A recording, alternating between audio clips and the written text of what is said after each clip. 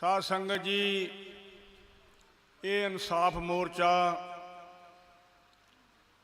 पहला भी बड़े मोर्चे लगे ने। सन 47 तो बाद समय समय सिर ते मोर्चे लगते रहे ने। जो भी कोई सरकार सिखां नाल जां साडे धर्म नाल कोई धक्का करदी रही आ, उहदे खिलाफ साडे वड्डे बजुर्ग लड़ाइयाँ लड़ते रहे ने। अंग्रेज़ों के खिलाफ भी लड़ियाँ लड़ाइयाँ बड़ियाँ, बड़ा लम्मा संघर्ष होया साध संगत जी। 300 के करीब गुरुद्वारे याद कराए सी महंतां कोलों। पहला ननकाना साहब, उस तो बाद 300 के करीब गुरुद्वारे सी जिन्हां विच महंतां नूं बहाल के अंग्रेज़ ने उन्हां दी मदद करके सिखां नूं गुरुद्वारियां विच मत्था टेकण दी भी इजाजत नहीं सी। बड़ा वड्डा उस टाइम ते भी संघर्ष चलते रहे। सन 47 तो बाद देश आज़ाद हो गया, पर वो मोर्चे साडे सिखां दे गल उदां ही पै रहे। सन 55 विच मोर्चा लग गया, 60 च लग गया, मोर्चे ही चलते रहे। हुण तक धर्म युद्ध मोर्चा लग्या, अकाल तख्त ढाह ढेरी करता। ये मोर्चे क्यों सानू लाने पै रहे साध संगत जी? मोर्चे सानू इस करके लाने पै रहे ने कि देश आज़ाद हो गया, असी सिख कौम जी गुलाम हो गई। सिख कौम गुलाम हो गई। गुलामां नूं ते फिर इस तरह सरकारां जिहड़ियां हैं गुलामी का साहस समय समय से कराउंदियां रहिंदियां आ। देश का कानून बनया 26 जनवरी 1950 नूं, उहदे उस कानून ने तो सानू सिख ही नहीं मन्निया। जिहड़ा विधान आ वो साडे सिखां दी ते नुमाइंदगी नहीं करता। ਉਹਦੇ ਵਿੱਚ ਸਾਨੂੰ सिख लिखिया ही नहीं हैगा। एक सिख एक ਵੱਖਰੀ कौम आ, ਵੱਖਰਾ पंथ आ, ਵੱਖਰਾ साडा ग्रंथ सारी दुनिया 'ਚ। सिख एक ਵੱਖਰੀ नस्ल आ, पर वो जिहड़ा विधान आ वो साडी नुमाइंदगी नहीं करता। वो सानू सिख नहीं मानता। सानू विधान विच क्राइम पेशा, जरैम पेशा, दाढ़ी वाले हिंदू लिखिया होया। हुण जदों सानू हिंदू ही लिखिया होया है तो असीं हुण गुरु ग्रंथ साहिब का प्रकाश करते हैं, अपनिया सारिया सुखना पूरियां करते हैं। जो भी असी आनंद कारज करते हैं, साडा मरना जमना गुरु ग्रंथ साहब ने जुड़िया होया है। इहो ही गल जिहड़ी आ वो हिंदुस्तान की सरकार नूं माफ करेगी। जिहड़ी हुण आपां बेअदबी की गल करते हैं, हुण तुहाडे सामने सारिआं नूं पता है, तुसीं पढ़े लिखे आ भी किवें गुरु साहब का सरूप चुक के लिया के बुरज जवाहर संगले तो गलियां 'च अंग खिलारे गए। ये गुलामी का साथ सानू कराया गया। उस जिस साध ने खिलारे आ लिया के बेअदबी की आ, उन्होंने महीनों पिछों परौल दे देंगे आ, छड्ड देंगे आ। साडियां नूं जिहड़े सिख ने 30-30 साल हो गए ने जिहड़े जेलां 'च। कोई एक मसला नहीं हैगा, सिखां दे मसले तो बहुत ने, पर हुण वड्डा मसला जिहड़ा वो इहो ही है भी जिहड़ी गुरु साहब की बेअदबी करी आ, वो सिखां नूं किवें नींद आवे रात नूं जदों साडे गुरु साहब दे अंग गलियां 'च रोले जाण। सो जिहड़ियां सरकारां हैं वो सानू समय समय सिर ते गुलामी का एहसास कराउंदियां ने। आने बहाने साध संगत जी थोड़े दिन होए आ, पंजाब का मुख मंत्री गृह मंत्री नूं मिलिया जाके, की आंदा जिहड़ी साडी पंजाब की पुलिस आ वो इन्हां दे नाल लड़ नहीं सकती। पंजाब के हालात इन्ने वखे हो गए, सिखां नाल नहीं लड़ सकती। कई बहाने ला के इत्थे की चाहिदा, सानू 50 कंपनियां चाहीदियां। असीं उन्होंने आने भावें 100 कंपनी मंगा ला, ये कंपनी वाला मसला तो नहीं हल हैगा। ये सिर्फ की चाहता वो भी डरा के इन्हों आ जरा तुहाडा मोर्चा चलिया इनू मोर्चे नूं बंद कराउणा चाहुंदा डरा के।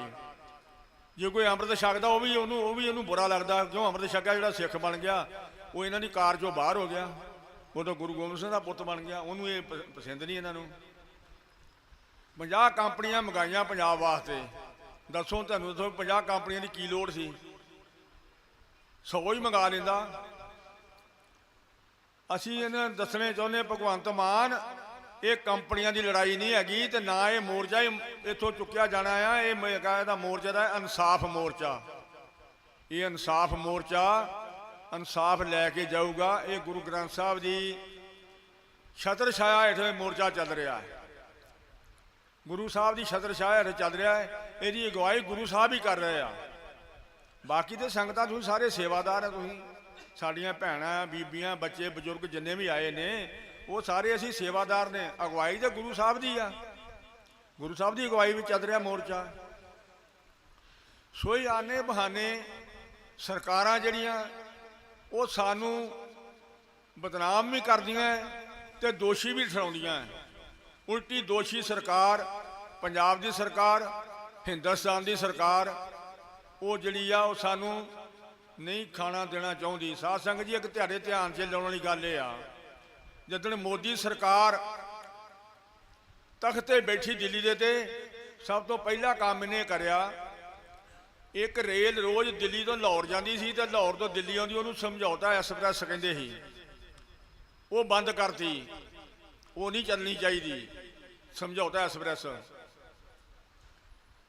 ਉਹਦੇ ਨਾਲ 500-600 ਦੇ ਕਰੀਬ ਟਰੱਕ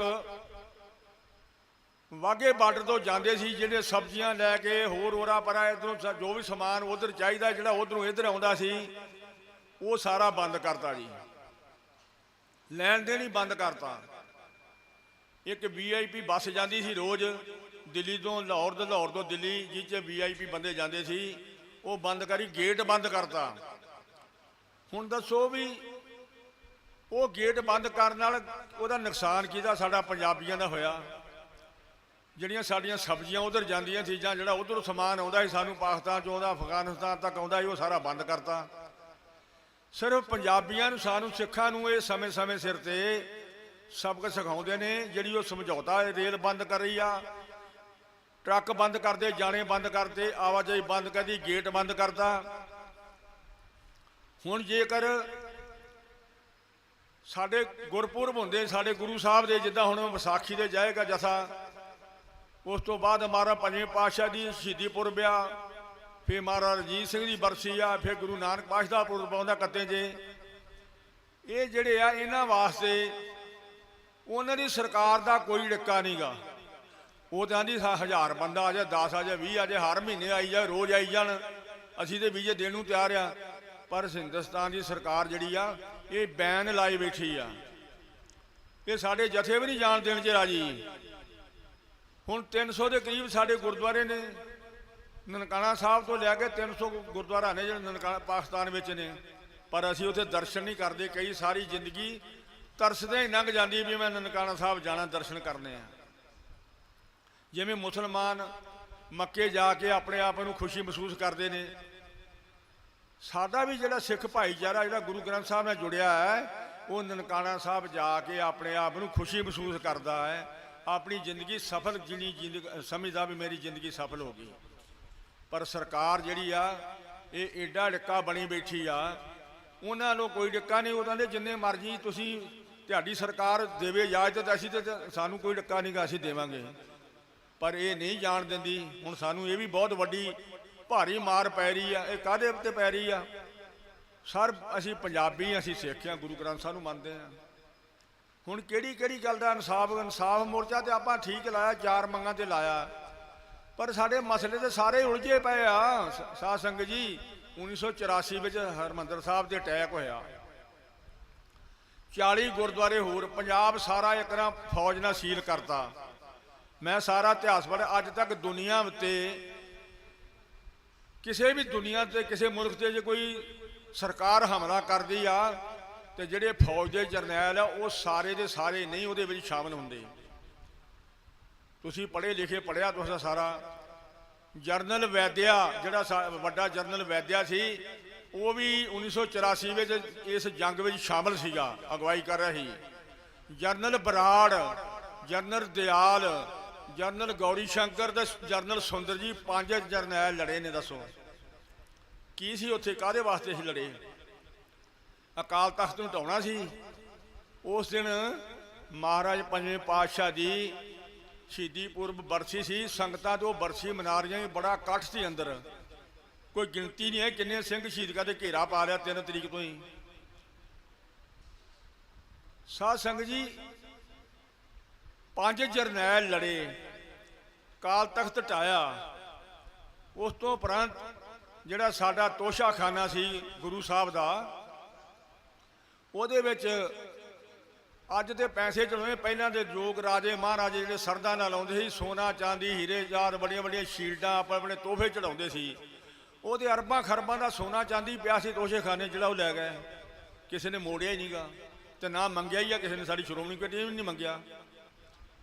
ਇਸੇ ਤਰ੍ਹਾਂ ਸਾਡੀ ਸਿੱਖ ਲਾਇਬ੍ਰੇਰੀ ਜਿਹੜੀ ਸੀ, ਉਹਦੇ ਵਿੱਚ ਧਾਰਮਿਕ ਗ੍ਰੰਥ ਜਿਹੜੇ ਸਾਡੇ ਉਸ ਸਮੇਂ ਦੇ, ਉਸ ਟਾਈਮ ਦੇ ਗੁਰੂ ਸਾਹਿਬਾਂ ਦੇ ਹੱਥ ਖਰੜੇ, ਚਿੱਠੀਆਂ ਲਿਖੀਆਂ ਹੋਈਆਂ, ਜਫਰਨਾਮੇ ਜਿਹੜੇ, ਉਹ ਸਾਰੇ ਇਨ ਬਿਨ ਉਹਦੇ ਵਿੱਚ ਪਏ ਸੀਗੇ, ਉਹ ਲੈ ਗਏ ਆ।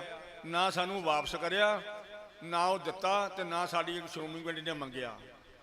ਇਹ ਕਿੱਡੀ ਵੱਡਾ ਸਾਡਾ ਨੁਕਸਾਨ ਹੋਇਆ। ਅੱਜ ਤੱਕ ਸਾਨੂੰ ਉਹਦਾ ਤਾਂ ਨਿਆਂ ਮਿਲਿਆ ਨਹੀਂ, ਪਰ ਸਾਡੇ 30-30 ਸਾਲਾਂ ਦੇ ਜੇਲ੍ਹਾਂ 'ਚ ਬੈਠੇ ਆ, ਉਹਨਾਂ ਨੂੰ ਸਜ਼ਾਵਾਂ ਭੁਗਤਾਈ ਜਾ ਰਹੇ ਨੇ, ਜਿਨ੍ਹਾਂ ਨੇ ਦਿੱਲੀ ਦੇ ਵਿੱਚ 84 ਵਿੱਚ ਹੀ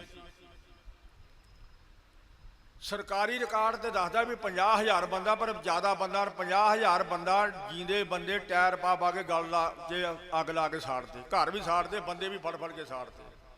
ਔਰ ਉਹ ਦੋਸ਼ੀ, ਕਿਸੇ ਦੇ ਖਿਲਾਫ ਕੇਸ ਨਹੀਂ ਚੱਲਿਆ, ਕਿਸੇ ਨੂੰ ਕੋਈ ਸਜ਼ਾ ਨਹੀਂ ਹੋਈ, ਕਿਸੇ ਨੂੰ ਫਾਂਸੀ ਨਹੀਂ ਹੋਈ, ਨਾ ਕੋਈ ਫੜਿਆ ਹੀ ਆ। ਕਦੋਂ ਫੜਨੇ? 40 ਸਾਲ ਹੋ ਗਏ ਸਾਡੇ। ਉਸ ਤੋਂ ਬਾਅਦ ਜੇ ਕੋਈ ਆਵਾਜ਼ ਬੁਲੰਦ ਕਰਦਾ ਸੀ, ਸਾਡੇ ਦੇ ਕਾਲ ਤੱਕ ਢਹਿਤਾ, ਉਹਨੂੰ ਅੱਤਵਾਦੀ ਕਹਿ ਕਹਿ ਕੇ ਝੂਠੇ ਮੁਕਾਬਲੇ ਕਰ ਕਰਕੇ ਮਾਰਦੇ, ਹਜ਼ਾਰਾਂ ਹੀ ਮਾਰਦੇ, ਨੌਜਵਾਨ ਹਜ਼ਾਰਾਂ ਹੀ ਲੋਕ ਮਾਰਦੇ। ਕਿੱਥੋਂ ਇਨਸਾਫ ਲੈ ਲੈਣ, ਕਿੱਥੋਂ ਇਨਸਾਫ ਮਿਲ ਜਾਏਗਾ? ਅੱਜ ਬੜੀ ਸਥਿਤੀ ਇੱਕ ਭਿਆਨਕ ਬਣੀ ਬੈਠੀ ਆ। ਸਾਨੂੰ ਬਾਕੀ ਦੇ ਸੂਬਿਆਂ ਦੀ ਗੱਲ ਵੱਖਰੀ ਹੈ, ਸਰਹੱਦੀ ਸੂਬਾ ਆ ਪੰਜਾਬ ਦਾ, ਸਰਹੱਦੀ ਸੂਬਾ ਹੈ। ਸਾਧ ਸੰਗਤ ਜੀ, 10 ਕਿਲੋਮੀਟਰ ਤੱਕ ਗੌਰਮੈਂਟ ਨੇ ਐਲਾਨ ਕਰਿਆ ਵੀ ਰਾਤ ਨੂੰ ਉਸ ਜੰਗਬੰਦੀ ਲਾਈਨ ਜਿਹੜੀ ਆ, ਆਪਣਾ ਪੰਜਾਬ ਦਾ ਸੂਬਾ ਸਰਹੱਦੀ ਹੈ, ਜਿਹੜੀ ਪਾਕਿਸਤਾਨ ਨਾਲ ਸਰਹੱਦ ਲੱਗਦੀ, ਉਹਦੇ ਨਾਲ 10 ਕਿਲੋਮੀਟਰ ਤੱਕ ਰਾਤ ਨੂੰ ਨਹੀਂ ਲਾਗੇ ਜਾ ਸਕਦਾ ਕੋਈ। ਦਿਨ 'ਚ ਬਿਜਲੀ ਬੁਜਲੀ ਦਾ ਖੇੜਾ ਗੇੜਾ ਲਾਉਂਦਾ ਕੋਈ। ਜੇ ਉਹ ਕਿਸਾਨ ਮੰਗ ਕਰਦੇ ਨੇ ਕਿ ਸਾਨੂੰ ਵੀ ਇਹ ਸਹੂਲਤਾਂ ਦਿੱਤੀਆਂ ਜਾਣ, ਅਸੀਂ ਉੱਥੇ ਆਪਣੀ ਖੇਤੀ ਨਹੀਂ ਕਰ ਸਕਦੇ, ਕੰਮਕਾਰ ਨਹੀਂ ਕਰ ਸਕਦੇ, ਡੇਅਰੀ ਨਹੀਂ ਕਰ ਸਕਦੇ, ਰਾਤ 'ਤੇ ਜਾ ਨਹੀਂ ਸਕਦੇ, ਸਹੂਲਤਾਂ ਕੋਈ ਨਹੀਂ ਦੇਣ ਨੂੰ ਤਿਆਰ। ਉਹ ਵੀ ਸਾਨੂੰ ਵੱਡਾ ਜੁਰਮਾਨਾ ਹੁਣ 50 ਕਿਲੋਮੀਟਰ ਕਰਦਾ, 50 ਕਿਲੋਮੀਟਰ ਤੱਕ ਜਿਹੜੀ ਆ ਉਹ 'ਤੇ ਨਿਗਾਹ ਰੱਖੀ ਜਾਊਗੀ। ਜੇਕਰ ਸਾਡੀਆਂ ਕਿਸਾਨ ਜਥੇਬੰਦੀਆਂ ਦਿੱਲੀ ਦੇ 1 ਸਾਲ ਬੈਠੀਆਂ ਰਹੀਆਂ, ਉਹਨਾਂ ਦੇ ਜਿਹੜੇ ਆਗੂ ਬੰਦੇ ਲੈ ਕੇ ਜਾਂਦੇ ਨੇ। ਸਾਡਾ ਪਟਿਆਲਾ ਜ਼ਿਲ੍ਹਾ ਹੈ, ਉਹਦੇ ਸਾਡੇ ਪਿੰਡ ਤੋਂ ਥੋੜ੍ਹੇ 20 ਕਿਲੋਮੀਟਰ ਅਦਰ ਸਤਨਾਮ ਸਿੰਘ ਬਹਿਰੂ ਆ, ਤੁਸੀਂ ਸਾਰੇ ਜਾਣਦੇ ਆ, ਬੜਾ ਸੰਘਰਸ਼ੀ ਬੰਦਾ। 2 ਮਕਾਨ ਹੈ, ਅੱਜ ਤੋਂ 30 ਸਾਲ ਪਹਿਲਾਂ ਦੇ ਉਹ 2 ਹੀ ਮਕਾਨ ਹੈ ਉਹਦੇ ਕੋਲ ਅਜੇ ਵੀ, ਤੇ 2 ਮਕਾਨ ਉਹਦੇ ਘਰ ਪੁਲਿਸ ਪੈਂਦੀ ਹੈ, ਜਾ ਕੇ ਉਹਨੂੰ ਪੁਲਿਸ ਰੇਡ ਪੈਂਦੀ ਉਹਦੇ ਘਰੇ। ਵਿਜੀਲੈਂਸ ਗਈ ਆ, ਦੂਜੇ ਗਈ ਆ, ਹੁਣ ਘਰੇ ਤੇ ਕੁਝ ਮਿਲਿਆ ਨਹੀਂਗਾ, ਬੇਸ਼ਰਮ ਹੋ ਗਏ ਉਹ ਵੀ ਆ ਗਏ, ਪੁਲਿਸ ਵਾਲੇ ਵੀ ਰੇਡ ਪਾਉਂਦੇ ਕਾਹਤੇ ਆ।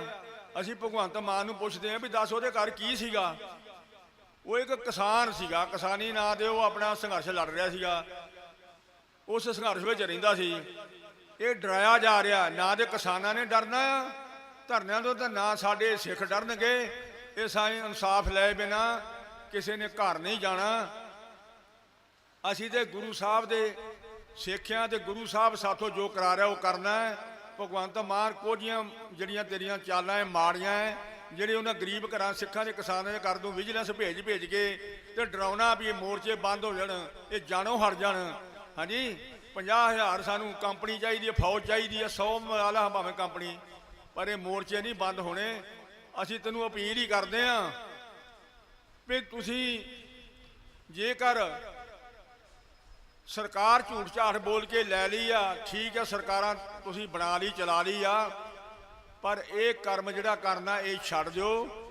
ਜਿਹੜੀਆਂ ਸਿੱਖਾਂ ਦੀਆਂ ਮੰਗਾਂ, ਜੋ ਇਹ ਹੱਕੀ ਮੰਗਾਂ ਹੈ, ਇਹਨਾਂ ਨੂੰ ਤੁਸੀਂ ਵਿੱਚ ਬਹਿ ਕੇ ਸੱਦ ਕੇ ਬਹਾਲ ਕੇ ਇਹਨਾਂ ਦਾ ਨਿਪਟਾਰਾ ਕੀਤਾ ਜਾਵੇ, ਤਾਂ ਕਿ ਇਹ ਵੀ ਆਪਣੇ ਘਰਾਂ 'ਚ ਜਾ ਕੇ ਬਹਿਣ।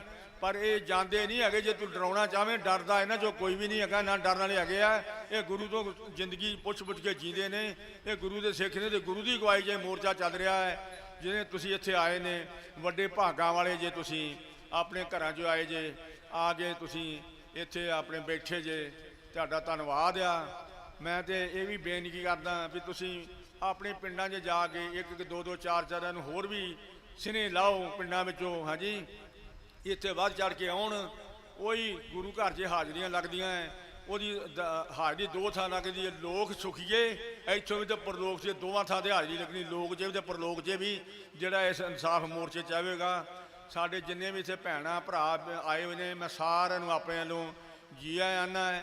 ਜਿਹੜੇ ਇੱਥੋਂ ਦੇ ਪ੍ਰਬੰਧਕ ਆ ਉਹਨਾਂ ਦਾ ਵੀ ਧੰਨਵਾਦ ਕਰਦਾ ਹਾਂ। ਜਿੱਦੇ ਇੱਥੇ ਲੰਗਰ 'ਚ ਸੇਵਾ ਕਰ ਰਹੇ ਨੇ, ਕੋਈ ਜੋੜਿਆਂ 'ਚ ਸੇਵਾ ਕਰ ਰਹੇ ਨੇ, ਉਹ ਸਾਰਿਆਂ ਦੀਆਂ ਹਾਜ਼ਰੀਆਂ ਗੁਰੂ ਸਾਹਿਬ ਆਪ ਆਪਣੇ ਲਾਉਣ ਅਤੇ ਉਹਨਾਂ ਦਾ ਸਾਰਿਆਂ ਨੂੰ ਜੀ ਆਉਂਦੇ ਹਾਂ। ਪ੍ਰਬੰਧਕਾਂ ਦਾ ਮੈਂ ਫਿਰ ਦੁਬਾਰਾ ਧੰਨਵਾਦ ਕਰਦਾ ਹਾਂ। ਫਤਿਹ ਬੁਲਾਉਣਾ। ਵਾਹਿਗੁਰੂ ਜੀ ਕਾ ਖਾਲਸਾ, ਵਾਹਿਗੁਰੂ ਜੀ ਕੀ ਫਤਿਹ।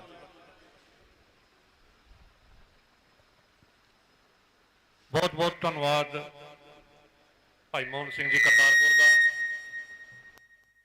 बेनती करांगा संतोख सिंह जी नवी सप्पियां, इन्हां तो बाद भाई अजीत सिंह जी खालसा वो तैयार रहन। और किसी बुलारे ने स्टेज ते आके अपने विचार देने होने ते वो नाम नोट करा सकता है। भाई संतोख सिंह जी नवी सप्पियां।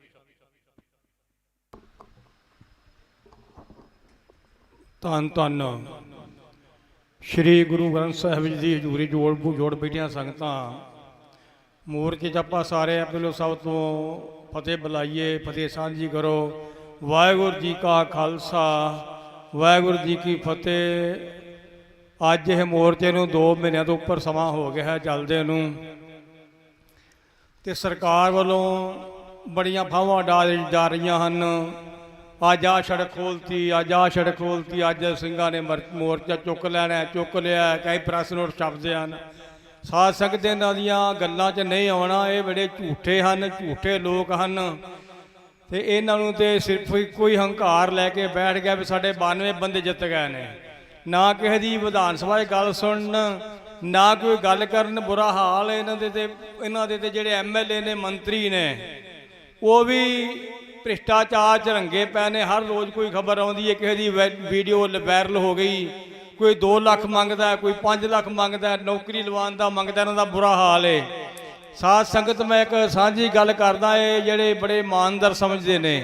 ਇੱਕ ਦਿਨ ਮੈਂ ਹਸਪਤਾਲ 'ਚ ਗਿਆ, ਮੈਂ ਉੱਥੇ ਇੱਕ ਸਿੰਘ ਨੂੰ ਕਿਹਾ, ਮੈਂ ਮੁਲਾਜ਼ਮ ਹਾਂ, ਕੋਈ ਉਹਨੂੰ ਪੁੱਛਿਆ, ਮੈਂ ਕਿਹਾ ਯਾਰ ਸਾਡਾ ਬੰਦਾ ਇੱਥੇ ਕੋਈ ਲਵਾ ਦਿਓ ਹਸਪਤਾਲ 'ਚ। ਉਹ ਮੈਨੂੰ ਕਹਿੰਦਾ ਕੋਈ ਜੋੜੇ ਮਜਰੇ ਬੰਦਾ ਵਧੀਆ, ਵੇਖੋ 5-4 ਲੱਖ ਰੁਪਈਆ ਲੈ ਕੇ ਬੰਦਾ ਲੱਗ ਸਕਦਾ ਹੈ।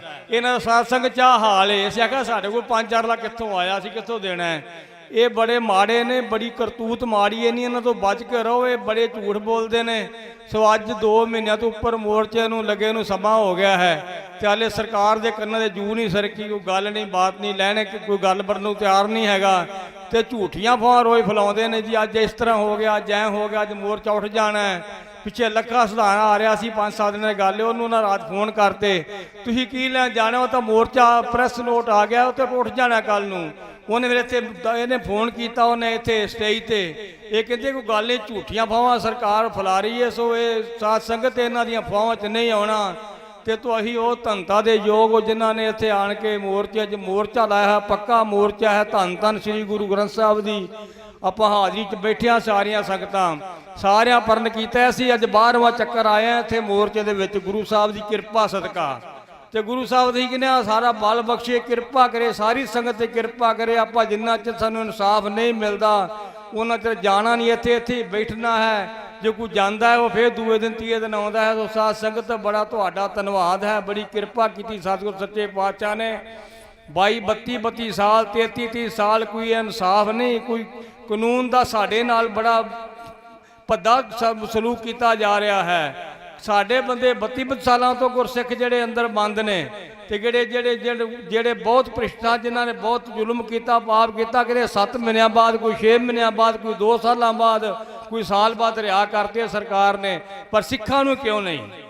ਕਿਉਂਕਿ ਸਾਨੂੰ 2 ਨੰਬਰ ਸ਼ਹਿਰੀਆਂ ਵਾਲਾ ਸਾਡਾ ਸਲੂਕ ਕੀਤਾ ਜਾ ਰਿਹਾ। 2 ਨੰਬਰ ਸ਼ਹਿਰੀਆਂ ਵਾਲਾ ਸਾਨੂੰ, ਜੇ ਦੇਸ਼ ਦੀ ਸਰਕਾਰ ਹੈ, ਸਾਨੂੰ ਆਪਣੇ ਭਾਰਤ ਦੇ, ਸਾਨੂੰ ਇੰਡੀਆ ਦੇ ਵਸਿੰਦੇ ਸਮਝਦੀ ਨਹੀਂ ਹੈ ਵੀ ਇਹ ਸਾਡੇ ਕਿਹੜੇ ਨੇ, ਇਹ ਕਿਹੜੇ ਸਾਡੇ ਨੇ। ਸੋ ਸਾਧ ਸੰਗਤ ਜੀ, ਆਪਾਂ ਸਾਨੂੰ ਅੱਜ ਗੁਲਾਮੀ ਦਾ ਅਹਿਸਾਸ ਹੋ ਰਿਹਾ ਹੈ। ਸੋ ਆਓ ਰਲ ਕੇ, ਮੈਂ ਇਹ ਕਹਿਣਾ, ਅਪੀਲ ਕਰਦਾ ਸਾਰੀਆਂ ਸੰਗਤਾਂ ਨੂੰ, ਜੇ ਕਿਸੇ ਸਿੱਖ ਨਾਲ ਕਿਸੇ ਦੇ ਮਤਭੇਦ ਨੇ ਤੇ ਉਹ ਸਟੇਜ ਤੇ ਨਾ ਗੱਲ ਕਰਿਆ ਕਰੋ, ਮੀਡੀਆ ਹੀ ਨਾ ਗੱਲ ਕਰਿਆ ਕਰੋ, ਬਹਿ ਕੇ ਗੱਲ ਕਰੋ, ਬਹਿ ਕੇ ਗੁਰਮਤੇ ਕਰੋ, ਬਹਿ ਕੇ ਗੱਲ ਕਰੋ ਜਿਹੜੀ ਕਰਨੀ ਹੈ। ਸੋ ਜਿਹੜੀ ਮੀਡੀਆ 'ਚ ਗੱਲ ਕਰਦੇ ਹੋ ਤੁਸੀਂ ਇਹ ਨੁਕਸਾਨ ਕਰ ਰਹੇ ਹੋ ਮੋਰਚੇ ਦਾ। ਕਿਉਂਕਿ ਮੀਡੀਆ 'ਚ ਗੱਲ ਕਰਦੇ ਦੂਜੀ ਪਾਰਟੀ ਹੋਰ ਤੜਫਦੀ, ਉਹ ਹੋਰ ਤੜਫਦੀ ਹੈ, ਤੇ ਇਹ ਬੜੀਆਂ ਮਾੜੀਆਂ ਗੱਲਾਂ ਨੇ। ਅਫਸੋਸ ਹੈ ਇਹਨਾਂ ਗੱਲਾਂ ਦਾ।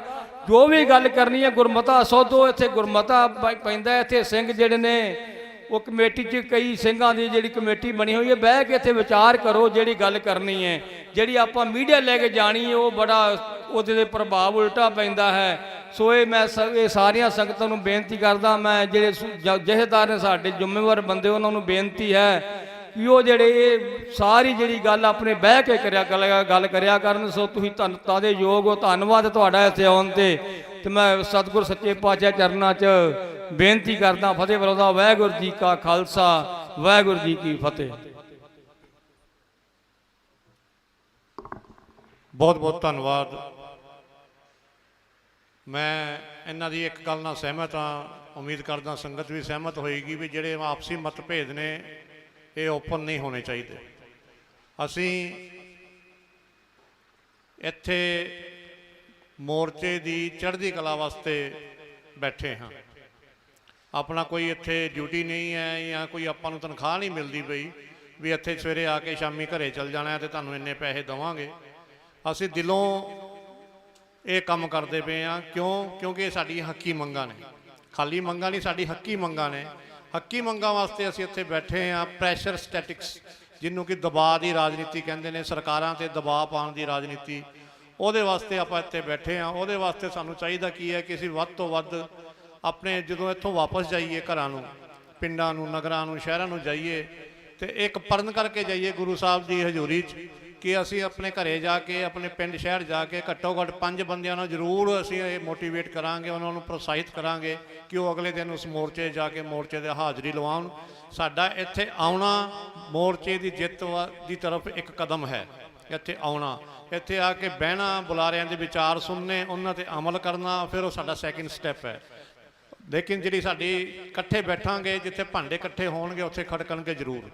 ਉਹ ਜੇ ਭਾਂਡੇ ਖੜਕਦੇ ਆ, ਆਪਸੀ ਮਤਭੇਦ ਹੁੰਦੇ ਆ, ਉਹਨੂੰ ਅਸੀਂ ਸਟੇਜ ਤੋਂ ਜਾਂ ਮੀਡੀਆ ਤੋਂ ਮਤਲਬ ਕਿ ਸੁਲਝਾਉਣ ਦੀ ਕੋਸ਼ਿਸ਼ ਨਾ ਕਰੀਏ।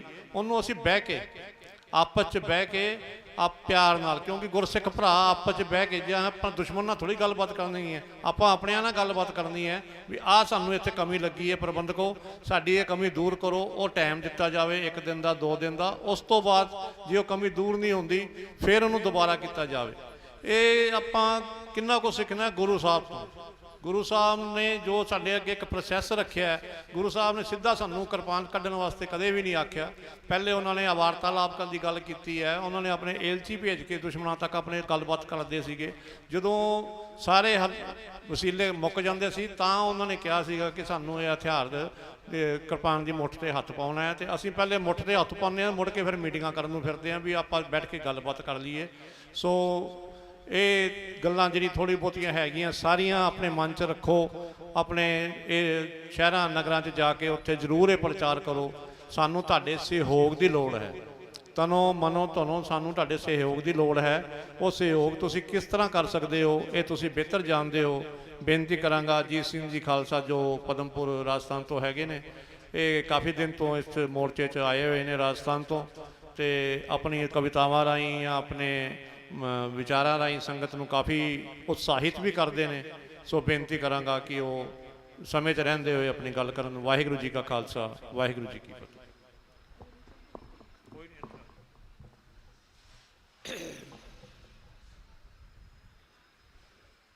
ਗੁਰੂ ਗ੍ਰੰਥ ਸਾਹਿਬ ਜੀ ਦੀ ਹਜ਼ੂਰੀ ਦੇ ਵਿੱਚ ਬੈਠ ਰਹੀ ਗੁਰੂ ਪਿਆਰੀ ਸਾਧ ਸੰਗਤ ਜੀਓ, ਆਪ ਜੀ ਵਡਭਾਗੀ ਹੋ ਜੋ ਸਤਿਗੁਰ ਦੇ ਮੁਬਾਰਕ ਚਰਨਾਂ ਦੇ ਵਿੱਚ ਬੈਠ ਕੇ ਪ੍ਰੋਗਰਾਮ ਦੇ ਵਿੱਚ ਹਿੱਸਾ ਲੈ ਰਹੇ ਹੋ। ਆਓ ਇੱਕ ਵਾਰੀ ਸਾਰੀ ਸੰਗਤ ਕੋਈ ਵੀ ਖਾਲੀ ਨਾ ਰਵੇ, ਫਤਿਹ ਬੁਲਾਵੇ ਗੱਜ ਕੇ। ਵਾਹਿਗੁਰੂ ਜੀ ਕਾ ਖਾਲਸਾ, ਵਾਹਿਗੁਰੂ ਜੀ ਕੀ ਫਤਿਹ। ਦਾਸ ਦੇ ਵਾਸਤੇ ਇਹਨਾਂ ਨੇ ਦੱਸ ਹੀ ਦਿੱਤਾ, ਮੈਂ 3 ਤਰੀਕ ਤੋਂ ਆਇਆ ਹੋਇਆ ਹੈ। ਬਾਕੀ ਦੂਜੀ ਗੱਲ ਇਹ ਆ, ਡੇਲੀ ਰੋਜ਼ ਅਸੀਂ ਆਪਣੇ ਰਾਜਸਥਾਨ ਦੇ ਵਿੱਚ ਫੋਨ ਕਰਦੇ ਹਾਂ ਸਿੰਘਾਂ ਨੂੰ, ਕਿਉਂਕਿ ਬੜੀ ਵਾਕਫੀਅਤ ਉੱਥੇ। ਉਹਨਾਂ ਨੂੰ ਕਿਹਾ ਜ਼ਰੂਰ ਜਥੇ ਲੈ ਕੇ ਆਓ। ਸਾਡੀ ਇੱਕ ਬੀਬੀ ਇੱਥੇ ਸੁਰਿੰਦਰ ਕੌਰ ਆ, ਜਿਹੜੀ ਕਿ ਪਿਛਲੇ ਮਹੀਨੇ ਦੇ 12 ਤਰੀਕ ਤੋਂ ਇੱਥੇ ਆਈ ਹੋਈ ਆ। ਉਹ ਵੀ ਸਾਡੀ ਆਪਣੀ ਬੱਚੀ ਆ। ਤੇ ਇਸੇ ਤਰ੍ਹਾਂ ਬੇਨਤੀਆਂ ਕਰਦੇ ਹਾਂ ਵੀ ਸਾਰੇ ਆਉਣ, 2-2 ਦਿਨ ਕਮ ਸੇ ਕਮ ਰਹਿ ਜਾਣ, ਕੋਈ ਮੱਥਾ ਟੇਕ ਕੇ ਚਲੇ ਜਾਂਦੇ, ਇਹ ਨਹੀਂ ਗੱਲ ਬਣਦੀ। ਬਾਕੀ ਦੂਜੀ ਗੱਲ ਇਹ ਆ ਵੀ ਮੈਂ ਪਰਸੋਂ ਵੀ ਬੇਨਤੀ ਕੀਤੀ, ਕੱਲ ਵੀ ਕੀਤੀ ਸੀ ਵੀ ਸਰਕਾਰਾਂ ਸਾਨੂੰ ਹਰ ਤਰੀਕੇ ਦਾ ਹੱਥਕੰਡਾ ਵਰਤਣਗੀਆਂ, ਪਰ ਅਸੀਂ ਉਹਨਾਂ ਦੀਆਂ ਚਾਲਾਂ 'ਚ ਕਿਉਂ ਆਉਣੇ ਆ? ਵੇਖੋ ਹੁਣ ਆਪਣੇ ਦੇ ਵਿੱਚੋਂ ਜਦੋਂ ਸਾਡੇ ਤੇ ਤਸ਼ੱਦਦ ਹੁੰਦਾ ਹੈ, ਹਰ ਸਿੱਖ ਨੂੰ ਦੁੱਖ ਆਉਂਦਾ ਹੈ। ਹਾਲੀ ਅਨਮੈਰਿਡ ਸਤਵੰਤ ਸਿੰਘ ਜੀ ਨੂੰ ਫਾਂਸੀ ਲੱਗੀ ਆ, ਜਦੋਂ ਹਾਲੀ ਪੁਲਿਸ ਦੀ ਨੌਕਰੀ 'ਚ ਲੱਗਾ ਸੀ, ਉਹਦੀ ਮੰਗਣੀ ਹੋਈ ਸੀ। ਉਹ ਕੌਣ ਸੀ? ਸਿੱਖ ਸੀ ਨਾ। ਉਹ ਡਰ ਗਿਆ। ਮੈਂ ਇੱਕ ਮੇਨ ਗੱਲ ਦੱਸਣ ਲੱਗਾ ਉਹਦੀ, ਜਦੋਂ ਉਹਨੂੰ ਫਾਂਸੀ ਦਾ ਹੁਕਮ ਹੋਇਆ ਹੈ ਨਾ, ਪਹਿਲੋਂ ਆਪਾਂ ਮੇਰਾ ਖਿਆਲ ਚੇਤਾ ਭੁੱਲ ਗਿਆ, ਮੈਨੂੰ ਫਤਿਹ ਬੁਲਾ ਲਈਏ ਆਪਾਂ। ਵਾਹਿਗੁਰੂ ਜੀ ਕਾ ਖਾਲਸਾ ਵਾਹਿਗੁਰੂ ਜੀ ਕੀ ਫਤਿਹ। ਤੇ ਉਹਦਾ ਪਿਤਾ ਤਰਲੋਕ ਸਿੰਘ ਮੁਲਾਕਾਤ ਕਰਨ ਗਿਆ ਹੈ। ਉਹਨੇ ਆਪਣੇ ਪਿਤਾ ਨੂੰ ਆਖਿਆ ਹੈ, ਬਾਪੂ ਜੀ ਤੁਸੀਂ ਹੁਣ ਜਾਣਾ ਹੈ ਨਾ ਵਾਪਸ, ਤੇ ਜਕਾਰੇ ਛੱਡਦੇ ਜਾਣਾ ਹੈ। ਉਹ ਅੱਗੋਂ ਪਤਾ ਕੀ ਕਹਿੰਦਾ ਹੈ? ਕਹਿੰਦਾ ਪੁੱਤਰ 6.5 ਫੁੱਟ ਤੇਰਾ ਲੰਮਾ ਕੱਦ ਆ, ਇੰਨਾ ਜਵਾਨ, ਹਾਲੀ ਵਿਆਹੁਣਾ ਹੈ ਤੈਨੂੰ, ਤੇ ਤੈਨੂੰ ਫਾਂਸੀ ਦਾ ਹੁਕਮ ਹੋਇਆ ਹੋਵੇ ਤੇ ਮੈਂ ਕੰਧਾਂ ਨੂੰ ਫੜ ਕੇ ਜਾਊਂਗਾ ਕਿ ਮੈਂ ਜਕਾਰੇ ਛੱਡਦੇ ਜਾਊਂਗਾ? ਕਹਿੰਦੇ ਨਹੀਂ। ਉਹਦਾ ਵੇਖੋ ਹੌਸਲਾ ਕੀ ਕਿਹਾ ਹੈ। ਉਹਨੇ ਕਿਹਾ, ਪਿਤਾ ਜੀ ਤੁਸੀਂ ਵੇਖੋ ਗੁਰੂ ਗੋਬਿੰਦ ਸਿੰਘ ਜੀ ਚਮਕੌਰ ਦੀ ਗੜੀ ਦੇ ਵਿੱਚ ਆਪਣੇ ਪੁੱਤਰਾਂ ਨੂੰ ਤਿਆਰ ਕਰਕੇ, ਤੇ ਜਦੋਂ ਬਰਸ਼ੀਆਂ ਵੱਜਦੀਆਂ ਸ਼ਹੀਦ ਹੁੰਦੇ ਸੀ, ਜਕਾਰੇ ਛੱਡਦੇ ਉੱਚੀ ਉੱਚੀ, ਤੂੰ ਕਿਉਂ ਨਾ ਜਕਾਰੇ ਛੱਡ ਕੇ ਜਾਏਂਗਾ?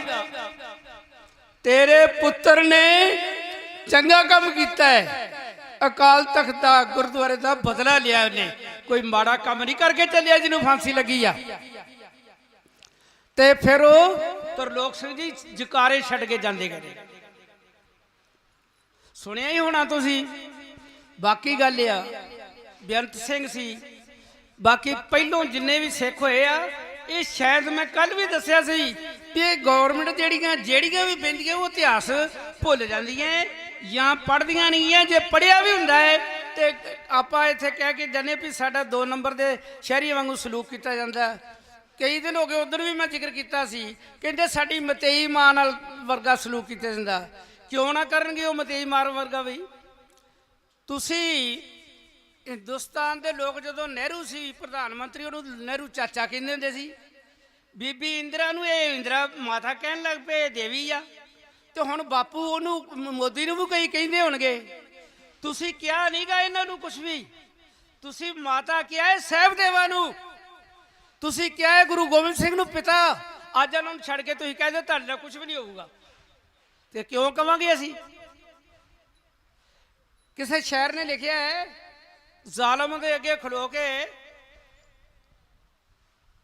ਪੰਜਾਬੀ ਕਹਿੰਦਾ ਸਿੱਖ, ਕਹਿੰਦਾ ਮੇਰੀ ਹੱਡੀ ਤੇ ਮਾਰੇਗਾ ਤੈਨੂੰ, ਤੇਰੀ ਸ਼ਮਸ਼ੀਰ ਟੁੱਟੂਗੀ। ਸ਼ਮਸ਼ੀਰ ਕਹਿੰਦੇ ਤੇ ਕਿਰਪਾਨ ਨੂੰ। ਮੇਰੀ ਹੱਡੀ ਤੇ ਮਾਰੇਗਾ ਤੇਰੀ ਸ਼ਮਸ਼ੀਰ ਟੁੱਟੂਗੀ,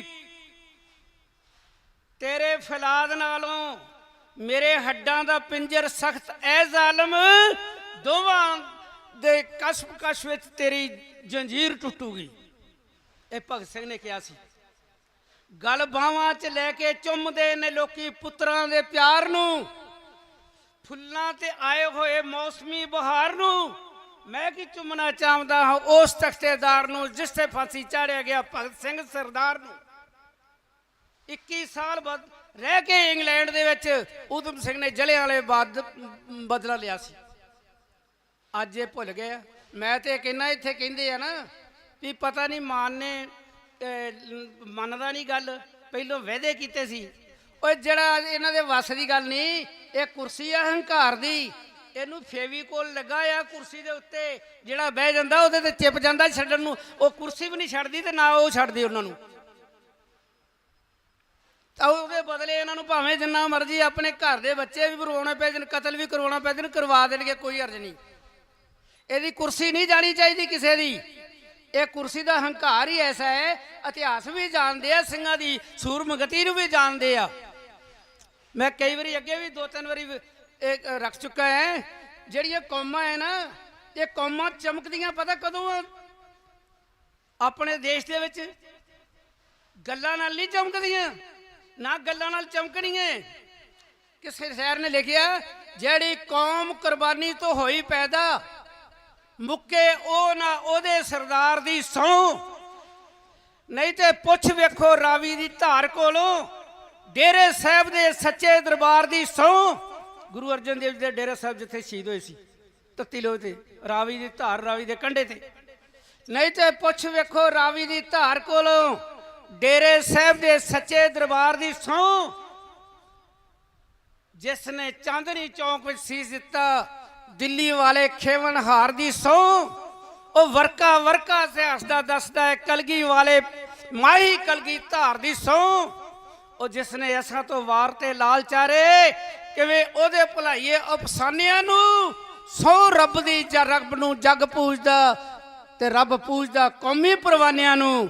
ਸਹੁੰ ਰੱਬ ਦੀ, ਰੱਬ ਨੂੰ ਜੱਗ ਪੂਜੇ, ਰੱਬ ਚੂ ਪੂਜਦਾ ਕੌਮੀ ਪਰਵਾਨਿਆਂ ਨੂੰ।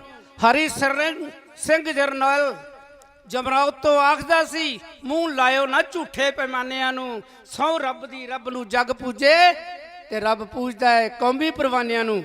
ਆਓ ਮੈਂ ਦੋ ਤਿੰਨ ਗੱਲਾਂ ਹੋਰ ਕਹਿ ਕੇ ਸਮਾਪਤ ਕਰੂੰਗਾ। ਗੁਰੂ ਗੋਬਿੰਦ ਸਿੰਘ ਜੀ ਨੇ ਆਪਣੇ ਮਹਿਲਾ ਨੇ ਕਿਹਾ, ਇਹਨਾਂ ਦੇ ਬੱਚਿਆਂ ਦੀ ਸ਼ਾਦੀ ਕਰੋ। ਉਹ ਸ਼ਾਦੀ ਦਾ ਦੱਸ ਕੇ ਮੈਂ ਫਿਰ ਰਿਪੀਟ ਕਰਾਂ, ਮਾਤਾ ਨੇ ਕਿਹਾ ਸੀ ਵੀ ਇਹਨਾਂ ਦੀ ਸ਼ਾਦੀ ਕਰੋ। ਕਹਿੰਦੇ ਵੱਡੀ ਮਾਤ ਨੇ ਕਿਹਾ ਇੱਕ ਦਿਨ ਸਤਿਗੁਰਾਂ ਨੂੰ, ਮੇਰੇ ਪੋਤਰੇ ਹੋ ਗਏ ਜਵਾਨ ਸਤਿਗੁਰ, ਕਰੋ ਇਹਨਾਂ ਦੀ ਮੰਗਣੀ ਫੇਰ ਸਤਿਗੁਰ। ਦੋਵੇਂ ਲੋਹਾਂ ਦੇ ਘਰੀ ਆ ਜਾਣ ਸਤਿਗੁਰ, ਸ਼ਾਨੋ ਸ਼ੌਕਤਾ ਨਾਲੇ ਕਰਿਓ ਕਾਰਜ, ਹੋ ਜਾਵੇ ਕਾਰਜ ਮਹਾਨ ਸਤਿਗੁਰ। ਅੱਖੀ ਸੁਖ ਕਲੇਜੇ ਠੰਡ ਵਸੇ, ਜਿਵੇਂ ਆਪ ਦੀ ਇਹ ਉੱਚੀ ਸ਼ਾਨ ਸਤਿਗੁਰ। ਗੁਰੂ ਗੋਬਿੰਦ ਸਿੰਘ ਕੀ ਕਰ ਰਹੇ ਆ, ਐਂਚੀ ਟੇਪ ਲੈ ਕੇ, ਜਦੋਂ ਉਹਨੂੰ ਫੀਤਾ ਕਹਿੰਦੇ ਹੁੰਦੇ, ਐਂਚੀ ਟੇਪ ਕਹਿੰਦੇ ਆ, ਬੱਚਿਆਂ ਦਾ ਨਾਪ ਲੈ ਰਹੇ ਸਾਹਿਬਜ਼ਾਦਿਆਂ ਦਾ। ਤੇ ਉਹ ਕੀ ਕਹਿੰਦੇ, ਮਾਤਾ ਜੀ ਮੇਰੀ ਗੱਲ ਵੱਲ ਕਿਉਂ ਨਹੀਂ ਧਿਆਨ ਦਿੰਦੇ, ਕੀ ਗਿਣਤੀਆਂ ਦਿਲ ਵਿੱਚ ਗਿਣ ਰਹੇ ਹੋ। ਸਦੋਂ ਵਰੀ ਦੇ ਜੋੜੇ ਸਵਾਉਣ ਖਾਤਰ ਕੱਦ ਬੱਚਿਆਂ ਦੇ ਹੱਥੀ ਮਿਣ ਰਹੇ ਹੋ। ਮਹਾਰਾਜ ਸੱਚੇ ਪਾਤਸ਼ਾਹ ਕੀ ਕਹਿੰਦੇ ਆ, ਮਾਤਾ ਛਾਤੀ ਅਜੀਤ ਦੀ ਤਾਂ ਮਿਣਦਾ, ਮਾਤਾ ਛਾਤੀ ਅਜੀਤ ਦੀ ਤਾਂ ਮਿਣਦਾ, ਕਿੰਨੀਆਂ ਗੋਲੀਆਂ ਵਿੱਚੋਂ ਨਗਵਾ ਸਕਦਾ, ਜੁਝਾਰ ਸਿੰਘ ਦੇ ਕੱਦ ਨੂੰ ਤਾਂ ਮਿਣਦਾ, ਕਿੰਨੇ ਫੱਟੇ ਵੈਰੀਆਂ ਦੇ ਖਾ ਸਕਦਾ, ਜੋਰਾਵਰ ਦੇ ਕੱਦ ਨੂੰ ਤਾਂ ਮਿਣਦਾ, ਕਿੰਨੀਆਂ ਖੁੰਡੀਆਂ ਤਲਵਾਰਾਂ ਬਣਾ ਸਕਦਾ, ਫਤਿਹ ਸਿੰਘ ਦੇ ਕੱਦ ਨੂੰ ਨਾਪਦਾ, ਕਿੰਨੀਆਂ ਇੱਟਾਂ 'ਚ ਆਪਾ ਚਲਵਾ ਸਕਦਾ। ਗੌਰ ਕਰਨਾ, ਪਾਲੇ ਪਰੋਸੇ ਖਰਾਚਾਂ ਦੇ ਨਾਲ ਤਾਈਓ ਦੇਣ ਲਈ ਕੁਰਬਾਨੀ ਮੰਗਵਾ ਲੈਨੇ, ਕੋਈ ਕਹਿ ਨਾ ਸਿੱਖ ਮਰਵਾ ਕੇ ਤੇ ਬਾਜਾਂ ਵਾਲੇ ਨੇ ਬੱਚੇ ਬਚਾ ਲੈਨੇ। ਜਿਵੇਂ ਧਰਮ ਤੋਂ ਪਿਤਾ ਕੁਰਬਾਨ ਕੀਤਾ, ਉਵੇਂ ਲਾਲਾ ਨੂੰ ਟੋਟੇ ਕੁਰਬਾਨਾ ਏ। ਖੂਨ ਇਹਨਾਂ ਮਾਸੂਮਾਂ ਦਾ ਡੋਲ ਕੇ ਤੇ ਹੋ ਰਿਹਾ ਏ ਜ਼ੁਲਮ ਹਟਾਵਣਾ ਏ। ਇਹਨਾਂ ਜਤੀਆਂ ਦੇ ਜਤ ਨੂੰ ਗਾਲ ਕੇ ਤੇ ਸੱਤ ਸਤੀਆਂ ਦਾ ਫੇਰ ਨਿਹਾਵਣਾ ਏ। ਜੋ ਕਿਛ ਹੋਣਾ ਏ ਭਾਣੇ ਵਿੱਚ ਹੋਣਾ। ਜਵਾਬ ਦੇ ਰਹੇ ਆ, ਉੱਥੇ ਮਹਾਰਾਜ ਦੇ ਮਹਿਲ ਬੈਠੇ, ਮਾਤਾ ਵੀ ਬੈਠੀ ਆ। ਜੋ ਕਿਛ ਹੋਣਾ ਏ ਭਾਣੇ ਵਿੱਚ ਹੋਣਾ, ਅਸੀਂ ਆਗਿਆ ਅਕਾਲ ਦੀ ਮੰਨ ਲਈਏ। ਕੋਈ ਕਹਿ ਨਾ ਪੁੱਤ ਮਰਵਾਉਣ ਵੇਲੇ, ਪੱਟੀ ਅੱਖਾਂ ਤੇ ਗੁਰੂ ਨੇ ਬੰਨ ਲਈਏ। ਕੋਈ ਕਹਿ ਨਾ ਪੁੱਤ ਮਰਵਾਉਣ ਵੇਲੇ, ਪੱਟੀ ਅੱਖਾਂ ਤੇ ਗੁਰੂ ਨੇ ਬੰਨ ਲਈਏ। ਇੱਕ ਵਾਰੀ ਗੱਜ ਕੇ ਆਖੋ ਸਤਨਾਮ ਸ੍ਰੀ ਵਾਹਿਗੁਰੂ। ਕਿਤੇ ਦੁਨੀਆ ਤੇ ਮਿਸਾਲ ਮਿਲਦੀ ਹੈ ਇਹੋ ਜਿਹੇ ਗੁਰੂ ਦੀ, ਜਿਹੜਾ ਇਸ ਤਰ੍ਹਾਂ ਕਵੇ। ਇੱਕ ਬੱਚੇ ਨੂੰ ਛਿੱਕ ਆ ਜਾਵੇ ਨਾ, ਉਹਦਾ ਮਾਂ ਪਿਓ ਅੱਜ ਦੇ ਦਿਨ ਸਾਰੇ ਸ਼ਹਿਰ ਦੇ ਡਾਕਟਰ ਇਕੱਠੇ ਕਰ ਲੈਂਦਾ, ਤੇ ਜਿਹਨੇ ਆਪਣੇ ਹੱਥੀਂ ਵਾਰ ਦਿੱਤੇ ਤੇ ਕੀ ਕਹਿੰਦੇ ਅੱਗੇ, ਜਵਾਬ ਕੀ ਦਿੰਦੇ ਆ ਵੀ ਹੋਰ ਕਿੱਥੇ ਮੰਗੇ ਆ। ਸੁਣੋ ਪਿਆਰ ਦੇ ਨਾਲ ਦੱਸਦੇ ਉਹਨਾਂ ਟਿਕਾਣੇ ਜਿੱਥੇ ਮੰਗੇ ਤੇ ਜੰਜ ਕਦੋਂ ਜਾਊਗੀ, ਕਦੋਂ ਵਿਆਹ ਹੋਊਗਾ ਤੇ ਨਾਲ ਬਰਾਤ ਦੇ ਨਾਲ ਕੌਣ ਕੌਣ ਜਾਊਗਾ। ਆਓ ਪਿਆਰ ਦੇ ਨਾਲ ਸਰਵਣ ਕਰੋ। ਸੁਣ ਕੇ ਅਰਜ਼ੋਈ ਮਾਤਾ ਦੀ, ਸੁਣ ਕੇ ਅਰਜ਼ੋਈ ਮਾਤਾ ਦੀ, ਸਤਿਗੁਰ ਜੀ ਅੱਗੇ ਹੱਸਦੇ ਨੇ। ਜਿਵੇਂ ਹੋਏ ਨਸਾਕ ਦਿਲਾਰਿਆਂ ਦੇ, ਉਵੇਂ ਖੋਲ ਹਕੀਕਤ ਦੱਸਦੇ ਨੇ।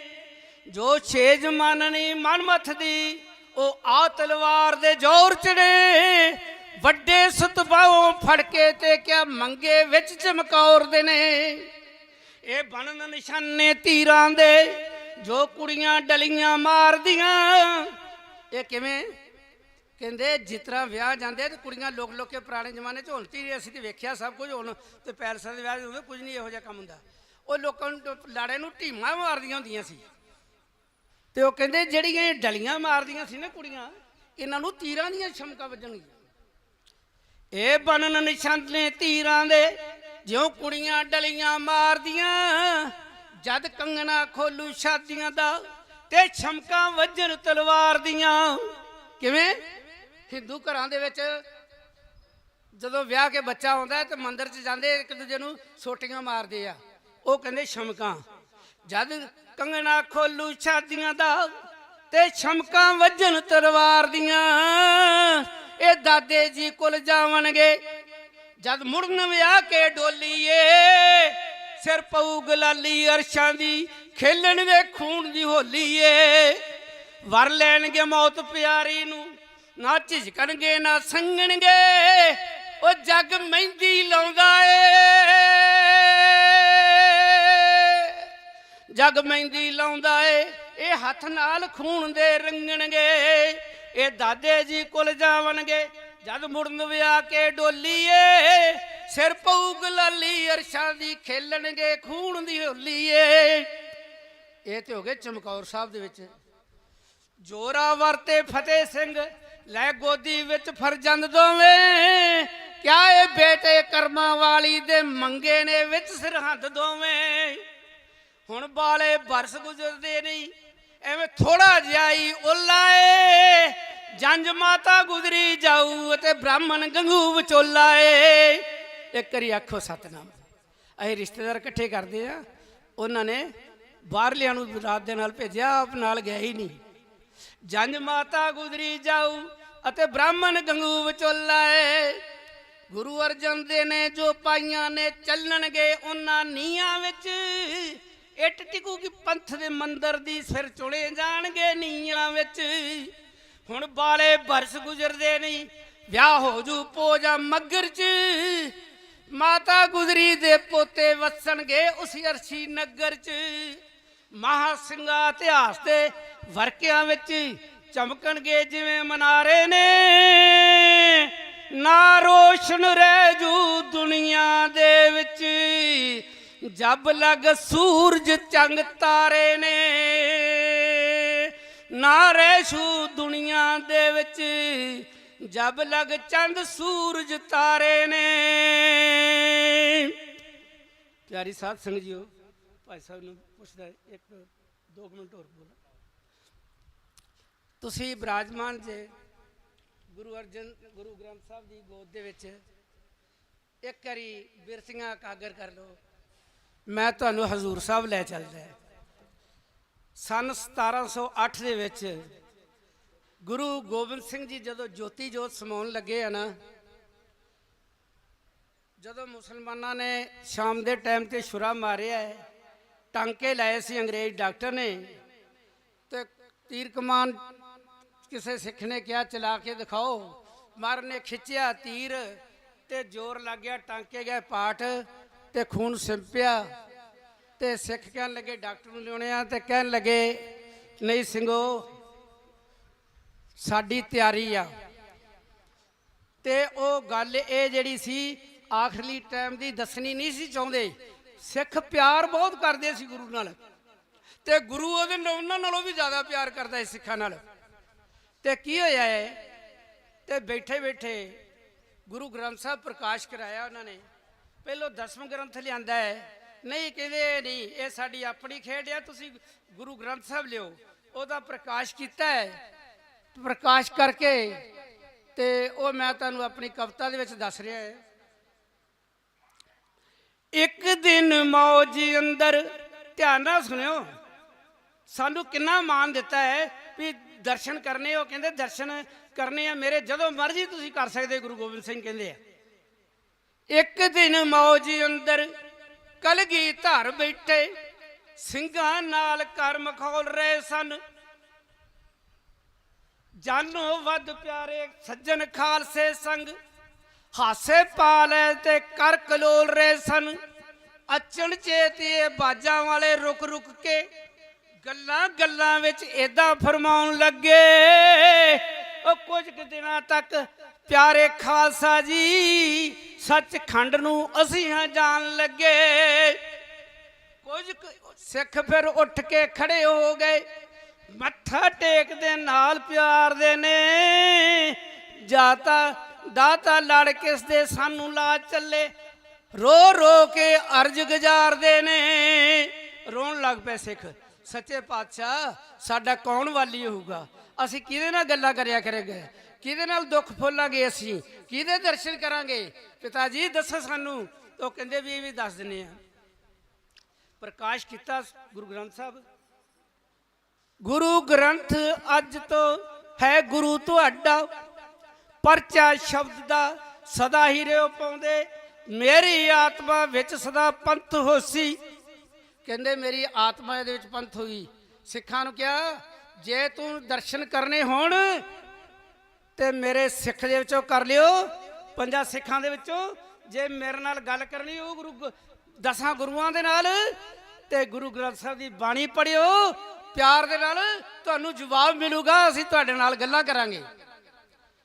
ਕਹਿੰਦੇ 5 ਸਿੱਖ ਜੇ ਅੰਮ੍ਰਿਤ ਧਾਰੀ ਹੋਣ ਇਕੱਠੇ, ਦੇਖੋ ਕਿੰਨੀ ਮਾਨ ਦਿੱਤਾ ਹੈ। ਧਿਆਨ ਨਾਲ ਸਰਵਣ ਕਰੋ, ਹਿਰਦੇ 'ਚ ਵਸਾ ਲਿਓ ਅੱਜ ਵੀ ਤੁਸੀਂ ਵੀ ਕੀ ਕਰਨਾ ਹੈ, ਕਿਹੜੇ ਜਿਹੇ ਸਿੱਖ ਬਣਨਾ। ਤੁਸੀਂ ਕਿਰਪਾਨਾਂ ਪਾ ਕੇ ਬਾਣੀ ਪੜ੍ਹਨੀ ਹੈ ਕਿ ਨਹੀਂ ਪੜ੍ਹਨੀ? 5 ਸਿੱਖ ਜੇ ਅੰਮ੍ਰਿਤ ਧਾਰੀ ਹੋਣ ਇਕੱਠੇ, ਚਰਨ ਧੋ ਕੇ ਉਹਨਾਂ ਦੇ ਪਰਸ ਲੈਣਾ।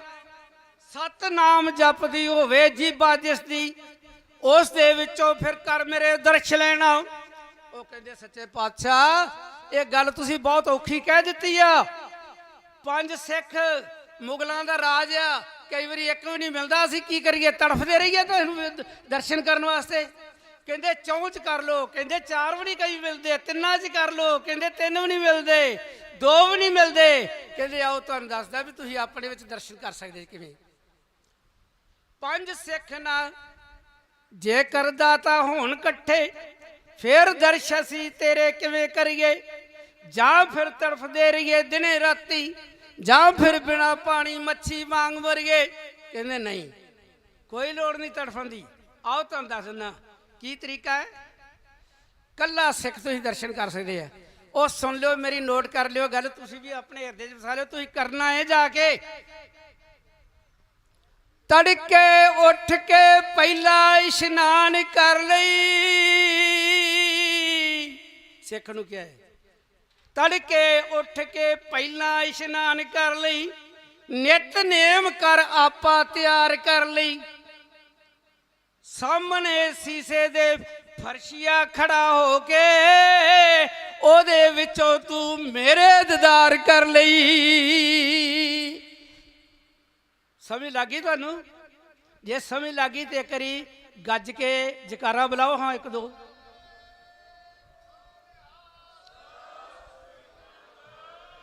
ਇਸ ਗੱਲ ਦੀ ਤੁਸੀਂ ਸਹਿਮਤੀ ਦਿੰਦੇ ਸੀ ਵੀ ਅਸੀਂ ਤੜਕੇ ਉੱਠ ਕੇ ਮਹਾਰਾਜ ਦਾ ਨਾਮ ਲਵਾਂਗੇ, ਆਪਣੀ ਦਸਤਾਰ ਸਜਾ ਕੇ, ਖੁੱਲਾ ਦਾੜਾ ਪ੍ਰਕਾਸ਼ ਕਰਕੇ, ਗਲ ਦੇ ਵਿੱਚ ਗਾਤਰਾ ਪਾ ਕੇ, ਵੱਡੇ ਸੀਸੇ ਦੇ ਸਾਹਮਣੇ ਤਿਆਰ ਹੋ ਕੇ ਖੜੇ ਹੋ ਕੇ ਨਿਤਨੇਮ ਕਰਕੇ ਆਪਣੇ ਆਪ ਨੂੰ ਤਿਆਰ ਕਰ ਲਓ ਤੇ ਫਤਿਹ ਬੁਲਾਓ ਸਾਹਮਣੇ। ਤੇ ਗੁਰੂ ਗੋਬਿੰਦ ਸਿੰਘ ਜੀ ਤੁਹਾਨੂੰ ਸਾਹਮਣੇ ਦਿਸਣਗੇ। ਖਾਲਸਾ ਮੇਰਾ ਰੂਪ ਹੈ ਖਾਸ, ਖਾਲਸੇ ਮੈਂ ਹੂੰ ਕਰੂ ਨਿਵਾਸ। ਖਾਲਸਾ ਮੇਰਾ ਜਾਨ ਕੀ ਜਾਨ, ਖਾਲਸਾ ਮੇਰਾ ਪਿੰਡ ਪ੍ਰਾਨ, ਖਾਲਸਾ ਮੇਰਾ ਦੇਹ ਔਰ ਸਾਹ, ਖਾਲਸਾ ਮੇਰਾ ਕਰੇ ਨਿਰਭਾ, ਖਾਲਸਾ ਮੇਰਾ ਸਤਿਗੁਰ ਪੂਰਾ, ਖਾਲਸਾ ਮੇਰਾ ਸੱਜਣ ਸੂਰਾ। ਕਿੰਨਾ ਕੁਝ ਦੱਸਿਆ ਗੁਰੂ ਗੋਬਿੰਦ ਸਿੰਘ ਜੀ। ਸਿੱਖ ਕਹਿਣ ਲੱਗੇ ਸੱਚੇ ਪਾਤਸ਼ਾਹ ਤੁਸੀਂ ਮੈਨੂੰ ਸਾਨੂੰ ਪੰਪ ਮਾਰਦੇ ਜੇ, ਸਾਡੀ ਵਡਿਆਈ ਕਰਦੇ ਜੇ ਤੁਸੀਂ। ਕਹਿੰਦੇ ਨਹੀਂ, ਕਸਮ ਖਾ ਕੇ ਕਹਿੰਦੇ ਸਾਰੀ ਜ਼ਿੰਦਗੀ 'ਚ ਕਸਮ ਨਹੀਂ ਖਾਧੀ ਤੇ ਮੈਂ ਹੁਣ ਵੀ ਨਹੀਂ ਕੰਜ ਜਾਂ ਮੈਂ ਰੰਚਨਾ ਮਿਥਿਆ ਭਾਖੀ ਪਾਰਬ੍ਰਹਮ ਗੁਰੂ ਨਾਨਕ ਸਾਖੀ। ਤੁਸੀਂ ਮੇਰੇ ਸਿੱਖ ਜੇ, ਪੁੱਤਰ ਨਾਲ ਵੱਧ ਜੇ ਤੇ ਮੈਂ ਮੇਰਾ ਸਭ ਕੁਝ ਹੀ ਤੁਸੀਂ ਤੇਰੀ ਤੁਹਾਡੀ ਕਿਰਪਾ ਨਹੀਂ ਕੀ ਕਿਰਪਾ ਨਹੀਂ ਸਜੇ ਹਮ ਹੈ ਨਹੀਂ ਮੋਸੋ ਗਰੀਬ ਕਰੋੜ ਪਰੇ ਹੈ। ਆਓ ਸਾਰੀ ਸੰਗਤ ਪਿਆਰ ਦਾ ਜੋ ਸਬੂਤ ਬਾਣੀ ਕਵਿਤਾ ਪੜ੍ਹਦੇ ਆ, ਗੱਲਾਂ ਕਰਦੇ ਆ, ਕਈ ਰਕਮ ਦੀਆਂ ਭੁੱਲਾਂ ਹੋਈਆਂ ਬਖਸ਼ ਲੈਣਾ, ਕਿਰਪਾ ਕਰਨੀ ਤੇ ਮੇਰੀ ਆਵਾਜ਼ ਜਿੱਥੋਂ ਤੱਕ ਸੁਣਦੀ ਹੋਵੇ ਆਪਣੇ ਪਿੰਡਾਂ 'ਚ ਸੁਨੇਹੇ ਭੇਜ ਦਿਓ ਵੀ ਇੱਥੇ ਆਓ, ਆ ਕੇ ਆਣ ਕੇ ਰੌਣਕਾਂ ਵਧਾਓ ਤੇ ਗੌਰਮੈਂਟ ਨੂੰ ਵੀ ਪਤਾ ਲੱਗ ਜਾਵੇ ਵੀ ਕਿਵੇਂ ਮੋਰਚਾ ਲੱਗਾ ਹੈ। ਜਿਹੜੇ ਉਹ ਕਹਿੰਦੇ ਇਹ ਬੰਦ ਕਰਾ ਦੇਵਾਂਗੇ, ਨਹੀਂ ਬੰਦ ਹੋਣਾ। ਇਹ ਸਿੱਖਾਂ ਦੇ ਜਜ਼ਬਾਤ ਦਾ ਕਿਸੇ ਨੂੰ ਪਤਾ ਹੀ ਨਹੀਂ ਹੈਗਾ। ਜੇ ਪਤਾ ਹੈ ਤੇ ਉਹਨਾਂ ਦੇ ਕੰਨਾਂ ਦੇ ਵਿੱਚ ਰੂੰ ਅੜਿਆ ਹੈ ਤੇ ਜੇ ਰੂੰ ਵੀ ਕੱਢ ਲੈਣ ਤੇ ਹੰਕਾਰ ਦਾ ਕਿੱਲਾ ਠੁਕਿਆ ਹੈ ਉਹਨਾਂ ਦੀ ਧੌਣ ਤੇ, ਉਹ ਆਪਣੀ ਗੱਦੀ ਤੇ ਆਣ ਕੇ ਤਪੋ ਰਾਜ ਤੇ ਰਾਜੋ ਨਰਕ, ਇਹਨਾਂ ਦਾ ਇਹ ਹਿਸਾਬ ਹੁੰਦਾ ਹੈ। ਇਹਨਾਂ ਨੂੰ ਨਰਕਾਂ ਦੇ ਵਿੱਚ ਵੀ ਜਗ੍ਹਾ ਨਹੀਂ ਮਿਲਣੀ। ਆਓ ਫਤਿਹ ਬੁਲਾਓ। ਵਾਹਿਗੁਰੂ ਜੀ ਕਾ ਖਾਲਸਾ, ਵਾਹਿਗੁਰੂ ਜੀ ਕੀ ਫਤਿਹ। ਬਹੁਤ ਬਹੁਤ ਧੰਨਵਾਦ ਸਰਦਾਰ ਅਜੀਤ ਸਿੰਘ ਖਾਲਸਾ ਜੀ ਦਾ। ਦਿਲ ਤੇ ਨਹੀਂ ਕਰਦਾ ਸੀਗਾ ਵੀ ਉਹਨਾਂ ਨੂੰ ਰੋਕ ਦਈਏ, ਪਰ ਜੇ ਅੱਜ ਹੀ ਸਾਰੀਆਂ ਅਸੀਂ ਇਹਨਾਂ ਦੀ ਗੱਲਾਂ ਸੁਣ ਲਈਆਂ ਤੇ ਫਿਰ ਸਾਡੇ ਕੱਲ੍ਹ ਜਾਂ ਪਰਸੋਂ ਇਹਨਾਂ ਦਾ ਕਈ ਵਾਰ ਸਾਨੂੰ ਜ਼ਰੂਰਤ ਪੈ ਜਾਂਦੀ ਬੁਲਾਰਿਆਂ ਦੀ, ਬੁਲਾਰੇ ਘੱਟ ਹੁੰਦੇ ਆ ਤੇ ਫਿਰ ਸਾਡਾ ਕੰਮ ਸਾਰ ਦਿੰਦੇ ਆ। ਬੇਨਤੀ ਕਰਾਂਗਾ ਜਥੇਦਾਰ ਸੂਰਜ ਸਿੰਘ ਜੀ ਰੱਤਕ ਜੋ ਕਿ ਕਰਨਾਲ ਤੋਂ ਆਏ ਨੇ। ਸੰਗਤ ਜੀ, ਕਰਨਾਲ ਹਰਿਆਣਾ ਤੇ ਇਸ ਤੋਂ ਪਹਿਲੇ ਰਾਜਸਥਾਨ, ਇਹ ਇੱਕ ਇਸ਼ਾਰਾ ਹੀ ਗੱਲ ਨੂੰ ਖੋਲ੍ਹ ਕੇ ਨਾ ਕਰਾਂ ਮੈਂ, ਇਸ਼ਾਰਾ ਹੀ ਕਾਫੀ ਹੈ ਵੀ ਸੰਗਤ ਸਾਡੇ ਕੋਲੋਂ ਆਊਟ ਆਫ ਪੰਜਾਬ ਆ ਰਹੀ ਹੈ, ਆ ਹੀ ਨਹੀਂ ਰਹੀ, ਬੁਲਾਰੇ ਵੀ ਆ ਰਹੇ ਨੇ ਤੇ ਨੇੜੇ ਤੇੜੇ ਦੇ 50-60 ਕਿਲੋਮੀਟਰ ਦੇ ਸਾਡੇ ਜਿਹੜੇ ਇਲਾਕੇ ਨੇ। ਜੇ ਇੱਥੇ ਆ ਵੀ ਗਏ ਨੇ, ਜੇ ਤੁਸੀਂ ਉੱਥੋਂ ਵਾਈਪੀਐਸ ਚੌਂਕ ਤੋਂ ਤੁਰ ਕੇ ਤੱਕ ਆਓ ਤੇ ਤੁਸੀਂ ਨੋਟ ਕੀਤਾ ਹੋਣਾ ਵੀ ਤੰਬੂਆਂ 'ਚ ਬੈਠੇ ਨੇ ਜਾਂ ਟਰਾਲੀਆਂ 'ਚ ਲੰਮੇ ਪਏ ਨੇ, ਕਿਸੇ ਨੇ ਟੀਵੀ ਲਾ ਰੱਖਿਆ, ਕਿਸੇ ਨੇ ਮੋਬਾਈਲ। ਕਹਿਣਾ ਨਹੀਂ ਚਾਹੀਦਾ ਕਿ ਕਈ ਤਾਸ਼ ਵੀ ਖੇਡਣ ਦੇ ਨੇ ਬੈਠੇ ਇੱਥੇ। ਗੁਰੂ ਮਹਾਰਾਜ ਉਹਨਾਂ ਦੀ ਕਿਰਪਾ ਕਰਨ ਵੀ ਜੇ ਇੱਥੇ ਚੱਲ ਕੇ ਆ ਹੀ ਗਏ ਹੋ ਤੇ 12 ਤੋਂ 4-4:30 ਵਜੇ ਤੱਕ ਦੀ ਸਟੇਜ ਹੁੰਦੀ ਹੈ। ਘੰਟਾ ਡੇਢ ਘੰਟਾ ਤੁਸੀਂ ਸਟੇਜ 'ਤੇ ਇੱਥੇ ਪੰਡਾਲ 'ਚ ਆ ਕੇ ਬੈਠੋ, ਕਿਸੇ ਦੀ ਗੱਲ ਸੁਣੋ, ਕਿਸੇ ਨੂੰ ਗੱਲ ਸੁਣਾਓ, ਤਾਂ ਕਿ ਆਪਾਂ ਮੋਰਚੇ ਦੀ ਚੜ੍ਹਦੀ ਕਲਾ ਵਾਸਤੇ ਕੋਈ ਨਾ ਕੋਈ ਉਪਰਾਲਾ ਕਰ ਸਕੀਏ। ਸੋ ਜਿੱਥੋਂ ਤੱਕ ਮੇਰੀ ਆਵਾਜ਼ ਜਾ ਰਹੀ ਹੈ, ਜੇ ਹਾਲੇ ਵੀ ਉਹ ਆਪਣੀ ਟਰਾਲੀਆਂ 'ਚ ਤੰਬੂਆਂ 'ਚ ਪਏ ਨੇ, ਉਹਨਾਂ ਦੇ ਚਰਨਾਂ 'ਚ ਬੇਨਤੀ ਹੈ ਕਿ ਜ਼ਰੂਰ ਉਹ ਪੰਡਾਲ 'ਚ ਆਉਣ। ਜਥੇਦਾਰ ਸੂਰਜ ਸਿੰਘ ਜੀ ਰੱਤਕ ਕਰਨਾਲ ਤੋਂ। ਵਾਹਿਗੁਰੂ ਜੀ ਕਾ ਖਾਲਸਾ, ਵਾਹਿਗੁਰੂ ਜੀ ਕੀ ਫਤਿਹ। ਵਾਹਿਗੁਰੂ ਜੀ ਕਾ ਖਾਲਸਾ, ਵਾਹਿਗੁਰੂ ਜੀ ਕੀ ਫਤਿਹ। ਪਰਮ ਸਤਿਕਾਰਯੋਗ ਗੁਰੂ ਪਿਆਰੀ ਸਾਧ ਸੰਗਤ ਜੀ, ਆਪ ਜੀ तमाम हरियाणा, राजस्थान, यूपी, पंजाब, ਈਵਨ ਕਿ ਦੂਜੇ ਸੂਬਿਆਂ ਤੋਂ ਵੀ ਲੋਕ ਆਉਂਦੇ ਨੇ। ਹੁਣੇ ਮੇਰੇ ਵੀਰ ਨੇ ਆਪ ਜੀ ਨੂੰ ਫਰਮਾਇਆ, ਸਹੁੰ ਰੱਬ ਦੀ ਰੱਬ ਨੂੰ ਜੱਗ ਪੂਜੇ, ਸਹੁੰ ਰੱਬ ਦੀ ਰੱਬ ਨੂੰ ਜੱਗ ਪੂਜੇ। ਰੱਬ ਪੂਜਦਾ ਕੌਮੀ ਪਰਵਾਨਿਆਂ ਨੂੰ, ਰੱਬ ਪੂਜਦਾ ਕੌਮੀ ਪਰਵਾਨਿਆਂ ਨੂੰ। ਜਿਹੜੇ ਇਨਸਾਨ ਆਪਣੇ ਵਾਸਤੇ ਨਾ ਜਿਉਂ ਕੇ ਆਪਣੀ ਕੌਮ ਵਾਸਤੇ ਜਿਉਂਦੇ ਨੇ, ਪਰਮ ਪਿਤਾ ਪਰਮਾਤਮਾ ਵੀ ਉਹਨਾਂ ਤੇ ਬਹੁਤ ਰਾਜੀ ਹੁੰਦਾ। ਸਾਡੇ ਗੁਰੂ ਦਸ਼ਮੇਸ਼ ਜੀ ਨੇ ਹੁਣੇ ਆਪ ਜੀ ਨੇ ਸਾਰਾ ਕੁਝ ਉਹਨਾਂ ਤੋਂ ਸਰਵਣ ਕੀਤਾ ਹੈ। ਖਾਲਸੇ ਨੂੰ ਬਹੁਤ ਵੱਡਾ ਮਾਨ ਸਨਮਾਨ ਦਿੱਤਾ ਹੈ ਸਾਡੇ ਦਸ਼ਮ ਪਾਤਸ਼ਾਹ ਜੀ ਨੇ। ਜਿੱਥੋਂ ਤੱਕ ਕੌਮੀ ਇਨਸਾਫ ਮੋਰਚਾ ਜੋ ਕਿ ਲਾਇਆ ਗਿਆ ਹੈ, ਵੇਖੋ ਜਿਹੜੇ ਕੌਮੀ ਪਰਵਾਨਿਆਂ ਦੇ ਦਿਲਾਂ 'ਚ ਦਰਦ ਹੁੰਦਾ ਹੈ ਕਿ ਅੱਜ ਜਿਹੜੇ ਸਿੱਖ ਜੇਲ੍ਹਾਂ ਦੇ ਵਿੱਚ ਬੈਠੇ ਨੇ ਤੇ ਉਹਨਾਂ ਦੀ ਵੇਖੋ ਜੋ ਸਰਕਾਰ ਨੇ ਜਾਂ ਜੋ ਜੱਜਾਂ ਨੇ ਜਾਂ ਜੋ ਵੀ ਉਹਨਾਂ ਨੇ ਉਹਨਾਂ ਦੇ ਉੱਤੇ ਜੁਰਮ ਫਰਦ ਕੀਤਾ, ਉਸ ਦੇ ਮੁਤਾਬਕ ਉਹ ਆਪਣੀ ਸਜ਼ਾ ਭੁਗਤ ਚੁੱਕੇ ਨੇ। ਹਾਲਾਂਕਿ ਕਈ ਐਸੇ ਕੰਮ ਕੀਤੇ ਗਏ ਜੋ ਕਿ ਸਾਡੇ ਵੀਰ ਭਰਾ ਨਜਾਇਜ਼ ਸਜ਼ਾਵਾਂ ਭੁਗਤ ਵੀ ਰਹੇ ਨੇ।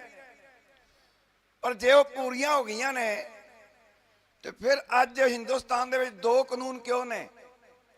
ਇੱਕ ਪਾਸੇ ਇੱਕ ਔਰਤ ਦੇ ਨਾਲ ਬਲਾਤਕਾਰ ਹੁੰਦਾ ਹੈ, ਬਲਕੀਸ ਬਾਨੋ ਦੇ ਨਾਲ ਗੁਜਰਾਤ ਦੇ ਵਿੱਚ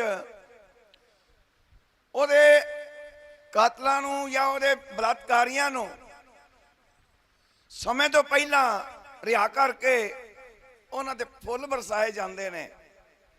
ਤੇ ਹਿੰਦੁਸਤਾਨ ਦੀ ਸਰਕਾਰ, ਬੀਜੇਪੀ ਸਰਕਾਰ ਇਹ ਕਹਿੰਦੀ ਹੈ ਬੇਟੀ ਬਚਾਓ ਬੇਟੀ ਪੜ੍ਹਾਓ।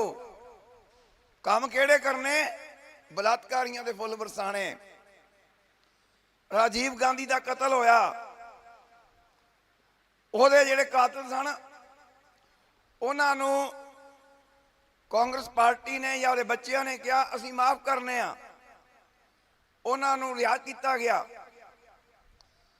ਸਿੱਖਾਂ ਨੇ ਐਸਾ ਕਿਹੜਾ ਜ਼ੁਲਮ ਕਰ ਲਿਆ ਕਿ ਸਜ਼ਾਵਾਂ ਪੂਰੀਆਂ ਕਰ ਚੁੱਕੀਆਂ ਨੇ, ਇਸ ਦੇ ਬਾਵਜੂਦ ਸਾਨੂੰ ਰਿਹਾ ਨਹੀਂ ਕੀਤਾ ਜਾ ਰਿਹਾ ਸਾਡੇ ਕੌਮ ਦੇ ਪਰਵਾਨਿਆਂ ਨੂੰ।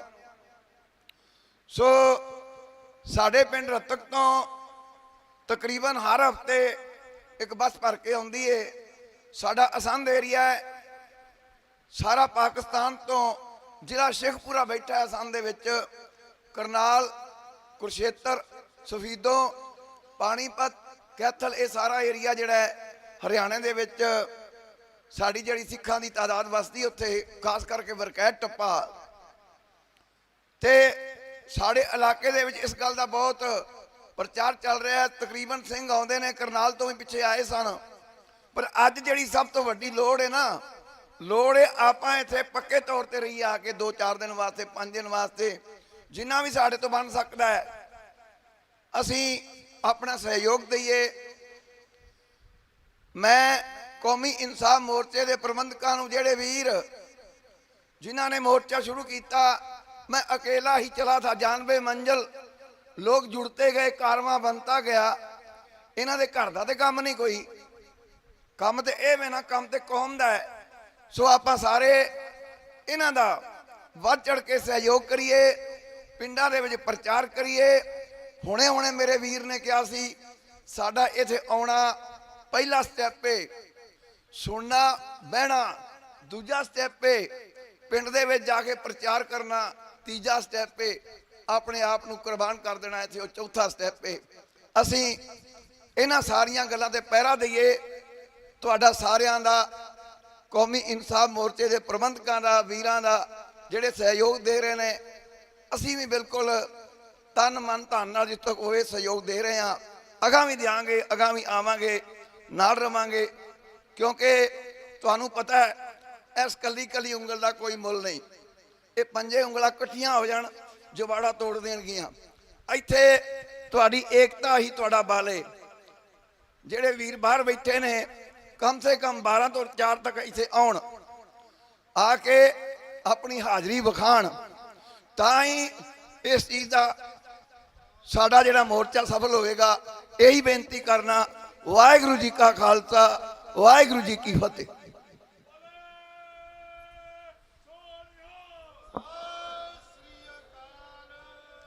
बहुत बहुत धन्यवाद जथेदार सूरज सिंह जी रतक का। बेनती करांगा भाई साहब भाई गुरबचन सिंह जी शेरपुरी, वो संगतां दे रूबरू होणगे। ये जो मोर्चा 7 जनवरी तो इस जगह ते चल रहा है, ये किसी एक व्यक्ति विशेष वालों या किसी एक संस्था वालों नहीं है। सब तो पहले साहब श्री गुरु ग्रंथ साहब जी की पावन अगवाई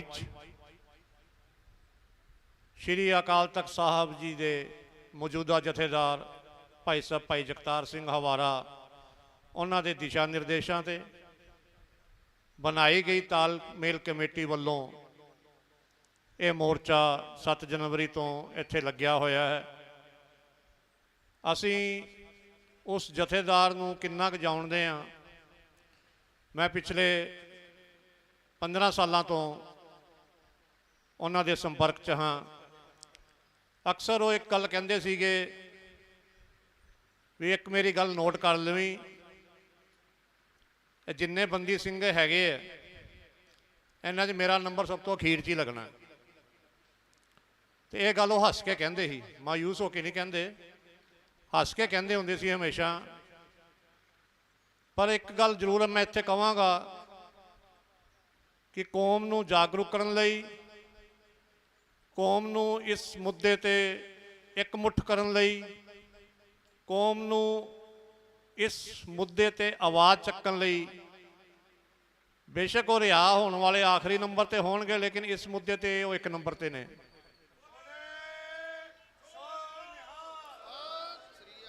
ਸੋ ਅਸੀਂ ਕਿਸੇ ਲਿਫਾਫੇ ਚੋਂ ਨਿਕਲੇ ਹੋਏ ਜਥੇਦਾਰ ਦੇ ਜਾਂ ਕਿਸੇ 1 ਜਾਂ 2 ਸੰਸਥਾਵਾਂ ਦੇ ਬਣਾਏ ਹੋਏ ਜਥੇਦਾਰ ਦੇ ਦਿਸ਼ਾ ਨਿਰਦੇਸ਼ਾਂ ਤੇ ਮੋਰਚਾ ਨਹੀਂ ਲਾਇਆ।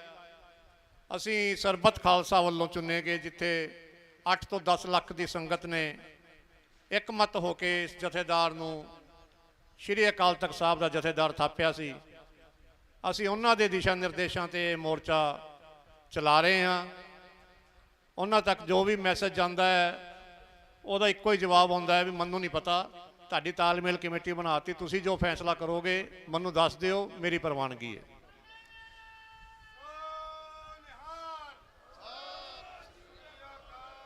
ਸੋ ਮੈਂ ਬੇਨਤੀ ਕਰਾਂਗਾ ਕਿ ਜਿਹੜੇ ਵੀ ਅੱਜ ਵੀ ਕੌਮ ਦੇ ਅੰਦਰ ਇਹ ਗੱਲ ਲੈ ਕੇ ਚੱਲਦੇ ਨੇ ਕਿ ਸਾਡਾ ਜਥੇਦਾਰ ਜਾਂ ਅਸੀਂ ਕਿਸ ਜਥੇਦਾਰ ਨਾਲ ਸੰਬੰਧਿਤ ਹਾਂ, ਉਹਨਾਂ ਨੂੰ ਇਹ ਗੱਲ ਕਲੀਅਰ ਕਰਨ ਵਾਸਤੇ ਮੈਂ ਬੇਨਤੀ ਕੀਤੀ ਸੀ ਵੀ ਕੌਮ ਦਾ ਜਥੇਦਾਰ ਅੱਜ ਦੀ ਡੇਟ ਦੇ ਅੰਦਰ ਮੌਜੂਦਾ ਜਥੇਦਾਰ ਜੋ ਹੈਗੇ ਨੇ, ਜਿਹਨੂੰ ਅਸੀਂ ਜਥੇਦਾਰ ਕਹਿਣ ਤੇ ਮਾਣ ਮਹਿਸੂਸ ਕਰੀਏ।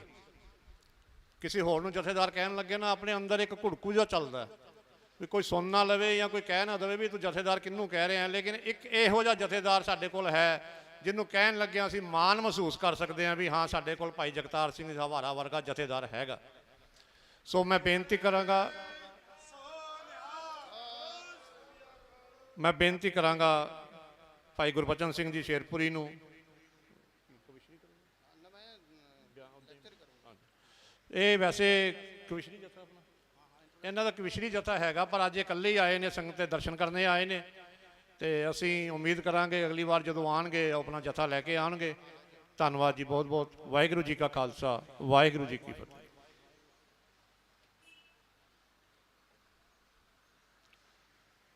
ਧੰਨ ਧੰਨ ਸਾਹਿਬੇ ਕਮਾਲ ਚਵਰ ਤਖਤ ਛਤਰ ਦੇ ਮਾਲਕ ਸਾਹਿਬ ਸ੍ਰੀ ਗੁਰੂ ਗ੍ਰੰਥ ਸਾਹਿਬ ਜੀ ਮਹਾਰਾਜ ਜੀ ਦੀ ਪਾਵਨ ਹਜ਼ੂਰੀ ਦੇ ਵਿੱਚ ਦੂਰ ਨੇੜੇ ਤੋਂ ਚੱਲ ਕੇ ਆਏ ਹੋਏ ਸਰਬੱਤ ਮਾਈ ਭਾਈ ਗੁਰੂ ਕੀਆਂ ਪਿਆਰੀਆਂ ਸੰਗਤਾਂ,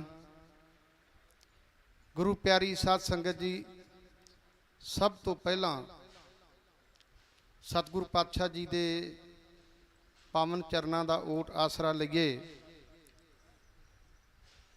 ਕਿਉਂਕਿ ਆਪਾਂ ਨੂੰ ਪਿਛਲੇ 75 ਸਾਲਾਂ ਤੋਂ ਇਹਨਾਂ ਸਰਕਾਰਾਂ ਨੇ ਬਹੁਤ ਕੁਝ ਸਿਖਾ ਦਿੱਤਾ, ਬੜਾ ਕੁਝ ਸਿੱਖਿਆ ਆਪਾਂ ਇਹਨਾਂ ਤੋਂ। ਆਪਾਂ ਕਹੀ ਗਏ ਆ ਕਿ ਮੇਰਾ ਦੇਸ਼ ਮਹਾਨ, ਪਰ ਮੇਰਾ ਉਹਨੂੰ ਕਿਵੇਂ ਆਖੀਏ ਜਿਹਦੇ ਵਿੱਚ ਸਾਰਾ ਕੁਝ ਹੀ ਓਪਰਾ ਓਪਰਾ ਨਜ਼ਰ ਆਉਂਦਾ। ਆਪਾਂ ਗੁਰੂ ਕੇ ਸਿੱਖ, ਤੇ ਸਿੱਖ ਦਾ ਭਾਵ ਹੈ ਸਿੱਖਣਾ। ਜਨਮ ਤੋਂ ਲੱਗ ਕੇ ਆਖਰੀ ਦਮ ਤੱਕ ਸਿੱਖਦਾ ਜਾਵੇ ਤੇ ਸਿੱਖ ਹੈ। ਜਿਹੜਾ ਕਹਿੰਦਾ ਮੈਂ ਹੁਣ ਸਿੱਖਣਾ ਕੁਛ ਨਹੀਂ, ਮੈਂ ਬੜਾ ਕੁਝ ਸਿੱਖ ਲਿਆ, ਉਹ ਅਧੂਰਾ ਸਿੱਖ ਹੋ ਸਕਦਾ, ਪੂਰਾ ਨਹੀਂ। ਕਵੀ ਲਿਖਦਾ, ਕੰਮ ਕਰਦੇ ਕਿਸੇ ਕਿਰਤੀ ਕੋਲੋਂ ਧਰਮ ਦੀ ਕਿਰਤ ਕਮਾਉਣਾ ਸਿੱਖੀਏ, ਚੰਨ ਸੂਰਜ ਤੇ ਤਾਰਿਆਂ ਕੋਲੋਂ ਹਨੇਰਾ ਸਦਾ ਮਟਾਉਣਾ ਸਿੱਖੀਏ। ਜੇ ਮਿਲ ਜੇ ਕੋਈ ਪੂਰਾ ਸਾਧੂ ਵੈਰ ਵਿਰੋਧ ਗਵਾਉਣਾ ਸਿੱਖੀਏ। ਨਿੱਕੇ ਜੇ ਇੱਕ ਬਿਜੜੇ ਕੋਲੋਂ ਆਪਣਾ ਘਰ ਬਣਾਉਣਾ ਸਿੱਖੀਏ। ਭਰੀ ਬੇਰਾਂ ਦੀ ਟਾਹਣੀ ਕੋਲੋਂ ਝੁਕ ਕੇ ਸੀਸ ਨਵਾਉਣਾ ਸਿੱਖੀਏ। ਕੈਂਚੀ ਕੱਟਦੀ ਕਦੇ ਨਾ ਤੱਕੋ, ਸੂਈ ਤੋਂ ਸਿਉਣ ਪਰੋਣਾ ਸਿੱਖੀਏ। ਦਰਿਆਵਾਂ ਕੋਲੋਂ ਵਧਣਾ ਸਿੱਖੀਏ, ਬੁਲਬੁਲ ਤੋਂ ਮਨ ਮੋਹਣਾ ਸਿੱਖੀਏ। ਸਾਧ ਸੰਗਤ ਵਿੱਚ ਆ ਕੇ ਸਿੰਘੋ ਗੱਜ ਕੇ ਫਤਿਹ ਬੁਲਾਉਣਾ ਸਿੱਖੀਏ। ਆਖੋ ਵਾਹਿਗੁਰੂ ਜੀ ਕਾ ਖਾਲਸਾ, ਵਾਹਿਗੁਰੂ ਜੀ ਕੀ ਫਤਿਹ। ਸਤਿ ਸ੍ਰੀ ਅਕਾਲ। 7 ਜਨਵਰੀ ਤੋਂ ਇਹ ਮੋਰਚਾ ਚੱਲ ਰਿਹਾ ਹੈ ਤੇ ਸੱਚ ਜਾਣਿਓ ਜੇ ਮੈਂ ਆਪਣਾ ਮਨ ਜਿਹੜਾ ਉਹ ਇੱਥੇ ਹੀ ਰੱਖਿਆ, ਭਾਵ ਕਿ ਤਨ ਜਿਹੜਾ ਸੀ ਉਹ ਜ਼ਰੂਰ ਥੋੜਾ ਜਿਹਾ ਦੂਰ ਸੀ, ਪਰ ਮਨ ਜਿਹੜਾ ਸੀ ਉਹ ਇੱਥੇ ਇਸ ਮੋਰਚੇ ਦੇ ਵਿੱਚ ਗੁਰੂ ਸਾਹਿਬ ਜੀ ਦੇ ਪੰਡਾਲ ਦੇ ਵਿੱਚ ਹੀ ਰਿਹਾ। ਸਾਰਿਆਂ ਬੁਲਾਰਿਆਂ ਦੀਆਂ ਮੈਂ ਤਕਰੀਰਾਂ ਸੁਣਦਾ ਰਹਿਣਾ। ਜੋ ਵੀ ਕੌਮੀ ਸੰਘਰਸ਼ ਮੋਰਚੇ ਦੀ ਇਸ ਮੈਨੇਜਮੈਂਟ ਵੱਲੋਂ, ਪ੍ਰਬੰਧਕ ਕਮੇਟੀ ਵੱਲੋਂ ਸੰਗਤਾਂ ਨੂੰ ਜੋ ਵੀ ਪ੍ਰੋਗਰਾਮ ਦਿੱਤੇ ਜਾਂਦੇ ਨੇ ਉਹ ਬੜੇ ਗੌਰ ਨਾਲ ਸੁਣੀਦੇ ਔਰ ਉਹਨਾਂ ਤੇ ਅਮਲ ਵੀ ਕਰੀਦਾ। ਗੁਰੂ ਪਿਆਰੀ ਸਾਧ ਸੰਗਤ ਜੀ, ਆਪਾਂ ਉਸ ਕਲਗੀਆਂ ਵਾਲੇ ਪਾਤਸ਼ਾਹ ਮਹਾਰਾਜ ਦੇ ਸਿੰਘ ਆ ਜਿਨੇ ਸਵਾ ਲੱਖ ਦੇ ਨਾਲ ਆਪਾਂ ਨੂੰ ਇੱਕ ਲੜਾਇਆ, ਇੱਕ ਜਣੇ ਨੂੰ। ਤੇ ਧੰਨ ਗੁਰੂ ਗੋਬਿੰਦ ਸਿੰਘ ਸਾਹਿਬ ਜੀ ਮਹਾਰਾਜ ਜੀ ਨੇ ਇੱਕ ਵਿਲੱਖਣ ਇਤਿਹਾਸ ਦਿੱਤਾ ਕਿ ਇਹ ਇਤਿਹਾਸ ਪੜ੍ਹ ਸੁਣ ਕੇ ਗੁਰਮੁਖ ਪਿਆਰਿਓ ਜਿਹੜਾ ਜੰਮਿਆ ਖੂਨ ਆ ਨਾ ਉਹ ਵੀ ਨਾੜਾਂ ਵਿੱਚ ਚੱਲਣ ਲੱਗ ਪੈਂਦਾ ਜਦੋਂ ਅਸੀਂ ਚਮਕੌਰ ਦੀ ਗੜੀ ਦਾ ਇਤਿਹਾਸ ਸਰਵਣ ਕਰਦੇ ਹਾਂ ਜਾਂ ਪੜ੍ਹਦੇ ਹਾਂ।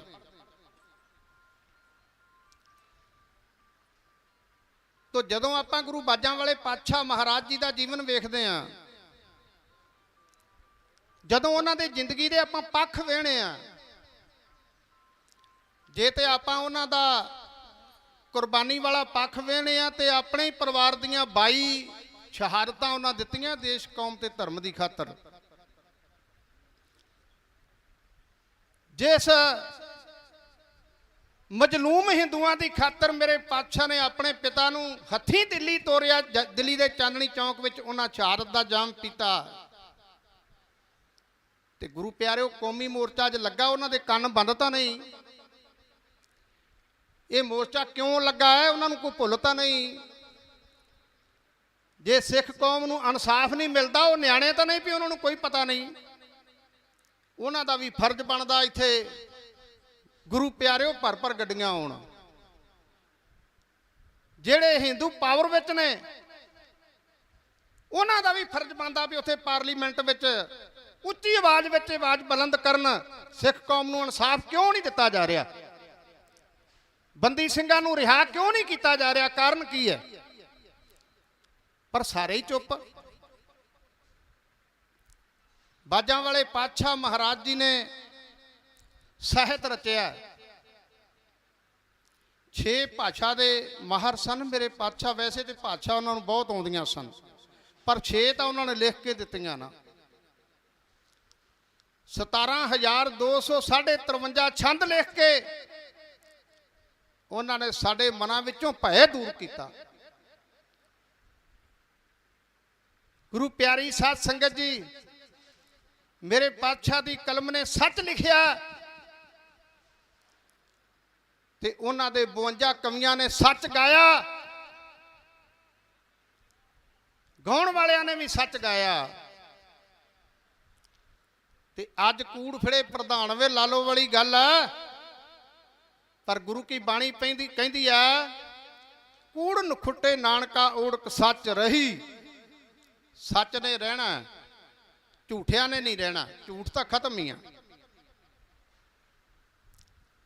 ਗੁਰੂ ਪਾਤਸ਼ਾਹ ਮਹਾਰਾਜ ਜੀ ਦਾ ਤਿਆਗ ਵਾਲਾ ਪੱਲਾ ਵੇਖੀਏ।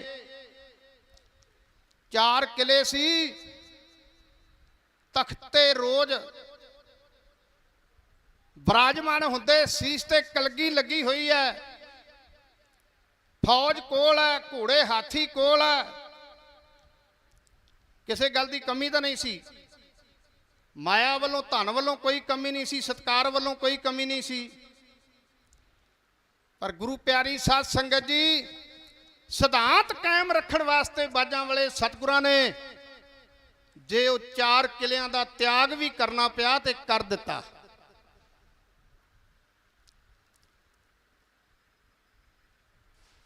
ਇਹ ਸਾਡੀ ਕੌਮ ਦੇ ਲੀਡਰ, ਸਾਡੇ ਆਗੂ ਜਿਹੜੇ ਨੇ, ਕਿਉਂ ਨਹੀਂ ਉਹਨਾਂ ਦਾ ਇਤਿਹਾਸ ਪੜ੍ਹਦੇ ਸੁਣਦੇ?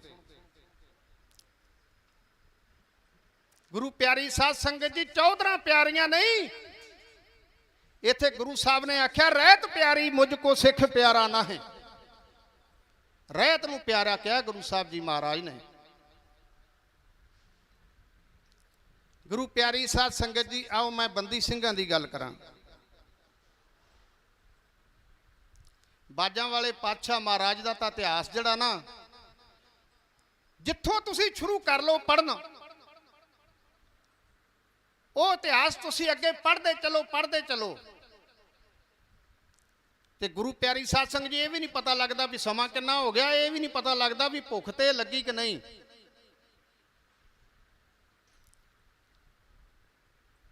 ਕਿਉਂਕਿ ਇਸ ਇਤਿਹਾਸ ਦੇ ਵਿੱਚ ਇਹੋ ਜਿਹਾ ਜਜ਼ਬਾ ਗੁਰੂ ਸਾਹਿਬ ਜੀ ਮਹਾਰਾਜ ਜੀ ਨੇ, ਵੀਰਤਾ ਵੀ ਭਰੀ ਹੈ ਇਸ ਇਤਿਹਾਸ ਦੇ ਵਿੱਚ। ਉਹਨਾਂ ਨੇ ਕੁਰਬਾਨੀ ਦਾ ਜ਼ਿਕਰ ਵੀ ਕੀਤਾ, ਉਹਨਾਂ ਨੇ ਇਤਿਹਾਸ ਬਣਾ ਕੇ ਦਿੱਤਾ ਜਿਹਦੇ ਵਿੱਚ ਤਿਆਗ ਦਿੱਤਾ, ਉਹਦੇ ਵਿੱਚ ਪਿਆਰ ਭਰਿਆ ਹੋਇਆ, ਉਹਦੇ ਵਿੱਚ ਸਤਿਕਾਰ ਭਰਿਆ ਹੋਇਆ। ਆਖਿਆ ਇਨ ਗਰੀਬ ਸਿੱਖਣ ਕੋ ਦਊ ਪਾਤਸ਼ਾਹੀ, ਯਾਦ ਕਰੇ ਹਮਰੀ ਗੁਰਿਆਈ। ਸੱਚੇ ਪਾਤਸ਼ਾਹ ਨੇ ਸਾਨੂੰ ਪਾਤਸ਼ਾਹੀ ਬਖਸ਼ੀ ਹੈ। ਪਾਤਸ਼ਾਹ ਤੇ ਬਾਦਸ਼ਾਹ ਵਿੱਚ ਫਰਕ ਹੈ। ਬਾਦਸ਼ਾਹ ਹਜ਼ਾਰਾਂ ਰੋਜ਼ ਬਦੀਆਂ ਕਰਦਾ ਤੇ ਲੋਕਾਂ ਤੋਂ ਲਾਹਣਤਾਂ ਲੈਂਦਾ, ਤੇ ਪਾਤਸ਼ਾਹ ਪੱਤ ਢੱਕਦਾ ਤੇ ਸਤਿਕਾਰ ਲੈਂਦਾ ਤੇ ਪਿਆਰ ਵੰਡਦਾ। ਇੰਨਾ ਫਰਕ ਹੈ ਪਾਤਸ਼ਾਹ ਤੇ ਬਾਦਸ਼ਾਹ 'ਚ। ਕਲਗੀਆਂ ਵਾਲੇ ਪਾਤਸ਼ਾਹ ਦੀ ਸਿਫਤ ਕਵੀਆਂ ਨੇ ਆਪਣੀ ਕਲਮ ਦੇ ਨਾਲ ਬੜੇ ਵਿਸਥਾਰ ਨਾਲ ਲਿਖੀ ਹੈ। ਇੱਕ ਕਵੀ ਲਿਖਦਾ, ਮਹਾਨੂਰ ਬਹਾਰਾਂ ਦੇ ਜਨਮ ਦਾਤਾ, ਛੇੜਾਂ ਕਿਵੇਂ ਮੈਂ ਤੇਰੀ ਗੁਲਜ਼ਾਰ ਦੀ ਗੱਲ। ਫੁੱਲ ਕੁੱਲ ਕਾਇਨਾਤ ਦੇ ਟੁੱਟ ਪੈਣੇ ਛਿੜੀ, ਜਦੋਂ ਅਜੀਤ ਜੁਝਾਰ ਦੀ ਗੱਲ। ਬੁੱਢੇ ਅਰਸ਼ ਦੀ ਕਮਰ ਨਾ ਟੁੱਟ ਜਾਵੇ, ਤਾਈਓ ਛੇੜੀ ਨਹੀਂ ਅਜੇ ਦੀਵਾਰ ਦੀ ਗੱਲ। ਗਿੱਠ ਗਿੱਠ ਲਾਲੀਆਂ ਚੜ੍ਹਦੀਆਂ ਕਿਣਕਿਆਂ ਤੇ, ਜਦੋਂ ਤੁਰਦੀ ਏ ਤੇਰੇ ਪਰਿਵਾਰ ਦੀ ਗੱਲ। ਗੱਲਾਂ ਹੋਰ ਅਨੇਕ ਜਹਾਨ ਉੱਤੇ, ਸਭ ਤੋਂ ਵੱਖਰੀ ਤੇਰੇ ਅੰਛਾਰ ਦੀ ਗੱਲ। ਮੇਰੀ ਕਲਮ ਦੇ ਵਿੱਚ ਹੈ ਜਾਣ ਕਿੱਥੇ, ਤੇ ਲਿਖ ਸਕਾਂ ਮੈਂ ਤੇਰੇ ਉਪਕਾਰ ਦੀ ਗੱਲ। ਉਪਕਾਰਾਂ ਦੇ ਨਾਲ ਹੀ ਸਾਰਾ ਇਤਿਹਾਸ ਭਰਿਆ ਪਿਆ। ਗੁਰੂ ਪਿਆਰੀ ਸਾਧ ਸੰਗਤ ਜੀ, ਅਸੀਂ ਉਹ ਕੌਮ ਆ ਜਿਨ੍ਹਾਂ ਦੇ ਸਤਿਗੁਰਾਂ ਨੇ 10 ਜਾਮੇ ਧਾਰੇ, ਤੇ 10 ਜਾਮਿਆਂ 'ਚ ਉਹਨਾਂ ਨੇ ਇਤਿਹਾਸ ਸਾਨੂੰ ਬਣਾ ਕੇ ਦਿੱਤਾ। ਬਾਬਰ ਦੀਆਂ ਚੱਕੀਆਂ ਪੀਣ ਦਾ ਜ਼ਿਕਰ ਆਉਂਦਾ। ਗੁਰੂ ਸਾਹਿਬ ਜੀ ਮਹਾਰਾਜ ਜੀ, ਗੁਰੂ ਨਾਨਕ ਸਾਹਿਬ ਜੀ ਵੀ ਕੁਝ ਸਮੇਂ ਵਾਸਤੇ ਬਾਬਰ ਨੇ ਬੰਦੀਖਾਨੇ ਵਿੱਚ ਬਿਠਾਏ। ਤੇ ਦੂਸਰਾ ਪੱਖ ਜਿਹੜਾ ਉਹ ਆਉਂਦਾ 6ਵੇਂ ਪਾਤਸ਼ਾਹ ਸਾਹਿਬੇ ਕਮਾਲ ਗੁਰੂ ਹਰਗੋਬਿੰਦ ਸਾਹਿਬ ਜੀ ਦਾ। ਜਹਾਂਗੀਰ ਬਾਦਸ਼ਾਹ ਨੇ ਗੁਰੂ ਅਰਜਨ ਦੇਵ ਜੀ ਨੂੰ ਤੱਤੀਆਂ ਤਵੀਆਂ ਤੇ ਬਿਠਾ ਕੇ ਸ਼ਹੀਦ ਕਰਨ ਦਾ ਹੁਕਮ ਦਿੱਤਾ। ਉਹਦੇ ਹੁਕਮ ਨਾਲ ਹੀ ਚੰਦੂ ਦੀਵਾਨ ਨੇ ਜਲਾਦਾਂ ਤੋਂ ਸਾਰਾ ਕੰਮ ਕਰਵਾਇਆ, 5 ਦਿਨ ਭੁੱਖੇ ਧਿਆਏ ਰੱਖ ਕੇ। ਪਰ ਪਾਤਸ਼ਾਹ ਗੁਰੂ ਅਰਜਨ ਦੇਵ ਜੀ ਮਹਾਰਾਜ ਅਡੋਲ ਤੱਤੀ ਤਵੀ ਤੇ ਬੈਠੇ ਰਹੇ। ਉਹਨਾਂ ਤੋਂ ਮਗਰੋਂ 6ਵੇਂ ਪਾਤਸ਼ਾਹ ਗੁਰੂ ਹਰਗੋਬਿੰਦ ਸਾਹਿਬ ਜੀ ਮਹਾਰਾਜ ਗੁਰਤਾ ਗੱਦੀ ਤੇ ਵਿਰਾਜਮਾਨ ਹੋਏ ਨੇ। ਉਹਨਾਂ ਨੇ ਸ੍ਰੀ ਅਕਾਲ ਤਖਤ ਸਾਹਿਬ ਜੀ ਦੀ ਨੀਂਹ ਰੱਖੀ। 2 ਨਿਸ਼ਾਨ ਸ੍ਰੀ ਅਕਾਲ ਤਖਤ ਦੇ ਸਾਹਮਣੇ ਚਲਾਏ। ਸ਼ਕਤੀ ਤੇ ਭਗਤੀ ਦਾ ਪ੍ਰਤੀਕ ਮੀਰੀ ਤੇ ਪੀਰੀ ਦੀਆਂ 2 ਤਲਵਾਰਾਂ ਪਹਿਨੀਆਂ। ਤੇ ਮੇਰੇ ਪਾਤਸ਼ਾਹ ਨੇ ਆਖਿਆ, ਸਦਾ ਦਿਨ ਇੱਕੋ ਜਿਹੇ ਨਹੀਂ ਰਹਿੰਦੇ ਸਿੰਘੋ, ਸਿੱਖੋ ਦਿਨ ਬਦਲਦੇ ਰਹਿੰਦੇ ਆ। ਸਾਡੇ ਪਿਤਾ ਜੀ ਦਾ ਕੋਈ ਕਸੂਰ ਨਹੀਂ ਸੀ, ਨਿਰਦੋਸ਼ ਸਨ, ਜਿਨ੍ਹਾਂ ਨੂੰ ਸਜ਼ਾਵਾਂ ਦੇ ਕੇ ਇਸ ਜ਼ਾਲਮ ਹਕੂਮਤ ਨੇ ਸ਼ਹੀਦ ਕੀਤਾ। ਤੇ ਗੁਰੂ 6ਵੇਂ ਪਾਤਸ਼ਾਹ ਕਹਿਣ ਲੱਗੇ, ਸਮਾਂ ਬਦਲੇਗਾ, ਉਹ ਸਮਾਂ ਨਹੀਂ ਰਹੇਗਾ। ਜਿਨ੍ਹਾਂ ਨੇ ਜ਼ੁਲਮ ਤੇ ਪਾਪ ਕੀਤਾ ਨਾ, ਉਹਨਾਂ ਤੋਂ ਵੀ ਗਿਣ ਗਿਣ ਕੇ ਬਦਲੇ ਲਏ ਜਾਣਗੇ। ਕਈਆਂ ਸੁਣਨ ਵਾਲੇ ਨੇ ਆਖਿਆ ਜੀ ਇਹ ਕੰਮ ਹੋਣਾ ਨਹੀਂ, ਕਿਉਂਕਿ ਜਹਾਂਗੀਰ ਦਾ ਰਾਜ ਹੈ, ਉਹਦੇ ਕੋਲ ਫੌਜਾਂ ਨੇ, ਉਹਨਾਂ ਕੋਲ ਅਸਲਾ, ਉਹਨਾਂ ਕੋਲ ਪਾਵਰ ਆ, ਜੋ ਮਰਜ਼ੀ ਕਰਾ ਸਕਦੇ ਆ। ਪਰ ਸੱਚੇ ਪਾਤਸ਼ਾਹ ਨੇ ਉਦੋਂ ਪਤਾ ਕੀ ਕਿਹਾ? ਕਹਿਣ ਲੱਗੇ, ਜਿਹੜਾ ਠੱਗ ਚੋਰ ਵਿਭਚਾਰ ਤੇ ਹੋਰ ਕੋਈ ਕਰਮ ਕਰਨ ਵਾਲਿਆਂ ਨੂੰ ਦੋਸ਼ ਲੱਗਦੇ ਨੇ, ਉਹ ਸਾਨੂੰ ਲੱਗਣ ਜੇ ਨਾ ਇਹ ਅਸੀਂ ਕਰਕੇ ਵਿਖਾਈਏ ਤਾਂ। ਤੇ ਉਹ ਸਮਾਂ ਆ ਗਿਆ, ਜਹਾਂਗੀਰ ਬਾਦਸ਼ਾਹ ਮੰਜੇ ਤੇ ਲੰਮਾ ਪੈ ਗਿਆ ਦਿੱਲੀ। ਬੜਾ ਇਲਾਜ ਕਰਵਾਇਆ, ਚੰਗੇ ਚੰਗੇ ਵੈਦ ਹਕੀਮ ਸੱਦੇ, ਦਵਾਈਆਂ ਬੜੀਆਂ ਸਟੈਂਡਰਡ ਦੀਆਂ ਸ਼ਾਹੀ ਹਕੀਮਾਂ ਨੇ ਦਿੱਤੀਆਂ, ਪਰ ਉਹਦੀ ਸਿਹਤ ਜਿਹੜੀ ਸੀ ਦਿਨੋਂ ਦਿਨ ਡਾਊਨ ਹੁੰਦੀ ਗਈ। ਆਖਰ ਨਜੂਮੀਏ ਸੱਦੇ। ਨਜੂਮੀਏ ਕਹਿੰਦੇ ਨੇ ਜੋਤਸ਼ੀਆਂ ਨੂੰ ਕਿ ਤੁਸੀਂ ਕੋਈ ਟੇਵਾ ਲਾ ਕੇ ਦੱਸੋ ਵੀ ਮੈਂ ਬਚ ਸਕਦਾ ਹਾਂ ਕਿ ਨਹੀਂ, ਜਾਂ ਕਿਵੇਂ ਬਚ ਸਕਦਾ ਵੀ ਦਵਾਈਆਂ ਦਾ ਅਸਰ ਨਹੀਂ ਕਰਦੀਆਂ। ਫਿਰ ਗੁਰੂ ਪਿਆਰੀ ਸਾਧ ਸੰਗਤ ਜੀ, ਇੱਕ ਨਜੂਮੀਏ ਨੂੰ 500 ਰੁਪਇਆ ਚੰਦੂ ਦੀਵਾਨ ਨੇ ਦੇ ਕੇ ਆਖਿਆ ਕਿ ਤੁਸੀਂ ਬਾਦਸ਼ਾਹ ਨੂੰ ਇਹ ਗੱਲ ਆਖ ਦਿਓ ਵੀ ਤੁਹਾਡਾ ਰੋਗ ਜਿਹੜਾ ਏ ਕੋਈ ਸੂਰਮਾ ਸੰਤ ਹੋਵੇ ਤੇ ਉਹ ਦੂਰ ਕਰ ਸਕਦਾ, ਬਚਨਾਂ ਦਾ ਬਲੀ ਹੋਵੇ ਜਿਹਦਾ ਦੁਨੀਆ 'ਚ ਸਤਿਕਾਰ ਹੋਵੇ, ਉਹ ਤੁਹਾਡਾ ਰੋਗ ਦੂਰ ਕਰ ਸਕਦਾ। ਨਾਮ ਤੋਂ ਬਿਨਾ ਤੁਹਾਡਾ ਰੋਗ ਨਹੀਂ ਟੁੱਟਣਾ, ਤੇ ਨਾਮ ਉਹ ਐਸੀ ਸ਼ਖਸੀਅਤ ਸ਼ਕਤੀ ਭਗਤੀ ਦੀ ਮਾਲਕ ਜਿਹੜੀ ਆ ਉਹ ਨਾਮ ਜਪੇ ਤੇ ਫੇਰ ਤੇਰਾ ਇਲਾਜ ਹੋ ਸਕਦਾ। ਨਜੂਮੀਏ ਨੇ ਉਵੇਂ ਆਖ ਦਿੱਤਾ। ਜਹਾਂਗੀਰ ਕਹਿੰਦਾ ਉਹ ਕਿੱਥੋਂ ਆਵੇਗਾ ਇਹੋ ਜਿਹਾ ਸੰਤ ਭਗਤ ਸੂਰਮਾ? ਕਬੀਰ ਜੀ ਕਹਿੰਦੇ ਨੇ, ਕਬੀਰ ਜਨਨੀ ਜਣੇ ਤਾਂ ਭਗਤ ਜਨ ਕਹਿ, ਦਾਤਾ ਕਹਿ ਸੂਰ, ਨਹੀਂ ਤਾਂ ਜਨਨੀ ਬਾਝ ਰਹੇ ਕਾਏ ਗਵਾਹੇ ਨੂਰ। ਇਹੋ ਜਿਹਾ ਮਹਾਂਪੁਰਖ ਕਿੱਥੋਂ ਲੱਭੀਏ ਜਿਹਦੇ ਵਿੱਚ ਇੰਨੇ ਗੁਣ ਹੋਣ? ਇੱਕ ਦਾ ਗੁਣ ਤਾਂ ਹੁੰਦਾ ਹੀ ਆ, ਸਾਰਿਆਂ 'ਚ ਇੰਨੇ ਥੋੜੇ ਹੁੰਦੇ। ਤੇ ਗੁਰੂ ਪਿਆਰੀ ਸਾਧ ਸੰਗਤ ਜੀ, ਫਿਰ ਉਸ ਚੰਦੂ ਨੇ ਕਿਹਾ ਜੀ ਉਹ ਤਾਂ ਮੈਂ ਦੱਸਦਾ, ਉਹ ਕਿੱਥੇ ਆ? ਕਹਿੰਦਾ ਦੱਸ। ਕਹਿੰਦੇ ਜੀ ਉਹ ਅੰਮ੍ਰਿਤਸਰ ਸਾਹਿਬ ਆ, ਸਿੱਖਾਂ ਦੇ 6ਵੇਂ ਗੁਰੂ ਨੇ, ਅਤੇ ਗੁਰੂ ਅਰਜਨ ਦੇਵ ਜੀ ਦੇ ਲਖਤੇ ਜਿਗਰ ਨੇ, ਸਾਹਿਬਜ਼ਾਦੇ ਨੇ, ਉਹ ਮੀਰੀ ਪੀਰੀ ਦੇ ਮਾਲਕ ਨੇ, ਸ਼ਕਤੀਆਂ ਭਗਤੀਆਂ ਬੇਅੰਤ ਉਹਨਾਂ ਦੇ ਕੋਲ ਨੇ। ਉਹ ਆਉਣ ਤੇ ਇੱਥੇ ਆਣ ਕੇ ਤੁਹਾਡੇ ਨਾਂ ਦੀ ਤਸਬੀਹ ਫੇਰਨ, ਤੁਹਾਡੇ ਨਾਂ ਦੀ ਦੁਆ ਕਰਨ, ਭਾਵ ਕੇ ਅਰਦਾਸ ਕਰਨ, ਤੇ ਤੁਸੀਂ ਰਾਜੀ ਹੋ ਸਕਦੇ ਜੀ। ਚੰਦੂ ਨੇ ਤੀਰ ਇੱਕ ਚਲਾਇਆ ਤੇ ਨਿਸ਼ਾਨੇ 2, ਵੀ ਜੇ ਤਾਂ ਬਾਦਸ਼ਾਹ ਦਾ ਸੁਨੇਹਾ ਸੁਣ ਕੇ ਗੁਰੂ 6ਵੇਂ ਪਾਤਸ਼ਾਹ ਆ ਗਏ ਤੇ ਫਿਰ ਇਥੋਂ ਹੁਕਮ ਦਵਾ ਕੇ ਤੇ ਉਹਨਾਂ ਨੂੰ ਕੈਦ ਵਿੱਚ ਆਗਰੇ ਦੇ ਕਿਲੇ ਦੇ ਵਿੱਚ, ਵੈਗਰੂ ਗਵਾਲੀਅਰ ਦੇ ਕਿਲੇ ਵਿੱਚ ਕੈਦ ਕਰਵਾਉਂ। ਜੇ ਨਾ ਆਏ ਤੇ ਬਾਦਸ਼ਾਹ ਨਾਲ ਟੱਕਰ ਲੱਗੂਗੀ, ਫਿਰ ਯੁੱਧ ਲੜਿਆ ਜਾਊ। ਜਦੋਂ ਇਹ ਪਿਆਦਾ ਅੰਮ੍ਰਿਤਸਰ ਸਾਹਿਬ ਪੁੱਜਾ, ਉਹਨੇ ਜਾ ਕੇ ਪਰਵਾਨਾ ਜਿਹੜਾ ਸੀ ਉਹ ਵਿਖਾਇਆ ਬਾਦਸ਼ਾਹ ਜਹਾਂਗੀਰ ਦਾ। ਆਖਿਆ ਮੇਰੇ ਵੱਲੋਂ ਇਹ ਬੜੀ ਨਿਮਰਤਾ ਦੇ ਨਾਲ ਤੁਹਾਨੂੰ ਬੇਨਤੀ ਕਰਕੇ ਸੱਦਾ ਪੱਤਰ ਆ ਕਿ ਤੁਸੀਂ ਜ਼ਰੂਰ ਦਿੱਲੀ ਆਓ ਤੇ ਮੇਰੀ ਜਾਨ ਬਚਾਓ। ਗੁਰੂ ਪਿਆਰੀ ਸਾਧ ਸੰਗਤ ਜੀ, ਬਾਬਾ ਬੁੱਢਾ ਸਾਹਿਬ ਜੀ ਤੇ ਭਾਈ ਗੁਰਦਾਸ ਜੀ ਬੜੇ ਸਿਆਣੇ ਜੀਵਨ ਵਾਲੇ ਸਿੱਖ ਸਨ। ਇਹਨਾਂ ਨੂੰ ਗੁਰੂ ਸਾਹਿਬ ਜੀ ਨੇ ਬੁਲਾਇਆ, ਵੀ ਆ ਚਿੱਠੀ ਆਈ ਹੈ ਭਾਈ, ਕੀ ਉੱਤਰ ਦਈਏ? ਤੇ ਦੋਵਾਂ ਹੀ ਮਹਾਂਪੁਰਸ਼ਾਂ ਨੇ ਹੱਥ ਜੋੜ ਕੇ ਆਖਿਆ ਜੀ ਜੋ ਤੁਸੀਂ ਮੁਨਾਸਬ ਸਮਝੋ ਮਹਾਰਾਜ ਜੀ ਉਹ ਹੀ ਕਰ ਲਓ, ਹੁਕਮ ਤੁਹਾਡਾ ਚੱਲਣਾ। ਤੇ ਨਰਵੈਰ ਸਤਿਗੁਰੂ ਨੇ ਗੁਰੂ ਪਿਆਰਿਓ ਉਹਨਾਂ ਪਿਆਦਿਆਂ ਨੂੰ ਉਸ ਚਿੱਠੀ ਦੇ ਉੱਤੇ ਲਿਖ ਕੇ ਘੱਲਤਾ ਵੀ ਅਸੀਂ ਆਉਣੇ, ਤੁਸੀਂ ਚੱਲੋ। ਗਏ ਨੇ ਗੁਰੂ ਸਾਹਿਬ, ਦਿੱਲੀ ਪਹੁੰਚੇ। ਜਹਾਂਗੀਰ ਬਾਦਸ਼ਾਹ ਨੇ ਆਣ ਕੇ ਬੜਾ ਸਤਿਕਾਰ ਕੀਤਾ ਗੁਰੂ ਪਾਤਸ਼ਾਹ ਨੂੰ, ਬੜੇ ਸਤਿਕਾਰ ਦੇ ਨਾਲ ਉਹ ਮੇਲਾਂ 'ਚ ਲੈ ਕੇ ਗਿਆ। ਕਹਿਣ ਲੱਗਾ ਜੀ ਹੁਣ ਮੇਰੀ ਜਾਨ ਬਚਾਓ ਜਿਵੇਂ ਬਚਦੀ ਹੈ। ਵੇਖ ਲਓ ਗੁਰੂ ਸਾਹਿਬ ਦੇ ਪਿਤਾ ਦਾ ਕਾਤਲ ਆ ਉਹ ਬਾਦਸ਼ਾਹ, ਤੇ ਪਰ ਇੱਥੇ ਗੁਰਬਾਣੀ ਕਹਿੰਦੀ ਸਭੇ ਸਾਂਝੀ ਵਾਲ ਸਦੈਣ ਤੂੰ ਕੋਈ ਨਾ ਦਿਸੇ ਬਾਹਰਾ ਜੀਓ। ਧੰਨ ਗੁਰੂ ਹਰਗੋਬਿੰਦ ਸਾਹਿਬ ਜੀ ਮਹਾਰਾਜ ਨੇ ਆਖਿਆ ਕੋਈ ਨਹੀਂ, ਜੇ ਉਸ ਸੱਚੇ ਰੱਬ ਨੂੰ ਭਾਉਂਦਾ ਹੈ ਤੇ ਅਸੀਂ ਤੇਰਾ ਭਾਈ ਭਲਾ ਹੀ ਚਾਹੁੰਦੇ, ਅਸੀਂ ਮਾੜਾ ਨਹੀਂ ਸੋਚਦੇ।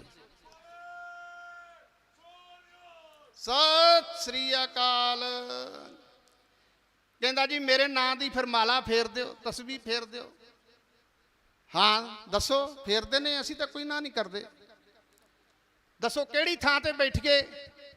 ਉਦੋਂ ਫਿਰ ਚੰਦੂ ਬੋਲ ਪਿਆ, ਕਹਿਣ ਲੱਗਾ ਜੀ ਬੜੀ ਇਕਾਂਤਵਾਸ ਇੱਕ ਜਗ੍ਹਾ ਮੈਂ ਵੇਖੀ ਹੈ, ਗਵਾਲੀਅਰ ਦਾ ਕਿਲਾ ਬਹੁਤ ਵਧੀਆ ਜਗ੍ਹਾ, ਉੱਥੇ ਜਾ ਕੇ ਉੱਥੇ ਤਸਬੀਹ ਫੇਰ ਦੇਣ। ਕੋਈ ਉੱਥੇ ਸ਼ੋਰ ਨਹੀਂ, ਕੋਈ ਆਵਾਜ਼ ਨਹੀਂ, ਕੋਈ ਪ੍ਰਦੂਸ਼ਣ ਨਹੀਂ, ਕੋਈ ਕੁਛ ਨਹੀਂ।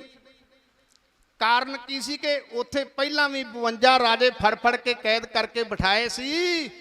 ਚੰਦੂ ਨੇ ਸੋਚਿਆ 53ਵੇਂ ਵੀ ਉੱਥੇ ਹੀ ਚਲੇ ਜਾਣ, ਪਹਿਲੇ ਨਹੀਂ ਛੱਡੇ ਤੇ ਇਹਨਾਂ ਨੂੰ ਵੀ ਨਹੀਂ ਛੱਡੇ। ਚੰਦੂ ਤੇ ਆਪਦੀ ਮੌਤ ਤੋਂ ਡਰਦਾ, ਉਹਦਾ ਆਪਦੇ ਪਾਪ ਜਿਹੜੇ ਨੇ ਉਹ ਕੰਬਦੇ ਨੇ ਵੀ ਗੁਰੂ ਹਰਗੋਬਿੰਦ ਸਾਹਿਬ ਜੀ ਨੇ ਇਹ ਸ਼ਰੇਆਮ ਐਲਾਨ ਕੀਤਾ ਵੀ ਉਹਨਾਂ ਧਰਮ ਦੋਖੀਆਂ ਨੂੰ ਸਜ਼ਾ ਦੇਵਾਂਗੇ, ਤੇ ਉਹਨਾਂ ਧਰਮ ਦੋਖੀਆਂ ਵਿੱਚੋਂ ਸਭ ਤੋਂ ਪਹਿਲਾ ਨੰਬਰ ਚੰਦੂ ਕਹਿੰਦਾ ਮੇਰਾ ਹੈ। ਇਸ ਵਾਸਤੇ ਗੁਰੂ ਸਾਹਿਬ ਜੀ ਉੱਥੇ ਚਲੇ ਜਾਣ ਤੇ ਫਿਰ ਬਾਹਰ ਨਹੀਂ ਆਉਂਦੇ।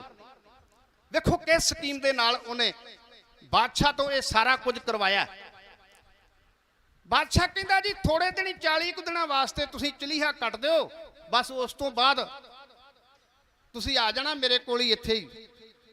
ਗੁਰੂ ਸਾਹਿਬ ਜੀ ਮਹਾਰਾਜ ਉੱਥੇ ਪਹੁੰਚ ਗਏ ਨੇ। ਗਵਾਲੀਅਰ ਦੇ ਕਿਲੇ ਵਿੱਚ ਹਰਦਾਸ ਦਰੋਗਾ ਜਦੋਂ ਮਹਾਰਾਜ ਗਏ ਤੇ ਉਹ ਜਿਹੜੇ 52 ਰਾਜਪੂਤ ਰਾਜੇ ਹਿੰਦੂ ਫੜੇ ਸੀ ਨਾ, ਤੇ ਗੁਰੂ ਪਿਆਰਿਓ ਉਹ ਵੇਖ ਕੇ ਗੁਰੂ ਸਾਹਿਬ ਜੀ ਨੂੰ ਬੜੇ ਖੁਸ਼ ਹੋਏ, ਬੜੇ ਬਾਗੋ ਬਾਗ ਹੋਏ। ਸ਼ੁਕਰ ਆ ਕਿਤੇ ਸਾਨੂੰ ਬੰਦੀ ਛੋੜ ਪਾਤਸ਼ਾਹ ਦੇ ਇੱਥੇ ਦਰਸ਼ਨ ਹੋ ਗਏ, ਇੱਥੇ ਨਹੀਂ ਕੋਈ ਆਉਂਦਾ।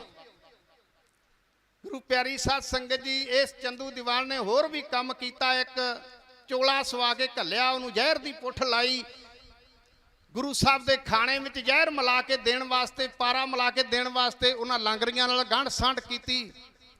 ਪਰ ਹਰਦਾਸ ਨੇ ਸਾਰੀ ਗੱਲ ਦੱਸ ਦਿੱਤੀ, ਮਹਾਰਾਜ ਜੀ ਤੁਹਾਡਾ ਕਸੂਰ ਕੋਈ ਨਹੀਂ, ਤੇ ਚੰਦੂ ਆ ਸਾਜ਼ਿਸ਼ਾਂ ਕਰ ਲਿਆ। ਮਹਾਰਾਜ ਨੇ ਖਾਣਾ ਛੱਡ ਦਿੱਤਾ, ਸਕੇਲ ਦਾ ਜਿਹੜਾ ਜੇਲ੍ਹ ਦਾ ਖਾਣਾ ਸੀ। ਸਿੱਖ ਜਾਂਦੇ ਤੇ ਸ਼ਹਿਰ ਵਿੱਚ ਜਾ ਕੇ ਮਜ਼ਦੂਰੀ ਕਰਦੇ, ਉਹਦੀ ਰਸਤ ਲਿਆਉਂਦੇ ਤੇ ਉਹਦਾ ਪ੍ਰਸ਼ਾਦਾ ਪਾਣੀ ਬਣਦਾ ਤੇ ਗੁਰੂ ਸਾਹਿਬ ਜੀ ਛਕਦੇ। ਇਹ ਸਿਲਸਿਲਾ ਪੌਣੇ 2 ਸਾਲ ਚੱਲਦਾ ਰਿਹਾ। 40 ਦਿਨ ਆਖ ਕੇ ਤੇ ਪੌਣੇ 2 ਸਾਲ ਹੋ ਗਏ ਨੇ, ਕਿਸੇ ਨੂੰ ਚੇਤਾ ਨਹੀਂ ਵੀ ਗੁਰੂ ਸਾਹਿਬ ਜੀ ਨੂੰ ਬਾਹਰ ਲਿਆਉਣਾ।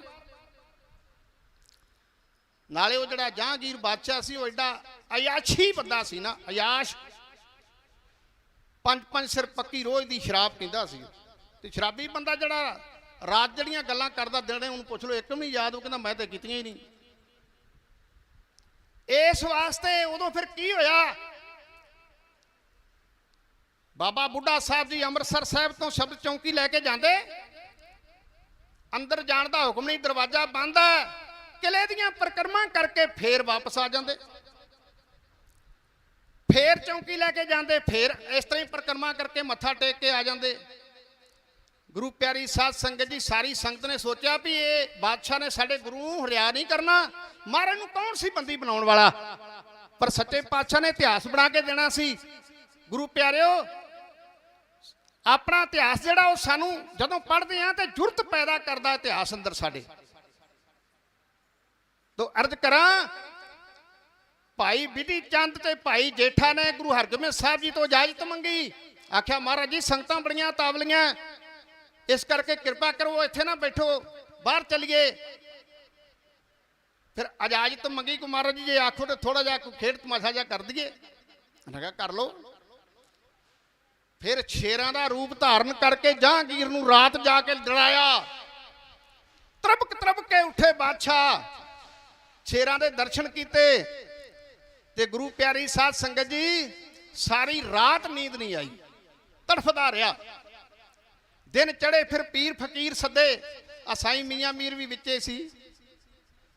4 ਫਕੀਰ ਸੱਦੇ, ਮੈਂ ਇਤਿਹਾਸ ਲੰਮਾ ਨਾ ਕਰਾਂ, ਭਾਈ ਸਾਹਿਬ ਉੱਠ ਕੇ ਖੜੇ ਹੋ ਗਏ ਨੇ।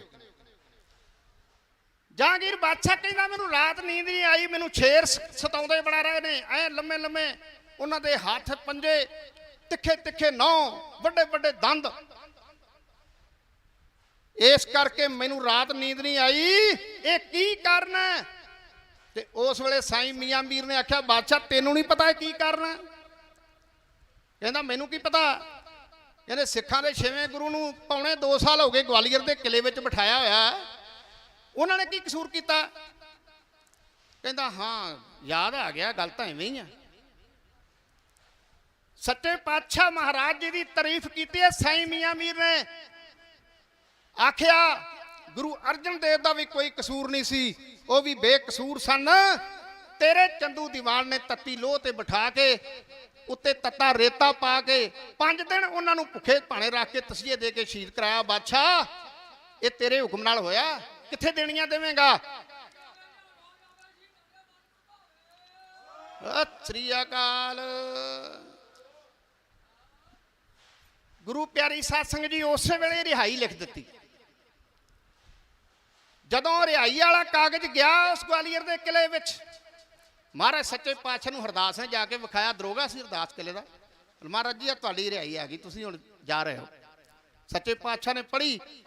ਉਹ ਜਿਹੜੇ 52 ਹਿੰਦੂ ਰਾਜੇ ਸੀ ਉਹ ਉੱਚੀ ਉੱਚੀ ਧਾਈ ਮਾਰ ਮਾਰ ਕੇ ਰੋਏ। ਕਾਰਨ ਕੀ ਸੀ? ਉਹਨਾਂ ਆਖਿਆ ਵੀ ਗੁਰੂ ਸਾਹਿਬ ਜੀ ਆਏ ਸੀ, ਸਾਡਾ ਜੀ ਲੱਗਾ ਸੀ, ਕੜਾਹ ਪ੍ਰਸ਼ਾਦ ਵਰਤਦੇ ਸੀ, ਇੱਥੇ ਬਚਨ ਬਲਾਸ ਸੁਣਾਉਂਦੇ ਸੀ, ਦੀਵਾਨ ਲੱਗਦੇ ਸੀ, ਉਪਦੇਸ਼ ਦਿੰਦੇ ਸੀ। ਇਹ ਚਲੇ ਗਏ ਤੇ ਸਾਨੂੰ ਕਿਸੇ ਨੇ ਜ਼ਿੰਦਗੀ ਭਰ ਇੱਥੋਂ ਬਾਹਰ ਨਹੀਂ ਕੱਢਣਾ, ਸਾਡੀਆਂ ਹੱਡੀਆਂ ਇੱਥੇ ਹੀ ਗਲ ਜਾਣੀਆਂ। ਉਹ ਤਾਂ ਰੋਏ। ਉਹਨਾਂ ਚਰਨ ਫੜ ਲਏ ਗੁਰੂ 6ਵੇਂ ਪਾਤਸ਼ਾਹ ਦੇ, ਕਹਿੰਦੇ ਮਹਾਰਾਜ ਜੀ ਸਾਡੇ ਤੇ ਵੀ ਕਿਰਪਾ ਕਰੋ। ਉਸੇ ਹੀ ਰਿਹਾਈ ਵਾਲੇ ਕਾਗਜ਼ ਤੇ ਗੁਰੂ ਸਾਹਿਬ ਜੀ ਨੇ ਦਰਖਾਸਤ ਉੱਤੇ ਮਗਰ ਲਿਖ ਦਿੱਤਾ, ਬਾਦਸ਼ਾਹ ਆ 52 ਰਾਜੇ ਨੇ, ਇਹਨਾਂ ਦਾ ਕੋਈ ਕਸੂਰ ਦੱਸ ਕੀ ਆ? ਇਹ ਰਿਆਸਤਾਂ ਦੇ ਮਾਲਕ ਨੇ, ਛੋਟੇ ਨੇ, ਤੂੰ ਸਾਰੇ ਦੇਸ਼ ਦਾ ਮਾਲਕ, ਨਿੱਕਿਆਂ ਨੂੰ ਫੜ ਫੜ ਅੰਦਰ ਦਿੱਤਾ। ਇਹਨਾਂ ਸਾਰਿਆਂ ਨੂੰ ਛੱਡ, ਅਸੀਂ ਤਾਂ ਆਉਣਾ ਬਾਹਰ, ਨਹੀਂ ਤੇ ਅਸੀਂ ਨਹੀਂ ਆਉਣਾ। ਮੈਂ ਕਹਿੰਦਾ ਸਾ ਜੋ ਹਿੰਦੂ ਕਿਉਂ ਅੱਖਾਂ ਵੀ ਬੰਦ ਕਰਕੇ ਤੇ ਕੰਨ ਵੀ ਬੰਦ ਕਰਕੇ ਬੈਠੇ ਨੇ? ਸਾਡੇ ਗੁਰੂ ਪਾਤਸ਼ਾਹ ਮਹਾਰਾਜ ਨੇ ਇਹਨਾਂ ਨੂੰ ਗਲ ਨਾਲ ਲਾਉਣ ਦਾ ਯਤਨ ਕੀਤਾ ਤੇ ਉਹ ਅੱਜ ਸਾਡੇ ਬੰਦੀ ਸਿੰਘ ਦੇ ਅੰਦਰ ਨੇ। ਹਾਂ ਦਾ ਨਾਰਾ ਤਾਂ ਮਾਰਨ ਨਾ, ਇਹਨਾਂ ਨੂੰ ਤਾਂ ਉਹ ਮਲੇਰਕੋਟਲੇ ਵਾਲਾ ਨਵਾਬ ਵੀ ਸ਼ੇਰ ਖਾਂ ਚੰਗਾ ਸੀ। ਹਾਂ ਦਾ ਨਾਰਾ ਤਾਂ ਮਾਰਿਆ ਸੀ ਨਾ। ਇਸ ਵਾਸਤੇ ਗੁਰੂ ਪਿਆਰੀ ਸਾਧ ਸੰਗਤ ਜੀ ਉਹ ਚਿੱਠੀ ਫੇਰ ਵਾਪਸ ਦਿੱਲੀ ਗਈ ਰਿਹਾਈ ਵਾਲੀ, ਤੇ ਬਾਦਸ਼ਾਹ ਨੇ ਉਹਦੇ ਉੱਤੇ ਲਿਖ ਦਿੱਤਾ ਵੀ ਜੇ ਇਹਨਾਂ ਜਿੰਨੇ ਰਾਜੇ ਫੜੇ ਆ ਇਹਨਾਂ ਦੀ ਗਰੰਟੀ ਗੁਰੂ ਹਰਗੋਬਿੰਦ ਸਾਹਿਬ ਜੀ ਦਿੰਦੇ ਆ ਤੇ ਇਹਨਾਂ ਨੂੰ ਵੀ ਬਾਹਰ ਲਿਆਓ ਤੇ ਇਹ ਸਾਰੇ ਮੇਰੇ ਕੋਲ ਆਉਣ ਇੱਥੇ ਦਿੱਲੀ। ਇੱਕ ਸ਼ਰਤ ਲਿਖ ਦਿੱਤੀ ਵੀ ਜੇ ਗੁਰੂ ਸਾਹਿਬ ਜੀ ਦੇ ਜਾਮੇ ਦਾ ਚੋਲੇ ਦੀਆਂ ਕੰਨੀਆਂ ਫੜ ਕੇ ਬਾਹਰ ਜਿੰਨੇ ਕ ਆ ਜਾਣ ਉਹਨੇ ਕ ਲੈ ਆਓ, ਸਾਰੇ ਨਹੀਂ ਬਾਹਰ ਆ ਸਕਣੇ। ਜਦੋਂ ਇਸ ਗੱਲ ਦਾ ਪਤਾ ਲੱਗਾ ਵੀ ਰਾਜੇ 52 ਤੇ ਜਾਮੇ ਨੂੰ ਤੇਨੀਆਂ ਤਲੀਆਂ ਹੀ ਨਹੀਂ, ਗੁਰੂ ਸਾਹਿਬ ਜੀ ਨੇ 52 ਕਲੀਆਂ ਵਾਲਾ ਚੋਲਾ ਸਵਾ ਕੇ ਉਹ 52 ਦੇ 52 ਬਾਹਰ ਲਿਆਂਦੇ। ਗੁਰੂ ਪਿਆਰਿਓ ਅੱਜ ਉਹ 52 ਕਲੀਆਂ ਵਾਲਾ ਚੋਲਾ ਜਿਹੜਾ ਉਹ ਕਢਾਣੀ ਕਲਾਂ ਪਿੰਡ ਹੈ ਰਾੜੇ ਸਾਹਿਬ ਦੇ ਕੋਲ, ਉੱਥੇ ਅਜੇ ਵੀ ਮੌਜੂਦ ਆ, ਦਰਸ਼ਨ ਕਰ ਲਿਓ ਕਿਤੇ ਉਧਰ ਗਏ ਹੋਏ ਤਾਂ। ਉਹਨਾਂ ਰਾਜਿਆਂ ਵਿੱਚ ਇੱਕ ਰਾਜਾ ਦੀਪ ਚੰਦ ਹੈ। ਗੁਰੂ ਪਿਆਰੀ ਸਾਧ ਸੰਗਤ ਜੀ ਦੀਪ ਚੰਦ ਦਾ ਪੁੱਤਰ ਗਾਂ ਹੋਇਆ ਭੀਮ ਚੰਦ, ਕਰਹਲੂਰ ਰਿਆਸਤ ਦਾ ਰਾਜਾ, ਜਿਹਦੇ ਪਿਓ ਤੇ ਇਹਨਾਂ ਪਰਉਪਕਾਰ ਕਰਕੇ ਜੇਲ੍ਹ ਵਿੱਚੋਂ ਗੁਰਮੁਖ ਪਿਆਰਿਓ ਗੁਰੂ ਹਰਗੋਬਿੰਦ ਸਾਹਿਬ ਨੇ ਬਾਹਰ ਕਢਾਇਆ ਸੀ ਨਾ। ਤੇ ਉਸੇ ਹੀ ਭੀਮ ਚੰਦ ਨੇ ਗੁਰੂ ਕਲਗੀਧਰ ਪਾਤਸ਼ਾਹ ਦੇ ਨਾਲ ਸਭ ਤੋਂ ਪਹਿਲੀ ਜੰਗ ਭੰਗਾਣੀ ਵਾਲੀ ਉਹਨੇ ਲੜੀ ਆ। ਉਹਦਾ ਪੁੱਤਰ ਸੀ ਅਜਮੇਰ ਚੰਦ, ਉਹ ਵੀ ਉਹ ਕੁਛ ਹੀ ਕਰਦਾ ਰਿਹਾ। ਚਮਕੌਰ ਸਾਹਿਬ ਦੇ ਜੰਗ ਤੱਕ ਉਹ ਵੀ ਜਿਹੜੀਆਂ ਜੰਗਾਂ ਲੜੀਆਂ ਨਾ 13 ਉਹਨਾਂ ਦੇ ਵਿੱਚ ਹਿੱਸਾ ਲੈਂਦਾ ਰਿਹਾ। ਤੋ ਕਹਿਣ ਤੋਂ ਭਾਵ ਹੈ ਗੁਰੂ ਪਿਆਰਿਓ ਇਹ ਦੇਸ਼ ਭਗਤਾਂ ਦੀਆਂ ਕੁਰਬਾਨੀਆਂ ਨੇ ਤੇ ਦੇਸ਼ ਯਾਦ ਹੋਇਆ, ਨਹੀਂ ਤੇ ਦੇਸ਼ ਕਿਹਨੇ ਯਾਦ ਕਰਨਾ ਸੀ? ਦੇਸ਼ ਭਗਤ ਜੇ ਪੈਦਾ ਨਾ ਹੁੰਦੇ ਤੇ ਦੇਸ਼ ਆਜ਼ਾਦ ਨਾ ਹੁੰਦਾ। ਜੇ ਚੰਗੇ ਹਿੰਦੂ ਨਾ ਹੁੰਦੇ ਤੇ ਇੰਨਾ ਹਿਸਾਬ ਨਾ ਹੁੰਦਾ। ਜੇ ਮਾੜੇ ਮੁਸਲਮਾਨ ਨਾ ਹੁੰਦੇ ਤੇ ਕਦੇ ਫਸਾਦ ਨਾ ਹੁੰਦਾ। ਉਹ ਸਿੰਘ ਨਾ ਹੁੰਦੇ ਤੇ ਕੁਰਬਾਨੀ ਨਾ ਹੁੰਦੀ। ਜੇ ਪੰਥ ਦੇ ਕਮਜ਼ੋਰ ਪ੍ਰਧਾਨ ਨਾ ਹੁੰਦੇ ਤੇ ਪੰਥ ਦੀ ਹਾਨੀ ਨਾ ਹੁੰਦੀ। ਅਕਾਲ ਤਖਤ ਤੇ ਕਦੇ ਨਾ ਅਟੈਕ ਹੁੰਦਾ। ਪ੍ਰਧਾਨ ਮੰਤਰੀ ਜੇ ਕਿਤੇ ਜਨਾਨੀ ਨਾ ਹੁੰਦੀ, ਇਹਦੋਂ ਪ੍ਰਧਾਨ ਮੰਤਰੀ ਭਾਵੇਂ ਹਿੰਦੂ ਹੀ ਹੁੰਦਾ ਪਰ ਸਿੰਘਾਂ ਤੇ ਤਸ਼ੱਦਦ ਦੀ ਕਹਾਣੀ ਨਾ ਹੁੰਦੀ। ਰਾਜ ਖਾਲਸੇ ਦਾ ਹੁੰਦਾ ਸ਼ੇਰਪੁਰੀਆ, ਇੰਨੀ ਮਹਿੰਗਾਈ ਤੇ ਬੇਈਮਾਨੀ ਨਾ ਹੁੰਦੀ। ਇਸ ਵਾਸਤੇ ਇੱਕ ਜਕਾਰਾ ਬੁਲਾਓ, ਬੰਦੀ ਸਿੰਘਾਂ ਤੱਕ ਪਹੁੰਚੇ ਵੀ ਸਾਡੇ ਸਤਿ ਸ੍ਰੀ ਅਕਾਲ। ਉਹਨਾਂ ਨੂੰ ਪਤਾ ਲੱਗੇ ਵੀ ਸਾਡੀ ਕੌਮ ਸਾਡੇ ਨਾਲ ਆ। ਗੂੰਜਾਂ ਪੈ ਰਹੀਆਂ ਨੇ ਕੌਮੀ ਇਨਸਾਫ ਮੋਰਚੇ ਦੀ ਸਟੇਜ ਤੋਂ। ਪਿੰਡ ਪਿੰਡ ਵਿੱਚ ਖਬਰਾਂ ਪਹੁੰਚ ਚੁੱਕੀਆਂ ਨੇ। ਇਹ ਗੁਰਮਖੋ ਹੁਣ ਅੱਗੇ ਸਿਰ ਧੜ ਦੀ ਬਾਜੀ ਲੱਗਦੀ ਸੀ ਨਾ, ਤੇ ਹੁਣ ਇਹ ਵੀ ਕੰਮ ਅਣਖਾਣ ਦਾ। ਜਿਵੇਂ ਆਪਾਂ ਉਹ 3 ਕਾਨੂੰਨ ਵਾਪਸ ਕਰਾਏ ਆ, ਇਹ ਬੰਦੀ ਸਿੰਘ ਛਡਾਵਾਂਗੇ ਤੇ ਤਾਂ ਆਪਾਂ ਦਾੜੇ ਦੇ ਹੱਥ ਮਾਰ ਕੇ ਮਛੇਰੇ ਤਾਂ ਕਰਕੇ ਤੁਰਾਂਗੇ। ਇਸ ਕਰਕੇ ਤਕੜੇ ਹੋ ਕੇ ਹੱਲਾ ਮਾਰੀਏ। ਇਸ ਮੋਰਚੇ ਵਿੱਚ ਤਨ ਮਨ ਧਨ ਦੇ ਨਾਲ ਸਾਥ ਦਈਏ, ਵੱਧ ਤੋਂ ਵੱਧ ਸੰਗਤਾਂ ਨਾਲ ਲਿਆਈਏ। ਤੇ ਜਿਹੜੇ ਮੇਰੇ ਵੀਰ ਅੱਗੇ ਸੈਕਟਰੀ ਸਾਹਿਬ ਉਹਨਾਂ ਨੇ ਵੀ ਆਖਿਆ ਵੀ ਜਿਹੜੇ ਤੰਬੂਆਂ 'ਚ ਬੈਠੇ ਆ ਜਿਹੜਾ ਤੁਹਾਡੇ ਕੋਲ ਮੀਡੀਆ ਆਉਂਦਾ ਨਾ, ਉਹ ਤੁਹਾਡੀਆਂ ਸਾਰੀਆਂ ਜਿਹੜੀਆਂ ਫੋਟੋ ਸਾਰਾ ਜਿੰਨੀ ਕਵਰੇਜ ਕਰਕੇ ਉਹ ਜਾ ਕੇ ਤੇ ਵਿਖਾਉਂਦੇ ਆ ਉਹਨਾਂ ਨੂੰ ਵੀ ਉੱਥੇ ਕਿੰਨੇ ਕੁ ਬੈਠੇ ਨੇ ਪੰਡਾਲ ਦੇ ਵਿੱਚ। ਤੇ ਤੁਸੀਂ ਚਲੋ ਰਾਤ ਨੂੰ ਤੇ ਤੰਬੂਆਂ 'ਚ ਸੌਣਾ ਹੀ ਸੌਣਾ, ਤੇ ਦਿਨੇ ਉੱਥੇ ਕੀ ਕਰਦੇ ਜੇ? ਦਿਨੇ ਇੱਥੇ ਕਿੰਨੇ ਵਧੀਆ ਵਧੀਆ ਬੁਲਾਰੇ ਬੋਲਦੇ, ਇਹਨਾਂ ਦਾ ਪ੍ਰਚਾਰ ਸੁਣੋ, ਨਾ ਗੁਰਮਤਿ ਸੁਣੋ, ਗਿਆਨ ਸੁਣੋ। ਆਪਾਂ ਸਾਰੇ ਸਿੱਖਾਂ ਇੱਕ ਪਰਿਵਾਰ ਆ, ਜਿਹਦੀ ਖਾਤਰ ਗੁਰੂ ਕਲਗੀਧਰ ਪਾਤਸ਼ਾਹ ਨੇ ਆਖਿਆ ਸੁਖੀ ਬਸੇ ਮੋਰੋ ਪਰਿਵਾਰਾ, ਸੇਵਕ ਸਿੱਖ ਸਭੇ ਕਰਤਾਰਾ। ਆਪਾਂ ਸਾਰੇ ਗੁਰੂ ਦਾ ਪਰਿਵਾਰ ਆ। ਇੱਥੇ ਕੋਈ ਪਾਰਟੀ ਦਾ ਸਵਾਲ ਰੱਖ ਕੇ, ਕੋਈ ਧੜੇ ਦਾ ਸਵਾਲ ਰੱਖ ਕੇ, ਕੋਈ ਅਹੁਦੇ ਦਾ ਸਵਾਲ ਰੱਖ ਕੇ, ਕੋਈ ਲਾਲਚ ਲੋਭ ਦਾ ਸਵਾਲ ਰੱਖ ਕੇ, ਗੁਰੂ ਪਿਆਰਿਓ ਜੇ ਕੋਈ ਇੱਥੋਂ ਗੱਲ ਕਰਦਾ ਉਹਨੂੰ ਹੱਥ ਜੋੜੋ ਭਰਾਵਾ। ਇਹ ਕੌਮੀ ਮਸਲਾ ਤੇ ਕੌਮ ਦੇ ਮਸਲੇ ਜਿਹੜੇ ਨੇ ਨਾ, ਇਹ ਸਾਰਿਆਂ ਦੀ ਸਾਰੇ ਪਾਸਿਓਂ ਸਪੋਰਟ ਮਿਲੇ ਤੇ ਫੇਰ ਜਿੱਤੇ ਜਾਂਦੇ ਆ। ਮੈਂ ਤਾਂ ਨਾ ਹਿੰਦੂ ਭਰਾ ਵੀ ਆਉਣ, ਮੁਸਲਮਾਨ ਵੀ ਆਉਣ, ਕਿਉਂ ਨਹੀਂ ਆਉਂਦੇ? ਜੇ ਅੱਜ ਸਿੱਖਾਂ ਦੇ ਉੱਤੇ ਵਿਪਤਾ ਬਣੀ ਆ, ਸਾਡੀ ਗੱਲ ਨਹੀਂ ਉਹ ਸੁਣਦੀ ਸੈਂਟਰ ਸਰਕਾਰ, ਤੇ ਕੱਲ ਨੂੰ ਦੂਸਰਿਆਂ ਦੀ ਵਾਰੀ ਵੀ ਆਉਣੀ ਆ। ਇਸ ਕਰਕੇ ਸਾਰਿਆਂ ਨੂੰ ਰਲ ਮਿਲ ਕੇ ਇਸ ਸੰਘਰਸ਼ ਵਿੱਚ ਹਿੱਸਾ ਲੈਣਾ ਚਾਹੀਦਾ।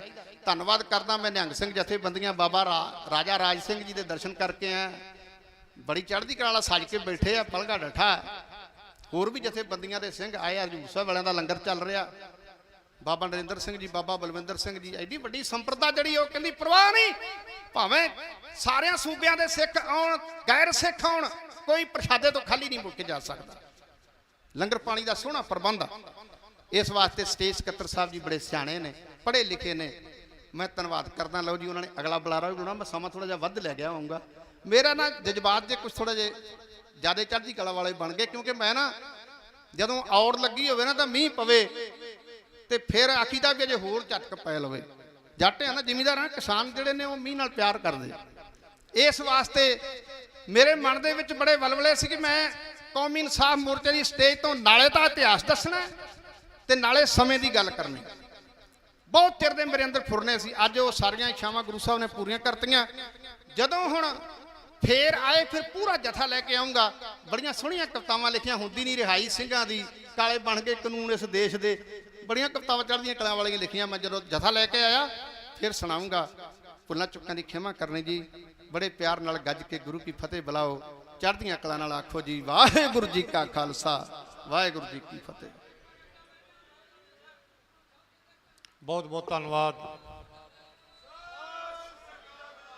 ਭਾਈ ਗੁਰਬਚਨ ਸਿੰਘ ਜੀ ਸ਼ੇਰਪੁਰੀ। ਗੁਰਬਾਣੀ ਦੀ ਇੱਕ ਤੁਕ ਹੈ, ਸਰਬ ਸੁਖਾਂ ਕਾ ਦਾਤਾ ਸਤਿਗੁਰ। ਅਸੀਂ ਗੁਰੂ ਤੋਂ ਮੰਗਣਾ ਕੀ ਹੈ? ਥੋੜੇ ਜਿਹੇ ਆਪਾਂ ਲਿਬਰਲ ਹੋ ਜਾਈਏ, ਥੋੜੇ ਜਿਹੇ ਆਪਾਂ ਕਮਿਊਨਿਟੀ ਦੇ ਤੌਰ ਤੇ ਗੁਰੂ ਤੋਂ ਮੰਗਣਾ ਸ਼ੁਰੂ ਕਰੀਏ ਵੀ ਜੇ ਟੁੱਟਿਆ ਤੇ ਜਿਨ੍ਹਾਂ ਦੇ ਹੱਥ 'ਚ ਕਲਮ ਦੀ ਤਾਕਤ ਹੈ, ਜਿਨ੍ਹਾਂ ਦੀ ਕਲਮ ਨੇ ਸਾਡੇ ਬੰਦੀ ਸਿੰਘਾਂ ਦੀ ਰਿਹਾਈ ਦੇ ਸਾਈਨ ਕਰਨੇ ਨੇ, ਜੇ ਟੁੱਟਿਆ ਤੇ ਫਿਰ ਮਿਹਰ ਕਰ, ਉਹਨਾਂ ਦੇ ਦਿਮਾਗ 'ਚ, ਉਹਨਾਂ ਦੀ ਕਲਮ 'ਚ ਆਪਣੀ ਕਲਾ ਵਰਤਾ ਤਾਂ ਕਿ ਉਹ ਸਾਈਨ ਕਰ ਸਕਣ ਤੇ ਸਾਡੇ ਬੰਦੀ ਸਿੰਘ ਬਾਹਰ ਆ ਸਕਣ, ਜਾਂ ਸਾਨੂੰ ਜਿਹੜੀਆਂ ਹੋਰ ਝਾਡੀਆਂ ਹੱਕੀ ਮੰਗਾਂ ਨੇ ਉਹਨਾਂ ਦਾ ਇਨਸਾਫ ਮਿਲ ਸਕੇ। ਤੇ ਜਦੋਂ ਅਸੀਂ ਸੰਗਤੀ ਰੂਪ 'ਚ ਅਰਦਾਸ ਕਰਾਂਗੇ ਨਾ, ਸਾਡਾ ਇਤਿਹਾਸ ਇਹ ਕਹਿੰਦਾ ਜਿੱਥੇ ਜਿੱਥੇ ਅਸੀਂ ਸੰਗਤੀ ਰੂਪ 'ਚ ਅਰਦਾਸ ਕੀਤੀ ਹੈ, ਸਾਡੀ ਉਹ ਅਰਦਾਸ ਪੂਰੀ ਹੋਈ ਹੈ। ਸਵੇਰ ਦੇ ਨਿਤਨੇਮ ਤੋਂ ਬਾਅਦ, ਸ਼ਾਮ ਦੇ ਨਿਤਨੇਮ ਤੋਂ ਬਾਅਦ, ਜਦੋਂ ਵੀ ਅਸੀਂ ਗੁਰੂ ਸਾਹਿਬ ਅੱਗੇ ਅਰਦਾਸ ਕਰਦੇ ਹਾਂ ਤਾਂ ਜ਼ਰੂਰ ਇੱਕ ਬੇਨਤੀ ਕਰਿਆ ਕਰੋ, ਹੇ ਗੁਰੂ ਮਹਾਰਾਜ ਤੁੱਠੋ, ਕਿਰਪਾ ਕਰੋ। ਜੇ ਅੱਖਾਂ 'ਚ ਹੰਝੂ ਆ ਜਾਣ ਤਾਂ ਵੀ ਕੋਈ ਮਾੜੀ ਗੱਲ ਨਹੀਂ ਹੈ। ਇਹਨਾਂ ਵਾਸਤੇ ਤਾਂ ਸਾਡੇ ਹੰਝੂ ਵੀ ਬਹੁਤ ਜ਼ਿਆਦਾ ਕੀਮਤੀ ਨਹੀਂ ਹੈਗੇ। ਹੇ ਗੁਰੂ ਮਹਾਰਾਜ ਕਿਰਪਾ ਕਰ, ਜਿਨ੍ਹਾਂ ਦੇ ਹੱਥ 'ਚ ਕਲਮ ਦੀ ਤਾਕਤ ਦਿੱਤੀ ਹੈ, ਉਹ ਕਲਮ ਦੀ ਤਾਕਤ ਵੀ ਤੂੰ ਦਿੱਤੀ ਹੈ, ਤੇ ਉਹਨਾਂ ਦੀ ਕਲਮ 'ਚ ਇਹੋ ਜਿਹੀ ਕਲਾ ਵਰਤਾ ਕਿ ਉਹ ਸਾਈਨ ਕਰਕੇ ਸਾਡੇ ਬੰਦੀ ਸਿੰਘਾਂ ਦਾ ਜਿਹੜਾ ਹੈਗਾ ਮਸਲਾ ਉਹ ਹੱਲ ਕਰ ਸਕਣ। ਇਹ ਅਰਦਾਸ ਜ਼ਰੂਰ ਕਰਿਆ ਕਰੋ, ਜ਼ਰੂਰ ਗੁਰੂ ਅੱਗੇ ਤੁੱਠਿਆ ਕਰੋ, ਗੁਰੂ ਅੱਗੇ ਬੇਨਤੀ ਕਰਿਆ ਕਰੋ। ਤੇ ਇਹ ਜਿਹੜਾ ਮੋਰਚਾ ਹੈ, ਇਹ ਸਾਨੂੰ ਇੱਕ ਮੌਕਾ ਦੇ ਰਿਹਾ ਸੰਗਤੀ ਰੂਪ ਚ ਅਰਦਾਸ ਕਰਨ ਦਾ। ਜਦੋਂ ਆਪਾਂ ਸੰਗਤੀ ਰੂਪ ਚ ਗੁਰੂ ਅੱਗੇ ਅਰਦਾਸ ਕਰਾਂਗੇ ਤੇ ਮੇਰਾ ਦਾਵਾ ਹੈ ਔਰ ਇਤਿਹਾਸ ਵੀ ਕਹਿੰਦਾ ਹੈ ਕਿ ਗੁਰੂ ਸਾਡੀ ਜ਼ਰੂਰ ਸੁਣੇਗਾ। ਬੇਨਤੀ ਕਰਾਂਗਾ ਭਾਈ ਸਾਹਿਬ ਭਾਈ ਘੰਮਾ ਸਿੰਘ ਜੀ, ਉਹ ਸੰਗਤਾਂ ਦੇ ਅੱਗੇ 2 ਮਿੰਟ ਵਾਸਤੇ ਰੂਬਰੂ ਹੋਣਗੇ। ਉਹਨਾਂ ਤੋਂ ਬਾਅਦ ਸੁਖਜਿੰਦਰ ਸਿੰਘ ਜੀ ਚਾਕਰ ਜੋ ਕਿ ਲੁਧਿਆਣਾ ਤੋਂ ਆਏ ਨੇ, ਉਹ ਤਿਆਰ ਰਹਿਣ। ਸਾਡੇ ਵਿੱਚ ਸ਼੍ਰੋਮਣੀ ਅਕਾਲੀ ਦਲ ਅੰਮ੍ਰਿਤਸਰ ਤੋਂ ਭਾਈ ਬਲਕਾਰ ਸਿੰਘ ਜੀ ਭੁੱਲਰ, ਉਹ ਸੰਗਰੂਰ ਤੋਂ ਪਾਰਟੀ ਦਾ ਇੱਕ ਬਹੁਤ ਵੱਡਾ ਜਥਾ ਲੈ ਕੇ ਆਏ ਨੇ, ਜਿਹਦੇ ਵਿੱਚ ਗਮਦੂਰ ਸਿੰਘ ਭਟਵਾ, ਗੁਰਜਨ ਸਿੰਘ ਗ੍ਰੰਥੀ, ਅਮਰੀਕ ਸਿੰਘ, ਜਗਤਾਰ ਸਿੰਘ, ਲਛਮਣ ਸਿੰਘ ਤੇ ਮਲਕੀਤ ਸਿੰਘ ਆਦਿ ਇੱਥੇ ਆਏ ਨੇ। ਸਭ ਦਾ ਇੱਥੇ ਆਇਆਂ ਤੇ ਜੀਓ ਧੰਨਵਾਦ, ਜੀ ਆਇਆਂ ਨੂੰ। ਬੇਨਤੀ ਕਰਾਂਗੇ ਕਿ ਇਸ ਤਰ੍ਹਾਂ ਹੀ ਹੋਰ ਸੰਗਤਾਂ ਨੂੰ ਪਿੰਡੀ ਥਾਈਂ ਜਾ ਕੇ, ਸ਼ਹਿਰੀ ਥਾਈਂ ਜਾ ਕੇ ਪ੍ਰੇਰਿਤ ਕਰਕੇ ਇਸ ਮੋਰਚੇ ਵਿੱਚ ਲੈ ਕੇ ਆਉਣ। ਬਹੁਤ ਬਹੁਤ ਧੰਨਵਾਦ ਜੀ ਉਹਨਾਂ ਦਾ, ਭਾਈ ਘੰਮਾ ਸਿੰਘ ਜੀ।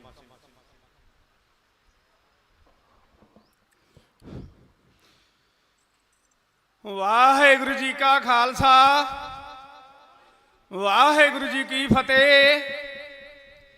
ਖਾਲਸਾ ਜੀ, 10ਵੇਂ ਪਾਤਸ਼ਾਹ ਦੇ ਛਤਰ ਛਾਇਆ ਦੇ ਹੇਠ ਬੈਠੇ ਆਪਾਂ ਸਾਰੇ। ਵੇਖੋ, ਪਹਿਲਾਂ ਮੇਰੇ ਵੀਰਾਂ ਨੇ ਜਾਂ ਕਵੀਸ਼ਰਾਂ ਨੇ ਕਹਿ ਲਓ ਜਾਂ ਤੁਹਾਡੇ ਵੀਰਾਂ ਨੇ ਕਹਿ ਲਓ, ਤੁਹਾਨੂੰ ਬਹੁਤ ਸੋਹਣੀਆਂ ਕਥਾ ਕਹਾਣੀਆਂ ਸੁਣਾਉਂਦੇ ਨੇ। ਉਹਨਾਂ ਯੋਧਿਆਂ ਦੀ ਵੀ ਸਾਡੇ ਯੋਧਿਆਂ ਨੂੰ ਬਾਹਰ ਕੱਢੋ, ਸਾਡੇ ਵੀਰਾਂ ਨੂੰ। ਲੇਕਿਨ ਇੱਕ ਗੱਲ ਪਹਿਲਾਂ ਮੈਂ ਤੁਹਾਨੂੰ ਜ਼ਰੂਰ ਆਖੂੰਗਾ, ਮੇਰੇ ਵੀਰਾਂ ਨੂੰ ਜਾਂ ਭੈਣ ਭਰਾਵਾਂ ਨੂੰ, ਵੀ ਜਦੋਂ ਗੌਰਮੈਂਟ ਨੂੰ ਵੀ ਪਤਾ ਲੱਗ ਗਿਆ ਤੇ ਪਤਾ ਆਪਣੇ ਵੀ ਵੀਰਾਂ ਨੂੰ ਹੈ। ਪਹਿਲਾਂ ਸਾਡੇ ਯੋਧੇ ਵੀਰ ਰਾਜ ਸਿੰਘ ਜੀ ਵੀ ਤੁਹਾਡੇ ਵਾਸਤੇ ਤੜਕੇ ਰੋਜ਼ ਦੀ ਰੋਜ਼ ਬੋਲਦੇ ਨੇ ਵੀ ਪੰਡਾਲ ਖਾਲੀ ਨਾ ਕਰਿਆ ਕਰੋ, ਆਥਣ ਤੜਕੇ ਹਾਜ਼ਰੀਆਂ ਭਰਿਆ ਕਰੋ। ਮੈਂ ਇਸ ਗੱਲ ਨੂੰ ਵੀ ਮੰਨੂਗਾ ਕਿ ਕੋਈ ਆਪਦੇ ਘੋੜਿਆਂ ਦੀ ਸੇਵਾ ਕਰਦਾ, ਕੋਈ ਲੰਗਰ ਦੀ ਸੇਵਾ ਕਰਦਾ, ਕੋਈ ਜੋੜਿਆਂ ਦੀ ਸੇਵਾ ਕਰਦਾ, ਕੋਈ ਪ੍ਰਸ਼ਾਦੇ ਬਣਾਉਣ ਦੀ ਸੇਵਾ ਕਰਦਾ, ਵੀ ਉਹ ਤਾਂ ਵੀਰ ਠੀਕ ਆ, ਵੀ ਆਪੋ ਆਪਦਾ ਕੰਮ ਕਰਨਾ ਕਹਿੰਦਾ ਹੈ। ਲੇਕਿਨ ਜਿਹੜੇ ਤੰਬੂਆਂ 'ਚ ਜਾ ਕੇ ਬੈਠੇ ਨੇ, ਉਹ ਉੱਥੇ ਕੀ ਕਰਦੇ ਨੇ ਬਈ? ਉਹਨਾਂ ਵੀਰਾਂ ਨੂੰ ਇਹ ਵੀ ਹੋਣਾ ਚਾਹੀਦਾ ਵੀ ਅਸੀਂ ਇੱਥੇ ਆਏ ਕਾਹਦੇ ਵਾਸਤੇ ਆ? ਧੰਦੇ ਛੱਡ ਕੇ ਇੱਕ ਵਾਰੀ, 2 ਵਾਰੀ, 3 ਵਾਰੀ ਰੋਜ਼ ਦੀ ਇਹੀ ਕਥਾ ਹੁੰਦੀ ਆ ਕਿੱਡੀ। ਕੱਲ ਮਹਾਰਾਜ ਸੱਚੇ ਪਾਤਸ਼ਾਹ ਦੀ ਇਧਰੋਂ ਕਥਾ ਹੋ ਰਹੀ ਸੀ, ਬੰਦਾ ਸਿੰਘ ਬਹਾਦਰ ਦੀ। ਉਧਰੋਂ ਇਹਨਾਂ ਤਾਂ ਮੈਨੂੰ ਪਤਾ ਨਹੀਂ ਵੀ ਮੰਦਿਰ ਦਾ ਕੋਈ ਬਾਣੀ ਚੱਲਦੀ ਜਾਂ ਉਧਰੋਂ ਚੱਲਦੀ ਸੀ ਕਥਾ। ਜਿੱਥੇ ਵੀ ਚੱਲਦੀ ਹੈ ਜਾਂ ਸੋ ਦਾ ਰਹਿ ਰਸ ਦੀ ਆਥਣੇ ਉਦੋਂ ਵੀ ਬੰਦ ਕਰ ਦਿਆ ਕਰੋ, ਜੇ ਮੰਦਿਰ ਦੀ ਉਹ ਵੀ ਬੰਦ ਕਰ ਦਿਆ ਕਰੋ।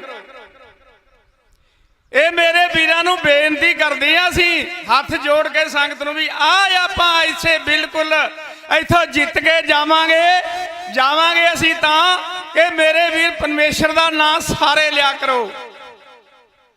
ਅਸੀਂ ਥੋੜਾ ਬਹੁਤਾ ਤਾਂ ਫਿਰਦੇ ਤੁਰਦੇ ਰਹਿੰਦੇ ਆ ਤੰਬੂਆਂ 'ਚ, ਉੱਥੇ ਗੱਲਾਂ ਹੀ ਹੁੰਦੀਆਂ ਨੇ ਮੇਲੇ ਦੀਆਂ, ਬਾਕੀ ਬਾਣੀ ਦੇ ਤਾਂ ਉੱਥੇ ਸਤਿਕਾਰ ਹੀ ਕੋਈ ਨਹੀਂ, ਕਾਸ ਤੋਂ ਨਹੀਂ ਪੜ੍ਹਦੇ ਬਈ।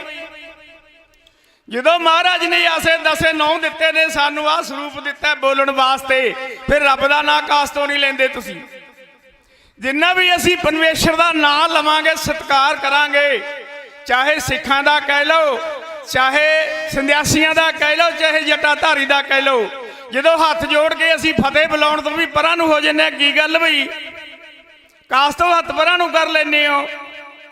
ਇਸੇ ਕਰਕੇ ਮਹਾਰਾਜ 10ਵੇਂ ਪਾਤਸ਼ਾਹ ਨੇ ਜਦੋਂ 5 ਪਿਆਰਿਆਂ ਦੀ ਚੋਣ ਕੀਤੀ ਸੀ ਨਾ, ਇਸੇ ਕਰਕੇ ਇਕੱਠੇ ਕੀਤੇ ਸੀ, ਉਹ ਇਸੇ ਕਰਕੇ ਤੰਬੂ ਚੋਂ ਨਿਕਲੇ ਸੀ। ਗੁਰੂ ਨਿਕਲੇ ਤੰਬੂ ਦੇ ਵਿੱਚੋਂ ਬਾਹਰ ਸੀ, ਗੁਰੂ ਨਿਕਲੇ ਤੰਬੂ ਦੇ ਵਿੱਚੋਂ ਬਾਹਰ ਸੀ। ਓਏ ਹੱਥ ਵਿੱਚ ਇੱਕ ਨੰਗੀ ਤਲਵਾਰ ਸੀ, ਹੱਥ ਬੰਨਿਆ ਸ਼ਹੀਦੀ ਵਾਲਾ ਕੰਗਣਾ, ਤਲੀ ਤੇ ਆਓ ਸੀਸ ਰੱਖ ਕੇ ਜਿਹਨੇ ਪ੍ਰੇਮ ਦੀ ਗਲੀ ਦੇ ਵਿੱਚੋਂ ਲੰਘਣਾ। ਮਾਤਾ ਭਾਰਤੀ ਅਸਾਂ ਦੀ ਨਿਕਲ ਚਲੀ, ਮਾਤਾ ਭਾਰਤੀ ਅਸਾਂ ਦੀ ਨਿਕਲ ਚਲੀ, ਰੱਖ ਲਓ ਦੇ ਕੇ ਕੋਈ ਸੀਸ ਦੀ ਬਲੀ, ਰੱਖ ਕੇ ਭਰੋਸਾ ਪਰਵਤਗਾਰ ਤੇ, ਆ ਜਾਓ ਜੀ ਨੇ ਨੱਚਣੇ ਖੰਡੇ ਦੀ ਧਾਰ ਤੇ। ਉਤਰੇ ਜੋ ਪੂਰਾ ਆਣ ਕੇ ਜੋ ਤੱਕੜੀ, ਜੋ ਤੱਕੜੀ ਆਣ ਕੇ ਖੱਡੇ ਨੂੰ ਗਲ ਪਾਓ ਬੱਕੜੀ। ਉਹ ਕਿਹੜਾ ਨੱਚ ਪੂਆ ਮਿਰਗਾਂ ਦੀ ਡਾਰ ਤੇ ਆ ਜਾਓ ਜੀ ਨੇ ਨੱਚਣਾ ਖੰਡੇ ਦੀ ਧਾਰ ਤੇ। ਫਿਰ ਮਾਰ ਕਹਿੰਦਾ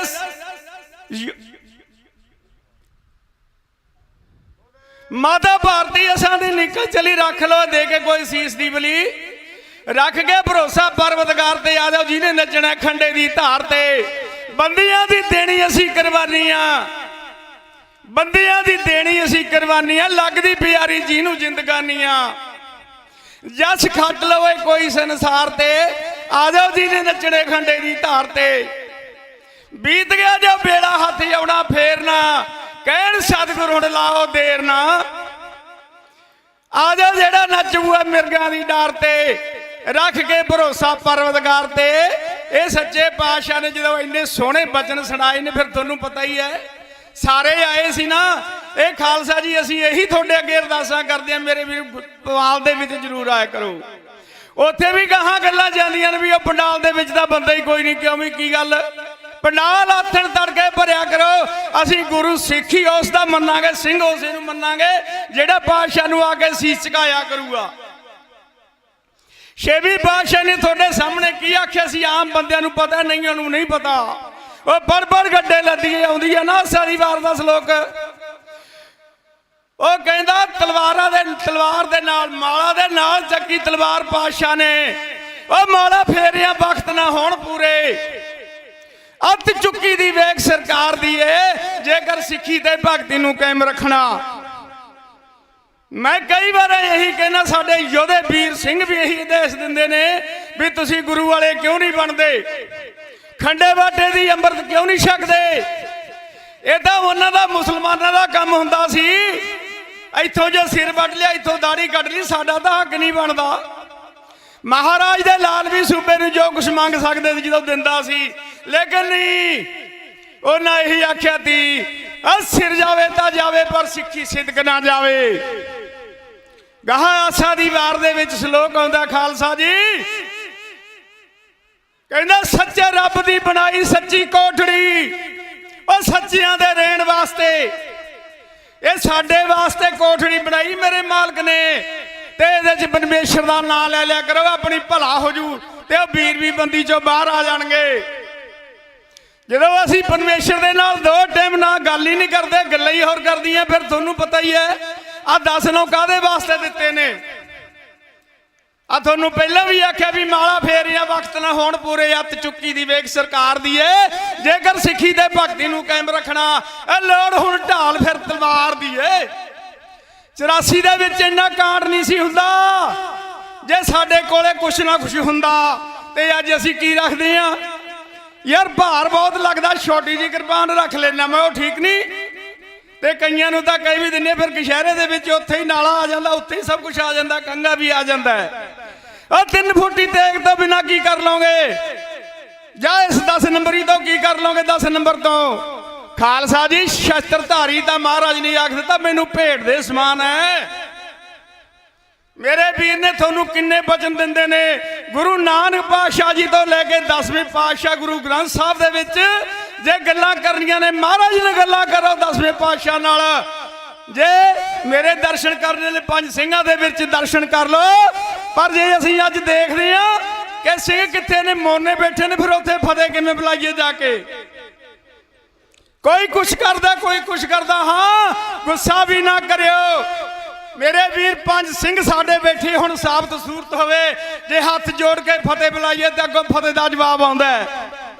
ਅੱਜ ਅਸੀਂ ਮੋਨੇ ਕੀ ਗੱਲ ਵੀ, ਇਹਦਾ ਕੰਮ ਸੀ ਮੁਸਲਮਾਨਾਂ ਦਾ, ਪਰ ਸਾਡਾ ਤਾਂ ਇਹ ਕੰਮ ਨਹੀਂ। ਸਾਬਤ ਸੂਰਤ ਰੱਬ ਦੀ ਭੰਨੇ ਬੇਈਮਾਨ, ਜੇ ਕਿਸੇ ਨੂੰ ਮੋਨਾ ਕਹਿ ਦਈਏ ਵੀ ਇਹ ਤਾਂ ਬੇਸ ਅਮਰਤੀਆ ਨਹੀਂ, ਉਹ ਅੱਗੋਂ ਕਿਹੋ ਜਿਹਾ ਦਾਰ ਦੇਊਗਾ। ਖਾਲਸਾ ਜੀ ਦਾੜੀ ਕੇਸ ਰੱਖੋ, ਗੁਰੂ ਵਾਲੇ ਬਣੋ, ਖੰਡੇ ਬਾਟੇ ਦਾ ਅੰਮ੍ਰਿਤ ਛਕੋ, ਫੇਰ ਹੀ ਸਾਡਾ ਸਤਿਕਾਰ ਹੋਊਗਾ, ਫੇਰ ਹੀ ਪ੍ਰਮਾਤਮਾ ਸਾਨੂੰ ਚਰਨਾਂ ਦੇ ਨਾਲ ਲਾ ਲੂਗਾ। ਇੰਨੀਆਂ ਗੱਲਾਂ ਕਰਦਾ ਗਲਤੀ ਹੋ ਜਾਂਦੀ ਹੈ, ਗਰੀਬ ਤੋਂ ਇੱਕ ਦਿਮਾਗ ਨਹੀਂ ਕੰਮ ਕਰਦਾ। ਗੱਜ ਕੇ ਫਤਿਹ ਬੁਲਾ ਦਿਓ, ਜੇ ਸਾਰੇ ਫਤਿਹ ਬੁਲਾਉਂਗੇ ਫੇਰ ਪਤਾ ਲੱਗੂ ਵੀ 10ਵੇਂ ਪਾਤਸ਼ਾਹ ਨੂੰ ਸੀਸ ਝੁਕਾਉਂਦੇ ਨੇ। ਬੋਲੇ ਸੋ ਨਿਹਾਲ ਵਾਹਿਗੁਰੂ ਜੀ ਕਾ ਖਾਲਸਾ ਵਾਹਿਗੁਰੂ ਜੀ ਕੀ ਫਤਿਹ। ਲੱਖ ਖੁਸ਼ੀਆਂ ਪਾਤਸ਼ਾਹੀਆਂ ਸਤਿਗੁਰ ਨਦਰ ਕਰੇ। ਬਹੁਤ ਬਹੁਤ ਧੰਨਵਾਦ ਭਾਈ ਕੰਮਾ ਸਿੰਘ ਜੀ ਦਾ। ਸਾਡੇ ਵਿੱਚ ਰਾਜਾ ਰਾਜ ਸਿੰਘ ਜੀ ਵਿਰਾਜਮਾਨ ਨੇ, ਉਹਨਾਂ ਦਾ ਪੰਡਾਲ ਚਾਉਣ 'ਚ ਬਹੁਤ ਬਹੁਤ ਧੰਨਵਾਦ। ਜਥੇਦਾਰ ਭਾਈ ਜਗਤਾਰ ਸਿੰਘ ਹਵਾਰਾ ਜੀ ਦੇ ਨਾਲ ਕਾਫੀ ਲੰਮਾ ਸਮਾਂ ਸੰਘਰਸ਼ 'ਚ ਰਹੇ ਭਾਈ ਬਲਜੀਤ ਸਿੰਘ ਭਾਊ ਜੀ, ਉਹ ਵੀ ਪੰਡਾਲ 'ਚ ਹਾਜ਼ਰ ਨੇ। ਜਿਸ ਤਰ੍ਹਾਂ ਮੈਂ ਪਹਿਲੇ ਵੀ ਇਸ ਸਟੇਜ ਤੋਂ ਇੱਕ ਵਾਰੀ ਜਥੇਦਾਰ ਹਵਾਰਾ ਸਾਹਿਬ ਜੀ ਦੀ ਜੋ ਜਿੰਦਾ ਦਿਲੀ ਆ ਉਹਦਾ ਇੱਕ ਵਾਰੀ ਜ਼ਿਕਰ ਕੀਤਾ ਸੀਗਾ, ਵੀ ਮੈਂ ਇੱਕ ਚੈਲੰਜ ਕੀਤਾ ਸੀਗਾ ਮੀਡੀਆ ਵਾਲਿਆਂ ਨੂੰ ਵੀ ਹਿੰਦੁਸਤਾਨ ਦੇ ਅੰਦਰ ਉਹਨਾਂ ਨੇ ਕਦੇ ਕਿਸੇ ਕੈਦੀ ਨੂੰ ਬੇੜੀਆਂ ਵਿੱਚ ਦੇਖਿਆ ਹੋਵੇ ਤੇ ਉਹ ਜ਼ਰੂਰ ਦੱਸਿਆ ਜਾਵੇ। ਦੇਖਿਆ ਹੋਵੇ ਬੇੜੀਆਂ 'ਚ, ਔਰ ਬੇੜੀਆਂ 'ਚ ਜਕੜੇ ਨੂੰ ਹੱਸਦੇ ਹੋਏ ਦੇਖਿਆ ਹੋਵੇ ਤੇ ਉਹ ਜ਼ਰੂਰ ਦੱਸਿਆ ਜਾਵੇ। ਪਟਿਆਲਾ ਹਾਊਸ ਕੋਰਟ ਦਿੱਲੀ ਦੇ ਅੰਦਰ ਜਥੇਦਾਰ ਸਾਹਿਬ ਨੂੰ ਜਦੋਂ ਲੈ ਕੇ ਆਇਆ ਜਾਂਦਾ ਸੀਗਾ ਤੇ ਬੇੜੀਆਂ ਤੇ ਹੱਥਕੜੀਆਂ ਲਾਈਆਂ ਹੁੰਦੀਆਂ ਸੀਗੀਆਂ। ਅਸੀਂ ਉੱਥੇ ਮੁਲਾਕਾਤ ਤੋਂ ਪਹਿਲੇ ਹੀ ਪਹੁੰਚ ਜਾਂਦੇ ਸੀ, ਬਾਅਦ ਚੋਂ ਗੇਟ ਬੰਦ ਹੋ ਜਾਂਦੇ ਸੀਗੇ। ਤੇ ਜਦੋਂ ਬੈਠੇ ਹੋਈਦਾ ਸੀਗਾ ਤੇ ਜਿੱਦਾਂ ਘੁੰਗਰਾਂ ਦੀ ਆਵਾਜ਼ ਆਉਂਦੀ ਹੈ, ਇੱਦਾਂ ਆਵਾਜ਼ ਆਉਣੀ ਸ਼ੁਰੂ ਹੋ ਜਾਣੀ ਤੇ ਸਾਨੂੰ ਪਤਾ ਚੱਲ ਜਾਣਾ ਵੀ ਜਥੇਦਾਰ ਸਾਹਿਬ ਆ ਗਏ ਨੇ। ਤੇ ਉਹ ਬੇੜੀਆਂ ਸੰਗਲਾਂ ਵਾਲੀਆਂ ਨਹੀਂ ਹੁੰਦੀਆਂ ਸੀਗੀਆਂ, ਉਹ ਸਰੀਏ ਵਾਲੀ ਬੇੜੀਆਂ ਹੁੰਦੀਆਂ ਸੀਗੀਆਂ। ਤੇ ਉਸ ਪਟਿਆਲਾ ਹਾਊਸ ਕੋਰਟ ਦੇ ਅੰਦਰ ਘੱਟੋ ਘੱਟ ਗਰਾਊਂਡ ਫਲੋਰ ਤੋਂ ਲੈ ਕੇ ਉੱਪਰ ਤੱਕ 40 ਪੌੜੀਆਂ, ਜੇ 40 ਪੌੜੀਆਂ ਜਥੇਦਾਰ ਸਾਹਿਬ ਬੇੜੀਆਂ ਲਗਾ ਕੇ ਚੜ੍ਹਦੇ ਸੀਗੇ। ਅਕਸਰ ਤੁਸੀਂ ਕਦੇ ਵੀਡੀਓ ਦੇਖੀ ਹੋਵੇ। ਤੇ ਉਹ ਚੜ੍ਹਦੇ ਚੜ੍ਹਦੇ ਵੀ ਫਤਿਹ ਦੀ ਸਾਂਝ ਕਰਦੇ ਰਹਿੰਦੇ ਸੀਗੇ ਤੇ ਹੱਸਦੇ ਰਹਿੰਦੇ ਸੀਗੇ।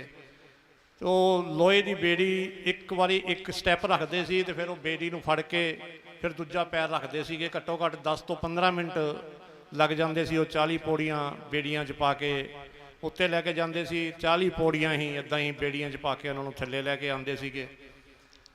ਅਕਸਰ ਗੱਲਬਾਤ ਹੋਣੀ ਤੇ ਮੈਂ ਜਥੇਦਾਰ ਜੀ ਨੂੰ ਮੁਲਾਕਾਤ 'ਤੇ ਜਾਂ ਸਰਕਾਰੀ ਫੋਨ 'ਤੇ ਕਦੇ ਗੱਲਬਾਤ ਹੋਣੀ ਤੇ ਜਥੇਦਾਰ ਜੀ ਨੂੰ ਮੈਂ ਵੈਸੇ ਪੁੱਛ ਲੈਣਾ। ਉਦੋਂ ਮੈਂ ਭਾਜੀ ਕਹਿੰਦਾ ਸੀਗਾ, ਜਥੇਦਾਰ ਬਣੇ ਨਹੀਂ ਸੀਗੇ। ਤੇ ਮੈਂ ਕਿਹਾ ਜੀ ਜੇ ਤੁਸੀਂ ਖਾੜਕੂ ਨਾ ਹੁੰਦੇ, ਜੇ ਤੁਸੀਂ ਜਥੇਦਾਰ ਨਾ ਹੁੰਦੇ ਤਾਂ ਤੁਸੀਂ ਕੀ ਹੁੰਦੇ, ਤੁਹਾਡਾ ਕੀ ਸੀਗਾ ਬਚਪਨ ਤੋਂ ਸ਼ੌਂਕ? ਤੇ ਉਹ ਕਹਿੰਦੇ ਵੀ ਖਾੜਕੂ ਮੈਨੂੰ ਬਣਾਇਆ ਹਾਲਾਤਾਂ ਨੇ, ਮੇਰੇ ਸਿਰ ਮੱਥੇ ਪ੍ਰਵਾਨ। ਜਥੇਦਾਰ ਬਣਾਇਆ ਮੈਨੂੰ ਸੰਗਤ ਨੇ, ਉਹ ਉਸ ਤੋਂ ਵੀ ਜ਼ਿਆਦਾ ਮੇਰੇ ਸਿਰ ਮੱਥੇ ਪ੍ਰਵਾਨ। ਜੇ ਕਹਿੰਦੇ ਵੀ ਮੈਂ ਦੋਨੋਂ ਨਾ ਹੁੰਦਾ ਤੇ ਮੈਂ ਇੱਕ ਖਿਲਾੜੀ ਹੁੰਦਾ। ਸਾਡੇ ਨੌਜਵਾਨਾਂ ਵਾਸਤੇ ਐਜ ਏ ਜਥੇਦਾਰ ਜਾਂ ਐਜ ਏ ਖਾੜਕੂ ਉਹਨਾਂ ਨੂੰ ਨਹੀਂ ਪ੍ਰਵਾਨ ਕਰਦੇ, ਕੋਈ ਗੱਲ ਨਹੀਂ। ਤੁਸੀਂ ਉਹਨਾਂ ਨੂੰ ਸਿਰਫ ਐਜ ਏ ਖਿਲਾੜੀ ਪ੍ਰਵਾਨ ਕਰ ਲਓ ਨਾ, ਤੇ ਤੁਹਾਡੇ ਵਾਸਤੇ ਇੱਕ ਰੋਲ ਮਾਡਲ ਨੇ ਕਿ ਉਹ ਕਿੰਨੇ ਵੱਡੇ ਖਿਲਾੜੀ ਸੀਗੇ ਆਪਣੇ ਵਾਲੀਬਾਲ ਦੇ। ਉਹਨਾਂ ਦਾ ਇੱਥੇ ਮਿੱਤਰ ਵੀ ਇੱਕ ਹੈਗਾ ਜੋ ਪਹਿਲੇ ਦਿਨ ਤੋਂ ਹੀ ਉਹਨਾਂ ਦੇ ਨਾਲ ਰਜਿੰਦਰਾ ਕਾਲਜ ਫਰੀਦਕੋਟ 'ਚ ਨਾਲ ਪੜ੍ਹਿਆ ਵੀ ਹੈ ਤੇ ਖੇਡਿਆ ਵੀ ਹੈ। ਤੇ ਮੈਂ ਇੱਕ ਹੱਸਣ ਵਾਲੀ ਗੱਲ ਉਹ ਮੈਂ ਤੁਹਾਡੇ ਨਾਲ ਤਾਂ ਸਾਂਝੀ ਕਰਨ ਲੱਗਿਆ। ਮੈਂ ਕਿਹਾ ਜੀ ਜੇ ਕੱਲ੍ਹ ਨੂੰ ਸੰਗਤ ਦੀ ਮਿਹਰ ਹੋ ਗਈ, ਗੁਰੂ ਮਹਾਰਾਜ ਨੇ ਆਪਾਂ ਨੂੰ ਡਿਊਟੀ ਬਖਸ਼ਤੀ ਅਕਾਲ ਤਖਤ ਸਾਹਿਬ ਦੀ, ਤੇ ਤੁਸੀਂ ਫਿਰ ਉੱਥੇ ਚੋਲਾ ਪਾਇਆ ਕਰੋਗੇ ਜਾਂ ਟਰੈਕ ਸੂਟ ਪਾਇਆ ਕਰੋਗੇ? ਕਹਿੰਦੇ ਵੀ ਜਦੋਂ ਕਿਸੇ ਨੂੰ ਮਿਲਣਾ ਉਦੋਂ ਤੇ ਚੋਲਾ ਪਾਇਆ ਕਰਾਂਗਾ, ਪਰ ਸਵੇਰੇ 3 ਵਜੇ ਉੱਠ ਕੇ ਮੈਂ ਟਰੈਕ ਸੂਟ ਪਾ ਕੇ 20 ਕਿਲੋਮੀਟਰ ਦੀ ਦੌੜ ਜ਼ਰੂਰ ਲਾਇਆ ਕਰਾਂਗਾ। ਇਹ ਉਹਨਾਂ ਨੇ ਮੇਰੇ ਨਾਲ ਗੱਲ ਜ਼ਰੂਰ ਸਾਂਝੀ ਕੀਤੀ ਸੀ।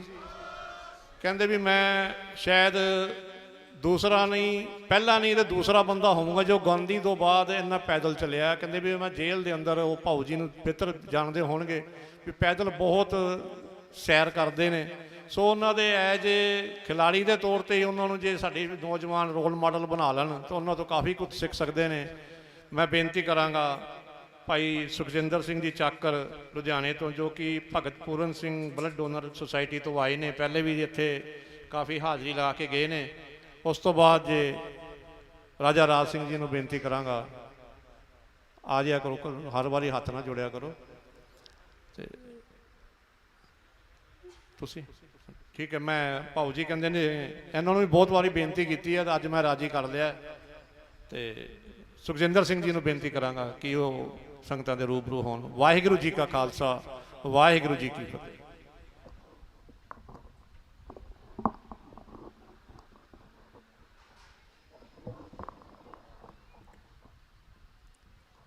ਸਤ ਸੰਗਤ ਸਤਿਗੁਰ ਚਟ ਸਾਲ ਹੈ, ਜਿਤ ਹਰ ਗੁਣ ਸਿੱਖਾ।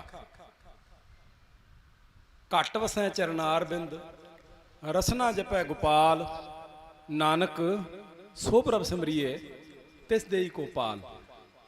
ਭਾਈ ਸਾਹਿਬ ਗੱਲ ਕਰ ਰਹੇ ਸੀ ਬਈ ਭਾਈ ਹਵਾਰਾ ਜੀ ਜੋ ਕਿ ਅੰਦਰ ਰਹਿ ਕੇ ਵੀ ਆਪਣੀ ਸਿਹਤ ਦਾ ਬੜਾ ਧਿਆਨ ਰੱਖਦੇ ਆ। ਹੋਵੇ ਵੀ ਕਿਉਂ ਨਾ, ਯੋਧਾ ਹੋਵੇ ਤੇ ਸਰੀਰ ਪੱਖੋਂ ਮਾੜਾ ਹੋਵੇ ਜਾਂ ਢਿੱਡਲ ਹੋਵੇ, ਉਹ ਯੋਧਾ ਕਾਹਦਾ? ਉਹ ਯੋਧਾ ਕਾਹਦਾ? ਜਿਹਦੇ ਢਿੱਡ ਹੈਗਾ ਏ ਸਮਝੋ ਉਹਨੇ ਸਿਰਫ ਤੇ ਸਿਰਫ ਖਾਣ ਤੇ ਜ਼ੋਰ ਦਿੱਤਾ, ਉਹ ਯੋਧਾ ਨਹੀਂ ਬਣ ਸਕਦਾ।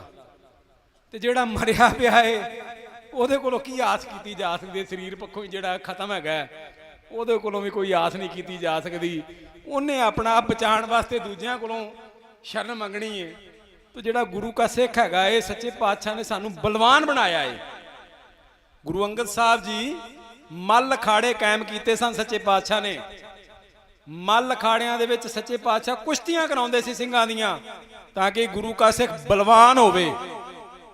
ਅੱਜ ਅਸੀਂ ਖਾ ਖਾ ਕੇ ਪ੍ਰਸ਼ਾਦੇ, ਪੂੜੀਆਂ, ਪਰੌਂਠੇ ਖਾ ਖਾ ਕੇ ਤੇ ਢਿੱਡ ਹੀ ਵਧਾਉਣੇ, ਤੇ ਫਿਰ ਉਹਦਾ ਕੋਈ ਫਾਇਦਾ ਨਹੀਂ, ਕੋਈ ਲਾਭ ਨਹੀਂ।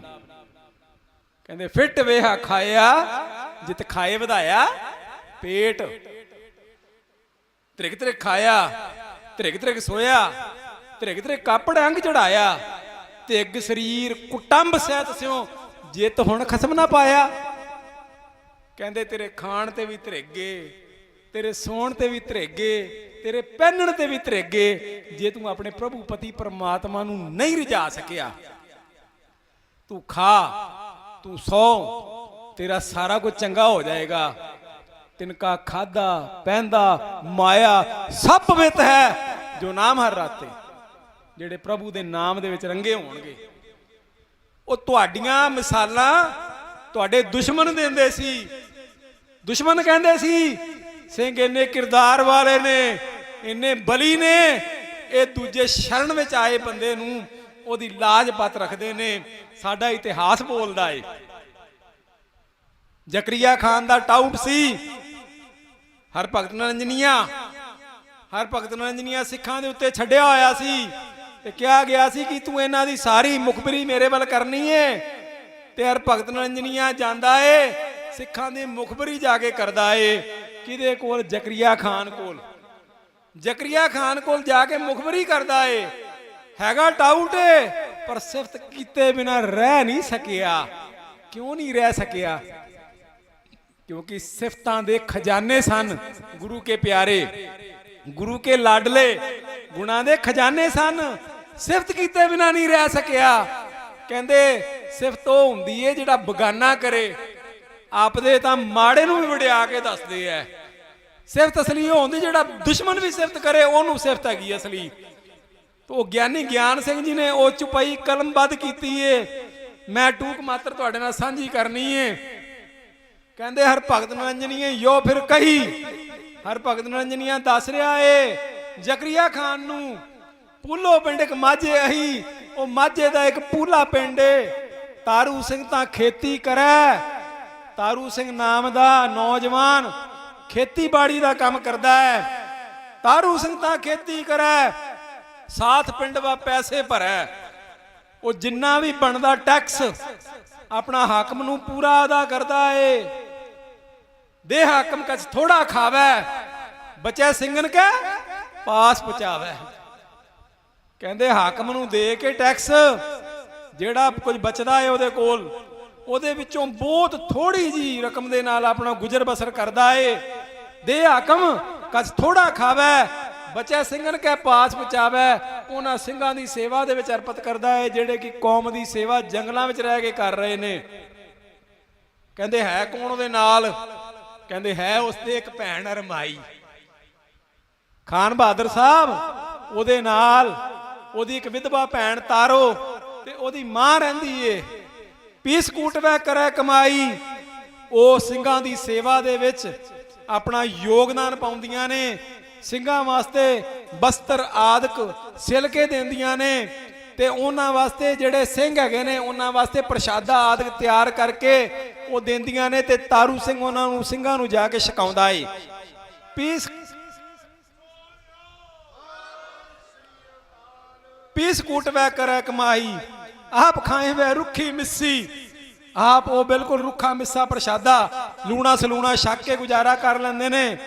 मोटा पैर आप रे लिस्सी, माड़ा मोटा कपड़ा पहन के वो आप बिल्कुल कमजोर हुई पईयां ने दोनों। मोटा पैर आप रे लिस्सी, जो उपजै सो सिंघन देवै। जो कुछ बचदा है वो सारा कुछ ਸਿੰਘਾਂ ਦੀ सेवा ते अर्पण कर ਦਿੰਦੇ ਨੇ। ओए बिन ਸਿੰਘਨ और ना सेवै, ਉਹ ਹੋਰ ਕਿਸੇ ਪਾਸੇ ਧਿਆਨ ਨਹੀਂ ਦਿੰਦੇ, ਸਿੰਘਾਂ ਦੀ ਸੇਵਾ ਵਿੱਚ ਹੀ ਸਾਰਾ ਕੁਝ ਅਰਪਣ ਕਰ ਦਿੰਦੇ ਨੇ। ਬਾਂਗ ਸਲਾਤ ਸੁਣ ਮੂੰਦੇ ਕਾਨ। ਖਾਨ ਬਹਾਦਰ ਸਾਹਿਬ ਇਹਨਾਂ ਦੀ ਸਾਡੇ ਕਲਮੇ ਦੇ ਉੱਤੇ ਕੋਈ ਸ਼ਰਧਾ ਨਹੀਂ ਹੋ, ਅਕੀਦਾ ਨਹੀਂ ਹੋ।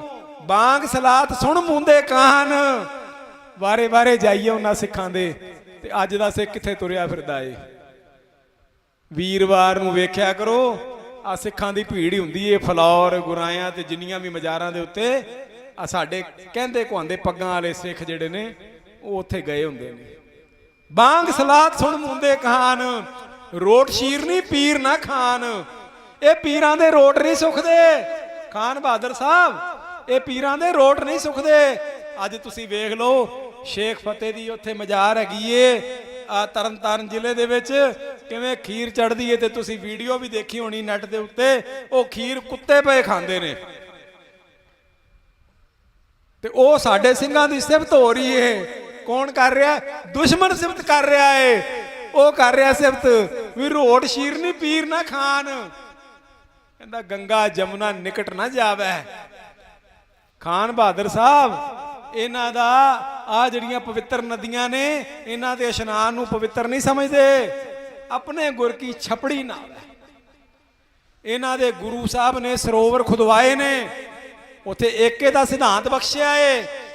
ਕੋਈ ਛੋਟਾ ਨਹੀਂ ਕੋਈ ਵੱਡਾ ਨਹੀਂ ਹੋ, ਤੇ ਉਸ ਸਰੋਵਰ ਦੇ ਵਿੱਚ ਜਾ ਕੇ ਇਸ਼ਨਾਨ ਕਰਦੇ ਨੇ, ਉੱਥੋਂ ਇਹਨਾਂ ਨੂੰ ਬਲ ਮਿਲਦਾ। ਅੱਜ ਅਸੀਂ ਕੀ ਕਹਿ ਰਹੇ ਹਾਂ? ਸਾਡੇ ਸਿੱਖਾਂ ਦੇ ਮੂੰਹੋਂ ਉੱਪਰੋਂ ਦੀ ਕਿਰਪਾਨਾਂ ਪਾਈਆਂ ਹੁੰਦੀਆਂ ਨੇ। ਓਏ ਭਾਪਿਆ, ਓਏ ਚਮਾਰਾ, ਇਹੋ ਜਿਹੇ ਗੰਦੇ ਲਫ਼ਜ਼ ਆਪਾਂ ਵਰਤਦੇ ਆ। ਆਪਾਂ ਇਹੋ ਜਿਹੇ ਲਫ਼ਜ਼ ਵਰਤਦੇ ਆ। ਉਹ ਲਾਨਤ ਹੈ ਉਹਨਾਂ ਦੇ ਜਿਹੜੇ ਸਿੱਖ ਹੋ ਕੇ ਲਫ਼ਜ਼ ਵਰਤਦੇ ਨੇ। ਮੇਰੇ ਨਹੀਂ, ਉਹ ਗੁਰੂ ਗ੍ਰੰਥ ਸਾਹਿਬ ਦੇ ਦੇਣਦਾਰ ਨੇ। ਇਸ ਗੁਰੂ ਗ੍ਰੰਥ ਸਾਹਿਬ ਵਿੱਚ ਭਗਤ ਰਵਿਦਾਸ ਜੀ ਦੇ 40 ਸ਼ਬਦ ਨੇ ਜਿਹੜੇ ਕਿ ਚਮਾਰ ਜਾਤ ਨਾਲ ਸੰਬੰਧਿਤ ਰੱਖਦੇ ਨੇ। ਉਹ ਸੱਚੇ ਪਾਤਸ਼ਾਹ ਨੇ ਤੁਹਾਨੂੰ ਇੱਕੋ ਥਾਂ ਹੀ ਕੀਤਾ ਸੀ। ਅੱਜ ਆਪਾਂ ਕਹਿੰਦੇ ਆ ਇਹ ਚੌਥੇ ਪੌੜੇ ਵਾਲੇ ਨੇ। ਕਿਉਂ? ਇਹ ਤੁਸੀਂ ਗੁਰੂ ਗ੍ਰੰਥ ਸਾਹਿਬ ਦੇ ਦੇਣਦਾਰ ਹੋ, ਉਹ ਗੁਰੂ ਅਰਜਨ ਸਾਹਿਬ ਦੇ ਦੇਣਦਾਰ ਹੋ।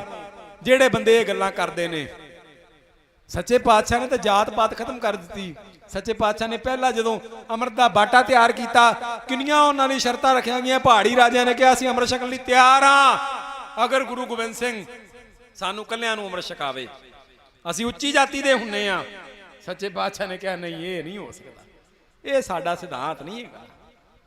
ਇੱਥੇ ਤਾਂ ਸਿਧਾਂਤ ਇਹ ਵੇ ਵੀ ਹਮਰੀ ਜਾਤ ਪਾਤ ਗੁਰ ਸਤਿਗੁਰ, ਹਮ ਵੇਚੋ ਸਿਰ ਗੁਰ ਕੈ।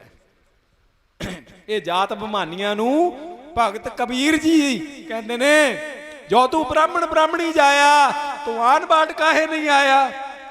ਤੁਮ ਕਤ ਬ੍ਰਾਹਮਣ ਹਮ ਕਤ ਸ਼ੂਦ, ਹਮ ਕਤ ਲੋਹੂ ਤੁਮ ਕਤ ਦੂਧ। ਜੇ ਤੂੰ ਬਾਹਮਣ ਏ, ਬਾਹਮਣੀ ਦਾ ਜਾਇਆ ਏ, ਉੱਚੀ ਕੁਲ ਨੂੰ ਮੰਨਦਾ ਏ, ਆਪਣੀ ਉੱਚੀ ਕੁਲ ਦਰਸਾਉਂਦਾ ਏ, ਤੇ ਤੇਰਾ ਜਨਮ ਕਿਸੇ ਹੋਰ ਰਸਤੇ ਥਾਣੀ ਕਿਉਂ ਨਹੀਂ ਹੋਇਆ?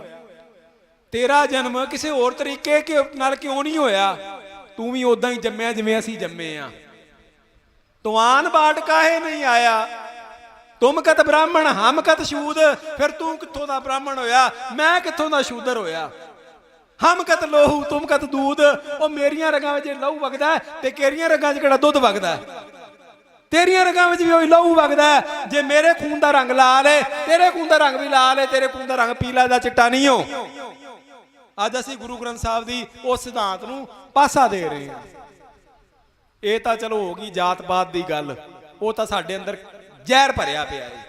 ਜਿਹੜਾ ਬੰਦਾ ਜਾ ਕੇ ਸਰੋਵਰ ਦੇ ਵਿੱਚ ਇਸ਼ਨਾਨ ਕਰਦਾ ਹੈ ਨਾ, ਤੇ ਫਿਰ ਜਾ ਕੇ ਆਪਣੇ ਆਪ ਨੂੰ ਉੱਚੀ ਕੁੱਲ ਕਹਿੰਦਾ ਹੈ, ਮੈਂ ਉੱਚੀ ਦਾ, ਮੈਂ ਜਿਮੀ ਦਾ, ਮੈਂ ਸਮਝਦਾ ਉਹਨੇ ਸਰੋਵਰ 'ਚ ਇਸ਼ਨਾਨ ਹੀ ਨਹੀਂ ਕੀਤਾ।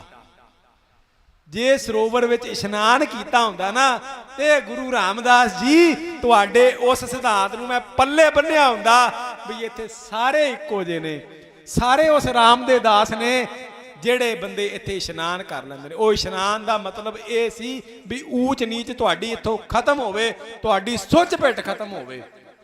ਅਸੀਂ ਨਵੀਆਂ ਨਵੀਆਂ ਸੁੱਚਾਂ ਪਿੱਟਾਂ ਕਰ ਲਈਆਂ, ਨਵੇਂ ਨਵੇਂ ਆਪਣੇ ਅਸੂਲ ਬਣਾ ਲਏ, ਕਾਨੂੰਨ ਬਣਾ ਲਏ। ਸਾਡੇ ਲਈ ਬੜੀ ਵੱਡੀ ਸ਼ਰਮ ਦੀ ਗੱਲ ਏ, ਸਾਡੇ ਸਿੱਖ ਹੋ ਕੇ ਅਸੀਂ ਧੜਿਆਂ ਦੇ ਵਿੱਚ ਵੰਡੇ ਹੋਏ ਆ। ਮੈਂ ਹਰ ਵਾਰੀ ਇਹ ਗੱਲ ਕਹਿਣਾ ਵਾ, ਮੈਂ ਕਵਾਂਗਾ ਵੀ ਕਵਾਂਗਾ, ਧੜੇਬੰਦੀ ਛੱਡ ਦਿਓ। ਜਦ ਤੱਕ ਧੜੇਬੰਦੀ ਨਹੀਂ ਛੱਡਣੀ, ਸਿੱਖ ਕੌਮ ਦਾ ਭਲਾ ਨਹੀਂ ਹੋ ਸਕਦਾ। ਪਹਿਲੇ ਹੀ ਅਸੀਂ ਬਹੁਤ ਥੋੜੇ ਆ, ਬਹੁਤ ਥੋੜੇ ਆ। ਮੈਂ ਕਹਿੰਦਾ ਵਾ ਜਿਹੜੇ ਕਹਿੰਦੇ ਨੇ ਨਾ ਅਸੀਂ ਸਿੱਖ ਹੈਗੇ ਆ, ਭਾਵੇਂ ਉਹਨੇ ਕਹਿ ਲਓ ਵੀ ਦਾੜਾ ਕੇਸ ਵੀ ਕਤਲ ਕਰਾਇਆ, ਜਿਹੜੇ ਕਹਿੰਦੇ ਸਿੱਖ ਹੈਗੇ ਆ, ਜੇ ਉਹ ਵੀ ਆਪਾਂ ਪਾ ਲਈਏ ਤੇ ਆਪਾਂ ਬੜੇ ਥੋੜੇ ਹੈਗੇ, ਬਹੁਤ ਥੋੜੇ ਆ। ਆਪਾਂ ਉਹਨਾਂ ਨੂੰ ਗੱਲ ਨਾਲ ਲਾਈਏ। ਆ ਮੇਰੇ ਵੀਰ, ਜੇ ਕੋਈ ਬਾਂਹ ਟੁੱਟ ਜਾਂਦੀ ਹੈ ਨਾ ਤੇ ਡਾਕਟਰ ਉਹਨੂੰ ਵੱਢ ਨਹੀਂ ਦਿੰਦਾ, ਛਾਤੀ ਨਾਲ ਲਾ ਦਿੰਦਾ, ਇੱਥੇ ਲਾ ਲੈ, ਆ ਜੁੜ ਜੂਗੀ। ਇਹ ਨਹੀਂ ਹੁੰਦਾ ਉਹਨੂੰ ਵੱਢ ਹੀ ਦਿਓ। ਬਾਣੀ ਪੜਾਣੀ ਹੈ ਅਗਲੇ ਨੂੰ, ਪ੍ਰੇਮ ਸਹਿਤ ਉਹਨੂੰ ਨਾਲ ਲਾਉਣਾ ਏ। ਨਾ ਸਾਡੇ ਊੜੇ ਰਹੇ ਤੇ ਨਾ ਸਾਡੇ ਕੋਲ ਜੂੜੇ ਰਹੇ, ਨਾ ਅਸੀਂ ਊੜੇ ਸੰਭਾਲ ਸਕੇ ਨਾ ਜੂੜੇ ਸੰਭਾਲ ਸਕੇ। ਗੱਲ ਤਾਂ ਇੱਥੇ ਬਣਦੀ ਏ। ਮੇਰਾ ਇੱਕ ਮਿੱਤਰ ਲੁਧਿਆਣੇ ਇੰਟੀਰੀਅਰ ਡਿਜ਼ਾਈਨਰ, ਮੇਰੀ ਬੱਚੀ ਤੇ ਉਹਦੀ ਬੱਚੀ ਨਾਲ ਪੜ੍ਹਦੀਆਂ, ਤੇ ਉਹਦੀ ਬੱਚੀ ਬਿਲਕੁਲ ਕਾਫੀ ਪੁਰਾਣੀ ਗੱਲ ਦੱਸਦਾ ਪਿਆ, ਨਿੱਕੀ ਜੀ ਸੀਗੀ, 4 ਸਾਲਾਂ ਦੀ ਹੋਣੀ, 4-5 ਸਾਲਾਂ ਦੀ। ਤੇ ਮੇਰੀ ਬੱਚੀ ਦੇ ਨਾਲ ਉਹ ਜਾਂਦੀ ਆਂਦੀ ਸੀ, ਤੇ ਉਹ ਘਰ ਮੌਲਵੀ ਆਇਆ ਕਰੇ, ਸਾਡੇ ਸਾਹਮਣੇ ਰਹਿੰਦਾ ਸੀ। ਮੈਂ ਉਹਨੂੰ ਪੁੱਛ ਲਿਆ, ਮੈਂ ਕਿਹਾ ਵੀਰ ਵੀ ਮੌਲਵੀ ਸਾਹਿਬ ਆਉਂਦੇ ਨੇ, ਕਿ ਘਰ ਵਿੱਚ ਕੋਈ ਪ੍ਰੋਗਰਾਮ ਚੱਲ ਰਿਹਾ ਹੈ, ਕੋਈ ਜਿਵੇਂ ਪਾਠ ਵਗੈਰਾ ਸਾਡੇ ਹੁੰਦਾ, ਤੁਹਾਡੇ ਕੋਈ ਪਾਠ ਚੱਲਦਾ? ਕਹਿੰਦਾ ਨਹੀਂ। ਮੈਂ ਕੋਈ ਹੋਰ ਕੋਈ ਅਨੁਸ਼ਠਾਨ ਵਗੈਰਾ ਕੋਈ ਚੱਲਦਾ ਹੋਊ? ਕਹਿੰਦਾ ਨਹੀਂ। ਕਹਿੰਦਾ ਰੋਜ਼ ਆਉਂਦੇ ਨੇ। ਮੈਂ ਕਿਹਾ ਕਾਹਦੇ ਲਈ ਆਉਂਦੇ ਨੇ? ਕਹਿੰਦਾ ਵੀ ਅਰਬੀ ਪੜ੍ਹਾਉਣ ਵਾਸਤੇ ਆਉਂਦੇ ਨੇ, ਮੇਰੇ ਬੱਚੇ ਨੂੰ, ਮੇਰੀ ਧੀ ਨੂੰ ਅਰਬੀ ਪੜ੍ਹਾਉਣ ਵਾਸਤੇ ਆਉਂਦੇ ਨੇ। ਅੱਜ ਦਾ ਜਿਹੜਾ ਬੱਚਾ ਹੈ ਨਾ, 18 20 ਸਾਲਾਂ ਦਾ ਹੋ ਜਾਂਦਾ, ਉਹਨੂੰ ਊੜਾ ਐੜਾ ਨਹੀਂ ਆਉਣਾ ਹੁੰਦਾ। ਉਹਨੂੰ ਊੜਾ ਐੜਾ ਪੁੱਛ ਲਓ ਨਾ, ਤੇ ਊੜਾ ਐੜਾ ਨਹੀਂ ਆਉਂਦਾ। ਅੱਜ ਕੱਲ ਇੱਕ ਨਵਾਂ ਟ੍ਰੈਂਡ ਚੱਲਿਆ, ਕੜੇ, ਉਹਨੂੰ ਕਹਿੰਦੇ ਕੜੇ ਨੇ, ਹੈਗਾ ਚੂੜੀਆਂ ਹੀ ਨੇ। ਉਹ ਚੂੜੀ ਟਾਈਪ ਜੀ ਬਣੀ ਹੋਈ, ਕੜਾ ਜਿਹਾ ਤਿੱਖਾ ਜਿਹਾ, ਉਹਦੇ ਉੱਤੇ ਊੜਾ ਐੜਾ ਈੜੀ ਸੱਸਾ ਹਾਹਾ ਲਿਖਿਆ, ਸਾਰਾ ਊੜਾ ਐੜਾ ਲਿਖਿਆ ਹੋਇਆ 35 ਅੱਖਰੀ। ਤੇ ਮੈਂ ਕਈਆਂ ਨੂੰ ਫੜਿਆ, ਕਈ ਮੁੰਡਿਆਂ ਨੂੰ ਫੜਿਆ, 25 ਸਾਲਾਂ ਦੇ, 30 ਸਾਲਾਂ ਦੇ ਵੀ ਬੰਦਿਆਂ ਨੂੰ ਫੜਿਆ, ਉਹਦੇ ਕੜੇ ਤੇ ਹੱਥ ਰੱਖ ਕੇ ਮੈਂ ਕਹਿੰਦਾ ਊੜਾ ਐੜਾ ਸੁਣਾ ਦੇ। ਤੂੰ ਮੈਨੂੰ ਊੜਾ ਐੜਾ ਸੁਣਾ ਦੇਂਗਾ? ਜਿਹੜੇ ਬੰਦੇ ਨੂੰ ਜਿਵੇਂ ਕੋਈ ਚੀਜ਼ ਚੰਗੀ ਲੱਗਦੀ, ਮੈਂ ਕਹਿੰਦਾ ਤੈਨੂੰ ਜਿਹੜੀ ਚੀਜ਼ ਚੰਗੀ ਲੱਗੀ ਮੈਂ ਦਿੱਤਾ ਹੈ, ਊੜਾ ਐੜਾ ਸੁਣਾ ਦੇ। ਊੜਾ ਐੜਾ ਸੱਸਾ ਹਾਹਾ ਕੱਕਾ ਖੱਖਾ ਗੰਗ ਗੰਗ ਗੰਗ ਗੰਗ, ਬਸ ਖਤਮ ਕਹਾਣੀ। ਇੱਥੇ ਤੱਕ ਹੀ ਹੁੰਦੀ ਹੈ। ਬਾਣੀ ਨਾਲ ਕਿੱਥੋਂ ਜੁੜੋਗੇ? ਬਾਣੀ ਸਾਰੀ ਗੁਰਮੁਖੀ ਚ, ਬਾਣੀ ਨਾਲ ਕਿੱਥੋਂ ਜੁੜੋਗੇ? ਉਹ ਜਮ ਪੜੋ ਅੰਗਰੇਜ਼ੀਆਂ, ਜਮ ਪੜੋ ਹਿੰਦੀ, ਜਮ ਪੜੋ ਸੰਸਕ੍ਰਿਤ ਜਾਂ ਹੋਰ ਭਾਸ਼ਾਵਾਂ ਦਾ। ਸੱਚੇ ਪਾਤਸ਼ਾਹ ਬੇਅੰਤ ਭਾਸ਼ਾਵਾਂ ਦਾ ਗਿਆਨ ਰੱਖਦੇ ਨੇ, ਪਰ ਘੱਟੋ ਘੱਟ ਅਸੀਂ ਆਪਣੀ ਗੁਰਮੁਖੀ ਨੂੰ ਤਾਂ ਪਛਾਣੀਏ, ਜਿਹਦੇ ਵਿੱਚ ਸਾਡੀ ਬਾਣੀ ਦਰਜ ਹੈਗੀ ਹੈ। ਆ 35 ਮਹਾਂਪੁਰਖ ਬੋਲਦੇ ਨੇ, ਅਸੀਂ ਬਾਣੀ ਕਿਵੇਂ ਪੜ੍ਹ ਸਕਾਂਗੇ? ਜਦ ਤੱਕ ਸਾਡੇ ਕੋਲ ਊੜਾ ਐੜਾ ਪੱਲੇ ਨਹੀਂ ਹੋਏਗਾ, ਅਸੀਂ ਬਾਣੀ ਕਿੱਥੋਂ ਪੜਾਂਗੇ? ਬੱਚਿਆਂ ਨੂੰ ਸਾਡੇ ਜਿਹੜੇ ਆਪੂ ਬਣੇ ਜਥੇਦਾਰ ਨੇ, ਅੱਜ ਉਹ ਲੱਗ ਕੇ ਉਹ ਕਹਿੰਦੇ ਨੇ ਪੜ੍ਹਾਈ ਦੀ ਕੀ ਲੋੜ ਏ? ਇਹਨਾਂ ਗੱਲਾਂ ਕਰਕੇ ਤਾਂ ਤੁਹਾਨੂੰ ਗਵਾਰ ਕਹਿੰਦੇ ਆ। ਸੱਚੇ ਪਾਤਸ਼ਾਹ ਵਾਰ-ਵਾਰ ਕਹਿੰਦੇ ਗੁਰ ਪ੍ਰਸਾਦੀ ਵਿਦਿਆ ਵਿਚਾਰੇ, ਪੜ ਪਾਵੇ ਮਾਨ। ਆਪਾਂ ਮਦੇ ਆਪ ਪ੍ਰਗਾਸਿਆ ਪਾਇਆ ਅੰਮ੍ਰਿਤ ਨਾਮ, ਵਿਦਿਆ ਵਿਚਾਰੀ ਤਾਂ ਪਰ ਉਪਕਾਰੀ। ਉਹ ਤੂੰ ਬਾਣੀ ਪੜ, ਬਾਣੀ ਪੜ, ਤੂੰ ਪੜ੍ਹਾਈ ਕਰ, ਤੇਰੀ ਪੜ੍ਹਾਈ ਤੈਨੂੰ ਗੁਰੂ ਨਾਲੋਂ ਤੋੜੇ ਨਾ। ਆਹ ਕੰਡੀਸ਼ਨ ਹੀ, ਤੂੰ ਪੜ੍ਹਾਈ ਕਰਕੇ ਉਹ ਚੌਧਿਆਂ ਤੇ ਲੱਗੇ, ਸਾਡੇ ਬੱਚੇ, ਸਾਡੇ ਭਰਾ, ਸਾਡੀਆਂ ਭੈਣਾਂ ਵਾ, ਉਹ ਚੌਧਿਆਂ ਤੇ ਲੱਗਣ, IPS IAS ਕਰੈਕਟਰ ਬਣਨ, ਡਿਸੀਜਨ ਮੇਕਰ ਬਣਨ। ਅੱਜ ਭਾਜਪਾ ਕੀ ਕਰ ਰਹੀ ਏ? ਸਾਰੇ ਡਿਸੀਜਨ ਮੇਕਰ ਉਹਨਾਂ ਦੇ ਆਪਣੇ ਨੇ। ਜਦੋਂ ਡਿਸੀਜਨ ਮੇਕਰ ਉਹਨਾਂ ਦੇ ਹੈਗੇ ਨੇ, ਫਿਰ ਜੋ ਮਰਜ਼ੀ ਕਰਾ ਲਓ। ਵੋਟਾਂ ਪਈਆਂ ਹੋਈਆਂ ਵੀ, ਲੋਕਾਂ ਦੀਆਂ ਐਫੀਡੇਵਿਟ ਦਿੱਤੇ ਹੋਏ ਵੀ, ਸਾਰੇ ਗਲਤ ਹੋ ਜਾਂਦੇ ਨੇ, ਸਾਰਾ ਕੁਝ ਝੂਠ ਸਾਬਤ ਹੋ ਜਾਂਦਾ ਹੈ, ਕਿਉਂਕਿ ਡਿਸੀਜਨ ਮੇਕਰ ਉਹਨਾਂ ਦੇ ਬੈਠੇ ਨੇ, ਕਲੈਕਟਰ ਉਹਨਾਂ ਦਾ ਬੈਠਾ ਹੈ। ਉਹਨੇ ਕਹਿਣਾ ਨਹੀਂ ਜੀ ਫਲਾਣਾ ਬੰਦਾ ਜੇਤੂ ਪਾ ਲਓ ਰੋਲਾ ਜਿੰਨਾ ਮਰਜ਼ੀ। ਸਾਡੇ ਕਿਉਂ ਨਾ ਬਣਨ? ਜੇ ਪੜਨਗੇ ਨਹੀਂ IPS IAS ਕਿੱਥੋਂ ਬਣਨਗੇ? ਕਿੱਥੋਂ ਡਿਸੀਜਨ ਮੇਕਰ ਬਣਨਗੇ? ਅੱਜ ਪੰਜਾਬ ਨੂੰ, ਜਿਹਨੂੰ ਗੁਰੂਆਂ ਪੀਰਾਂ ਦੀ ਧਰਤੀ ਕਿਹਾ ਜਾਂਦਾ ਏ, ਅੱਜ ਪੰਜਾਬ ਦੇ ਕਿੰਨੇ ਕੁ ਜਿਹੜੇ ਹੈਗੇ ਨੇ ਕਲੈਕਟਰ ਸਿੱਖ ਹੈਗੇ ਨੇ। ਸਿੱਖਾਂ ਦੇ ਵਿੱਚੋਂ ਫਿਰ ਕਿੰਨੇ ਕੁ ਸਾਬਤ ਸੂਰਤ ਬੰਦੇ ਨੇ ਗਾਂ ਤੱਕ ਜਾਂਦੇ ਨੇ। ਅਸੀਂ ਕਹੀ ਜਾਂਦੇ ਆ ਜੀ ਪੜ੍ਹਾਈ ਦੀ ਕੋਈ ਲੋੜ ਨਹੀਂ ਹੋ, ਪੜ੍ਹਾਈ ਦੀ ਕੋਈ ਲੋੜ ਨਹੀਂ ਹੋ। ਠੀਕ ਹੈ, ਅਨਪੜ੍ਹ ਰੱਖੋ ਕੌਮ ਨੂੰ, ਵਧੀਆ ਗੱਲ ਹੈ। ਖੂਹ ਸੁੱਟਣਾ ਸੁੱਟੋ। ਉਹ ਪਿਆਰਿਓ, ਸਾਡੇ ਕੁਆਲੀਫਾਈਡ ਹੋਣ, ਇੱਥੇ ਰਹਿਣ, ਪੰਜਾਬ ਦੀ ਸੇਵਾ ਕਰਨ, ਪਤਾ ਲੱਗੇ ਗੁਰੂ ਕਾ ਸਿੱਖ ਹੈ, ਕਿਰਦਾਰ ਬੋਲੇ। ਸਾਡੇ ਇਹ ਨਹੀਂ ਹੋ ਵੀ ਅਸੀਂ ਕਹਿੰਦੇ ਠੀਕ ਹੈ ਜੀ ਯਾਰ ਇਦਾਂ ਹੀ ਰਹਿਣ ਦਿਓ, ਤੇ ਸਾਡੇ ਬੱਚਿਆਂ ਨੂੰ ਅੱਜ ਦੀ ਡੇਟ 'ਚ ਉਹਨਾਂ ਨੂੰ ਕੋਈ ਇੰਗਲਿਸ਼ ਵਿੱਚ ਆਪਣਾ ਪੰਜਾਬੀ 'ਚ ਉਹਨਾਂ ਨੂੰ ਕੋਈ ਗਿਣਤੀ ਦਾ ਕਹਿ ਲਓ 69 ਕਿੰਨਾ ਹੁੰਦਾ ਜੀ? ਜਦ ਕਿੰਨਾ ਹੁੰਦਾ ਤਾਂ ਲਫ਼ਜ਼ ਵਰਤਦੇ ਨਹੀਂ, ਕਿਆ ਕਿਤਨਾ ਹੋਤਾ ਹੈ? ਉਹ ਕਹਿੰਦੇ 69 ਹੁੰਦਾ। ਅਸੀਂ ਦੇ ਕੀ ਰਹੇ ਹਾਂ ਬੱਚਿਆਂ ਨੂੰ? ਇੱਕ ਪਾਸੇ ਤਾਂ ਉਹ ਲਾਬੀ ਖੜੀ ਏ ਜਿਹੜੇ ਕਹਿੰਦੇ ਨੇ ਕਿ ਪੜਾਉਣਾ ਹੀ ਨਹੀਂ, ਉਹ ਜਿਹੜੇ ਕਹਿੰਦੇ ਪੜਨ ਦੀ ਲੋੜ ਹੀ ਨਹੀਂ, ਉਹ ਲਾਬੀ ਖੜੀ ਏ। ਦੂਏ ਬੰਨੇ ਉਹ ਲਾਬੀ ਖੜੀ ਏ ਜਿਨ੍ਹਾਂ ਨੂੰ 69 ਦਾ 69 ਪਤਾ ਹੈ, 69 ਪਤਾ ਹੀ ਨਹੀਂ, 79 ਪਤਾ ਹੈ, 79 ਪਤਾ ਹੀ ਨਹੀਂ। ਬਚਾ ਲਓ ਆਪਣੀ ਪੀੜ੍ਹੀ ਬਚਾ ਲਓ।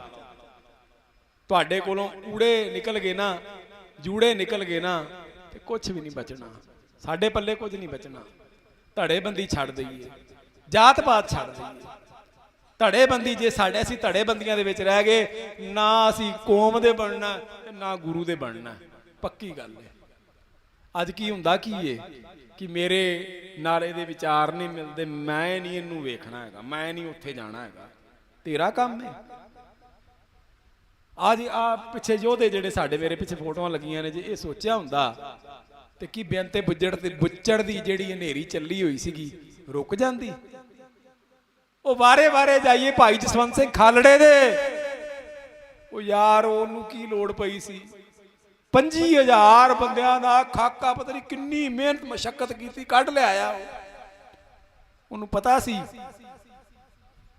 ਕਿ ਇਹਨਾਂ ਮੈਨੂੰ ਛੱਡਣਾ ਨਹੀਂ। ਹੋ ਇਹ ਜ਼ਾਲਮ ਨੇ ਜਿਹੜੇ 25,000 ਬੰਦਾ ਮਾਰ ਸਕਦੇ, ਉਹਦੇ ਵਾਸਤੇ ਜਸਵੰਤ ਸਿੰਘ ਕੀ ਚੀਜ਼ ਹੈ ਪਤਾ ਸੀ। ਇਹਨੂੰ ਕਹਿੰਦੇ ਸਿਰ ਤਲੀ ਤੇ ਧਰਨਾ। ਆ ਇਹਨਾਂ ਮਰਜੀਵੜਿਆਂ ਨੇ ਸਿਰ ਤਲੀ ਤੇ ਧਰਿਆ ਏ, ਤੇ ਜੇ ਅਸੀਂ ਇੰਨਾ ਵੀ ਨਹੀਂ ਕਰ ਸਕਦੇ ਕਿ ਇੱਥੇ ਆ ਕੇ ਹਾਜ਼ਰੀ ਭਰ ਕੇ ਹਾਂ ਦਾ ਨਾਰਾ ਮਾਰ ਦਈਏ, ਫਿਰ ਤਾਂ ਸਾਡਾ ਸਭ ਕੁਝ ਨੇ ਫਲੇ ਬੇਕਾਰ ਹੈ। ਸਾਡਾ ਸਾਰਾ ਕੁਝ ਸਾਡੇ ਜੀਣ ਤੇ ਲਾਨਤ ਹੈ। ਸਾਡੇ ਲੋਕ ਨਾ ਦੂਜਿਆਂ ਨੂੰ ਟੀਚਰਾਂ ਹੀ ਕਰਦੇ ਆ। ਜੇ ਦਿੱਲੀ ਮੋਰਚਾ ਲੱਗਿਆ, ਮੈਨੂੰ ਕਹਿੰਦੇ ਤੂੰ ਸ਼ਹਿਰੀਆ ਏ, ਤੂੰ ਕਿਉਂ ਉੱਥੇ ਜਾਣਾ ਏ? ਓਏ ਝੱਲਿਓ, ਉਹ ਜੇ ਉਹ ਮੋਰਚਾ ਨਾ ਜਿੱਤਿਆ ਜਾਂਦਾ, ਅੱਜ 400 ਰੁਪਏ ਕਿਲੋ ਆਟਾ ਮਿਲਣਾ ਸੀ, 2-2 ਰੁਪਏ ਕਿਲੋ ਦਾਲ ਮਿਲਣੀ ਸੀ। ਸਾਡੀ ਥਾਲੀ ਤੇ ਡਾਕਾ ਸੀ ਸਿੱਧਾ ਉਹ ਵਾਲਾ ਮੋਰਚਾ। ਅੱਜ ਇਹ ਡਾਕਾ ਸਾਡੇ ਮਨੁੱਖੀ ਅਧਿਕਾਰਾਂ ਤੇ ਡਾਕਾ ਏ। ਆ ਭਾਈ ਗੁਰਦੀਪ ਸਿੰਘ ਖੇੜਾ ਪੈਰੋਲ ਤੇ ਬਾਹਰ ਆਏ ਨੇ, ਉਹਨਾਂ ਕੀ ਆਖਿਆ? ਸਿੱਖ ਕਿਰਦਾਰ ਬੋਲਦਾ ਨਾ।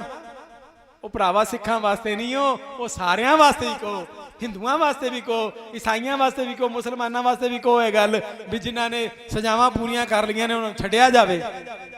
ਕਿਰਦਾਰ ਬੋਲਦਾ ਨਾ। ਇਹਨੂੰ ਕਹਿੰਦੇ ਸਭ ਕੋ ਮੀਤ ਹਮ ਆਪਨ ਕੀਨਾ, ਹਮ ਸਭਨਾ ਕੇ ਸਾਜਨ। ਮਿਲਬੇ ਕੀ ਮਹਿਮਾ ਬਰ ਨਾ ਸਾਕੋ ਨਾਨਕ ਪਰੇ ਪ੍ਰੀਲਾ, ਨਾ ਕੋ ਮੇਰਾ ਦੁਸ਼ਮਨ ਰਿਹਾ ਨਾਮ ਕਿਸਕੇ ਬਰਾਈ। ਇਹ ਘਰ ਤੋਂ ਸ਼ੁਰੂ ਕਰਨਾ ਪਏਗਾ, ਇਹ ਘਰ ਤੋਂ ਸ਼ੁਰੂ ਕਰਨਾ ਪਏਗਾ। 12,500 ਪਿੰਡ ਹੈ ਪੰਜਾਬ ਦਾ।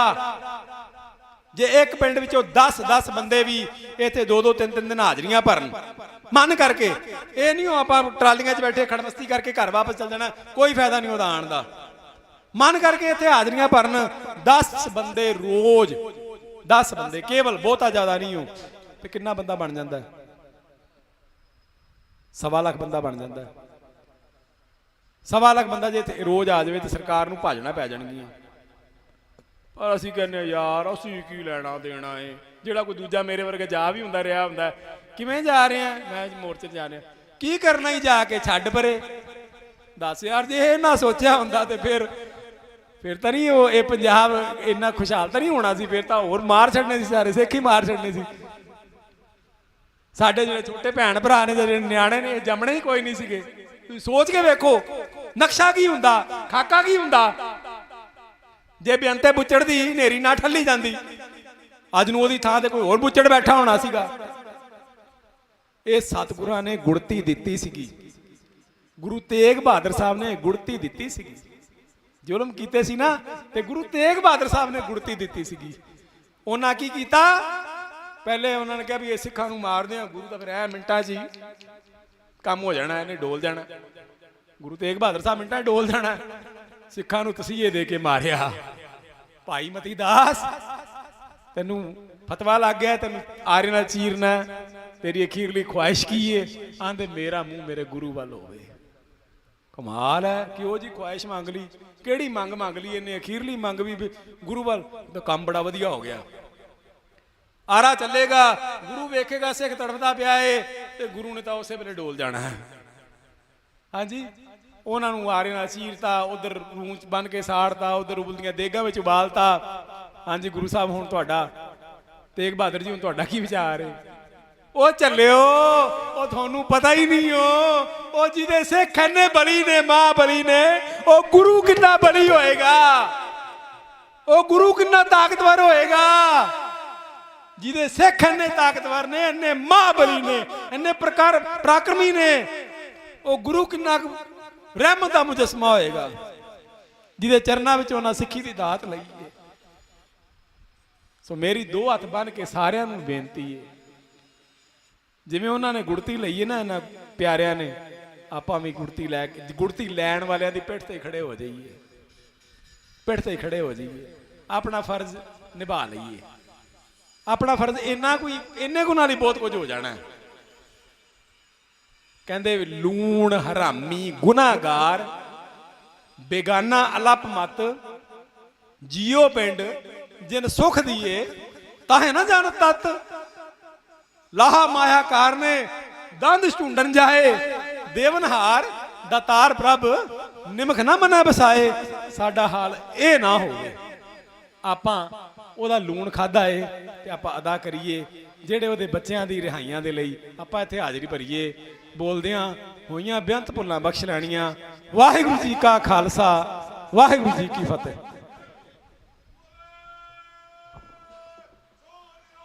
ਸਤਿ ਸ੍ਰੀ ਅਕਾਲ। ਬਹੁਤ ਬਹੁਤ ਧੰਨਵਾਦ ਚਾਕਰ ਜੀ ਦਾ। ਇੱਕ ਅਨਾਉਂਸਮੈਂਟ ਹੈ, ਅਕਾਲੀ ਫੂਲਾ ਸਿੰਘ ਜੀ ਦੀ 200 ਸਾਲਾ ਸ਼ਹੀਦੀ ਸਮਾਗਮ ਨੂੰ ਸਮਰਪਿਤ ਗੁਰਮਤਿ ਸਮਾਗਮ ਸੈਕਟਰ 49C, ਸੈਕਟਰ 49C ਅੱਜ ਹੀ 5 ਤੋਂ 9 ਵਜੇ ਤੱਕ ਦਾ ਉੱਥੇ ਪ੍ਰੋਗਰਾਮ ਹੈ। 7 ਤੋਂ 8 ਵਜੇ ਤੱਕ ਭਾਈ ਸਾਹਿਬ ਭਾਈ ਜਰਨੈਲ ਸਿੰਘ ਜੀ ਹਜ਼ੂਰੀ ਰਾਗੀ ਸ਼੍ਰੀ ਦਰਬਾਰ ਸਾਹਿਬ ਉਹ ਕੀਰਤਨ ਕਰਨਗੇ, ਤੇ 8 ਤੋਂ 9 ਵਜੇ ਤੱਕ ਗਿਆਨੀ ਸ਼ੇਰ ਸਿੰਘ ਜੀ ਅੰਬਾਲੇ ਵਾਲੇ ਉਹ ਕਥਾ ਵਿਚਾਰਾਂ ਨਾਲ ਸੰਗਤ ਨੂੰ ਨਿਹਾਲ ਕਰਨਗੇ। ਸੋ ਸਾਰਿਆਂ ਦੇ ਚਰਨਾਂ 'ਚ ਬੇਨਤੀ ਹੈ ਕਿ ਸੈਕਟਰ 49C ਅੱਜ ਸ਼ਾਮੀ 5 ਤੋਂ 9 ਵਜੇ ਤੱਕ ਗੁਰਮਤਿ ਸਮਾਗਮ ਹੈ। ਬੇਨਤੀ ਕਰਾਂਗਾ ਭਾਈ ਬਲਜੀਤ ਸਿੰਘ ਜੀ ਭਾਊ ਜੀ ਨੂੰ, ਸੈਕਟਰ 49C ਦੇ ਗੁਰਦੁਆਰਾ ਦਸ਼ਮੇਸ਼ ਦਰਬਾਰ ਦੇ ਵਿੱਚ ਇਹ ਪ੍ਰੋਗਰਾਮ ਹੈ। ਸੋ ਸਾਰੇ ਉੱਥੇ ਜ਼ਰੂਰ ਹਾਜ਼ਰੀ ਭਰਨ। ਬੇਨਤੀ ਹੈ ਭਾਈ ਬਲਜੀਤ ਸਿੰਘ ਭਾਊ ਜੀ ਨੂੰ ਕਿ ਉਹ ਜਥੇਦਾਰ ਜੀ ਦੇ ਨਾਲ ਜੋ ਆਪਣੀਆਂ ਉਹਨਾਂ ਨੇ ਸਮਾਂ ਬਿਤਾਇਆ ਉਹਦੇ ਬਾਰੇ ਸੰਗਤਾਂ ਨੂੰ ਜ਼ਰੂਰ ਦੱਸਣ। ਤੇ ਇੱਕ ਮੈਂ ਉਹਨਾਂ ਨੂੰ ਬੇਨਤੀ ਕਰਾਂਗਾ ਕਿ ਉਹ ਰਾਜਵੀਰ ਵਾਲੀ ਗੱਲ ਸੰਗਤਾਂ ਦੇ ਰੂਬਰੂ ਜ਼ਰੂਰ ਕਰਨ ਵੀ ਉਹਨੇ ਕਿਸ ਤਰ੍ਹਾਂ ਜਥੇਦਾਰ ਜੀ ਨਾਲ ਤਸੱਦਦ ਕੀਤਾ ਸੀਗਾ। ਵਾਹਿਗੁਰੂ ਜੀ ਕਾ ਖਾਲਸਾ, ਵਾਹਿਗੁਰੂ ਜੀ ਕੀ ਫਤਿਹ।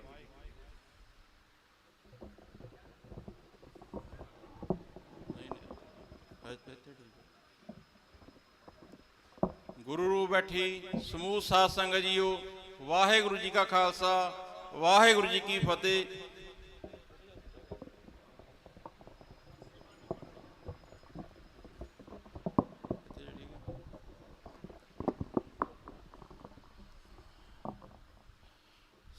ਸੋ ਸੰਗਤ ਜੀ, ਹੁਕਮ ਹੋਇਆ ਸੀਗਾ ਦਾਸ ਵੱਲੋਂ ਵੀ ਜਥੇਦਾਰ ਨਾਲ ਬਿਤਾਏ ਹੋਏ ਉਹ ਪਲ ਆਪਾਂ ਸੰਗਤਾਂ ਨੂੰ ਦਸੀਏ। ਪਰ ਸੰਗਤਾਂ ਨੂੰ ਦਸੀਏ ਕਿਹਨੂੰ? ਆਪਣੀ ਗਿਣਤੀ ਤਾਂ ਦੇਖ ਲਓ ਕਿੰਨੀ ਹੈ। ਦਿਨੋਂ ਦਿਨ ਆਪਣੀ ਗਿਣਤੀ ਘਟਦੀ ਜਾ ਰਹੀ ਹੈ ਭਰਾਵੋ। ਰਾਜਾ ਰਾਜ ਸਿੰਘ ਜੀ ਬੈਠੇ ਆ, ਹਰ ਵਾਰ ਮੀਟਿੰਗ ਦੇ ਵਿੱਚ ਇਹ ਰੌਲਾ ਪਾਉਂਦੇ ਆ ਵੀ ਆਪਾਂ ਗਿਣਤੀ ਵਧਾਈਏ, ਗਿਣਤੀ ਵਧਾਈਏ, ਪਰ ਕੋਈ ਸੁਣਦਾ ਤਾਂ ਹੈ ਨਹੀਂ ਇੱਥੇ। ਅੱਜ ਸਟੇਜ ਸਕੱਤਰ ਵੀ ਇੱਥੇ ਹੈ ਨਹੀਂ, ਜਥੇਦਾਰ ਬਲਵੀਰ ਸਿੰਘ ਬੈਠੇ ਨੇ। ਇਹ ਪਰਚੀ ਕੱਟਣ ਜਾਂ ਆਪਣੀ ਸਟੇਜ ਦੀ ਕਾਰਵਾਈ ਸਾਂਭਣ। ਬੁਲਾਰੇ ਆਪਣੇ ਕੋਲ ਨਹੀਂ ਹੈਗੇ। ਪਹਿਲਾਂ ਤਾਬਿਆਂ ਤੋਂ ਬੈਠੇ ਸਿੰਘ, ਉਹਨੂੰ ਕਿਹਾ ਭਰਾਵਾ ਤੂੰ ਬੋਲ ਲਾ ਕੇ, ਤੇ ਉਸ ਤੋਂ ਬਾਅਦ ਚਲੋ ਮੈਂ ਤਾਂ ਕਦੇ 2 ਮਹੀਨੇ ਹੋ ਗਏ ਬੋਲਿਆ ਨਹੀਂਗਾ। ਫਿਰ ਵੀ ਚਲੋ ਮੈਂ ਕਿਹਾ ਚੱਲ ਅੱਜ ਮੈਂ ਟਾਈਮ ਦੇ ਲਓ, ਕੋਈ ਗੱਲ ਨਹੀਂ ਵੀ ਜਿੰਨੀ ਕੁ ਹੋਈਆਂ, ਕੋਈ ਲੀਡਰ ਦਾ ਕੋਈ ਹੈ ਨਹੀਂ, ਅਸੀਂ ਤਾਂ ਸਿੱਧੇ ਜੇ ਬੋਲਣ ਵਾਲੇ ਆ। ਸੋ ਭਰਾਵੋ, ਮੈਂ ਤਕਰੀਬਨ 12-13 ਸਾਲ ਜੇਲ੍ਹ ਕੱਟੀ ਹੈ, ਜਿਹੜੀ ਆ 9 ਸਿੰਘਾਂ ਦੇ ਨਾਲ ਮੈਂ ਅਲੱਗ-ਅਲੱਗ ਟਾਈਮ ਰਹਿ ਵੀ ਚੁੱਕਿਆਗਾ। ਸਤਿ ਸ੍ਰੀ ਅਕਾਲ।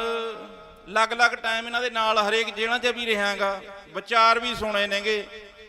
ਸੋ ਜੇ ਤੁਸੀਂ ਖੁਦ ਇਹਨਾਂ ਦੇ ਨਾਲ 10 ਮਿੰਟ ਜਾਂ ਅੱਧਾ ਘੰਟਾ ਲਾ ਕੇ ਕੋਈ ਵਿਚਾਰ ਇਹਨਾਂ ਦੇ ਨਾਲ ਪਰਿਵਾਰਕ ਸੁਣ ਲਓ ਨਾ, ਤਾਂ ਤੁਹਾਨੂੰ ਰੋਣਾ ਆ ਜਾਊਗਾ ਦੇਖ ਕੇ ਇਹਨਾਂ ਦੀ ਗੱਲਾਂ ਸੁਣ ਕੇ ਵੀ ਯਾਰ ਇਹਨਾਂ ਦਾ ਕੀ ਕਸੂਰ ਹੈ, ਵੀ ਕਿਉਂ ਬੰਦ ਕੀਤੇ ਨੇ ਅੰਦਰ। ਸਜ਼ਾ ਵੀ ਪੂਰੀ ਹੋ ਚੁੱਕੀ, ਮੰਨਦੇ ਆ ਵੀ ਇੱਕ ਬੰਦੇ ਤੋਂ ਗਲਤੀ ਹੋ ਜਾਂਦੀ ਹੈ, ਜਿੰਨੀ ਉਹਨੇ ਸਜ਼ਾ ਕੱਟ ਲਈ ਕਾਨੂੰਨ ਦੇ ਮੁਤਾਬਕ ਉਹ ਸਜ਼ਾ ਵੀ ਪੂਰੀ ਹੋ ਗਈ। ਫਿਰ ਸਜ਼ਾ ਤੋਂ ਬਾਅਦ ਜਿਹੜੀ ਹਰੇਕ ਦਾ ਅਧਿਕਾਰ ਹੈ, ਜਿਵੇਂ ਦੱਸਦੇ ਨੇ ਕਿ ਪਿੱਛੇ ਜੇ ਕਿਸੇ ਨੇ ਖੱਟੜ ਨੂੰ ਪੁੱਛ ਲਿਆ ਵੀ ਸਰਸੇ ਵਾਲਾ ਬਾਹਰ ਆ ਗਿਆ ਵੀ ਕੀ ਤੁਸੀਂ ਇਹਨੂੰ ਲੈ ਕੇ ਆਏ ਹੋ, ਉਹ ਕਹਿੰਦਾ ਵੀ ਨਹੀਂ, ਇਹ ਤਾਂ ਕਾਨੂੰਨ ਦਾ ਇੱਕ ਪ੍ਰੋਸੀਜਰ ਹੁੰਦਾ ਵੀ ਜਿਹਨੇ ਸਜ਼ਾ ਹੋ ਗਈ 4 ਮਹੀਨਿਆਂ ਬਾਅਦ ਉਹ ਪਰੋਲ ਤੇ ਆਣਾ ਹੀ ਹੁੰਦਾਗਾ। ਸੋ ਕੀ ਉਹ ਕਾਨੂੰਨ ਇਹਨਾਂ ਦੇ ਲਾਗੂ ਨਹੀਂ ਹੁੰਦਾ ਹੈਗਾ? ਸੋ ਭਰਾਵੋ, ਸਰਕਾਰਾਂ ਨੂੰ ਨਾ ਆਪਾਂ ਨੂੰ ਕੁਝ ਅੱਜ ਤੱਕ ਦਿੱਤਾ, ਨਾ ਹੀ ਦੇਣਗੀਆਂ। ਇਹ ਆਪਾਂ ਹੀ ਇਹਨਾਂ ਨੂੰ ਬਾਹਰ ਲਿਆ ਸਕਦੇ ਹਾਂ, ਉਹ ਵੀ ਤਾਂ ਜੇ ਤੁਸੀਂ ਇੱਥੇ ਵੱਧ ਤੋਂ ਵੱਧ ਗਿਣਤੀ 'ਚ ਪਹੁੰਚ ਕੇ ਹਾਜ਼ਰੀਆਂ ਲਵਾਓਗੇ। ਹੁਣ ਅੱਗੇ ਨੂੰ ਗਰਮੀ ਦੁਬਾਰੇ ਵੱਧ ਰਹੀ ਹੈ, ਜਿਵੇਂ ਹੁਣ ਆਪਣੀ ਗਿਣਤੀ ਘਟ ਰਹੀ ਹੈ, ਟਰਾਲੀਆਂ ਦੇ ਵਿੱਚ ਜ਼ਿਆਦੇ ਆ, ਟੈਂਟਾਂ 'ਚ ਜ਼ਿਆਦੇ ਆ, ਇੱਥੇ ਘੱਟ ਹੈ। ਹੌਲੀ ਹੌਲੀ ਸਾਰਿਆਂ ਨੇ ਏਸੀ ਲਾ ਲੈਣੇ ਆ, ਆਪਣੇ ਆਪਣੇ ਕੂਲਰ ਲਾ ਲੈਣੇ ਆ, ਉੱਥੇ ਪੈ ਜਾਣਾ, ਉਹਦਾ ਕੋਈ ਫਾਇਦਾ ਨਹੀਂਗਾ। ਇੱਥੋਂ ਰਿਪੋਰਟ ਜਾਰੀ ਹੈ ਸਰਕਾਰ ਨੂੰ ਵੀ ਕਿੰਨਾ ਕਿੰਨਾ ਦਾ ਇਕੱਠ ਹੋ ਰਿਹਾ, ਕੀ ਹੋ ਰਿਹਾਗਾ। ਸੋ ਹਜੇ ਤੱਕ 2 ਮਹੀਨੇ ਹੋ ਗਏ, ਆਪਾਂ ਕੁਝ ਵੀ ਨਹੀਂ ਕਰ ਸਕੇ, ਨਾ ਹੀ ਸਰਕਾਰਾਂ ਦੇ ਕੋਈ ਦਬਾਅ ਪਿਆਗਾ। ਸੋ ਜੇ ਤਾਂ ਭਰਾਵੋ ਤੁਸੀਂ ਇਹਨਾਂ ਨੂੰ ਬਾਹਰ ਲੈ ਕੇ ਆਉਣਾ ਤਾਂ ਆਪਣੇ ਆਪਣੇ ਪੱਧਰ ਤੇ ਹੀ ਤੁਸੀਂ ਜ਼ਿੰਮੇਵਾਰੀਆਂ ਲਾ ਲਓ। ਆ ਸੰਤ ਬਾਬਿਆਂ ਦੀਆਂ ਗੱਲਾਂ ਛੱਡ ਦਿਓ ਵੀ ਇਹ ਕੁਝ ਤੁਹਾਨੂੰ ਇਕੱਠ ਲਿਆ ਕੇ ਇੱਥੇ ਆ ਜਾਣਗੇ। ਆਪਣੀ ਆਪਣੀ ਪਿੰਡਾਂ 'ਚ ਡਿਊਟੀਆਂ ਸੰਭੋ, ਉੱਥੋਂ ਵੱਧ ਤੋਂ ਵੱਧ ਇਕੱਠ ਲੈ ਕੇ ਇੱਥੇ ਆਓ, ਤਾਂ ਹੀ ਕਿਤੇ ਜਾ ਕੇ ਗੱਲ ਬਣਨੀ ਹੈ। ਸੋ ਹੁਣ ਮੈਂ ਗੱਲ ਕਰਦਾ ਭਾਈ ਜਗਤਾਰ ਸਿੰਘ ਹਵਾਰੇ ਦੀ। ਇਹਨਾਂ ਦੇ ਉੱਤੇ ਦੇਖ ਲਓ ਬੀਜੇਪੀ ਦਾ ਇੰਨਾ ਜ਼ੋਰ ਲੱਗਿਆ ਹੋਇਆ ਹੈ ਨਾ, ਇਹਨਾਂ ਨੂੰ ਇੰਨੇ ਵਾਰ ਕਹਿ ਚੁੱਕੇ ਨੇ ਆ ਕੇ ਉਹ ਆਪਣੇ ਏਜੰਟਾਂ ਦੇ ਰਾਹੀਂ ਵੀ ਤੂੰ ਸਾਡੇ ਦੇ ਵਿੱਚ ਆ ਜਾ, ਪੀੜਾ ਪੜਨਾ ਗਲ ਚੋਂ ਲਾ ਕੇ ਸਾਡਾ ਭਗਵਾਂ ਪਾ ਲੈ, ਅੱਜੇ ਹੀ ਤੈਨੂੰ ਰਿਹਾ ਕਰਾ ਦਿੰਨੇ ਆ, ਜਥੇਦਾਰੀ ਵੀ ਤੈਨੂੰ ਮਿਲ ਜੂਗੀ, ਜੋ ਮਰਜ਼ੀ ਕਰੀ। ਪਰ ਉਹ ਇਨਸਾਨ ਅੜਿਆ ਹੋਇਆ, ਕਹਿੰਦਾ ਵੀ ਨਹੀਂ, ਮੈਂ ਤਾਂ ਕੌਮ ਦਾ ਜਥੇਦਾਰ ਹਾਂ, ਜੋ ਮੈਨੂੰ ਕੌਮ ਹੁਕਮ ਲਾਊਗੀ ਮਰਦਾ ਮਰ ਜਾ। ਪਰ ਭਰਾਵੋ, ਤੁਹਾਡੇ ਮੈਂ ਇਸ ਆਸਾਨ ਥੱਲੇ ਨਹੀਂ ਆਉਣਾ ਹੈਗਾ। ਸਤਿ ਸ੍ਰੀ ਅਕਾਲ। ਉਸ ਤੋਂ ਬਾਅਦ ਆਪਣੀ ਜਿਹੜੀ ਮੇਨ ਕੱਟੜ ਦੁਸ਼ਮਣ ਜਮਾਤ, ਜਿਹਨੂੰ ਚਲੋ ਮੈਂ ਤਾਂ ਇਹੀ ਕਹਾਂਗਾ ਅਕਾਲੀ ਦਲ, ਉਹਨਾਂ ਦਾ ਜ਼ੋਰ ਲੱਗਿਆ ਹੋਇਆ। ਜਿਹੜਾ ਵੀ ਪਰੋਲ ਤੇ ਕੋਈ ਸਿੰਘ ਆਉਂਦਾ ਹੈਗਾ, ਉਸੇ ਦੇ ਘਰੇ ਆਪਣੇ ਜਾ ਕੇ ਨੁਮਾਇੰਦੇ ਭੇਜ ਦਿੰਦੇ ਆ ਤੇ ਨਾਲ ਪ੍ਰੈਸ ਨੂੰ ਲੈ ਕੇ ਜਾਂਦੇ ਆ। ਉਹ ਪਹਿਲੀ ਗੱਲ ਉਹ ਤੋਂ ਇਹੀ ਕਹਾਉਂਦੇ ਆ ਵੀ ਤੂੰ ਮੋਰਚੇ ਦੇ ਖਿਲਾਫ ਗੱਲਾਂ ਕਰਦੇ, ਵੀ ਇਹ ਤਾਂ ਬੀਜੇਪੀ ਵਾਲੇ ਨੇ ਲਵਾਇਆ ਹੋਇਆ, ਜਾਂ ਇਹ ਪੈਸੇ ਇਕੱਠੇ ਕਰਨ ਦੇ ਮਾਰੇ ਬੈਠੇ ਨੇ। ਉਹ ਵੀ ਭੱਦਰਪੁਰ ਇੱਕ ਦੋ ਵਿਚਾਰੇ ਕਹਿ ਵੀ ਗਏ, ਚਲੋ ਕੋਈ ਗੱਲ ਨਹੀਂ, ਪਰ ਉਹਨਾਂ ਨੂੰ ਇੰਨਾ ਦੇਖਣਾ ਦਾ ਚਾਹੀਦਾ ਨਾ ਵੀ ਜਿਹੜੀ ਇਹ ਇੰਨੀ ਜਨਤਾ ਦਿਨ ਰਾਤ ਬੈਠੀ ਆ, ਤੁਸੀਂ ਇਹਨਾਂ ਦਾ ਤਾਂ ਸਤਿਕਾਰ ਕਰੋ। ਠੀਕ ਆ, ਜਿਹੜੇ ਪ੍ਰਬੰਧਕ ਹੈ ਉਹਨਾਂ ਨੂੰ ਗਾਲਾਂ ਦੇ ਲਓ, ਕੋਈ ਗੱਲ ਨਹੀਂ, ਵੀ ਜਿਹੜੀ ਦੁਨੀਆ ਤੁਹਾਡੇ ਪਿੱਛੇ ਬੈਠੀ ਹੈ ਤੁਸੀਂ ਉਹਨਾਂ ਦਾ ਸਤਿਕਾਰ ਕਰੋ। ਵੀ ਭਰਾਵੋ, ਅਸੀਂ ਉਹਨਾਂ ਦਾ ਸਤਿਕਾਰ ਕਰਦੇ ਹਾਂ ਵੀ ਜਿਹੜਾ ਸਾਡੇ ਪਿੱਛੇ ਦਿਨ ਰਾਤ ਬੈਠੇ ਨੇ। ਇੱਥੇ ਲੰਗਰਾਂ 'ਚ ਜਾ ਕੇ ਦੇਖੋ, ਕੋਈ ਭਾਂਡੇ ਮਾਂਜ ਰਿਹਾ, ਕੋਈ ਕੁਛ ਕਰ ਰਿਹਾ ਹੈਗਾ, ਹੈ ਨਾ, ਕੋਈ ਸਵੇਰੇ ਮੈਂ ਇੱਥੇ ਰੋਜ਼ ਦੇਖਦਾ, ਮੈਂ ਤਾਂ ਦਿਨ ਰਾਤ ਰਹਿ ਰਿਹਾਗਾ, ਕੋਈ ਝਾੜੂ ਮਾਰ ਰਿਹਾ ਸੜਕਾਂ ਤੇ। ਕਿਉਂ ਕਰ ਰਿਹਾ ਉਹ? ਵੀ ਸਾਡੇ ਇਹ ਸਿੰਘ ਬਾਹਰ ਆ ਜਾਣ। ਸੋ ਹੁਣ ਮੈਂ ਗੱਲ ਭਾਈ ਜਗਤਾਰ ਸਿੰਘ ਹਵਾਰਾ ਦੀ ਕਰਦਾ। ਮੇਰਾ ਜ਼ਿਆਦਾ ਸਮਾਂ ਉਹਨਾਂ ਦੇ ਨਾਲ ਹੀ ਬੀਤਿਆ ਹੈਗਾ। ਇੱਕ ਬਹੁਤ ਹੀ ਚੜ੍ਹਦੀ ਕਲਾ ਵਾਲੇ ਇਨਸਾਨ ਨੇ, ਕੋਈ ਇਹ ਨਹੀਂ ਵੀ ਵਿਕਣ ਵਾਲੇ ਨੇ। ਅਕਾਲੀ ਦਲ ਨੇ ਵੀ ਬੜਾ ਜ਼ੋਰ ਲਾਇਆ ਸੀਗਾ ਇਹਨਾਂ ਕੋਲ 2-3 ਵਾਰ, ਕਦੇ 2 ਲੱਖ ਦਾ ਚੈੱਕ ਲੈ ਕੇ 5 ਲੱਖ ਦਾ ਗਏ, ਉਹਨਾਂ ਨੇ ਹੱਥ ਜੋੜ ਕੇ ਭਾਈ ਧੰਨਵਾਦ ਸ਼ਾਇਦ ਵਾਪਸ ਕਰਤਾ ਵੀ ਮੈਂ ਜਿਹੜੀ ਕੁਰਬਾਨੀ ਕੀਤੀ ਆ ਉਹਦਾ ਕੌਮ ਲਈ ਕੀਤੀ ਆ, ਮੈਂ ਕਿਸੇ ਇੱਕ ਦਲ ਲਈ ਨਹੀਂ ਕੀਤੀ ਹੈਗੀ। ਸੋ ਕਹਿਣ ਦਾ ਮਤਲਬ ਵੀ ਪੂਰੀ ਚੜ੍ਹਦੀ ਕਲਾ ਵਾਲੇ ਨੇ। ਫਿਰ ਤੁਸੀਂ ਜਦੋਂ ਚੱਬੇ ਦੀ ਧਰਤੀ ਦੇ 15 ਲੱਖ ਜਾਂ 10 ਲੱਖ ਦਾ ਇਕੱਠ, 10 ਉੱਥੇ ਜਾ ਨਹੀਂ ਸਕਿਆ, ਮੇਰਾ ਉਸ ਸਾਲ ਐਕਸੀਡੈਂਟ ਹੋ ਗਿਆ ਸੀ ਬਹੁਤ ਭਾਰੀ, ਇੰਨਾ ਇਕੱਠ ਕੀਤਾ ਸੀਗਾ। ਸੋ ਮੈਂ ਇਹ ਪੁੱਛਣਾ ਚਾਹੁੰਦਾ ਵੀ ਇਕੱਠ ਗਿਆ ਕਿੱਥੇ ਉਹ, ਜਿਹਨੇ ਜਥੇਦਾਰ ਦਾ ਜਦੋਂ ਉੱਥੇ ਐਲਾਨ ਕੀਤਾ ਹੈਗਾ ਸਟੇਜ ਤੋਂ 15-20 ਮਿੰਟ ਪੂਰੇ ਜੋਸ਼ ਦੇ ਨਾਲ, ਨੌਜਵਾਨੀ ਕੀ ਬੁੱਢੇ ਕੀ ਬਜ਼ੁਰਗ ਜੋ ਵੀ ਸੀਗੇ, ਉਹਨਾਂ ਨੇ ਜਥੇਦਾਰ ਸਾਹਿਬ ਨੂੰ ਹੁਕਮ ਮੰਨ ਲਿਆ ਸੀਗਾ ਵੀ ਹਾਂ ਇਹ ਜਥੇਦਾਰ ਹੈਗਾ। ਅੱਜ ਉਹ ਇਕੱਠ ਗਿਆ ਕਿੱਥੇ? ਸੋ ਆਪਣੀ ਮੇਨ ਤਰਾਸਦੀ ਕੌਮ ਦੀ ਇਹੀ ਰਹੀ ਹੈ ਵੀ ਆਪਾਂ ਇੱਕ ਵਾਰ ਅਗਲੇ ਨੂੰ ਪੌੜੀ ਚੜਾ ਦਿੰਦੇ ਆ, ਮੁੜ ਕੇ ਖਿੱਚ ਕੇ ਪਰੇ ਕਰਦੇ ਆ। ਠੀਕ ਹੈ ਜੀ। ਰਹੀ ਗੱਲ ਦੂਜੀ, ਜਿਹੜੇ ਸਾਡੇ ਪ੍ਰਬੰਧਕ ਹੈ ਭਰਾਵੋ, ਬਹੁਤ ਵੱਡੀ ਘਾਟ ਹੈ। ਅੱਜ ਸਟੇਜ ਤੇ 2:30 ਵੱਜਣ ਵਾਲੇ ਨੇ, ਹੁਣ ਤੱਕ ਕੋਈ ਦਿਸੇ ਨਹੀਂ ਰਿਹਾ ਕਿੱਥੇ ਹੈ ਕਿੱਥੇ ਨਹੀਂ, ਕਿੱਥੇ ਬੈਠੇ ਨੇ, ਕਈ ਡਿਊਟੀ ਕਰ ਰਹੇ ਨੇ, ਸਾਨੂੰ ਤਾਂ ਪਤਾ ਹੀ ਨਹੀਂ ਲੱਗਿਆ ਅੱਜ ਤੱਕ। ਤਾਲਮੇਲ ਕਮੇਟੀ 'ਚ ਜ਼ਰੂਰ ਮੈਂ ਹੈਗਾ, ਠੀਕ ਹੈ ਜੀ। ਪੁੱਛੀਦਾ ਜਦੋਂ, ਫੇਰ ਕਹਿੰਦੇ ਨੇ ਨਹੀਂ ਨਹੀਂ ਤੁਸੀਂ ਆਪਣੀ ਗੱਲ ਕਰੋ, ਜਵਾਬ ਕੋਈ ਵੀ ਨਹੀਂ ਦਿੰਦਾ ਹੈਗਾ। ਸੋ ਹੁਣ ਗੱਲ ਕਰਦੇ ਹਾਂ ਚਲੋ ਜਗਤਾਰ ਸਿੰਘ ਹਵਾਰੇ ਦੀ। ਸਵੇਰੇ 1 ਵਜੇ ਉੱਠ ਜਾਂਦਾ ਬੰਦਾ, ਉਹ ਚਾਹੇ ਹੈਗੀ ਆ ਠੰਡ ਚਾਹੇ ਹੈਗੀ ਗਰਮੀ, ਉਹਨੇ 1-2 ਵਜੇ ਉੱਠ ਕੇ ਇਸ਼ਨਾਨ ਪਾਣੀ ਕਰਕੇ ਨਿਤਨੇਮ ਸ਼ੁਰੂ ਕਰ ਦੇਣਾ 6:30-7 ਵਜੇ ਤੱਕ, ਜਦ ਤੱਕ ਬੰਦੀ ਨਹੀਂ ਖੁੱਲਦੀ। ਜਪਜੀ ਸਾਹਿਬ ਦੇ ਜਿੰਨੇ ਪਾਠ ਹੋ ਸਕਦੇ ਨੇ, ਹੋਰ ਸਿਮਰਤ ਜਿੰਨਾ ਕਰ ਸਕਦਾ ਕਰਦਾ ਹੋ। ਉਸ ਤੋਂ ਬਾਅਦ ਐਕਸਰਸਾਈਜ਼ ਵੀ ਬਹੁਤ ਜ਼ਿਆਦਾ ਕਰਦਾ, ਟਫ ਕਰਦਾ ਹੈਗਾ।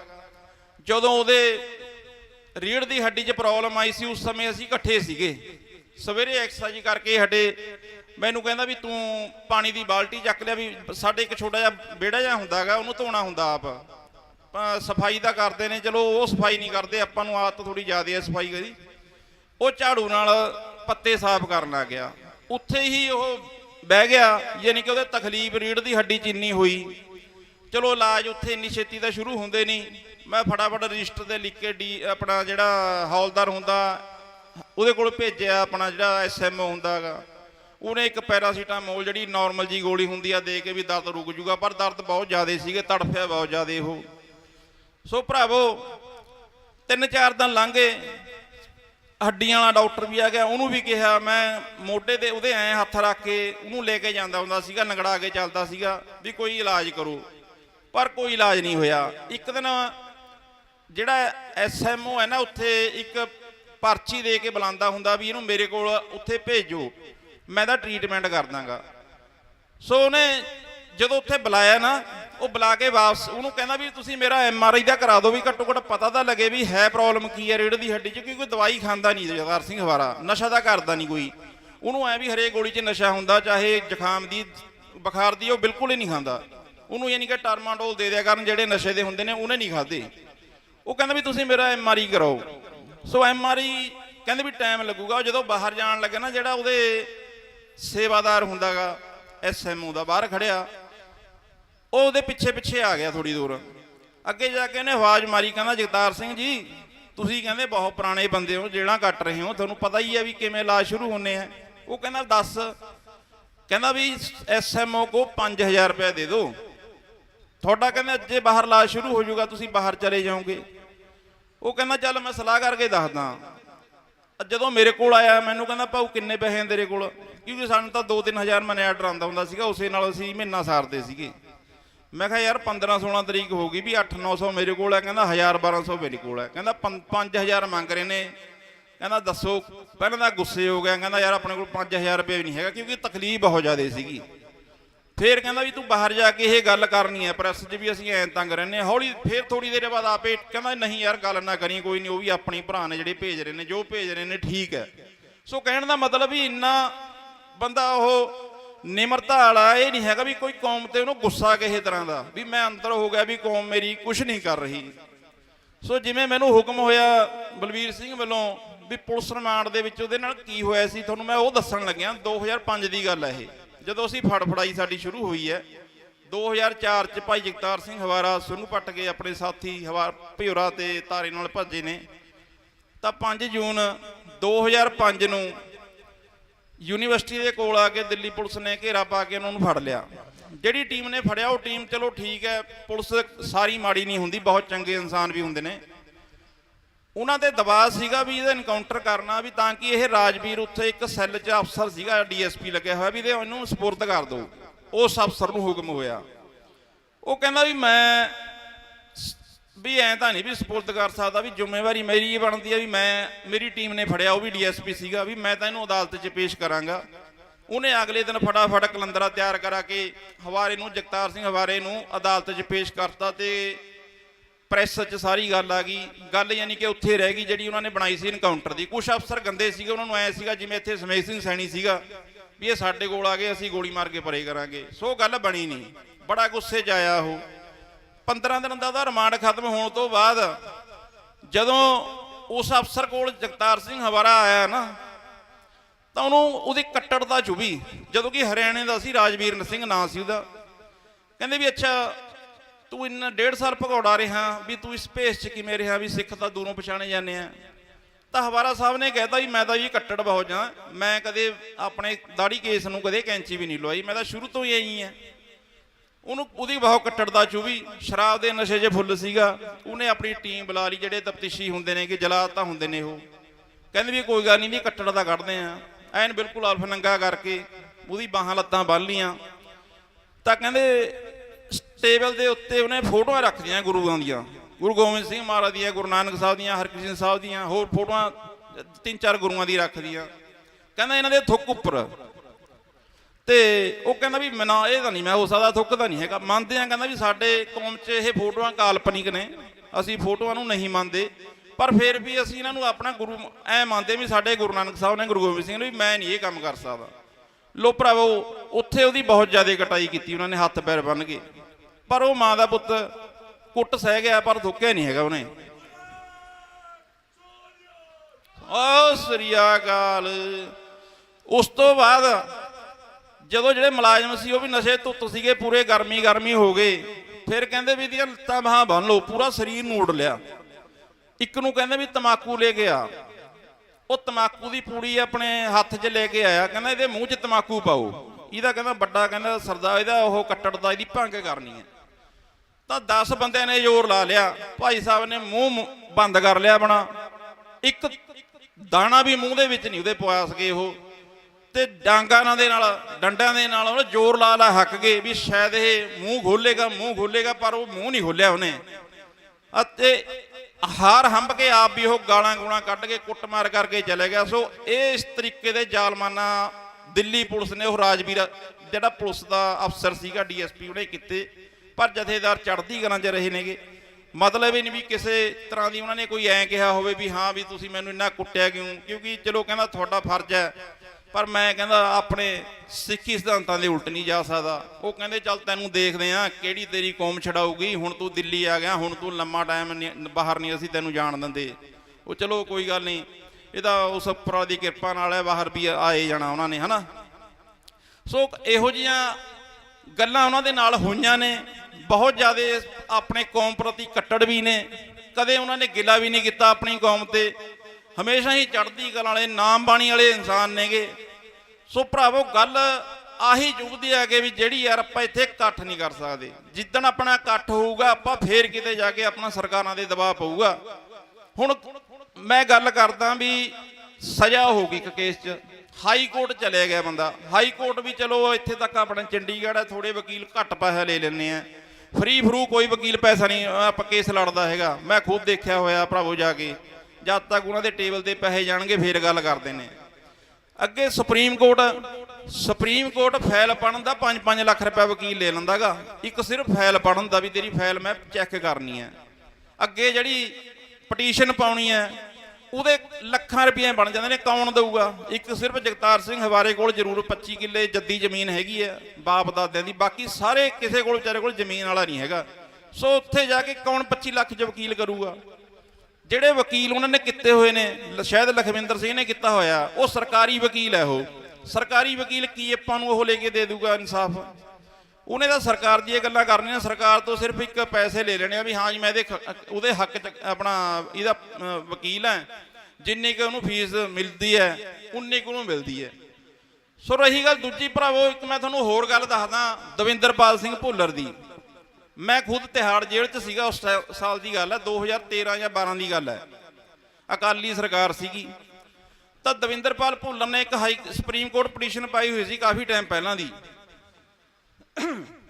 ਇਹਨਾਂ ਦੇ ਦੋਸਤ ਬਲਵੰਤ ਸਿੰਘ ਮਲਤਾਨੀ, ਜਿਹੜਾ ਕਿ ਇਹਨਾਂ ਨੇ ਇੰਟੈਰੋਗੇਟ ਕਰਕੇ ਸ਼ਹੀਦ ਕਰਤਾ ਸੀਗਾ, ਉਹਦੀ ਪਟੀਸ਼ਨ ਸੁਪਰੀਮ ਕੋਰਟ ਆ ਗਈ।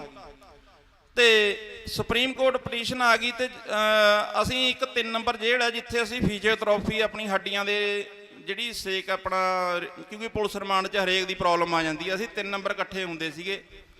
ਤਾਂ ਮੇਰੇ ਨਾਲ ਗੱਲ ਹੋ ਰਹੀ ਹੈ, ਕਹਿੰਦੇ ਵੀ ਵਧੀਆ ਵੀ ਆਪਣਾ ਦਿਨ ਆ ਗਿਆ, ਵੀ ਪਟੀਸ਼ਨ ਆਪਣੀ ਖੁੱਲ੍ਹ ਗਈ, ਵੀ ਸ਼ਾਇਦ ਸੈਣੀ ਨੂੰ ਕੋਈ ਨਾ ਕੋਈ, ਆਪਾਂ ਸੈਣੀ ਦੇ ਖਿਲਾਫ ਸੀ ਉਸ ਸਮੇਂ, ਸੈਣੀ ਦੇ, ਵੀ ਆਪਾਂ ਨੂੰ ਕੋਈ ਨਾ ਕੋਈ ਇਨਸਾਫ ਮਿਲੂਗਾ। ਸੋ ਭਰਾਵੋ, ਇਨਸਾਫ ਤਾਂ ਕੀ ਮਿਲਣਾ ਸੀਗਾ? ਪੰਜਾਬ ਸਰਕਾਰ ਨੂੰ ਜਿਹੜਾ ਨੋਟਿਸ ਸੀ ਨਾ ਕੱਢਿਆ ਹੋਇਆ ਸੁਪਰੀਮ ਕੋਰਟ ਨੇ ਸਮੇਘ ਸਿੰਘ ਸੈਣੀ ਦੇ ਖਿਲਾਫ, ਉਹ ਨੋਟਿਸ ਕੀ ਲਿਖ ਕੇ ਭੇਜਿਆ ਪ੍ਰਕਾਸ਼ ਸਿੰਘ ਬਾਦਲ ਸਰਕਾਰ ਨੇ? ਵੀ ਸੈਣੀ ਇੱਕ ਕਾਬਲ ਅਫਸਰ ਹੈ, ਦਵਿੰਦਰਪਾਲ ਸਿੰਘ ਭੁੱਲਰ ਇੱਕ ਅੱਤਵਾਦੀ ਇਨਸਾਨ ਹੈ। ਇਹ ਲਿਖ ਕੇ ਪੰਜਾਬ ਸਰਕਾਰ ਵੱਲੋਂ ਸੁਪਰੀਮ ਕੋਰਟ ਗਿਆ, ਉਹਨਾਂ ਨੇ ਉਦੋਂ ਹੀ ਕੈਂਸਲ ਕਰਤੀ। ਹੁਣ ਤੁਸੀਂ ਦੱਸੋ ਕਿਸ ਤੋਂ ਆਪਾਂ ਇਨਸਾਫ ਲਵਾਂਗੇ? ਜਿਹੜੇ ਅੱਜ ਇਹ ਕਹਿ ਰਹੇ ਆ ਨਾ ਵੀ ਅਸੀਂ ਦਸਤਖਤ ਮੁਹਿੰਮ ਸ਼ੁਰੂ ਕੀਤੀ ਹੋਈ ਹੈ ਜਾਂ ਅਸੀਂ ਬੰਦੀ ਸਿੰਘਾਂ ਨੂੰ ਛਡਾ ਲਾਂਗੇ, ਆਹ ਅਦਾਲਤਾਂ 'ਚ ਇਹ ਕੁਝ ਕੀਤਾ ਹੋਇਆ ਇਹਨਾਂ ਨੇ। ਉਸ ਤੋਂ 10 ਕੁ ਦਿਨਾਂ ਬਾਅਦ ਫੇਰ ਸਾਡੀ ਆਈ ਮੁਲਾਕਾਤ ਭੁੱਲਰ ਸਾਹਿਬ ਨਾਲ ਹੋਈ ਮੇਰੀ। ਮੈਂ ਕਿਹਾ ਭੁੱਲਰ ਸਾਹਿਬ ਕੀ ਬਣਿਆ ਪਟੀਸ਼ਨ ਦਾ? ਮਾਯੂਸ ਬੈਠਾ ਵਿਚਾਰਾ, ਕਹਿੰਦਾ ਯਾਰ ਕੀ ਕਰੀਏ, ਕਹਿੰਦਾ ਪੰਜਾਬ ਸਰਕਾਰ ਨੇ ਆਹ ਲਿਖ ਕੇ ਭੇਜਿਆ ਵੀ ਜਿਹੜਾ DGP ਸੈਣੀ ਆ ਵੀ ਉਹਦਾ ਬਹੁਤ ਕਾਬਲ ਅਫਸਰ ਹੈ, ਤਾਂ ਸਰਕਾਰਾਂ ਦੱਸੋ ਕਿੱਥੋਂ ਆਪਾਂ ਨੂੰ ਇਹਨਾਂ ਤੋਂ ਆਪਾਂ ਕਿੱਥੋਂ ਆਪਣਾ ਨਿਆਂ ਭਾਲ ਲਾਂਗੇ? ਅਦਾਲਤਾਂ ਨੇ ਤਾਂ ਉਹੀ ਗੱਲ ਕਰਨੀ ਹੈ ਨਾ ਜੋ ਪੰਜਾਬ ਸਰਕਾਰ ਲਿਖ ਕੇ ਭੇਜੂਗੀ। ਅੱਜ ਤੱਕ 10 ਸਾਲ ਸਰਕਾਰ ਇਹਨਾਂ ਦੀ ਰਹੀ ਹੈ, ਇੱਕ ਵੀ ਸਿੰਘ ਦਾ ਨਾਂ ਗਿਣਾ ਦਿਓ ਜਿਹਨੂੰ ਇਹ ਪੈਰੋਲ ਤੇ ਬਾਹਰ ਲੈ ਕੇ ਆਏ ਹੋਣ। ਸਗੋਂ ਉਲਟ ਹੀ ਪ੍ਰਸ਼ਾਸਨ ਇਹਨਾਂ ਦਾ, ਕਿਉਂਕਿ DC ਇਹਨਾਂ ਦੇ ਅੰਡਰ ਹੁੰਦੇ ਨੇਗੇ, ਉਹਨਾਂ ਤੋਂ ਇਹ ਲਿਖ ਕੇ ਭੇਜ ਦਿੰਦੇ ਆ ਵੀ ਨਾ ਜੀ ਇਹਦੇ ਆਉਣ ਨੂੰ ਅਮਨ ਤੇ ਅਮਾਨ ਨੂੰ ਖਤਰਾ, ਉੱਥੇ ਹੀ ਕੈਂਸਲ ਹੋ ਜਾਂਦੀ ਹੈ ਉਹਦੀ ਅਪੀਲ ਹੈ ਜਿਹੜੀ ਮਤਲਬ ਕਿ ਛੁੱਟੀ ਦੀ ਪੈਰੋਲ ਦੀ ਉਹ ਹੁੰਦੀ ਆ ਅਰਜੀ। ਸੋ ਭਰਾਵੋ ਇਹ ਆਪਾਂ ਇਹਨਾਂ ਤੋਂ ਇਨਸਾਫ ਦੀ ਉਮੀਦ ਨਾ ਕਰੀਏ। ਇਹੀ ਬੇਨਤੀ ਆ ਅਖੀਰ 'ਚ ਮੇਰੀ ਵੀ ਇੱਥੇ ਵੱਧ ਤੋਂ ਵੱਧ ਇਕੱਠ ਕਰੋ, ਉਸੇ ਇਕੱਠ 'ਚ ਆਪਣੀ ਜਿੱਤ ਹੈ। ਜੇ ਸਰਕਾਰਾਂ ਦੇ ਦਬਾਅ ਪਊਗਾ ਇੰਨੀਆਂ ਕੁ ਬੇਨਤੀਆਂ ਪ੍ਰਵਾਨ ਕਰਿਓ। ਵਾਹਿਗੁਰੂ ਜੀ ਕਾ ਖਾਲਸਾ, ਵਾਹਿਗੁਰੂ ਜੀ ਕੀ ਫਤਿਹ।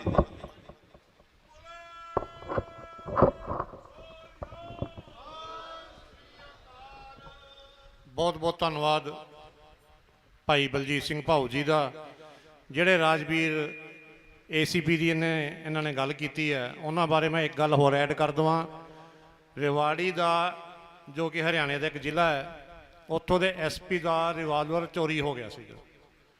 ਉਸ ਚੋਰੀ ਹੋਏ ਰਿਵਾਲਵਰ ਨਾਲ ਗੁੜਗਾਵਾਂ ਦੇ ਇੱਕ ਪ੍ਰੋਪਰਟੀ ਡੀਲਰ ਦੇ ਆਫਿਸ ਦੇ ਅੰਦਰ 9 ਗੋਲੀਆਂ ਚਲੀਆਂ, ਜਿਹ 'ਚ ਉਹ ਰਾਜਵੀਰ ਮਾਰਿਆ ਗਿਆ।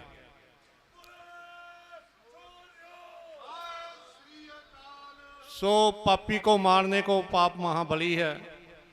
उस कतल का अज तक ना फाइल खुली है, ना ही कोई रिपोर्ट हुई है, ना कोई उसका गवाह है, ना ही वो मतलब कि की बनया की नहीं बनया। अज तक वो फाइल क्लोज करके मैंशन करके कोर्ट के अंदर सबमिट कराती भी कितों रिवाल्वर चोरी होंदा है, कौन उन्होंने लैके जाता है, प्रॉपर्टी डीलर नाल की जा रही है, 9 गोलियां वजदियां, कोई देखने वाला नहीं है, कोई मारने वाला मैंशन नहीं होया। सो साडा योद्धा हाली भी हस हस के उन्होंने चेहरिਆਂ ਤੇ परेशानियां लिया रहा है भी मैं हाली भी चढ़ती कला चा। सो इन्नी क बेनती सी कि राजा राज सिंह जी को बेनती करांगा कि संगतां जरूर दर्शन करन। आ जाओ 2 मिनट वास्ते आ जाओ, गला खराब है। सो कोई होर बुलारे ने स्टेज से आके अपने विचार देने होण तो वह जरूर आ सकता है, नहीं तो इत्थे स्टेज की समाप्ति है। किसी ने अगर अपने विचार देने हैं तो स्टेज पर आ जाओ। सो स्टेज की इत्थे ही समाप्ति है। वाहिगुरू जी का खालसा, वाहिगुरू जी की फतेह। आज भाई मोहर सिंह जी गुरमत विचारां नाल संगत नूं निहाल करनगे। एक पहले दिन तो ही 7 जनवरी तो ही इत्थे विराजमान ने। उदों जदों साडी स्टेज नहीं लगदी सीगी, ये दोपहर सवेरे 8 बजे शुरू हो के 12-12 1-1 बजे तक कल्ले ही प्रचार करते रहंदे सीगे। सो बेनती है कि उसी लड़ी नूं अगे जोड़ते हुए ये संगतां दे रूबरू होणगे। वाहिगुरू जी का खालसा, वाहिगुरू जी की फतेह।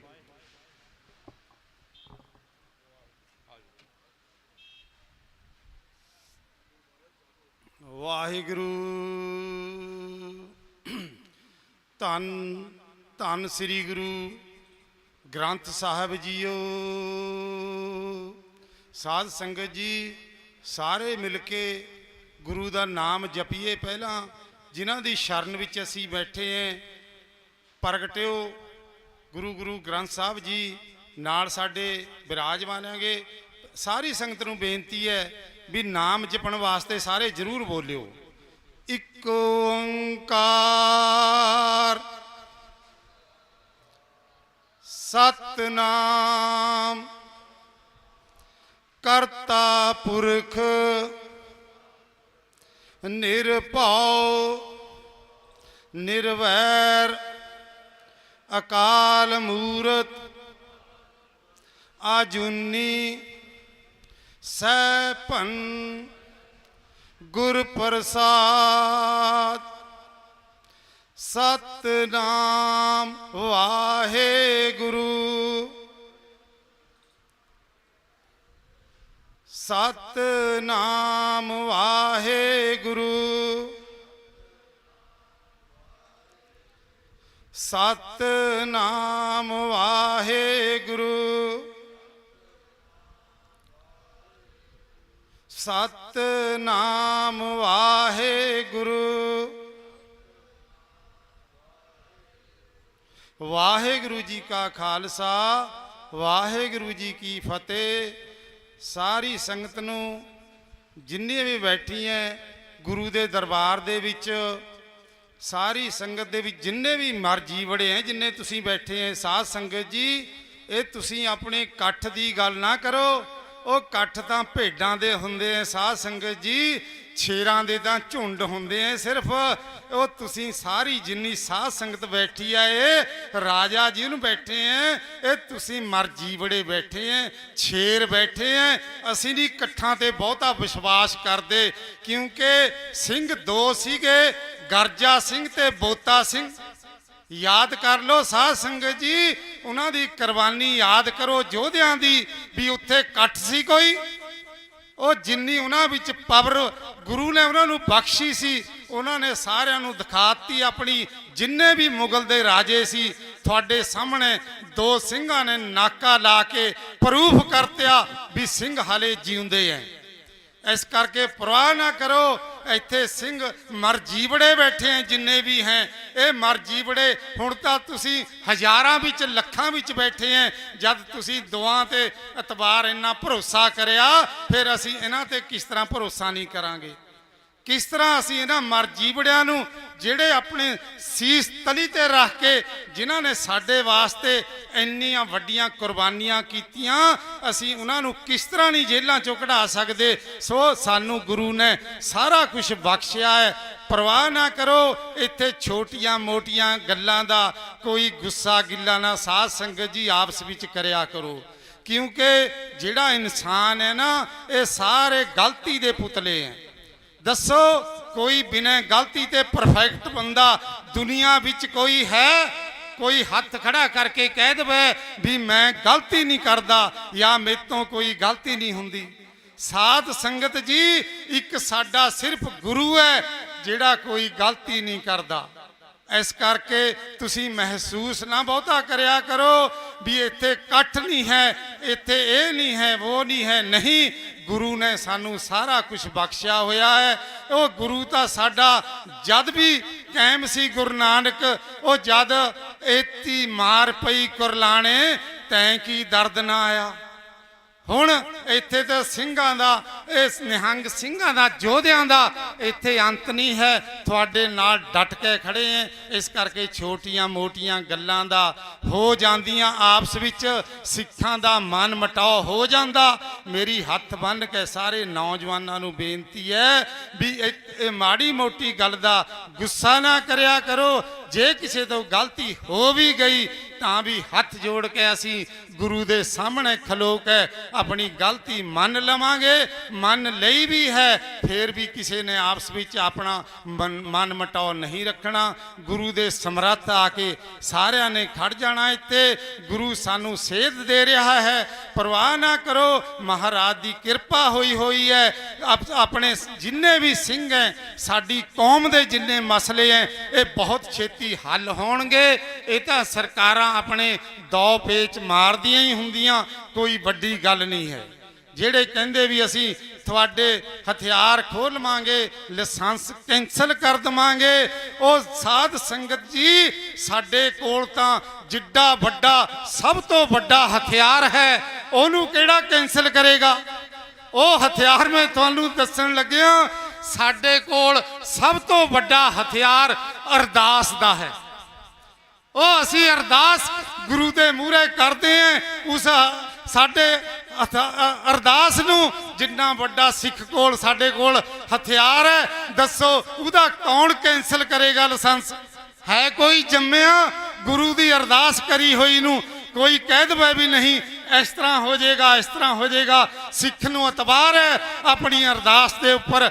ਦੋਏ ਟਾਈਮ 10-11 ਟਾਈਮ ਅਸੀਂ ਅਰਦਾਸ ਕਰਦੇ ਹਾਂ ਵੀ ਗੁਰੂ ਜੀ ਇਹਨਾਂ ਸਰਕਾਰਾਂ ਨੂੰ ਸਮੱਤ ਬਖਸ਼ੋ।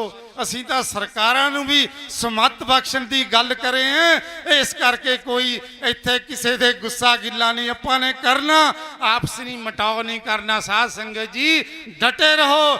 ਜਦ ਸਾਨੂੰ ਗੁਰੂ ਨਾਨਕ ਨੇ ਪਹਿਰਾ ਐਡਾ ਵੱਡਾ ਦਿੱਤਾ, ਉਹ ਮੈਂ ਤੁਹਾਨੂੰ 2 ਸ਼ਬਦ ਤੁਹਾਡੇ ਕੋਲ ਸਾਂਝੇ ਕਰਨ ਲੱਗਿਆ। ਗੌਰ ਤੇ ਸਾਧ ਸੰਗਤ ਜੀ ਸੁਣਿਓ। ਕਹਾ ਇਹ ਤਨ ਮਾਇਆ ਪਾਇਆ ਪਿਆਰੇ, ਲੀਤੜਾ ਲੱਭ ਰੰਗਾਏ, ਮੇਰੇ ਕੰਤ ਨਾ ਭਾਵੈ ਚੋਲੜਾ ਪਿਆਰੇ, ਕਿਉਂ ਤਨ ਸੇਜੈ ਜਾਏ। ਹਾਂ ਕਰਵਾਨੇ ਜਾਉ ਮਿਹਰਵਾਨਾ, ਹਾਂ ਕਰਵਾਨੇ ਜਾਉ, ਹਾਂ ਕਰਵਾਨੇ ਜਾਉ ਤਿਨਾ ਕੇ ਲੈਣ ਜੋ ਵੇ ਤੇਰਾ ਨਾਉ, ਲੈਣ ਜੋ ਤੇਰਾ ਨਾਉ ਤਿਨਾ ਕੇ ਸਦ ਹਾਂ ਕਰਵਾਨੇ ਜਾਉ।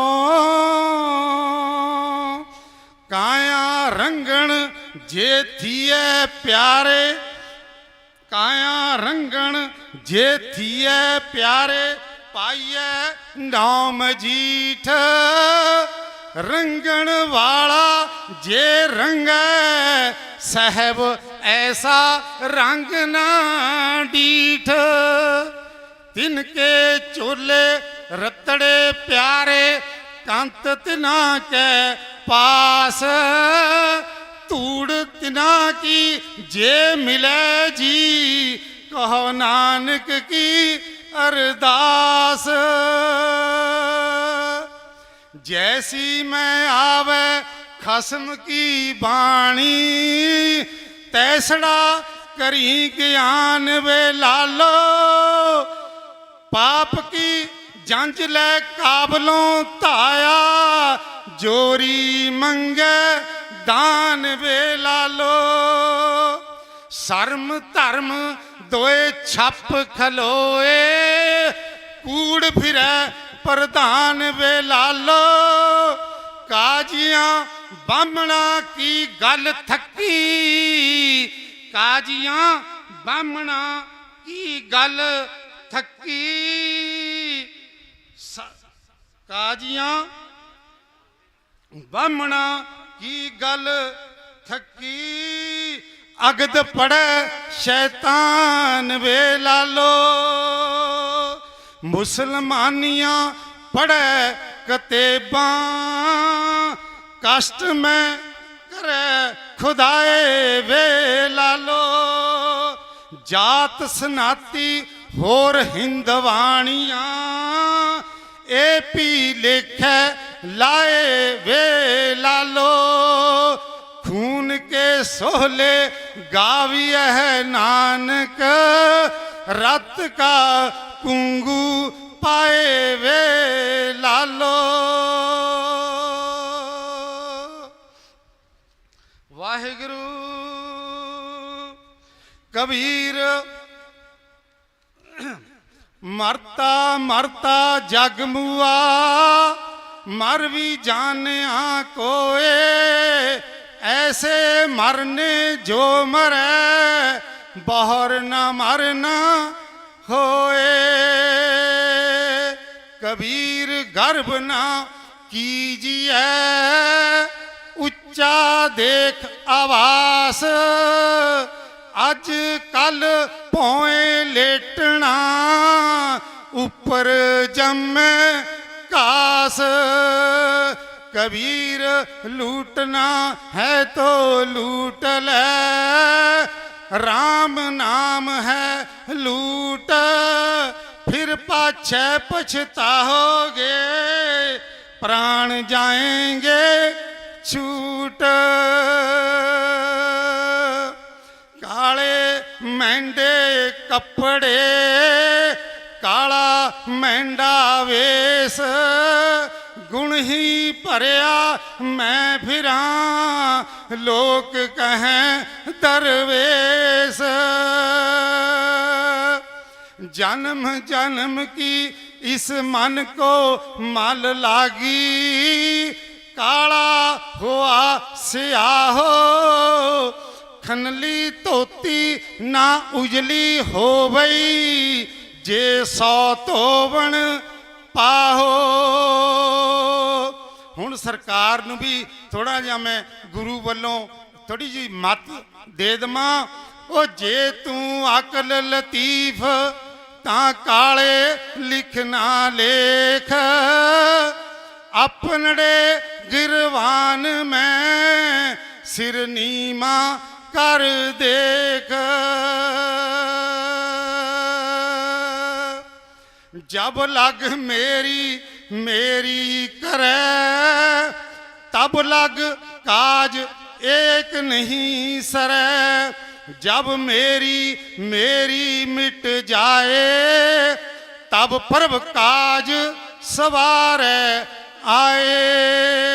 प्रभु ने साडे सारे काज साध संगत जी संवार देने हैं। ਅਸੀਂ ਇਹਨਾਂ ਦੇ ਚਰਨਾਂ ਵਿੱਚ ਡਟ ਕੇ ਖੜੇ ਹਾਂ। ਇੱਥੇ ਵੀ ਪਹਿਲਾਂ ਵੀ ਸੈਕਟਰੀ ਸਾਹਿਬ ਬੋਲੇ ਆ ਵੀ ਇੱਥੇ ਦਾ ਗੁਰੂ ਦੀ ਰਹਿਨਮਾਈ ਵਿੱਚ ਇਹ ਮੋਰਚਾ ਜਿਹੜਾ ਲੱਗਿਆ ਹੋਇਆ ਬੜੀ ਤਰੀਕੇ ਨਾਲ ਬੜੇ ਆਪਣੇ ਗੁਰੂ ਦਾ ਸਿਧਾਂਤ ਤੇ ਚੱਲ ਕੇ ਅਸੀਂ ਪਹਿਰਾ ਦੇ ਰਹੇ ਹਾਂ। ਇੱਥੇ ਕਿਸੇ ਕਿਸਮ ਦਾ ਵੀ ਕੋਈ ਇਹੋ ਜਿਹੀ ਗੱਲਬਾਤ ਨਹੀਂ ਹੈ। ਜੇ ਕਿਤੇ ਮਾੜੀ ਮੋਟੀ ਕੋਈ ਬੱਚਾ ਕੋਈ ਇਨਸਾਨ ਹੈ, ਅਸੀਂ ਅਕਸਰ ਮੈਂ ਪਹਿਲਾਂ ਕਹਿ ਦਿੱਤਾ ਵੀ ਅਸੀਂ ਤਾਂ ਗਲਤੀ ਦੇ ਪੁਤਲੇ ਹਾਂ, ਗਲਤੀਆਂ ਅਸੀਂ ਕਰਦੇ ਰਹਿੰਦੇ ਹਾਂ। ਪਰ ਜੇਕਰ ਗਲਤੀ ਕਰਕੇ ਬੰਦਾ ਫਿਰ ਇਨਸਾਨ ਕਹਿ ਦੇਵੇ ਵੀ ਕੋਈ ਗੱਲ ਨਹੀਂ ਭਾਈ, ਜੇ ਮੇਰੇ ਤੇ ਗਲਤੀ ਹੋ ਗਈ ਤਾਂ ਮੈਨੂੰ ਮਾਫ ਕਰੋ, ਮੈਂ ਤੁਹਾਡੇ ਨਾਲ ਰਹਾਂਗਾ, ਤੁਹਾਡੇ ਨਾਲ ਸਾਥ ਦੇਵਾਂਗਾ, ਫਿਰ ਗੁਰੂ ਸਾਰਿਆਂ ਨੂੰ ਬਖਸ਼ ਦਿੰਦਾ। ਮਹਾਰਾਜ ਜੀ ਗੁਰੂ ਤੇ ਭਰੋਸਾ ਰੱਖੋ। ਜਦ ਸਾਨੂੰ ਗੁਰੂ ਤੇ ਭਰੋਸਾ ਰੱਖੋਗੇ ਤਾਂ ਫਿਰ ਆਪਣੀ ਗੱਲ ਨਾ ਬਹੁਤੀ ਮੁਰੇ ਲਿਆਏ ਕਰੋ, ਮਨ ਮਤੀਏ ਨਾ ਬਣੋ, ਗੁਰਮੁਖ ਬਣੋ। ਤੁਹਾਡੇ ਸਾਹਮਣੇ ਅੰਮ੍ਰਿਤ ਦੀ ਦਾਤ ਇੱਥੇ ਲਗਾਤਾਰ ਗੁਰੂ ਬਰਸਾ ਰਿਹਾ ਹੈ। ਮਹਾਰਾਜ ਜੀਓ ਹਰੇਕ ਐਤਵਾਰ ਨੂੰ ਸਿੰਘ ਸ਼ਹੀਦਾਂ ਗੁਰਦੁਆਰੇ ਦੇ ਵਿੱਚ ਤੁਹਾਡੇ ਸਾਹਮਣੇ ਅੰਮ੍ਰਿਤ ਦੀ ਦਾਤ ਕੌਮੀ ਇਨਸਾਫ ਮੋਰਚੇ ਵੱਲੋਂ ਸਾਰੇ ਸਿੱਖਾਂ ਨੂੰ ਦੇਈ ਜਾ ਰਹੀ ਹੈ। ਤੁਸੀਂ ਗੰਡੇ ਖੰਡੇ ਬਾਟੇ ਦੇ ਧਾਰਨੀ ਹੋ, ਸਿੰਘ ਸਜੋ, ਬਾਣੀ ਬਾਣੇ ਨਾਲ ਜੁੜੋ ਤੇ ਸ਼ਾਸਤਰ ਧਾਰੀ ਹੋ। ਫਿਰ ਦੇਖੋ ਸਾਡਾ ਮੋਰਚਾ ਬੁਲੰਦੀਆਂ ਤੇ ਜਾ ਰਿਹਾ, ਫਿਰ ਹੋਰ ਵੀ ਜਾਏਗਾ, ਸਾਨੂੰ ਬਲ ਮਿਲੇਗਾ। ਅਸੀਂ ਸਤਿਕਾਰ ਕਰਦੇ ਹਾਂ ਜਿਹੜੇ ਸਿੰਘ ਅੰਮ੍ਰਿਤਪਾਨ ਕਰ ਰਹੇ हैं, ਹੋਰ ਵੀ ਕਰੋ ਡਟ ਕੇ। ਸੰਗਤਾਂ ਨੂੰ ਅਪੀਲ ਹੈ ਮੋਰਚੇ ਵੱਲੋਂ ਹਰੇਕ ਐਤਵਾਰ ਨੂੰ ਸਿੰਘ ਆਪਣੇ ਗੁਰਦੁਆਰਾ ਸਾਹਿਬ ਸੁਹਾਣਾ ਸਾਹਿਬ ਉੱਥੇ ਜਾਓ ਤੇ ਅੰਮ੍ਰਿਤ ਦੀ ਦਾਤ ਲਓ। ਜੋ ਵੀ ਹੋਰ ਘਾਟੇ ਵਾਧੇ ਜਾਂ ਗੱਲਾਂ ਕੋਈ ਫਜ਼ੂਲ ਕੋਈ ਘੱਟ ਵੱਧ ਕਿਸੇ ਦੇ ਮਨ ਨੂੰ ਕੋਈ ਸੱਟ ਲੱਗੀ ਹੋਈ ਹੈ, ਦਾਸ ਬੇਨਤੀ ਕਰਦਾ ਵੀ ਮਾਫੀ ਦੇ ਦਿਓ, ਮੇਰੀ ਝੋਲੀ ਵਿੱਚ ਪਾ ਦਿਓ। ਜੇ ਕੋਈ ਗੱਲ ਤੁਹਾਨੂੰ ਨਹੀਂ ਚੰਗੀ ਲੱਗੀ, ਇਹ ਤਾਂ ਅਸੀਂ ਇਹ ਸਿੱਖਾਂਗੇ, ਸਿੰਘ ਹੈ, ਅਸੀਂ ਸਾਰੀ ਉਮਰ ਸਿੱਖਦੇ ਹੀ ਰਹਿੰਦੇ ਹਾਂ। ਕੋਈ ਸਿੱਖ ਨਹੀਂ ਇਹੋ ਜਿਹਾ ਪਰਫੈਕਟ ਹੈ ਜਿਹੜਾ ਕਹੇ ਵੀ ਮੈਂ ਕੋਈ ਭੁੱਲਦਾ ਨਹੀਂ। ਇਸ ਕਰਕੇ ਸਾਧ ਸੰਗਤ ਜੀ ਮਾਫ ਕਰ ਦਿਓ। ਵਾਹਿਗੁਰੂ ਜੀ ਕਾ ਖਾਲਸਾ, ਵਾਹਿਗੁਰੂ ਜੀ ਕੀ ਫਤਿਹ।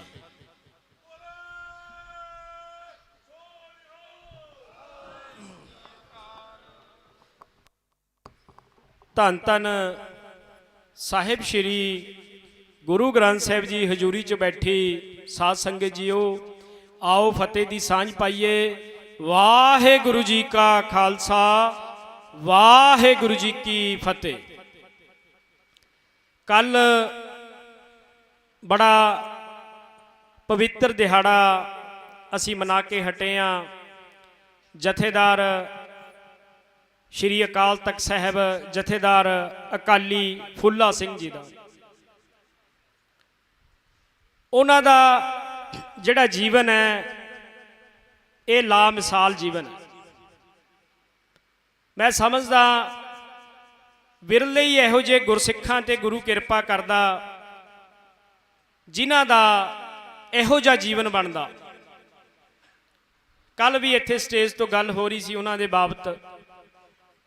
ਸੰਗਰੂਰ ਜ਼ਿਲ੍ਹੇ 'ਚ ਉਹਨਾਂ ਦਾ ਜਨਮ ਹੁੰਦਾ, ਉਹਨਾਂ ਦੇ ਜਿਹੜੇ ਪਿਤਾ ਜੀ ਨੇ ਉਹ ਵੀ ਸ਼ਹੀਦ ਹੁੰਦੇ ਨੇ ਜੰਗ ਦੇ ਵਿੱਚ। ਅਕਾਲੀ ਫੁੱਲਾ ਸਿੰਘ ਜੀ ਦੇ ਪਿਤਾ ਉਹ ਵੀ ਜੰਗ 'ਚ ਸ਼ਹੀਦ ਹੋਏ ਸੀ।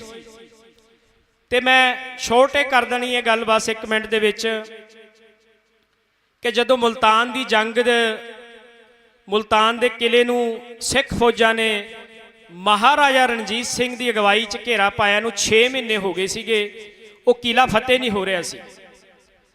ਤੇ ਮਹਾਰਾਜਾ ਸਾਹਿਬ ਨੂੰ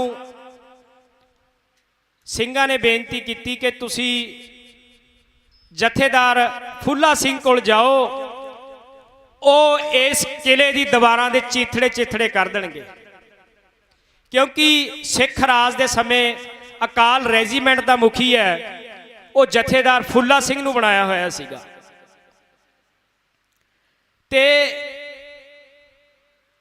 ਮਹਾਰਾਜਾ ਰਣਜੀਤ ਸਿੰਘ ਖੁਦ ਸ਼੍ਰੀ ਅਕਾਲ ਤਖਤ ਸਾਹਿਬ ਤੇ ਆ ਕੇ ਪੇਸ਼ ਹੋਏ। ਉੱਥੇ ਆ ਕੇ ਉਹਨਾਂ ਨੇ ਜਥੇਦਾਰ ਸਾਹਿਬ ਨੂੰ ਬੇਨਤੀ ਕੀਤੀ ਹੈ ਕਿ ਜਥੇਦਾਰ ਸਾਹਿਬ, ਜਿੱਥੇ ਤੁਸੀਂ ਸੰਗਤਾਂ ਨੂੰ ਨਾਮ ਬਾਣੀ ਦਾ ਅਭਿਆਸ ਕਰਾਉਂਦੇ ਹੋ, ਖੰਡੇ ਬਾਟੇ ਦੀ ਪੌਲ ਛਕਾਉਂਦੇ ਹੋ, ਅਮਰ ਛਕਾਉਂਦੇ ਹੋ, ਅੱਜ ਲੋੜ ਪਈ ਹੈ ਸਿੱਖ ਰਾਜ ਨੂੰ ਤੁਹਾਡੀ ਕਿ ਮੁਲਤਾਨ ਦਾ ਜਿਹੜਾ ਕਿਲਾ ਉਹ ਤੁਹਾਡੇ ਤੋਂ ਬਿਨਾਂ ਫਤਿਹ ਨਹੀਂ ਹੋਣਾ, ਤੁਸੀਂ ਚੱਲੋ ਸਾਡੇ ਨਾਲ। ਸੋ ਅਕਾਲੀ ਫੁੱਲਾ ਸਿੰਘ ਹੋਰਾਂ ਵੱਲੋਂ ਅਕਾਲ ਤਖਤ ਸਾਹਿਬ ਤੇ ਖਲੋ ਕੇ ਅਰਦਾਸਾ ਸੋਧਿਆ ਗਿਆ ਤੇ ਸੱਚੇ ਪਾਤਸ਼ਾਹ ਦੇ ਅੱਗੇ ਅਰਦਾਸ ਕੀਤੀ ਗਈ ਕਿ ਅਸੀਂ ਮੁਲਤਾਨ ਦਾ ਕਿਲਾ ਫਤਿਹ ਕਰਕੇ ਹੀ ਮੁੜਾਂਗੇ। ਤੇ ਖਾਲਸਾ ਜੀ, ਇਹ ਇੱਕ ਨਹੀਂ, ਮੈਂ 6 ਇਤਿਹਾਸਕਾਰਾਂ, ਵੱਖੋ ਵੱਖ ਇਤਿਹਾਸਕਾਰਾਂ ਦੀ ਕਿਤਾਬਾਂ 'ਚੋਂ ਪੜ੍ਹਿਆ ਅਕਾਲੀ ਫੁੱਲਾ ਸਿੰਘ ਬਾਰੇ ਕਿ ਕਮਾਲ ਦੀ ਗੱਲ ਹੈ, ਜਿੱਥੇ ਬਾਕੀ ਫੌਜਾਂ 6 ਮਹੀਨੇ ਮੁਲਤਾਨ ਦੇ ਕਿਲੇ ਨੂੰ ਘੇਰਾ ਪਾ ਕੇ ਬੈਠੀ ਰਹੀਆਂ ਸਿੱਖ ਰਾਜ ਦੀਆਂ, ਉੱਥੇ ਅਕਾਲੀ ਫੁੱਲਾ ਸਿੰਘ ਦੀ ਫੌਜ ਨੇ ਸ਼ਾਮ ਨੂੰ 5 ਵਜੇ ਤੱਕ ਗੇਟ ਦੇ ਜਿਹੜੇ ਦਰਵਾਜ਼ਾ, ਜਿਹੜੀ ਕੰਧਾਂ ਨੇ, ਉਹ ਤੋੜ ਕੇ ਚਿਥੜੇ ਚਿਥੜੇ ਕਰਤੇ ਸੀ।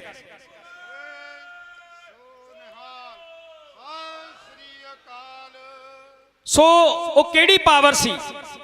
ਉਹ ਰੂਹਾਨੀਅਤ ਦੀ ਪਾਵਰ ਹੈ। ਜਿਹੜੀ ਜੰਗਾਂ ਨੇ ਖਾਲਸਾ ਜੀ, ਉਹ ਸਰੀਰਾਂ ਦੇ ਜ਼ੋਰ ਨਾਲ ਕਦੇ ਨਹੀਂ ਜਿੱਤੀਆਂ ਜਾਂਦੀਆਂ। ਸਰੀਰਾਂ ਦੇ ਜ਼ੋਰ ਨਾਲ ਲੜਨ ਵਾਲੇ ਬੰਦੇ ਉਸ ਤੋਂ ਵੱਡੇ ਬੰਦਿਆਂ ਤੋਂ ਹਾਰ ਜਾਂਦੇ ਨੇ, ਵੱਡੀਆਂ ਸਰਕਾਰਾਂ ਤੋਂ ਹਾਰ ਜਾਂਦੇ ਨੇ, ਵੱਡੀਆਂ ਹਕੂਮਤਾਂ ਤੋਂ ਹਾਰ ਜਾਂਦੇ ਨੇ। ਜਿਹੜੇ ਬੰਦੇ ਨਾਮ ਬਾਣੀ ਨਾਲ ਜੁੜੇ ਨੇ, ਅਧਿਆਤਮ ਨਾਲ ਜੁੜੇ ਨੇ, ਉਹ ਬੰਦਿਆਂ ਨੂੰ ਝੁਕਾਉਣਾ ਕਿਸੇ ਸਰਕਾਰਾਂ ਦੇ ਵੱਸ ਨਹੀਂ, ਕਿਉਂਕਿ ਉਹ ਤੇ ਉੱਤੇ ਦੀ ਗੱਲ ਚਲੀ ਜਾਂਦੀ ਹੈ। ਸੋ ਇੰਨਾ ਮਤਲਬ ਉਹਨਾਂ ਦਾ ਤੁਸੀਂ ਜੀਵਨ ਜ਼ਰੂਰ ਪੜ੍ਹਿਓ। ਮੇਰੀ ਬੇਨਤੀ ਹੈ ਸੰਗਤ ਨੂੰ, ਫੁੱਲਾ ਸਿੰਘ ਕੌਣ ਨੇ? ਆਪਾਂ ਐਵੇਂ ਗੱਲਾਂ ਨਾ ਕਰੀਏ ਕਿ ਫੁੱਲਾ ਸਿੰਘ ਸਾਡੇ ਮਹਾਨ ਜਥੇਦਾਰ ਨੇ, ਨਹੀਂ, ਤੁਸੀਂ ਪੜ੍ਹੋ ਉਹਨਾਂ ਦਾ ਜੀਵਨ। ਕਿਹੜੀ ਜੰਗ 'ਚ ਉਹਨਾਂ ਦੀ ਜਿਹੜੀ ਅਕਾਲ ਫੌਜ ਸੀਗੀ, ਅਕਾਲ ਰੈਜੀਮੈਂਟ ਸੀ, ਉਹਦੀ ਲੋੜ ਨਹੀਂ ਪਈ ਸਿੱਖ ਰਾਜ ਨੂੰ ਕਿ ਉਹ ਫੌਜ ਸਾਨੂੰ ਚਾਹੀਦੀ ਹੈ। ਅੰਤ ਦੇ ਵਿੱਚ ਅਕਾਲੀ ਫੁੱਲਾ ਸਿੰਘ ਹਰਾਂ ਦੀ ਫੌਜ ਕੰਮ ਆਉਂਦੀ ਸੀ। ਮੈਂ ਬਾਕੀ ਫੌਜਾਂ ਨੇ ਬੜੀ ਜੰਗਾਂ ਜਿੱਤੀਆਂ ਨੇ, ਮੈਂ ਇਹ ਨਹੀਂ ਗੱਲ ਕਰ ਰਿਹਾ, ਪਰ ਇੱਕ ਰੂਹਾਨੀਅਤ ਨਾਲ ਭਿੱਜੀ ਹੋਈ ਫੌਜ ਦੀ ਜਿਹੜੀ ਜਿੱਤ ਹੈ, ਉਹਦੇ ਅੱਗੇ ਦੁਸ਼ਮਣ ਆਪ ਵੀ ਮੰਨਦੇ ਰਹੇ ਨੇ ਕਿ ਟਿਕਣਾ ਔਖਾ ਸੀ। ਅੰਤ ਨੂੰ ਉਹਨਾਂ ਦੇ 7 ਗੋਲੀਆਂ ਵੱਜੀਆਂ ਸੀਗੀਆਂ ਜਦੋਂ ਸ਼ਹੀਦ ਹੋਏ। ਸੋ ਸਾਡਾ ਸਿਜਦਾ ਇਹੋ ਜਿਹੇ ਮਹਾਨ ਰੂਹਾਂ ਨੂੰ। ਸੋ ਹੁਣ ਮੇਰੀ ਬੇਨਤੀ ਹੈ, ਸਾਡੇ ਵਿਚਕਾਰ ਦੇਵ ਰੂਪਾਣਾ ਜੀ, ਬੀਬੀ ਗਗਨਦੀਪ ਕੌਰ ਜੀ, ਉਹ ਪਹੁੰਚੇ ਹੋਏ ਨੇ। ਉਹਨਾਂ ਵੱਲੋਂ ਬੰਦੀ ਸਿੰਘਾਂ ਦੇ ਬਾਬਤ ਇੱਕ ਧਾਰਮਿਕ ਗੀਤ ਗਾਇਆ ਜਾਣਾ। ਸੋ ਮੇਰੀ ਬੇਨਤੀ ਹੈ ਉਹ ਗਾਉਣ। ਸੋ ਉਹਨਾਂ ਨੇ ਇੱਕ ਨਾਲ ਬੇਨਤੀ ਕੀਤੀ ਹੈ ਕਿ ਬਾਪੂ ਗੁਰਚਰਨ ਸਿੰਘ ਜੀ ਉਹ ਸਾਡੇ ਨਾਲ ਖਲਾਉਣ। ਸੋ ਮੇਰੀ ਬਾਪੂ ਜੀ ਨੂੰ ਵੀ ਬੇਨਤੀ ਹੈ ਕਿ ਉਹਨਾਂ ਦੇ ਜਿਹੜੇ ਨਾਲ ਤੁਸੀਂ ਜ਼ਰੂਰ ਖੜੋ।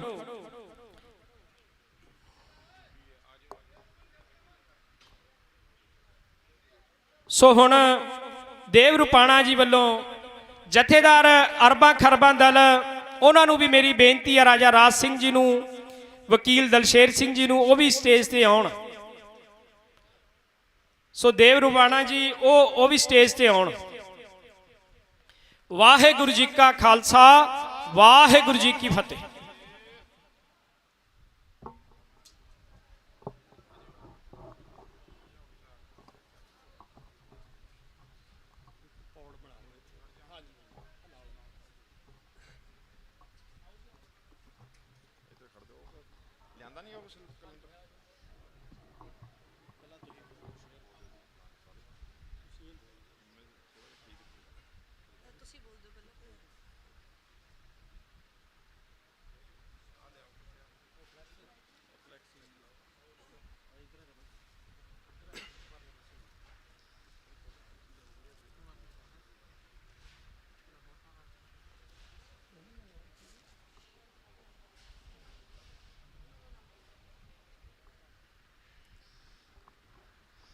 ਸ੍ਰੀ ਗੁਰੂ ਗ੍ਰੰਥ ਸਾਹਿਬ ਜੀ ਦੀ ਪਵਿੱਤਰ ਹਜ਼ੂਰੀ ਵਿੱਚ ਕੌਮੀ ਇਨਸਾਫ ਮੋਰਚੇ ਵਿੱਚ ਹਾਜ਼ਰੀ ਲਵਾ ਰਹੇ ਗੁਰੂ ਰੂਪ ਖਾਲਸਾ ਜੀ ਫਤਿਹ ਦੀ ਸਾਂਝ ਪਾਈਏ। ਵਾਹਿਗੁਰੂ ਜੀ ਕਾ ਖਾਲਸਾ, ਵਾਹਿਗੁਰੂ ਜੀ ਕੀ ਫਤਿਹ। ਕੌਮੀ ਮੁੱਦਿਆਂ ਨੂੰ ਲੈ ਕੇ ਜੋ ਕੌਮੀ ਇਨਸਾਫ ਮੋਰਚਾ 7 ਜਨਵਰੀ ਤੋਂ ਲੱਗਿਆ, ਸਰਕਾਰਾਂ ਤੋਂ ਉਹਨਾਂ ਮੁੱਦਿਆਂ ਤੇ ਇਨਸਾਫ ਲੈਣ ਲਈ। ਸੋ ਇਸ ਕੌਮੀ ਇਨਸਾਫ ਮੋਰਚੇ ਵਿੱਚ ਸੰਗਤਾਂ ਵੱਖ-ਵੱਖ ਰੂਪ ਵਿੱਚ ਆ ਰਹੀਆਂ, ਜਿੱਥੇ ਆਪਣੇ ਵਿਚਾਰਾਂ ਰਾਹੀਂ ਕੌਮੀ ਇਨਸਾਫ ਮੋਰਚੇ ਪ੍ਰਤੀ ਸੁਝਾਅ ਦੇ ਕੇ ਕਿ ਕਿਸ ਤਰ੍ਹਾਂ ਆਪਾਂ ਕੌਮੀ ਇਨਸਾਫ ਮੋਰਚਾ ਚੜ੍ਹਦੀ ਕਲਾ 'ਚ ਲਿਜਾਣਾ। ਇੱਥੇ ਵੱਖ-ਵੱਖ ਆਗੂ ਸਹਿਬਾਨ, ਪ੍ਰਚਾਰਕ, ਢਾਡੀ, ਰਾਗੀ, ਕਵੀਸ਼ਰੀ ਜਥੇ ਹਾਜ਼ਰੀ ਲਵਾ ਰਹੇ ਹੈ। ਉੱਥੇ ਅੱਜ ਬੰਦੀ ਸਿੰਘਾਂ ਪ੍ਰਤੀ, ਜਿਹੜੇ ਸਾਡੇ 9 ਬੰਦੀ ਸਿੰਘ ਹੈ ਜਿਨ੍ਹਾਂ ਦੀ ਰਿਹਾਈ ਲਈ ਅਸੀਂ ਮੋਰਚਾ ਲਾਇਆ, ਉਹਨਾਂ ਪ੍ਰਤੀ ਇੱਕ ਗੀਤ ਦੇਵ ਰੁਪਾਣਾ ਜੀ ਲਿਖਿਆ ਗਿਆ ਬੀਬੀ ਗਗਨਦੀਪ ਕੌਰ ਵੱਲੋਂ। ਸੋ ਅੱਜ ਅਸੀਂ ਉਹ ਸੰਗਤਾਂ ਦੇ ਰੂਬਰੂ ਕਰ ਰਹੇ ਹਾਂ। ਮੋਰਚਾ ਫਤਿਹ ਜੀ ਦਾ ਹੈਡਿੰਗ ਹੈ ਮੋਰਚਾ ਫਤਿਹ। ਸੋ ਜਿੱਥੇ ਇਸ ਤਰ੍ਹਾਂ ਦੇ ਗੀਤਾਂ ਰਾਹੀਂ ਸੰਗਤਾਂ ਨੂੰ ਬਲ ਮਿਲਦਾ, ਉਤਸ਼ਾਹ ਮਿਲਦਾ, ਜੋਸ਼ ਪੈਦਾ ਹੁੰਦਾ, ਉੱਥੇ ਸਾਡੇ ਬੰਦੀ ਸਿੰਘਾਂ ਦੀ ਕੀਤੀਆਂ ਹੋਈਆਂ ਕੁਰਬਾਨੀਆਂ ਨੂੰ ਉਜਾਗਰ ਕਰਨ ਲਈ ਇੱਕ ਬਹੁਤ ਵੱਡਾ ਮੌਕਾ ਮਿਲਦਾ। ਸੋ ਅੱਜ ਅਸੀਂ ਉਸ ਗੀਤ ਨੂੰ ਇਹਨਾਂ ਦਾ ਗਾਇਆ ਹੋਇਆ ਜੋ ਰਿਲੀਜ਼ ਕਰ ਰਹੇ ਹਾਂ। ਸਾਡੇ ਨਾਲ ਕੌਮੀ ਇਨਸਾਫ ਮੋਰਚੇ ਦੇ ਆਗੂ ਜਥੇਦਾਰ ਰਾਜਾ ਰਾਜ ਸਿੰਘ ਜੀ, ਭਾਈ ਜਸਵਿੰਦਰ ਸਿੰਘ ਜੀ ਰਾਜਪੁਰਾ ਅਕਾਲੀ ਯੂਥ, ਐਡਵੋਕੇਟ ਦਲਸ਼ੇਰ ਸਿੰਘ ਜੀ ਤੇ ਹੋਰ ਸੰਗਤਾਂ। ਅੱਜ ਅਸੀਂ ਉਹਨਾਂ ਦੇ ਗੀਤ ਨੂੰ ਰਿਲੀਜ਼ ਕਰ ਰਹੇ ਹਾਂ। ਸੰਗਤਾਂ ਨੂੰ ਬੇਨਤੀ ਹੈ ਵੀ ਉਹਨਾਂ ਦਾ ਜਿਹੜਾ ਇਹ ਗਾਇਆ ਹੋਇਆ ਗੀਤ ਹੈ ਉਹ ਵੱਧ ਤੋਂ ਵੱਧ ਸ਼ੇਅਰ ਕੀਤਾ ਜਾਵੇ, ਤਾਂ ਕਿ ਇਹ ਕੌਮੀ ਇਨਸਾਫ ਮੋਰਚੇ ਦਾ ਜਿਹੜਾ ਮੈਸੇਜ ਹੈ ਉਹ ਸੰਗਤਾਂ ਕੋਲ, ਦੇਸ਼ ਵਿਦੇਸ਼ ਦੀਆਂ ਸੰਗਤਾਂ ਕੋਲ ਪਹੁੰਚੇ। ਸੋ ਅਸੀਂ ਜੈਕਾਰੇ ਦੇ ਰੂਪ ਵਿੱਚ ਇਸ ਨੂੰ ਰਿਲੀਜ਼ ਕਰਨ ਜਾ ਰਹੇ ਹਾਂ। ਸੋ ਸੰਗਤਾਂ ਵੱਲੋਂ ਪ੍ਰਵਾਨਗੀ ਦੀ ਲੋੜ ਹੈ। ਸੋ ਦਾਸ ਜੈਕਾਰਾ ਲਾਵੇਗਾ ਤਾਂ ਕਿ ਅਸੀਂ ਉਸ ਗੀਤ ਨੂੰ ਪ੍ਰਵਾਨ ਕੀਤਾ ਜਾਵੇ। ਬੋਲੇ ਸੋ ਨਿਹਾਲ, ਸ੍ਰੀ ਅਕਾਲ। ਵਾਹਿਗੁਰੂ ਜੀ ਕਾ ਖਾਲਸਾ, ਵਾਹਿਗੁਰੂ ਜੀ ਕੀ ਫਤਿਹ। ਦੋ ਬੋਲ ਗਾਣੇ।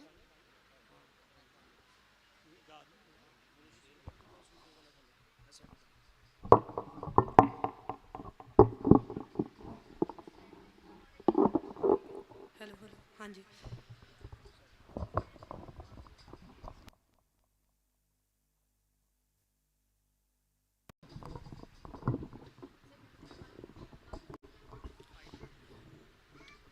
ਵਾਹਿਗੁਰੂ ਜੀ ਕਾ ਖਾਲਸਾ, ਵਾਹਿਗੁਰੂ ਜੀ ਕੀ ਫਤਿਹ।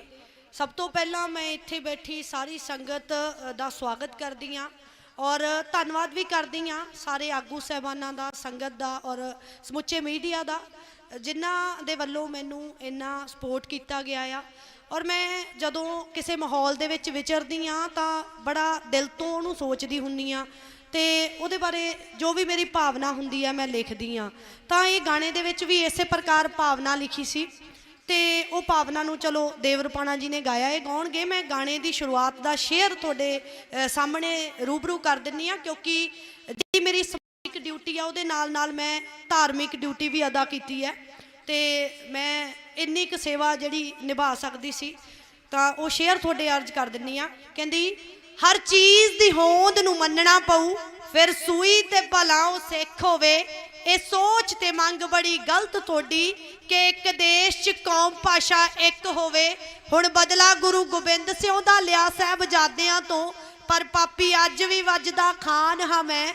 ਹੁਣ ਇੱਕ ਗੰਗੂ ਨੇ ਗੱਦਾਰੀ ਕੀਤੀ ਕਿਉਂ ਸਾਰਾ ਬ੍ਰਾਹਮਣ ਵਰਗ ਬਦਨਾਮ ਹਾਂ ਮੈਂ ਭਲਾ ਬੁੱਝੋ ਲਿਖਾਰੀ ਮੈਂ ਕਿਸ ਜਾਤੀ ਦਾ ਹਿੰਦੂ ਸਿੱਖ ਈਸਾਈ ਕੇ ਮੁਸਲਮਾਨ ਆ ਮੈਂ ਚੱਲ ਛੱਡ ਖਾਂ ਦੇਵ ਰੁਪਾਣਿਆ ਵੇ ਸੱਚ ਕਹਾਂ ਤਾਂ ਪਹਿਲਾਂ ਇਨਸਾਨ ਆ ਮੈਂ ਸੱਚ ਕਹਾਂ ਤਾਂ ਪਹਿਲਾਂ ਇਨਸਾਨ ਆ ਮੈਂ ਦੇਵ ਅਗਲੀਆਂ ਲਾਈਨਾਂ ਇਹ ਪੇਸ਼ ਕਰਨਗੇ। ਸਭ ਤੋਂ ਪਹਿਲਾਂ ਸਾਰਿਆਂ ਨੇ ਗੱਜ ਕੇ ਫਤਿਹ ਬੁਲਾਓ। ਸ਼੍ਰੀ ਵਾਹਿਗੁਰੂ ਜੀ ਕਾ ਖਾਲਸਾ, ਸ਼੍ਰੀ ਵਾਹਿਗੁਰੂ ਜੀ ਕੀ ਫਤਿਹ। ਇਸ ਤੋਂ ਪਹਿਲਾਂ ਵੀ ਹਾਲਾਤ ਪੰਜਾਬ, ਗੱਲ ਪੰਜਾਬ ਦੀ ਗੀਤ ਅਸੀਂ ਪੰਜਾਬ ਦੇ ਹੱਕਾਂ ਲਈ, ਬੰਦੀ ਸਿੰਘਾਂ ਦੀ ਰਿਹਾਈ ਲਈ ਕੀਤੇ ਸੀ। ਇਹ ਗਾਣੇ ਦੀ ਲਾਈਨ, ਸਾਡੇ ਮੰਗ ਪੱਤਰ ਲੱਗੇ ਧੁਰ ਦਰਗਾਹ ਉਸ ਸਤਿਗੁਰ ਦੇ, ਸਾਡੇ ਸਾਈਨ ਕਰੂਗਾ ਆਪੇ ਰੱਖਣਹਾਰਾ, ਮੋਰਚਾ ਫਤਿਹ ਕਰਾ ਕੇ ਇੱਕ ਜੈਕਾਰਾ ਗੂੰਜੂਗਾ, ਉਹ ਜੀ ਦੀ ਹਾਮੀ ਭਰੂਗਾ ਆਣ ਕੇ ਆਪ ਹਵਾਰਾ, ਮੋਰਚਾ ਫਤਿਹ ਕਰਾ ਕੇ ਬੋਲੇ ਸੋਨਿਹਾ, ਉਹ ਹੀਰੇ ਗੱਭਰੂ ਪਿੱਤਲ ਹਿੱਕ ਵਿੱਚ ਭਰ ਗਏ ਪਾਪੀ ਦੇ, ਆ ਕੱਜ ਕੇ ਕਹਿੰਦੇ ਸੀਐਮ ਪੀਐਮ ਲਾਇਕ ਨਹੀਂ ਮਾਫੀ ਦੇ, ਜਿੱਥੇ ਹਵਾ ਵੀ ਲੰਘਣੋਂ ਪਹਿਲਾਂ ਪੁੱਛਦੀ ਗਾਣਾ ਤੋਂ, ਉੱਥੇ ਬਿਨ ਪਰਮਿਸ਼ਨ ਜਾਂਦਾ ਸਿੰਘ ਨਿਆਰਾ, ਮੋਰਚਾ ਫਤਿਹ ਕਰਾ ਕੇ ਇੱਕ ਜੈਕਾਰਾ ਗੂੰਜੂਗਾ, ਉਹ ਜੀ ਦੀ ਹਾਮੀ ਭਰੂਗਾ ਆਣ ਕੇ ਆਪ ਹਵਾਰਾ। ਵਾਹਿਗੁਰੂ ਜੀ ਕਾ ਖਾਲਸਾ, ਸ਼੍ਰੀ ਵਾਹਿਗੁਰੂ ਜੀ ਕੀ ਫਤਿਹ।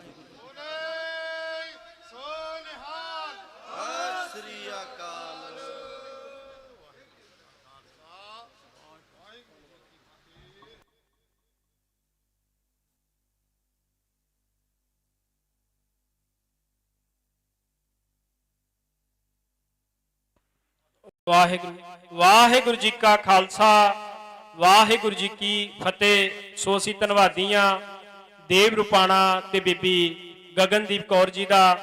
ਸੋ ਦੇਖੋ ਇਸ ਕੌਮੀ ਇਨਸਾਫ ਮੋਰਚੇ ਦੇ ਵਿੱਚ ਬੜੀਆਂ ਨਵੇਕਲੀਆਂ ਗੱਲਾਂ ਸਾਨੂੰ ਦੇਖਣ ਨੂੰ ਮਿਲ ਰਹੀਆਂ ਨੇ। ਵੱਖ-ਵੱਖ ਤਰ੍ਹਾਂ ਦੇ ਪੰਜਾਬ ਚੋਂ ਵਰਗ ਦੇ ਲੋਕ ਮੋਰਚੇ ਨੂੰ ਸਮਰਥਨ ਦੇਣ ਆ ਰਹੇ ਨੇ। ਸੋ ਸਾਡੇ ਲਈ ਅੱਜ ਇੱਕ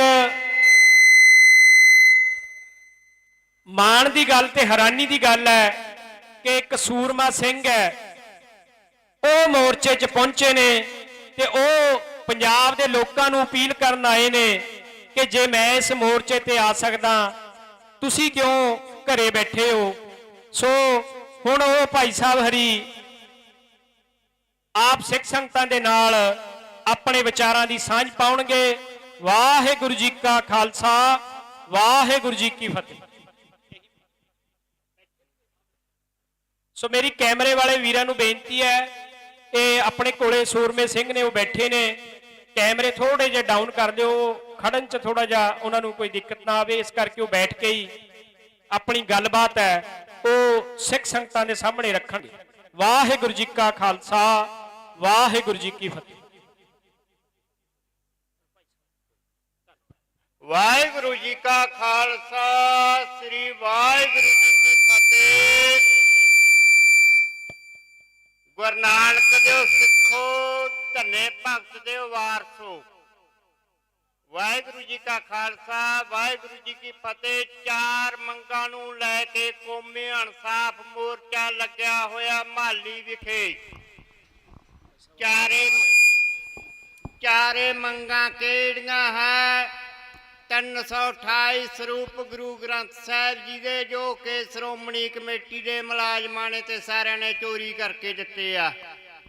ਦੂਜੀ ਮੰਗ ਜੋ ਬਗਰਾੜੀ ਵਿਖੇ ਗੁਰੂ ਗ੍ਰੰਥ ਸਾਹਿਬ ਦੀ ਬੇਅਬਦੀ ਹੋਈ ਸੀ, ਉਸ ਦੇ ਦੋਸ਼ੀਆਂ ਨੂੰ ਸਜ਼ਾਵਾਂ ਦਿਵਾਉਣੀਆਂ ਤੇ ਬਾਈਬਲ ਕਲਾਂ ਦੇ 2 ਸਿੰਘ ਨੌਜਵਾਨਾਂ ਨੂੰ ਸ਼ਹੀਦ ਕਰਨ ਵਾਲੇ ਸਵੇਰ ਸੈਣੀ ਤੇ ਹੋਰ ਉਹਨਾਂ ਦੀ ਜੁੰਡਲੀ ਸਾਰਿਆਂ ਨੂੰ ਸਜ਼ਾਵਾਂ ਦਿੱਤੀਆਂ ਜਾਣ। ਚੌਥੀ ਮੰਗ ਆਪਣੀ ਜੋ ਕਿ ਭਾਈ ਜਗਤਾਰ ਸਿੰਘ ਹਵਾਰਾ, ਪਰਮਜੀਤ ਸਿੰਘ ਭੌਰਾ ਤੇ ਜਗਤਾਰ ਸਿੰਘ ਹਵਾਰਾ, ਪਰਮਜੀਤ ਸਿੰਘ ਭੌਰਾ, ਬਲਵੰਤ ਸਿੰਘ ਰਾਜੋਆਣਾ, ਲਖਵਿੰਦਰ ਸਿੰਘ ਲੱਖਾ, ਹੋਰ ਅਨੇਕਾਂ ਸਿੰਘ ਆਪਣੇ ਭਾਈ 9 ਤੋਂ ਵੱਧ ਸਜ਼ਾਵਾਂ ਪੂਰੀਆਂ ਕਰ ਚੁੱਕੇ ਆ। ਉਹਨਾਂ ਨੂੰ ਸਰਕਾਰ ਤੁਰੰਤ ਹਰਿਆ ਕਰਵਾਵੇ। ਜਿਹੜੀ ਬਣਦੀ ਕਾਰਵਾਈ ਆ ਉਹਨਾਂ ਦੀ ਅਮਲ ਵਿੱਚ ਲਿਆ ਕੇ ਉਹਨਾਂ ਨੂੰ ਬੰਦੀ ਕੀਤਾ ਜਾਵੇ, ਛੱਡਿਆ ਜਾਵੇ। ਇਸ ਕਰਕੇ ਜੋ ਕਿ ਆਪਾਂ 7 ਤਰੀਕ ਤੋਂ ਲੈ ਕੇ ਮੋਰਚੇ 'ਚ ਬੈਠੇ ਆ, ਬਹੁਤ ਬਹੁਤ ਹਮਾ ਕੇ ਸੰਗਤਾਂ ਪਹੁੰਚਦੀਆਂ ਵੀ ਆ। ਇਸ ਕਰਕੇ ਕੋਈ ਵੀ ਆ ਭਾਈ, ਕੋਈ ਨੇਤਰਹੀਣ ਆ, ਕੋਈ ਅਪਾਹਜ ਆ, ਕੋਈ ਹੈਂਡੀਕੈਪਟ ਆ, ਵੱਧ ਤੋਂ ਵੱਧ ਇਸ ਇਨਸਾਫ ਮੋਰਚੇ 'ਚ ਪਹੁੰਚਣ ਦੀ ਕਿਰਪਾਲਤਾ ਕਰਨ। ਜੋ ਕਿ ਇਹਨਾਂ ਨੇ ਮਰਜੀਵੜਿਆਂ ਨੇ, ਸਿੰਘਾਂ ਨੇ ਕਿਸੇ ਇੱਕ ਵਾਸਤੇ ਨਹੀਂ ਕੁਰਬਾਨੀ ਕੀਤੀ, ਸਭ ਵਾਸਤੇ ਕੀਤੀ ਆ। ਇਹ ਨਹੀਂ ਤਾਂ ਇਸ ਟਾਈਮ ਕੋਈ ਮੁੰਡਾ ਭਾਲਿਆ ਨਹੀਂ ਇੱਥੇ ਹੋਣਾ ਸੀਗਾ। ਇਹਨਾਂ ਨੇ ਆਪ ਦੀ ਕੁਰਬਾਨੀ ਜੋਖ 'ਚ ਪਾ ਕੇ ਤੇ ਭਾਈ ਇਹਨਾਂ ਨੇ ਆਉਣ ਵਾਲੀਆਂ ਪੀੜ੍ਹੀਆਂ ਨੂੰ ਜੀਵਨ ਦਿੱਤਾ ਹੈ। ਮਾਤਾ ਭੈਣਾਂ ਵੀ ਆਪਣੀਆਂ ਮੋਰਚਾ 'ਚ ਆਉਂਦੀਆਂ, ਜਿਵੇਂ ਮਾਤਾ ਭਾਗ ਕੌਰ ਸੀ ਜਾਂ ਮਾਤਾ ਭਗੇਲ ਕੌਰ, ਨੂਪ ਕੌਰ, ਸੰਗਤ ਕੌਰ ਸੀਗੀਆਂ। ਮੀਰ ਮੰਨੂ ਦੀ ਜੇਲ੍ਹ 'ਚ ਉਹਨਾਂ ਨੇ ਵੀ ਪੀਸਿਆ ਸੀ। ਆਪਣੇ ਵੱਧ ਤੋਂ ਵੱਧ ਮਾਈਆਂ ਬੀਬੀਆਂ ਵੀ ਆਉਂਦੀਆਂ, ਨੌਜਵਾਨ ਸਿੰਘ ਵੀ ਆਉਂਦੇ ਆ।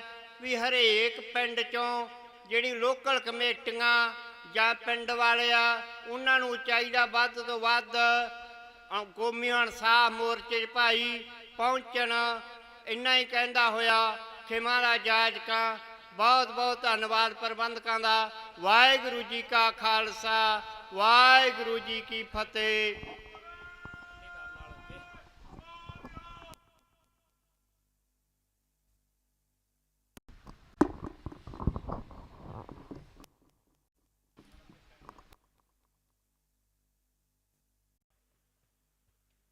ਵਾਹਿਗੁਰੂ ਜੀ ਕਾ ਖਾਲਸਾ, ਵਾਹਿਗੁਰੂ ਜੀ ਕੀ ਫਤਿਹ। ਸੋ ਅਸੀਂ ਧੰਨਵਾਦੀਆਂ ਇਹੋ ਜਿਹੀਆਂ ਗੁਰਸਿੱਖ ਰੂਹਾਂ ਦੇ ਅੱਖਾਂ ਦੀ ਰੋਸ਼ਨੀ ਨਹੀਂ, ਪਰ ਮਨ ਦੇ ਵਿੱਚ, ਦਿਮਾਗ ਦੇ ਵਿੱਚ ਕੌਮੀ ਜਿਹੜੀ ਮੰਗਾਂ ਨੇ ਉਹ ਜ਼ਰੂਰ ਪ੍ਰਕਾਸ਼ ਦੇ ਰੂਪ ਦੇ ਵਿੱਚ ਉਹਨਾਂ ਦੇ ਜ਼ਿਹਨ ਦੇ ਵਿੱਚ ਮੌਜੂਦ ਨੇ। ਉਹਨਾਂ ਚੋਂ ਹੀ ਉਹਨਾਂ ਨੇ ਬੰਦੀ ਸਿੰਘਾਂ ਦੀ ਵੀ ਜਿਹੜੀ ਗੱਲ ਹੈ ਉਹ ਕੀਤੀ ਹੈ। ਸੋ ਇਹ ਬੜੀ ਵੱਡੀ ਗੱਲ ਹੈ। ਜਿਹੜੇ ਸਾਡੇ ਪੰਜਾਬ ਦੇ ਲੋਕ ਨੇ, ਅਸੀਂ ਹਜੇ ਘਰਾਂ 'ਚ ਬੈਠੇ ਆ। ਸੋ ਇਹੋ ਜਿਹੇ ਵੀਰ ਦੀ ਜਿਹੜੀ ਬੇਨਤੀ ਹੈ, ਮੈਂ ਸਮਝਦਾ ਉਹ ਸੁਣ ਕੇ ਜ਼ਰੂਰ ਮੋਰਚੇ ਦੇ ਵਿੱਚ ਪਹੁੰਚਣਗੇ। ਸੋ ਸਾਡੇ ਵਿਚਕਾਰ ਦਮਦਮੇ ਟਕਸਾਲ ਤੋਂ ਗਿਆਨੀ ਜੈਮਲ ਸਿੰਘ ਜੀ, ਉਹ ਉਚੋਚੇ ਤੌਰ ਤੇ ਆਪਣੇ ਜਥੇ ਨਾਲ ਇੱਥੇ ਪਹੁੰਚੇ ਨੇ। ਉਹਨਾਂ ਦਾ ਇੱਥੇ ਆਉਣ ਤੇ ਅਸੀਂ ਬਹੁਤ ਬਹੁਤ ਧੰਨਵਾਦ ਕਰਦੇ ਹਾਂ। ਸੋ ਉਹਨਾਂ ਵੱਲੋਂ ਸਿੱਖ ਸੰਗਤਾਂ ਦੇ ਨਾਲ ਹੁਣ ਕੁਝ ਮਿੰਟਾਂ ਵਾਸਤੇ ਕੌਮੀ ਇਨਸਾਫ ਮੋਰਚੇ ਦੀਆਂ ਜਿਹੜੀਆਂ 4 ਮੰਗਾਂ ਨੇ, ਸਿਰਫ ਉਹਨਾਂ ਤੇ ਕੇਂਦਰਿਤ ਰਹਿ ਕੇ ਵਿਚਾਰਾਂ ਦੀ ਸਾਂਝ ਪਾਈ ਜਾਵੇਗੀ।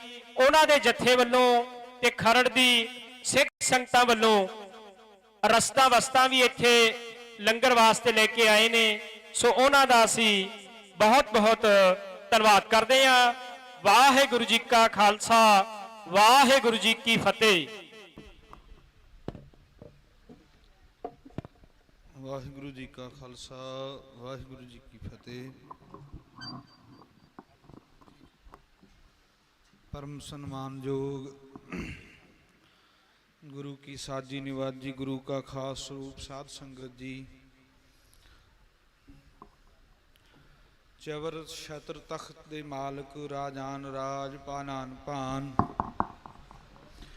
ਵਾਲੀਏ ਕੁਲ ਆਲਮ, ਗਰੀਬ ਨਵਾਜ, ਧੰਨ ਗੁਰੂ ਗ੍ਰੰਥ ਸਾਹਿਬ ਸੱਚੇ ਪਾਤਸ਼ਾਹ ਮਹਾਰਾਜ ਜੀਆਂ ਦੀ ਪਾਵਨ ਨਿੱਘੀ ਗੋਦ ਅੰਦਰ ਸੱਜੇ ਗੁਰਸਿੱਖ ਪ੍ਰੇਮੀ ਸੱਜਣੋ, ਗੱਜ ਕੇ ਫਤਿਹ ਬੁਲਾਓ। ਵਾਹਿਗੁਰੂ ਜੀ ਕਾ ਖਾਲਸਾ, ਵਾਹਿਗੁਰੂ ਜੀ ਕੀ ਫਤਿਹ। ਸੰਗਤ ਜੀ, ਅਸੀਂ ਅੱਗੇ ਵੀ ਇੱਕ ਦਿਨ ਆਏ ਸੀ ਜਥਾ ਰੂਪ ਹੀ, ਉਦਣ ਵੀ ਅੱਜ ਕੁਝ ਰਸਤਾਂ ਬਸਤਾਂ ਲੰਗਰ ਵਾਸਤੇ ਲੈ ਕੇ ਆਏ ਆ। ਤੇ ਮਨ ਦੇ ਵਿੱਚ ਇਹ ਰੋਜ਼ ਆ ਰਹੀ ਹੈ ਗੱਲ, ਵਿਦਿਆਲੇ ਦਾ ਸਿਸਟਮ ਹੋਣ ਕਰਕੇ ਕਿ ਰੋਜ਼ਾਨਾ ਇੱਥੇ ਹੀ ਬਈਏ। ਪਰ ਇਸ ਗੱਲ ਦਾ ਇੱਕ ਗਿਲਾ ਹੈ ਉਹਨਾਂ ਨਾਲ, ਵੀਰਾਂ ਨਾਲ, ਉਹਨਾਂ ਸੰਗਤਾਂ ਨਾਲ, ਜਿੱਦਣ ਸਾਡੀਆਂ ਜ਼ਮੀਨਾਂ ਸਾਡੇ ਤੋਂ ਖੁੱਸਣ ਲੱਗੀਆਂ ਸੀ, ਉਦਣ ਇੰਨਾ ਵੱਡਾ ਧਰਨਾ ਅਸੀਂ ਦਿੱਲੀ ਜਾ ਕੇ ਲਾਇਆ, ਪਰ ਇੱਥੇ ਘਾਟ ਕਿਉਂ? ਸਾਨੂੰ ਜ਼ਮੀਨਾਂ ਜ਼ਰੂਰੀ ਹੈ ਕਿ ਆਪਣੀਆਂ ਔਲਾਦਾਂ ਜ਼ਰੂਰੀ, ਆਪਣੇ ਧੀਆਂ ਪੁੱਤ ਜ਼ਰੂਰੀ ਨੇ। ਜੇ ਸਾਡੇ ਬੱਚੇ ਹੀ ਨਾ ਰਹੇ, ਜੇ ਸਾਡੀਆਂ ਆਉਣ ਵਾਲੀਆਂ ਨਸਲਾਂ ਹੀ ਖਤਮ ਹੋ ਗਈਆਂ, ਜੇ ਸਾਡੀਆਂ ਪੀੜ੍ਹੀਆਂ ਖਤਮ ਹੋ ਗਈਆਂ, ਫਿਰ ਇਹਨਾਂ ਜ਼ਮੀਨਾਂ ਜਾਇਦਾਦਾਂ ਨੂੰ ਕੀ ਕਰਾਂਗੇ?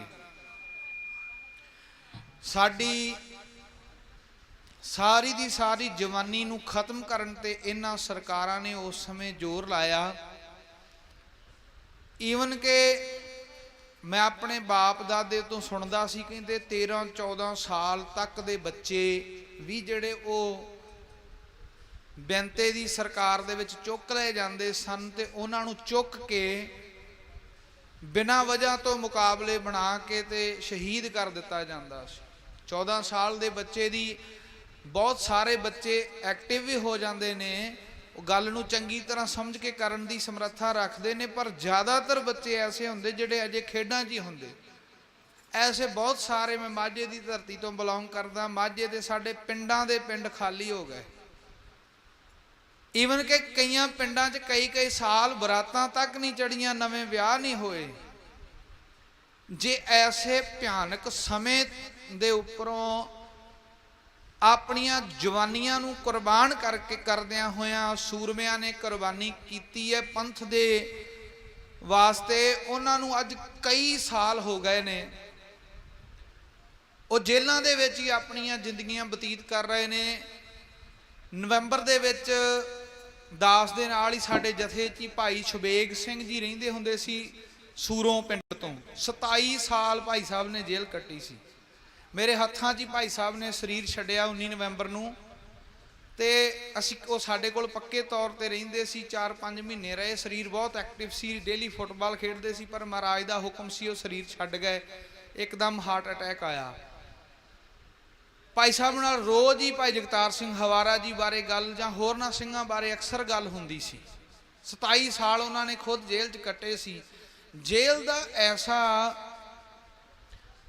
ਪ੍ਰਭਾਵ ਹਰ ਇੱਕ ਇਨਸਾਨ ਦੇ, ਕੈਦ ਕੱਟਣ ਵਾਲੇ ਦੇ ਮਨ ਦੇ ਉੱਪਰ ਪੈਂਦਾ ਹੈ, ਭਾਵੇਂ ਕਿ ਉਹ ਬਾਣੀ 'ਚ ਪੜ੍ਹਨ ਦੇ ਨਾਲ ਚੜ੍ਹਦੀ ਕਲਾ ਦੇ ਵਿੱਚ ਹੋਵੇ, ਭਾਵੇਂ ਕਿ ਉਹ ਤੰਦਰੁਸਤ ਹੋਵੇ, ਪਰ ਇੱਕ ਮਾਨਸਿਕ ਤੌਰ ਤੇ ਪ੍ਰਭਾਵ ਐਸਾ ਪੈ ਜਾਂਦਾ ਹੈ, ਜਾਂ ਤਾਂ ਬੰਦਾ ਬਹੁਤ ਜ਼ਿਆਦਾ ਗੁੱਸੇ ਵਾਲਾ ਹੋ ਜਾਂਦਾ ਹੈ ਤੇ ਜਾਂ ਬਹੁਤ ਜ਼ਿਆਦਾ ਕਮਦਿਲਾ ਹੋ ਜਾਂਦਾ ਹੈ। ਸਿੰਘ ਬਾਣੀ ਪੜ੍ਹਦੇ, ਚੜ੍ਹਦੀ ਕਲਾ 'ਚ ਰਹਿੰਦੇ, ਬਹੁਤ ਸਾਰੇ ਗੁੱਸੇ ਵਾਲੇ ਸੁਭਾਅ ਵਾਲੇ ਹੋ ਜਾਂਦੇ। ਭਾਈ ਸਾਹਿਬ ਬਹੁਤ ਗਰਮ ਸੀ। ਤਾਂ ਇਸੇ ਤਰ੍ਹਾਂ ਮੈਂ ਉਹ ਮਹਿਸੂਸ ਕਰਦਾ ਉਹਨਾਂ ਚੀਜ਼ਾਂ ਨੂੰ, ਜਿੱਥੇ 27 ਸਾਲ ਉਹਨਾਂ ਨੇ ਕੱਟੇ।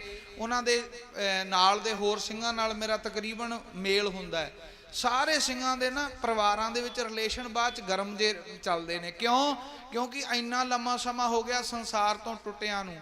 ਸਾਨੂੰ ਅੱਜ ਮੇਰੀ 32 ਸਾਲ ਉਮਰ ਹੈ। ਜੇ ਉਹਨਾਂ 96-97 ਦੇ ਵਿੱਚ ਬਿਲਕੁਲ ਛੋਟੇ ਸੀ, ਜੇ ਵੱਡੇ ਹੁੰਦੇ ਤੇ ਸਾਨੂੰ ਵੀ ਮਾਰ ਦੇਣਾ ਸੀ। ਸਾਡੇ ਬਾਪ ਨੂੰ ਚੁੱਕ ਕੇ ਲੈ ਗਈ ਸੀ ਪੁਲਿਸ। ਤੇ ਆਦਿਕ ਐਸੇ ਕਰਮ ਹੋਏ, ਜੇ ਸਾਡੀਆਂ ਜਿਹੜੇ ਚੰਦ ਜੇ ਬਚੇ ਉਹਨਾਂ ਦੇ ਅੱਗੇ ਔਲਾਦਾਂ, ਨਹੀਂ ਤੇ ਸਾਡੇ ਪੰਜਾਬ ਦੀ ਕਿੰਨੀ ਜਨਸੰਖਿਆ, ਸਾਡੇ ਸਿੱਖਾਂ ਦੀ ਗਿਣਤੀ ਕਿੰਨੀ ਵੱਧ ਹੋਣੀ ਸੀ। ਸਾਡੀ ਜਵਾਨੀ ਨੂੰ ਤਬਾਹ ਕਰਦਿਆਂ ਨੂੰ ਜੇ ਰੋਕ ਕੇ ਇਹਨਾਂ ਕੌਮੀ ਯੋਧਿਆਂ ਨੇ, ਭਾਈ ਜਗਤਾਰ ਸਿੰਘ ਜੀ ਹਵਾਰਾ, ਭਾਈ ਪਰਮਜੀਤ ਸਿੰਘ ਜੀ ਭਿਓਰਾ, ਭਾਈ ਤਾਰਾ ਅਤੇ ਆਦਿਕ ਸਾਰੇ ਸਿੰਘਾਂ ਨੇ ਜਿਨ੍ਹਾਂ ਨੇ ਕੁਰਬਾਨੀ ਕੀਤੀ ਹੈ, ਉਹਨਾਂ ਨੇ ਸਾਡਿਆਂ ਬਜ਼ੁਰਗਾਂ ਨੂੰ, ਸਾਡੇ ਆਪਣਿਆਂ ਨੂੰ ਬਚਾਉਣ ਖਾਤਰ ਕੁਰਬਾਨੀ ਦਿੱਤੀ ਹੈ। ਅੱਜ ਸਾਰੀ ਜ਼ਿੰਦਗੀ ਉਹਨਾਂ ਨੂੰ ਨਜ਼ਰਬੰਦ ਅੰਦਰ ਹੋ ਗਈ ਹੈ। ਅਸੀਂ ਅੱਜ ਵੀ ਆਪਣੇ ਘਰਾਂ ਤੋਂ ਨਿਕਲਣ ਨੂੰ ਤਿਆਰ ਨਹੀਂ। ਸਾਡੀਆਂ ਪੀੜ੍ਹੀਆਂ ਬਿਲਕੁਲ ਖਤਮ ਹੋ ਜਾਣੀਆਂ ਸਨ ਜੇਕਰ ਇਹ ਕਰਮ ਨਾ ਕਰਦੇ ਹੋ। ਇਹ ਸੇਵਾਵਾਂ ਪੰਥ ਦੇ, ਜੇ ਪੰਥਕ ਸੇਵਾਵਾਂ ਉਹ ਨਾ ਕਰਦੇ। ਦੂਜੀਆਂ ਜਿਹੜੀਆਂ ਇਹ ਮੰਗਾਂ ਚੱਲ ਰਹੀਆਂ ਨੇ, ਜਿਵੇਂ ਭਾਈ ਸਾਹਿਬ ਨੇ ਦੱਸਿਆ ਹੈ ਕਿ 328 ਸਰੂਪਾਂ ਵਾਲੀ ਗੱਲ, ਸ਼੍ਰੋਮਣੀ ਗੁਰਦੁਆਰਾ ਪ੍ਰਬੰਧਕ ਕਮੇਟੀ ਦੇ ਨੇ ਐਸੀਆਂ ਆਪਣੀਆਂ ਇਹ ਹੁਜਤਾਂ ਅਜੇ ਤੱਕ ਛੱਡੀਆਂ ਨਹੀਂ। ਜਦੋਂ ਸੱਚਖੰਡ ਸ੍ਰੀ ਹਰਿਮੰਦਰ ਸਾਹਿਬ ਦੇ ਅੰਦਰ ਹੀ ਧਰਨਾ ਲੱਗ ਗਿਆ ਸੀ ਨਾ, ਉਸ ਧਰਨੇ ਦੇ ਵਿੱਚ ਰੋਜ਼ ਸਾਡੀ ਸ਼ਮੂਲੀਅਤ ਹੁੰਦੀ ਸੀ। ਉਸ ਧਰਨੇ ਦੇ ਵਿੱਚ ਮੇਰੇ ਨਾਲ ਬਹੁਤ ਸਾਰੀਆਂ, ਸ਼ਾਇਦ ਮੈਂ ਉਹਨਾਂ ਸ਼ਖਸੀਅਤਾਂ ਦਾ ਨਾਂ ਲੈਣਾ ਨਹੀਂ ਚਾਹੁੰਦਾ, ਉਹ ਤਰਲੇ ਕੱਢਦੇ ਸੀ ਕਿ ਇਹਨਾਂ ਨੂੰ ਕਹੋ। ਮੈਨੂੰ ਬਹੁਤ ਸਾਰਿਆਂ ਨੇ ਕਿਹਾ ਕਿ ਗਿਆਨੀ ਜੀ ਇਹਨਾਂ ਨੂੰ ਕਹੋ ਉੱਠ ਜਾਣ। ਜੋ ਕਹਿੰਦੇ ਜੇ ਅਸੀਂ 1 ਮਹੀਨੇ 'ਚ, ਮੈਨੂੰ ਇਹ ਖੁਦ ਗੱਲ ਕਹੀ ਸੀ, ਸਾਡੀ ਪੰਥ ਦੀ ਸਭ ਤੋਂ ਸਰਮੌਰ ਹਸਤੀ ਨੇ ਕਿ 1 ਮਹੀਨੇ ਦਾ ਸਾਨੂੰ ਸਮਾਂ ਦੇ ਦਿਓ, 1 ਮਹੀਨੇ ਦੇ ਵਿੱਚ ਸਾਰੀ ਡਿਟੇਲ ਅਸੀਂ ਗੁਰੂ ਗ੍ਰੰਥ ਸਾਹਿਬ ਦੇ ਸਰੂਪਾਂ ਦੀ ਕੱਢ ਕੇ ਦੇ ਦਿਆਂਗੇ। ਅੱਜ 1 ਮਹੀਨਾ ਕੀ 1 ਸਾਲ ਕੀ ਕਿੰਨਾ ਸਮਾਂ ਬਤੀਤ ਹੋ ਗਿਆ। ਅਸੀਂ 4 ਚੁਫੇਰੇ ਤੋਂ ਜਕੜੇ ਹੋਏ ਆ। ਬਾਈਬਲ ਕਲਾ ਇਨਸਾਫ ਮੋਰਚਾ 2015 ਦੇ ਵਿੱਚ ਸ੍ਰੀ ਗੁਰੂ ਗ੍ਰੰਥ ਸਾਹਿਬ ਸੱਚੇ ਪਾਤਸ਼ਾਹ ਮਹਾਰਾਜ ਦੀਆਂ ਦੇ ਜਦੋਂ ਸਰੂਪ ਚੋਰੀ ਹੁੰਦੇ ਉਦੋਂ ਕੋਈ ਸੰਗਤ ਨਹੀਂ ਸੀ ਗਈ। ਅੱਜ ਜਿਹੜੇ ਹਾਲਾਤ ਨੇ ਨਾ ਇਹਦੇ ਤੋਂ ਵੀ ਬੱਤਰ ਸੀ। ਪਹਿਲੀ ਵਾਰ ਜਦੋਂ ਬੁਰਜ ਜਵਾਹਰ ਸਿੰਘ ਵਾਲਾ ਤੋਂ ਸਰੂਪ ਚੋਰੀ ਹੋਏ ਅਸੀਂ ਉੱਥੇ ਗਏ, ਸਾਨੂੰ ਪੁਲਿਸ ਨੇ ਡਾਂਗਾ ਮਾਰਨੀਆਂ, ਅਸੀਂ ਫੇਰ ਜਾਣਾ, ਕਦੀ ਸਾਨੂੰ ਹਰੀਕੇ ਪੱਤਨ ਤੇ ਰੋਕ ਲੈਣਾ। ਉਦੋਂ ਸੰਗਤ ਨਹੀਂ ਸੀ ਜਾਂਦੀ। ਸੰਗਤ ਕਦੋਂ ਨਿਕਲੀ ਬਾਹਰ? ਜਦੋਂ ਮਹਾਰਾਜ ਦਾ ਪੱਤਰਾ ਕਰਕੇ ਖਿਲਾਰ ਦਿੱਤਾ। ਫਿਰ ਉਦੋਂ ਅਸੀਂ ਇੰਨੇ ਬੇਚੈਨ ਸੀ, ਜਿੱਦਣ ਪੱਤਰੇ ਖਿਲਾਰੇ ਉਦੋਂ ਲੁਧਿਆਣੇ ਇੱਕ ਮੀਟਿੰਗ ਸੀ। ਅਸੀਂ ਮੀਟਿੰਗ ਤੋਂ ਮੁਕਤਸਰ ਸਾਹਿਬ ਜਾਣਾ ਸੀ ਤੇ ਕੋਟਕਪੂਰੇ ਧਰਨੇ ਦੇ ਵਿੱਚ ਜਦੋਂ ਬੱਸ ਪਹੁੰਚੀ, ਬੱਸ ਤੇ ਸਫ਼ਰ ਕਰਦੇ ਸੀ, ਬੱਸ ਪਤਾ ਲੱਗਾ ਕਹਿੰਦੇ ਬੇਅਦਬੀ ਹੋ ਗਈ। ਅਸੀਂ ਉੱਥੇ ਉਤਰ ਗਏ ਤੇ ਰਾਤ ਉੱਥੇ ਫਿਰ ਉਹ ਕੱਟੀ, ਉਹ ਮੰਜ਼ਰ ਨੂੰ ਵੇਖਿਆ। ਉੱਥੇ ਸਿੰਘ ਵੀ ਸ਼ਹੀਦ ਹੋਏ। ਮੈਂ ਕੌਮ ਨੂੰ ਬੇਨਤੀ ਕਰਦਾ, ਇਹ ਮੇਰੇ ਦਿਲ ਦੇ ਵਲਵਲੇ ਜਿਹੜੇ ਮੈਂ ਚੰਦ ਕੁ ਸਾਂਝੇ ਕੀਤੇ ਨੇ ਨਾ, ਇਹ ਅੱਖਾਂ ਦੇ ਨਾਲ ਮੈਂ ਸਾਰਾ ਮੰਜ਼ਰ ਵੇਖਿਆ। ਕੌਮ ਸਾਡੀ ਉਦਣ ਉੱਠਦੀ ਹੈ ਜਿੱਦਣ ਪਾਣੀ ਜਿਹੜਾ ਹੈ ਉਹ ਸਿਰ ਤੇ ਨੱਕ ਨੂੰ ਡਬੋ ਦਿੰਦਾ ਹੈ। ਜਿੱਦਣ ਗਲ ਤੋਂ ਨਹੀਂ ਨੱਕ ਤੋਂ ਤਾਂ ਜਿੱਦਣ ਜਾਂਦਾ ਹੈ ਉਦਣ ਉੱਠ ਕੇ ਤੁਰਦੇ ਆ। ਆਪਣੇ ਆਪ ਨੂੰ ਹਲੂਣਾ ਦਈਏ। ਜੇਕਰ ਆਪਣੇ ਆਪ ਨੂੰ ਨਾ ਸੰਭਾਲਿਆ, ਸਾਰੀ ਦੁਨੀਆ ਦੇ ਲੋਕ ਆਪਣੇ ਹੱਕਾਂ ਵਾਸਤੇ ਲੜਦੇ ਨੇ ਔਰ ਉਸ ਲੜਾਈ ਦੇ ਵਿੱਚ ਆਪਣੇ ਹੱਕਾਂ ਦੀ ਪ੍ਰਾਪਤੀ ਕਰਦੇ ਨੇ। ਤਾਂ ਹੀ ਉਹ ਕੌਮਾਂ, ਤਾਂ ਹੀ ਉਹ ਦੇਸ਼ ਆਜ਼ਾਦ ਰਹਿੰਦੇ ਨੇ, ਤਾਂ ਹੀ ਉਹ ਕੌਮਾਂ ਦਾ ਇਸ ਧਰਤੀ ਤੇ ਨਾਂ ਰਹਿੰਦਾ ਹੈ। ਬਹੁਤ ਸਾਰੀਆਂ ਐਸੀਆਂ ਕੌਮਾਂ ਇਸ ਸੰਸਾਰ ਤੋਂ ਖਤਮ ਹੋ ਚੁੱਕੀਆਂ ਨੇ। ਕਿਉਂ? ਬਹੁਤ ਸਾਰੇ ਧਰਮ ਖਤਮ ਹੋ ਚੁੱਕੇ ਨੇ ਕਿਉਂਕਿ ਉਹਨਾਂ ਨੇ ਆਪਣੇ ਕੌਮ ਵਾਸਤੇ ਸੰਘਰਸ਼ ਕਰਨਾ ਮੁਨਾਸਿਬ ਨਹੀਂ ਸਮਝਿਆ। ਜੇ ਅੱਜ ਕੁਝ ਕੁ ਸਿੱਖ ਜਿਹੜੇ ਕਰਦੇ ਨੇ ਉਹਨਾਂ ਦਾ ਸਾਥ ਤੇ ਦਈਏ। ਜਿਨ੍ਹਾਂ ਨੇ ਸੰਘਰਸ਼ ਲੜਿਆ, ਜੋ ਉਹਨਾਂ ਨੂੰ ਬਾਹਰ ਕਢਾ ਕੇ ਉਹਨਾਂ ਦੇ ਪਰਿਵਾਰਾਂ ਦੇ ਵਿੱਚ ਲਿਆਈਏ। ਸਾਧ ਸੰਗਤ ਜੀ, ਜੇ ਆਪਣੇ ਇਹਨਾਂ ਕਰਮਾਂ ਨੂੰ ਨਾ ਪਛਾਣਿਆ, ਆਉਣ ਵਾਲੇ ਸਮੇਂ ਦੇ ਵਿੱਚ ਪੰਜਾਬ ਦੇ ਹਾਲਾਤ ਬਿਲਕੁਲ ਐਸੇ ਨੇ। ਸਾਡੇ ਕੋਲ ਪੰਜਾਬ ਦੇ ਵਿੱਚ ਨਾ ਤਾਂ ਜ਼ਮੀਨਾਂ ਰਹਿ ਜਾਣਗੀਆਂ, ਨਾ ਜਵਾਨੀਆਂ ਰਹਿ ਜਾਣਗੀਆਂ। ਜ਼ਮੀਨ ਤੇ ਜਵਾਨੀ ਦੋਵੇਂ ਚੀਜ਼ਾਂ ਸਾਡੇ ਕੋਲ ਖਤਮ ਹੋਣ ਵਾਲੀਆਂ। ਜੇਕਰ ਅਸੀਂ ਇਹਨਾਂ ਮੰਗਾਂ ਨੂੰ ਨਿੱਕੀਆਂ ਜਾਣ ਕੇ ਜਾਂ ਆਪਣੀਆਂ ਨਾ ਜਾਣ ਕੇ ਘਰਾਂ 'ਚ ਵੜੇ ਰਹੇ, ਸੰਘਰਸ਼ ਨੂੰ ਨਾ ਤੇਜ਼ ਕੀਤਾ, ਤਾਂ ਆਉਣ ਵਾਲੇ ਸਮੇਂ 'ਚ ਇਹਦੇ ਜਿਹੜੇ ਖਮਿਆਜੇ ਉਹ ਭੁਗਤਣੇ ਪੈਣਗੇ। ਸੋ ਦਮਦਮੀ ਟਕਸਾਲ ਵੱਲੋਂ ਸੰਤ ਬਾਬਾ ਧਰਮ ਸਿੰਘ ਜੀ ਅਮਰੀਕਾ ਸਾਡੇ ਮੁੱਖ ਸੇਵਾਦਾਰ ਨੇ, ਜਥੇਦਾਰ ਨੇ। ਦਮਦਮੀ ਟਕਸਾਲ ਮਾਲਪੁਰ ਦੇ ਵਿੱਚ ਦਾਸ ਨੂੰ ਮਹਾਰਾਜ ਨੇ ਸੇਵਾ ਦਿੱਤੀ ਹੈ। ਨਾਲ ਗਿਆਨੀ ਕਰਨਵੀਰ ਸਿੰਘ ਜੀ ਵਿਦਿਆਲੇ ਦੀ ਅਸੀਂ ਸੇਵਾ ਕਰਦੇ ਹਾਂ। ਸੰਗਤ ਵਾਸਤੇ ਰਸਤਾਂ ਬਸਤਾਂ ਲੈ ਕੇ ਆਏ ਹਾਂ। ਸਮੂਹ ਕੌਮੀ ਇਨਸਾਫ ਮੋਰਚਾ ਦੇ ਜਿੰਨੇ ਆਗੂ ਨੇ, ਸਾਡੀ ਹਾਜ਼ਰੀ ਗੁਰੂ ਸਾਹਿਬ ਅਤੇ ਆਗੂ ਸਾਹਿਬਾਨ ਸੰਗਤ ਨੇ ਪ੍ਰਵਾਨ ਕਰਨੀ। ਕੌਮ ਨੂੰ ਜਦੋਂ ਵੀ ਜਿੱਥੇ ਵੀ ਮੋਰਚੇ ਨੂੰ ਸਾਡੀ ਲੋੜ ਹੋਵੇ, ਅਸੀਂ ਤਿਆਰ ਬਰ ਤਿਆਰ ਹਾਂ। ਜਦੋਂ ਆਵਾਜ਼ ਮਾਰਨਗੇ ਅਸੀਂ ਤਿਆਰ ਬਰ ਤਿਆਰ ਆਪ ਸੰਗਤ ਦੇ ਸਨਮੁਖ ਹੋਵਾਂਗੇ। ਹੋਈਆਂ ਭੁੱਲਾਂ ਦੀ ਖਿਮਾ। ਵਾਹਿਗੁਰੂ ਜੀ ਕਾ ਖਾਲਸਾ, ਵਾਹਿਗੁਰੂ ਜੀ ਕੀ ਫਤਿਹ।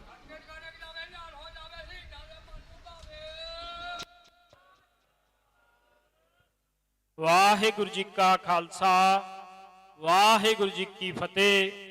ਸੋ ਅਸੀਂ ਧੰਨਵਾਦੀ ਹਾਂ ਗਿਆਨੀ ਜੈਮਲ ਸਿੰਘ ਹੋਰਾਂ ਦਾ, ਜਿਹੜੇ ਸਿਰਫ ਪ੍ਰਚਾਰਕ ਨਹੀਂ ਹੈਗੇ, ਸੰਘਰਸ਼ੀ ਸਿੰਘ ਵੀ ਨੇ। ਜਿੱਥੇ ਕਿੱਥੇ ਸਿੱਖ ਕੌਮ ਦੇ ਮਸਲਿਆਂ ਦੇ ਵਿੱਚ ਲੋੜ ਹੋਵੇ, ਜਿਵੇਂ ਕਿ ਉਹਨਾਂ ਨੇ ਦੱਸਿਆ ਵੀ ਹੈ, ਉਹ ਉੱਥੇ ਪਹੁੰਚਦੇ ਵੀ ਨੇ। ਸੋ ਸਾਡੇ ਗੁਰੂ ਸਾਹਿਬਾਨ ਨੇ ਸਿੱਖਾਂ ਨੂੰ ਹਰ ਚੀਜ਼ 'ਚ ਨਿਪੁੰਨ ਬਣਾਇਆ। ਅਸੀਂ ਜਿਹੜੀ ਮੀਰੀ ਪੀਰੀ ਦੀ ਗੱਲ ਹੈ, ਉਹ ਦੋਵਾਂ ਦੇ ਉੱਤੇ ਅਸੀਂ ਪਹਿਰਾ ਦੇਣਾ। ਸੋ ਧੰਨਵਾਦ ਹੈ। ਸੋ ਹੁਣ ਮੇਰੀ ਬੇਨਤੀ ਹੈ, ਸਾਡੇ ਕੋਲ ਕੇਵਲ 2 ਬੁਲਾਰੇ ਨੇ, ਉਸ ਤੋਂ ਬਾਅਦ ਸਮਾਪਤੀ ਹੋਵੇਗੀ। 2 ਮਿੰਟਾਂ ਵਾਸਤੇ ਭਾਈ ਜਸਵੰਤ ਸਿੰਘ ਜੀ ਬੈਠੇ ਨੇ, ਉਹ ਸਿੱਖ ਸੰਗਤਾਂ ਦੇ ਨਾਲ ਵਿਚਾਰਾਂ ਦੀ ਸਾਂਝ ਪਾਉਣਗੇ। ਭਾਈ ਜਸਵੰਤ ਸਿੰਘ ਜੀ। ਵਾਹਿਗੁਰੂ ਜੀ ਕਾ ਖਾਲਸਾ, ਵਾਹਿਗੁਰੂ ਜੀ ਕੀ ਫਤਿਹ।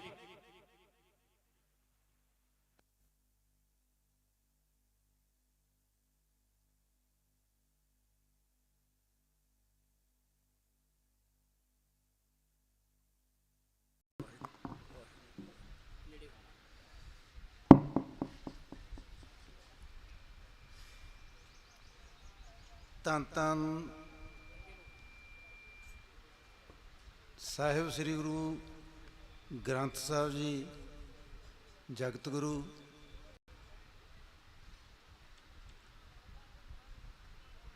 ਉਹਨਾਂ ਦੀ ਪਾਵਨ ਉਰੀ 'ਚ ਬੈਠੀ ਸਮੂਹ ਸਾਧ ਸੰਗਤ, ਵੱਡੇ ਛੋਟੇ ਭੈਣ ਭਰਾ, ਮਾਤਾ ਪਿਤਾ ਬਜ਼ੁਰਗ, ਸਭ ਦੇ ਚਰਨਾਂ ਦੇ ਵਿੱਚ ਹੱਥ ਜੋੜ ਕੇ ਸਭ ਤੋਂ ਪਹਿਲਾਂ ਮਹਾਰਾਜ ਵੱਲੋਂ ਬਖਸ਼ੀ ਹੋਈ ਫਤਿਹ ਬੁਲਾਈਏ। ਵਾਹਿਗੁਰੂ ਜੀ ਕਾ ਖਾਲਸਾ, ਵਾਹਿਗੁਰੂ ਜੀ ਕੀ ਫਤਿਹ। ਮੈਂ ਕੋਈ ਬੁਲਾਰਾ ਨਹੀਂ, ਨਾ ਮੈਂ ਕਿਸੇ ਜਥੇਬੰਦੀ ਦਾ ਨੇਤਾ, ਸੰਗਤ ਦੇ ਵਿੱਚੋਂ ਹੀ ਇੱਕ ਆਮ ਸਧਾਰਨ ਸਿੱਖ ਮਹੀਨੇ ਕੁ ਤੋਂ ਇੱਥੇ ਹਾਜ਼ਰੀ ਲਵਾਉਣ ਦਾ ਮੌਕਾ ਮਿਲ ਰਿਹਾ। ਲਗਾਤਾਰ ਜਾਣ ਨੂੰ ਦਿਲ ਨਹੀਂ ਕਰਦਾ ਛੱਡ ਕੇ। ਮੋਰਚੇ ਸੰਬੰਧੀ ਜੋ ਕੁਝ ਦੇਖਿਆ, ਕੁਛ ਨਾ ਕੁਛ ਲਿਖਣ ਦੀ ਆਦਤ ਸ਼ੁਰੂ ਤੋਂ ਪਹਿਲਾਂ ਰਹੀ ਹੈ, ਪਰ ਜੋ ਮੋਰਚੇ ਸੰਬੰਧੀ ਕੁਝ ਵਿਚਾਰ ਸੰਗਤ ਨਾਲ ਸਾਂਝੇ ਕਰਦੇ, ਦਿਲ ਦੇ ਬਲਬਲੇ ਅੰਦਰੋਂ ਵਾਲ ਮਾਰਦੇ ਨੇ। ਭਾਈ ਸਾਹਿਬ ਪਹਿਲਾਂ ਬੋਲ ਕੇ ਗਏ ਹੈ ਕਿ ਸਾਡੇ ਸਿੱਖ ਜੋ ਅਸੀਂ ਗੁਰੂ ਗ੍ਰੰਥ ਸਾਹਿਬ ਜੀ ਨੂੰ ਗੁਰੂ ਸੀ ਹੈਗੇ ਵੀ ਹੈ, ਜੋ 10ਵੇਂ ਪਾਤਸ਼ਾਹ ਨੇ ਇੱਕ ਨਿਚੋੜ ਦੇ ਹੀ ਦਿੱਤਾ ਸਾਨੂੰ ਕਿ ਹਮੇਸ਼ਾ ਸਿੱਖ ਦਾ ਗੁਰੂ ਗੁਰੂ ਗ੍ਰੰਥ ਸਾਹਿਬ ਹੈ।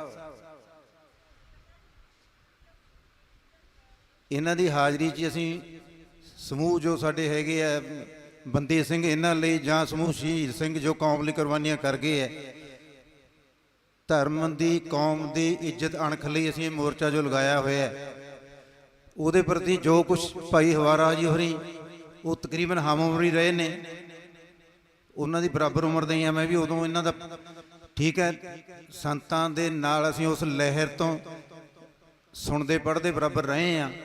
ਨੌਕਰੀਆਂ 'ਚ ਵੜ ਗਏ, ਸੁੱਤੀ ਜ਼ਮੀਰ ਕਹਿ ਲਓ, ਚਾਹੇ ਸਾਡੀ ਜ਼ਮੀਰ ਸੌਂ ਗਈ ਜਾਂ ਘਰੇਲੂ ਮਜਬੂਰੀਆਂ ਕਰਕੇ ਨੌਕਰੀਆਂ 'ਚ ਵੜ ਗਏ ਹਾਂ, ਅਤੇ ਭਾਈ ਸਾਹਿਬ ਹੋਰੀ ਸੰਤਾਂ ਦੇ ਨਾਲ ਜੁੜ ਗਏ ਹੈ, ਕੌਮ ਦੀ ਸੇਵਾ ਵਾਲੇ ਪਾਸੇ ਨੂੰ ਤੁਰ ਪਏ। ਅਸੀਂ ਆਪਣੇ ਦੁਨਿਆਵੀ ਕੰਮਾਂ ਧੰਦਿਆਂ 'ਚ ਜੁੜ ਗਏ, ਜਾਂ ਕਿਸਮਤ ਮਾੜੀ ਗੱਲ ਕੁਛ ਵੀ ਕਿਹਾ ਜਾ ਸਕਦਾ ਇਹਨੂੰ ਸੰਗਤ ਜਿਵੇਂ।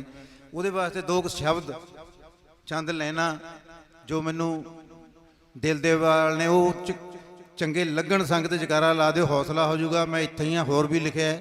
ਕੱਲ੍ਹ ਤੋਂ ਬਾਅਦ ਮੈਂ ਕੋਸ਼ਿਸ਼ ਕਰਿਆ ਕਰੂੰਗਾ 2 ਮਿੰਟ ਰੋਜ਼ ਲਿਆ ਕਰੂੰ, ਨਵੀਂ ਲਿਖਤ ਸੰਗਤ ਦੇ ਸਾਹਮਣੇ ਪੇਸ਼ ਕਰਿਆ ਕਰਾਂਗੇ। ਜੇ ਪਹਿਲੀ ਮਨਜ਼ੂਰ ਹੋ ਗਈ ਤਾਂ ਸਹੀ ਲੱਗੀ ਸੰਗਤ ਜਕਾਰਾ ਜ਼ਰੂਰ ਲਾ ਦਿਓ। ਇਹਦੇ ਵਿੱਚ ਕੁਛ ਉਹਨਾਂ ਲੋਕਾਂ ਸੰਗਤ ਵਾਸਤੇ ਸਿੱਖ ਜੋ ਮੇਰੇ ਭੈਣ ਭਰਾ ਜੋ ਅਜੇ ਘਰੇ ਸੁੱਤੇ ਹੀ ਪਏ ਹੈ, ਇੱਧਰ ਨੂੰ ਆ ਨਹੀਂ ਰਹੇ, ਕਿਉਂ ਨਹੀਂ ਆ ਰਹੇ, ਉਹਨਾਂ ਦੀ ਮਜਬੂਰੀ ਕੀ ਮਜਬੂਰੀ ਹੈ। ਅਤੇ ਕੁਛ ਕੁ ਜਿਹੜੇ ਅਸੀਂ ਗੁਰੂ ਤੋਂ ਬੇਮੁਖ ਕੇ ਪੁੱਠੇ ਟੇਢੇ ਪਾਸੇ ਨੂੰ ਚੱਲੇ ਹੋਏ ਹਾਂ, ਉਹਨਾਂ ਪ੍ਰਤੀ ਬੇਨਤੀ ਮੈਂ ਵੀ ਇਹਨੇ ਵਿੱਚ ਇਹਦੇ। ਸੋ ਅਰਜ਼ ਹੈ, ਕਿਰਪਾ ਕਰਕੇ ਇੰਨੀ ਕੁ ਇਜਾਜ਼ਤ ਦਿਓ, ਉਹ ਸ਼ਬਦ ਆਪਦੇ ਸਾਹਮਣੇ ਸਾਂਝੇ ਕਰਨ ਲੱਗਾ।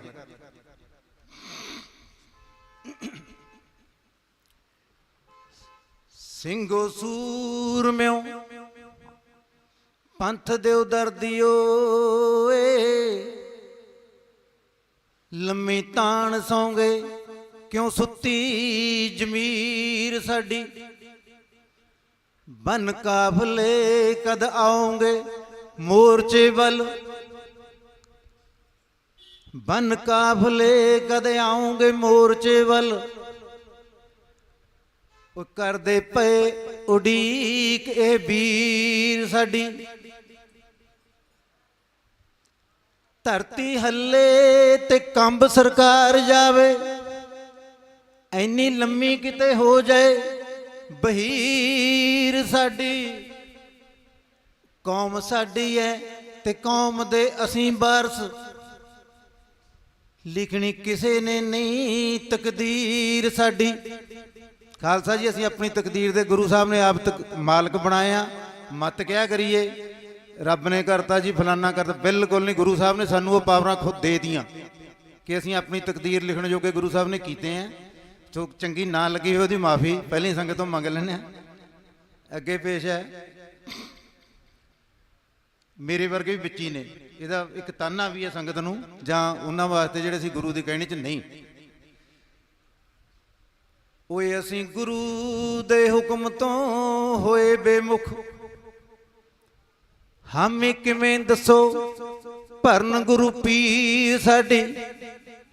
ਇੱਥੇ ਗੁਰਬਾਣੀ ਦਾ ਸਹਾਰਾ ਲਿਆ ਗਿਆ ਕਿ ਗੁਰਪੀਰ ਹਾਮੀ ਤਾਂ ਭਰੇ ਜਾਂ ਮੁਰਦਾਰ ਨਾ ਖਾਏ।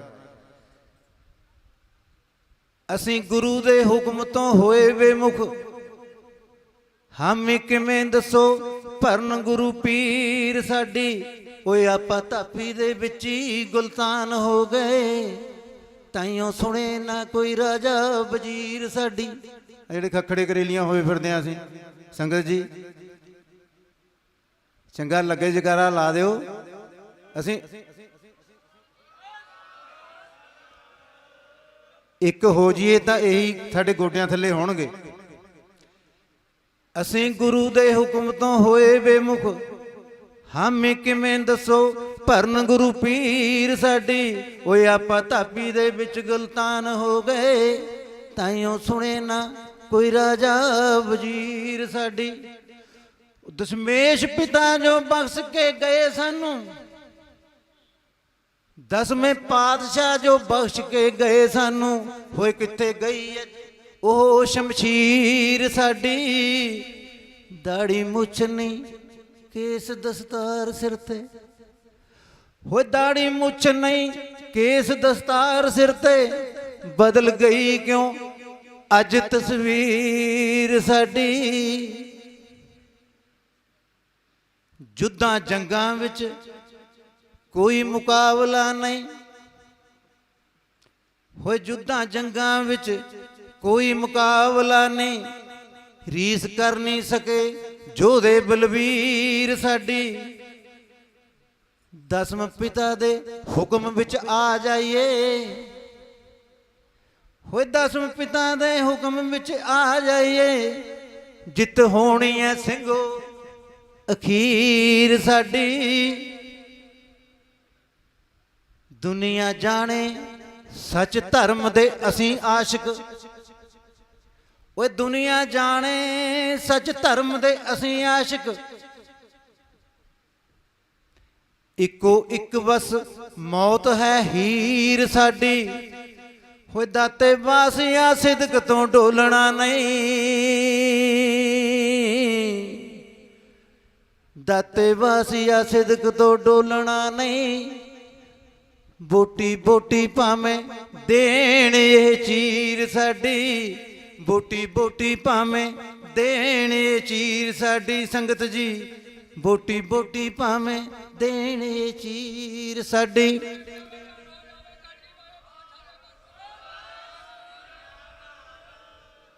ਸਮੂਹ ਸਾਧ ਸੰਗਤ ਬੇਨਤੀ ਇੰਨੀ ਕਿ ਵੀ ਮੈਂ ਕਿਸੇ ਮਹਿਕਮੇ ਚੋਂ ਮੈਂ ਵੀ ਰਿਟਾਇਰ ਹੋਇਆ। ਬੜੀਆਂ ਸਰਕਾਰਾਂ ਦੇਖੀਆਂ, ਬਾਦਲ ਦੀਆਂ ਵੀ, ਕੈਪਟਨ ਦੀਆਂ ਵੀ, ਜੇ ਉਹ ਫਲਾਣਾ ਧਮਕਾ। ਕੋਈ ਜਿੰਨਾ ਕਿ ਮੇਰਾ ਤਜਰਬਾ ਲੈਣਾ ਮੈਂ ਬਹੁਤਾ ਨਹੀਂਗਾ। ਮੈਂ ਕੋਈ ਇਹ ਨਹੀਂਗਾ ਵੀ ਆਪਾਂ ਕਿਸੇ ਪਾਰਟੀ ਜਾਂ ਕਿਸੇ ਸੰਸਥਾ ਨਾਲ ਸੰਬੰਧਿਤ, ਬਿਲਕੁਲ ਮੈਂ ਫਰੀ ਨਿਮਾਣਾ ਸਿੱਖ ਹੋ ਕੇ ਆਪਾਂ ਇੱਥੇ ਆਇਆ। ਸੰਗਤ ਦੇ ਵਿੱਚ ਮਹੀਨਾ ਕੁ ਹੋਇਆ ਹਾਜ਼ਰੀ ਲਵਾ ਆਇਆ ਇੱਕ ਦਿਨ ਵਾਸਤੇ ਅਸੀਂ, ਪਰ ਇੱਥੋਂ ਹੁਣ ਗੈਰ ਹਾਜ਼ਰ ਹੋਣ ਨੂੰ ਆਤਮਾ ਨਹੀਂ ਮੰਨ ਰਹੀ। ਇੱਥੋਂ ਗੈਰ ਹਾਜ਼ਰ ਹੋਣ ਨੂੰ ਨਹੀਂ ਆਤਮਾ ਮੰਨ ਰਹੀ, ਜਾਣ ਨੂੰ ਦਿਲ ਨਹੀਂ ਕਰਦਾ। ਇਸ ਕਰਕੇ ਫਿਰ ਕਲਮ, ਇਹ ਮੈਨੂੰ ਪੁਰਾਣੀ ਆਦਤ ਸੀ ਮਹਿਕਮੇ 'ਚ ਰਹਿੰਦੇ ਹੋਏ। ਮੈਂ ਵਪਾਰਕ ਨਹੀਂ ਹੋਇਆ, ਨਾ ਵਪਾਰਕ ਕਿਸੇ ਨੂੰ ਲਿਖ ਕੇ ਦਿੱਤਾ ਕਦੀ। ਆਪਣੇ ਵਾਸਤੇ ਕਿਸੇ ਮਹਿਕਮੇ 'ਚ ਕੋਈ ਬੰਦਾ ਰਿਟਾਇਰ ਹੋ ਗਿਆ ਸਟੇਜ ਤੇ ਸੀਗਾ, ਮੇਰੇ ਕੋਲ ਡਿਊਟੀ ਰਹਿੰਦੀ ਸੀ, ਲਿਖ ਲੁਖ ਲਈਦਾ ਸੀ। ਹੋਰ ਵੀ ਬੜਾ ਕੁਝ ਅਜੇ ਇੱਕੋ ਦਮ ਇਸ ਕਰਕੇ ਟਾਈਮ ਦੀ ਵੰਡ ਕਰਕੇ ਕੱਲ ਨੂੰ ਕੁਛ ਨਾ ਕੁਛ ਤੁਹਾਨੂੰ ਸੰਗਤ ਨੂੰ ਹੁਕਮ ਹੋਇਆ 2 ਮਿੰਟ ਲੈ ਕੇ ਨਵੀਂ ਚੀਜ਼ ਹੋਰ ਸੰਗਤ ਦੇ ਇੱਥੇ ਪੇਸ਼ ਕਰਾਂਗੇ। ਸਮਾਂ ਮਿਲਿਆ, ਇਜਾਜ਼ਤ ਮਿਲੀ ਤਾਂ। ਤੇ ਗਲਤੀ ਦੀ ਮਾਫੀ, ਕਿਸੇ ਕਿਸਮ ਦਾ ਕੋਈ ਗਲਤ ਸ਼ਬਦ ਜਾਂ ਕਿਸੇ ਨੂੰ ਚੰਗਾ ਨਾ ਲੱਗਿਆ ਹੋਵੇ ਉਹਦੇ ਵਾਸਤੇ ਮਾਫੀ। ਸੋ ਵਾਹਿਗੁਰੂ ਜੀ ਕਾ ਖਾਲਸਾ, ਵਾਹਿਗੁਰੂ ਜੀ।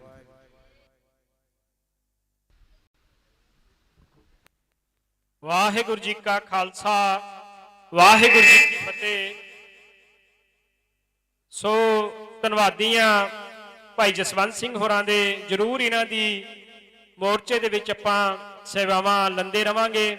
ਸੋ ਹੁਣ ਮੇਰੀ ਬੇਨਤੀ ਹੈ 2 ਮਿੰਟਾਂ ਵਾਸਤੇ ਭਾਈ ਰੂਪਾਲ ਸਿੰਘ।